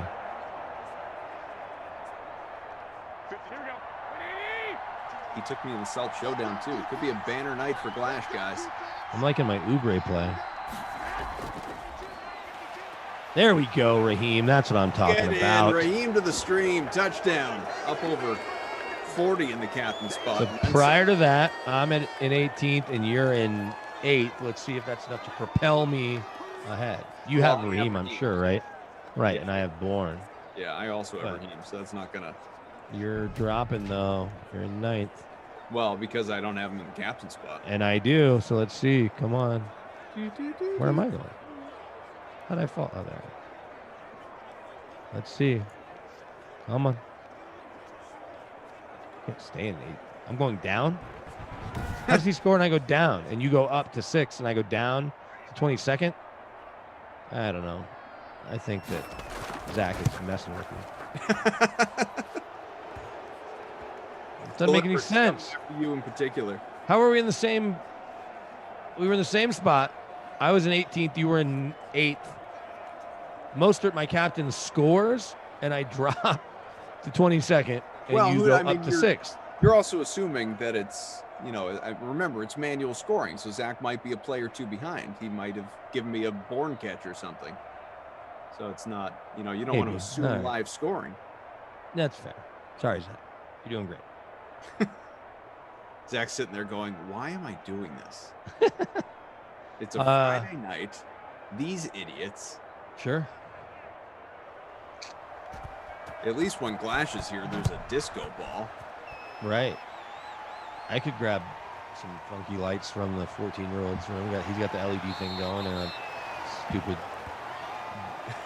all Have a giant intervention. How many of you out there in the chat or part of the production from Game Ops crew are having a "what am I doing with my life" moment? Oh, I'm back up to 14th now. Yeah, there you go. You're in 6th. I am 4 points behind you. Do you have Robbie Anderson? I did at one point. I don't remember if he made the final cut. I think I got rid of him. But you don't. But you have Bridgewater, and I don't. So Robbie Anderson's not going to help. Yeah, I have McCaffrey. Robbie was in there. I had Robbie in there, and then I took him You have out. McCaffrey. So Robbie Anderson end around, and I'm in good shape. Catch you, but otherwise I just need the Niners to get the ball back and Raheem catch a touchdown pass. Well, there's Robbie Anderson helping me.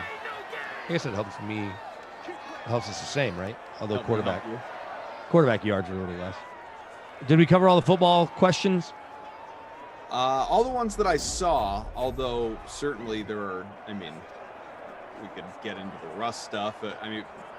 Well, you and I are back. You and I are back tomorrow at noon, so we can also do it then. Oh, are we? Noon Eastern. No, 2 Eastern, noon my time. Nice. I didn't even look at tomorrow yet. I think you're doing the first 2. I'm doing the second one. It's gonna come on. Oh no, I've got the 2 and the 4 tomorrow. Okay, so I was gonna come on at 2 Eastern and 6, but I gave that to Lamarca. We got some stuff going on, so. James, I'm telling you, these two need some personality and enthusiasm. What? Yeah, didn't you hear the way he just said what? I'm in 12th year and 8. There was so much enthusiasm. Now, BK, who's the QB for Denver next year? All right, I'm gonna look. They draft their first pick. I'm gonna look for movies, James. Get movies. Garoppolo is on fire. 155 quarterback rating, 14 of 18, 225 yards. So an outside shot at the bonus. 2 TDs, no picks. Teddy Bridgewater, 19 of 25, 191 yards, 76 completion percentage, 1 TD, no picks. On the ground, Mostert certainly outperforming Christian McCaffrey. 12 for 109, 2 scores, and he's broken 2 tackles. Oh, that's a stat. Christian, 11 for 43, no touchdowns. In the air, Kendrick Bourne balling out of control for Koff and anybody else who captained him. 7 for 116 and a touchdown. Christian McCaffrey leading Carolina with 5 catches, just 26 yards. Robbie Anderson, 4 for 68. Curtis Samuel, 4 for 26. DJ Moore, 3 for 40. Ian Thomas has 3 catches as well. And Mostert, an outside shot at that bonus, but 3 for 52. Doesn't look great. Debo, 1 catch, 20 yards. Dante Pettis, 1 for 17. I know there's a couple sacks, including 1 for Bosa. But I'm excited to see what 3 movies he grabbed. Here's what we decided to go with. Not totally random. The general section was random, and then I just grabbed one that I looked at, basically. So here we go. Buy, stream, trash. We all know how this works at this point in time. You have Will Ferrell's Semi-Pro. Okay. Okay. Slightly underrated. You watch it, it's got a lot of laughs. It really does. Many lines we can't repeat here. No. Dirty Work, Norm Macdonald. Norm's great. Dirty Work, I wanted to be better. Fair. And then Jack Black and also a young Colin Hanks, Orange County. Okay. Man, that is a young Colin Hanks. I forgot how long ago this movie was. 2002. So, buy, stream, trash away. No question. I'm buying Semi-Pro. Yep. I am going to stream Dirty Work just because Norm makes me laugh. And then I'm going to trash Orange County. And Jack Black can be hit and miss for me. Agreed. Although he's phenomenal on Instagram. Is he? I've never checked him out there. Yeah, he's making all these silly videos. He's in a Speedo half the time. He's on a skateboard ramp. He's doing all this silly stuff. As Jack Black would. Yeah, he's really good on Instagram. So I'm going to go in the same order as you. That being said, and I haven't probably seen it in 20 years, but I have this vague recollection of Orange County actually being pretty funny. Okay. But I don't know. So we'll see. PhD 1974, who's right up at the top with us. He's tied with you for 8th in our contest. Is buying Dirty Work, streaming Semi-Pro, trashing Orange County. Ricky Robbie is doing what we did. James here is staying on brand. He's buying Semi-Pro, renting Dirty Work, trashing these announcers and Orange County. In what order? Good point. You can trash them or us first. I am 1.329 points behind you. Do we want to make it interesting in the 4th quarter? Oh, yeah. I don't mean a little NBA Jam, by the way. When's that happen? I'm ready. I don't know if you're ready for Teen Wolf, but I'm ready. I'm ready to play. I mean, I'll get throttled, but I'm ready. Probably. Did you ever read that Sports Illustrated article that I was quoted in about NBA Jam that I sent you? You sent it to me, yeah. I'll just ignore my texts. Robbie says, I'll buy Adam, I'll stream BK, and I can't trash no one. I loves you. Appreciate that. Oh, that's great. Robbie Noble, icon. Christian McCaffrey helping both of us. Holding. Herb says he cleaned up on DK tonight. Good on you, Herb. Seems like you clean up every night, man. CH says 85 Bears D out there. Niners balling tonight. I find myself watching more hockey than I have in recent years, mostly just because the Avalanche are so fun to watch. See, so you're getting that much closer to us doing NHL head-to-heads. I guess Chris Dahl got his job in Denver 80 because he's a mellow Zen voice type, which is perfect for Colorado sports type. And I just applied for a job as a producer. I've been working at Sirius XM and doing some TV stuff in New York in 2006. And I got a job at 104.3 The Fan here, and 15 years later, just about, I'm still here. Well, there again, anyway. Yeah, well, I was only gone for 13 weeks. But who's counting? Like an internship. 29, but going for it. I mean, why not? You're down 21. Oh, that should have been picked. Richard Sherman's leaving a lot of interceptions out there. I'll be interested to see where he ends up signing. What do you anticipate? Because you obviously got to go to a team that plays a lot of cover 3, which Denver kind of does, but they're not going to pay for him. I think they think he's old and slow. Both he and Patrick Peterson, who are the same draft class, and I think, talking to some people, there's a thought that Peterson may have lost a step as well, but I would still take him over Sherman because I think he's more versatile. Sure. As I look up and see the Wayne's World pizza commercial on TV. Well, doesn't the food change because it's Uber Eats? Yeah, it's Uber Eats, yeah. Well, it's pizza this time around. Okay. Which is making me not hungry for pizza specifically, but hungry for after this sim. A lot of run on J.J. Watt saying it takes him an hour to pick a restaurant on DoorDash. So the report that came out the other day with his 3, finalists, I guess, for where it was that legitimate or was that just, I don't think so. Yeah, I think that's more media speculation because I can make a case for 5 teams without even thinking about it.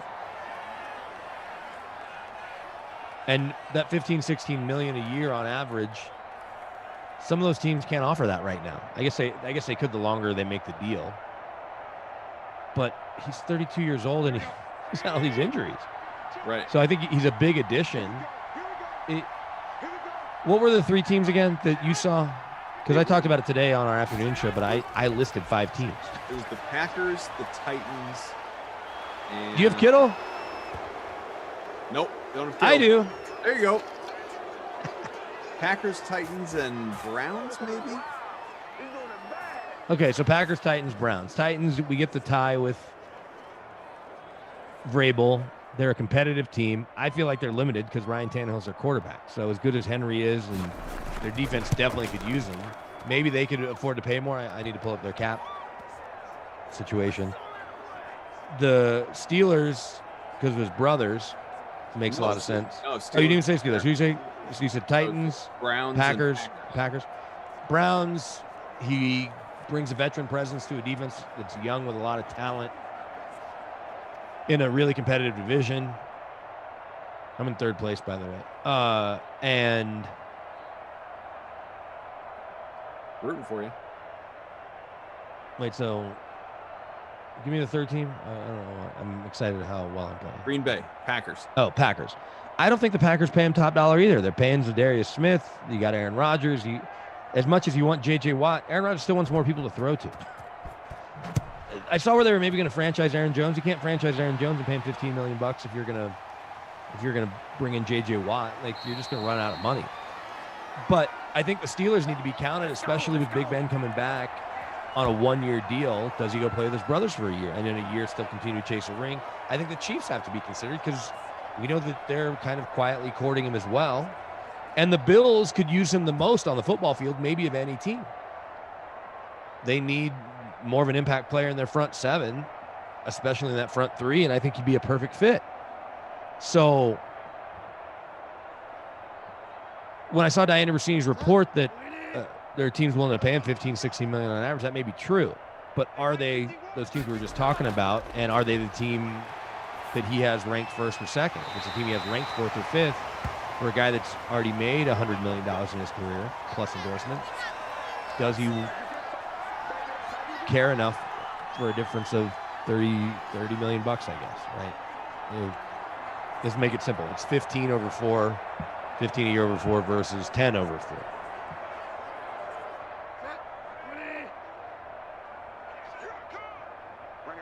don't know. I don't know what his priority is. We talked about that as soon as he effectively asked for his release from Houston. Does this guy? I have to think it's winning over money. I'm going to look up quickly what he's made on the field. Winning, is it money? Is it family? Is it some combination of The reason why I think family, if it's a one-year deal, I think the family thing comes into it, right? Not that he couldn't spend 1 year in Kansas City, but why not this year? Big Ben's there, give it a run. And so I would think that if he signed a 1 year deal to go to Pittsburgh, that would make some sense. It's weird that I type in Watt and Derek Watt, TJ Watt, and then it gets me to Armani Watt. Where's the page? It's a bunch of golfers over down here. All right, JJ Watt in his career, what do you think he's made? Just football, obviously? Yeah, I don't know his endorsements. I don't even know. $75 million. 100 million on the nose. 107.06. 498.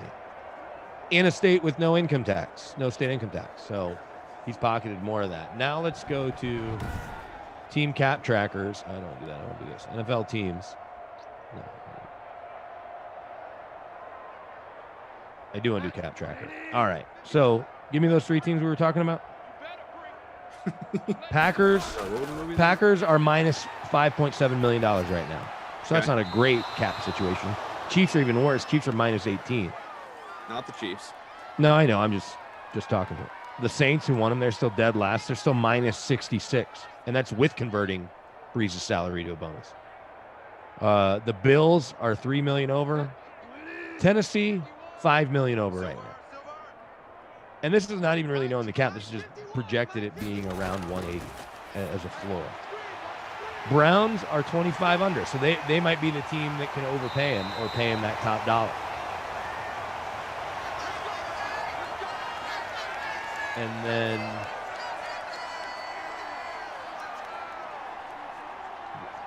I covered the three that we talked about, right? Titans. Mm-hmm. Yeah, but Bills at just $3 million. Pittsburgh's in bad cap shape right now too. They're minus 7. So I don't know. I would have to think that winning and family are both a priority over money. When I say family, it's Green Bay or Pittsburgh. We're not, thankfully he's not from Cincinnati, I guess. Right. Although where's his wife play? Chicago? Yeah, but that schedule, one, Chicago's pretty close to Green Bay, and right. JJ Watt, she can get up there in 3 hours in her car and fly there in 10 minutes. Right. 2nd and 7, Carolina looking for some meaningless points with regard to the game, but obviously significant with respect to your lineup. I'm sitting here in 7th place. You're sitting in 11th. Curtis Samuel. I'm up 6 on you. There's not really much you can do other than a Kendrick Bourne touchdown or a Teddy Bridgewater touchdown run. Teddy Bridgewater touchdown run, and you would jump past him. Even a passing touchdown. Oh, right, to not Robbie Anderson. Yeah. Or Christian McCaffrey. First and goal. They're going empty here. 2 and quarterback draw? Regulation. Quarterback draw? Uh-oh. Oh. 2nd and goal from the 5. All right, I want to see the NWSL schedule. They're beginning April 9th. Obviously, I don't care that much, but it's like, when does the season end? So James says this clock cannot move fast enough. James, just turn it off. I mean, hang out with us, don't hang out with us, but if you want it to end, you have the power, my friend. Just close, end, done. Touchdown. Carolina, Christian McCaffrey, and it's a rush. And it's I'll take walk it for the two of us. It is indeed. Did we go double or nothing on the money over? Who can remember? I think so. That's not going to be good for you, Herb. Oh, here we go. So you're number 1, but you don't have our guy here. NWSL is starting April 9th, ending October 30th. So with the premise that most of the offseason is going to be virtual again, with just a couple of weeks of on-field stuff, maybe in June, is what they're working with right now. He'll just probably be in Chicago starting in April. And then in June, he'll go to wherever he needs to go.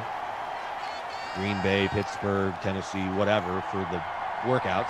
Then come back to Chicago until training camp. Then he will go there. And October 30th, his wife will, or Halloween the next night, if they don't make it to the championship. Whatever, if they do make it, She'll then fly to whatever city he's in. And there you go. Sure. Can you name one team in the NWSL, their mascot? No. Definitely not. I Nor thought could I I name could. one team, let alone the mascot. Well, Portland's got a team. That's a big one. Chicago. I want to say Seattle has a team. We do not have a team here in Denver. I think there's an Orlando team. Houston is the team she used to play for. Let's see here. Chicago Red Stars. Houston Dash. Kansas City is just Kansas City. OL Reign. Where's OL? Orlando, maybe. No, Orlando's Orlando Pride. Portland Thorns, Sky Blue FC, Washington Spirit. That was one that I should have been able to get. Racing Louisville, Louisville. 10 teams right now in this league. Where's OL Reign? Where do you want to guess OL Reign is? I couldn't begin to guess. Their home field is Cheney Stadium. So now let's look that up and that should tell me. You're sitting top 5, I'm top 15. Titan Twin is back in front by less than a point and 2 minutes and change left. This has been a long sim, by the way, though. I mean, even James' complaints aside, we are 75 minutes deep in regulation. All right, OL Reign is the team in Tacoma, Washington. They're playing in the minor league stadium there, minor league baseball stadium. That's got to be tough. The season overlaps and you're converting the outfield to a soccer stadium and then back to baseball? Okay. Where'd you say it is? Washington? Yeah, Tacoma. And then where do we think Sky Blue FC is? Delaware. Hey, look, we're in Delaware. I'm going to guess Sky Blue FC is Southern California. They play their games at Red Bull Arena. Well, I do know where that is. So, they're in Jersey. They're the New York Red Bulls. Jersey really gets shafted on this football and soccer team name. 38-17. Where do Just you like we fall drew it on? up.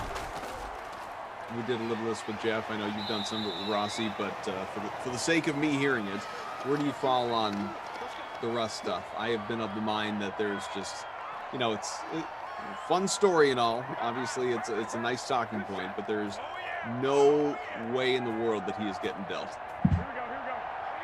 Here's what I think happened. He talked to them about wanting to be a little more just involved and aware of things that were going on.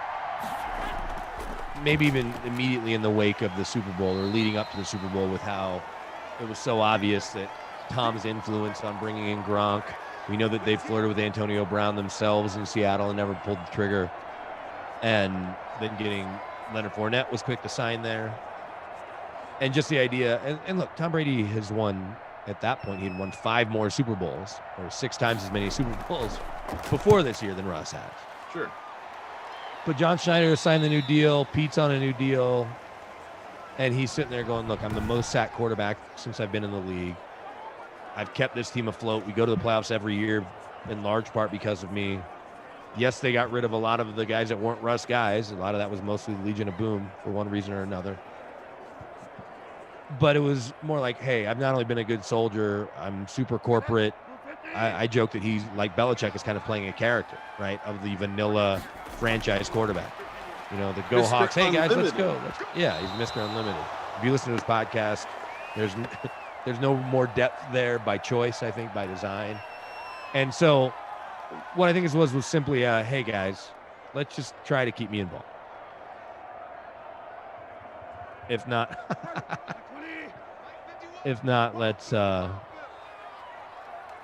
let's see what else is out there. Now, he doesn't have that much left on his deal. I think he only has 1 more year after this. I'm not saying the guy's going to finish out his career. Yeah, maybe not. I don't think they're going to trade him right now. They're not going to send themselves down the road of a $40 million dead cap hit. There's just no way. You wouldn't think.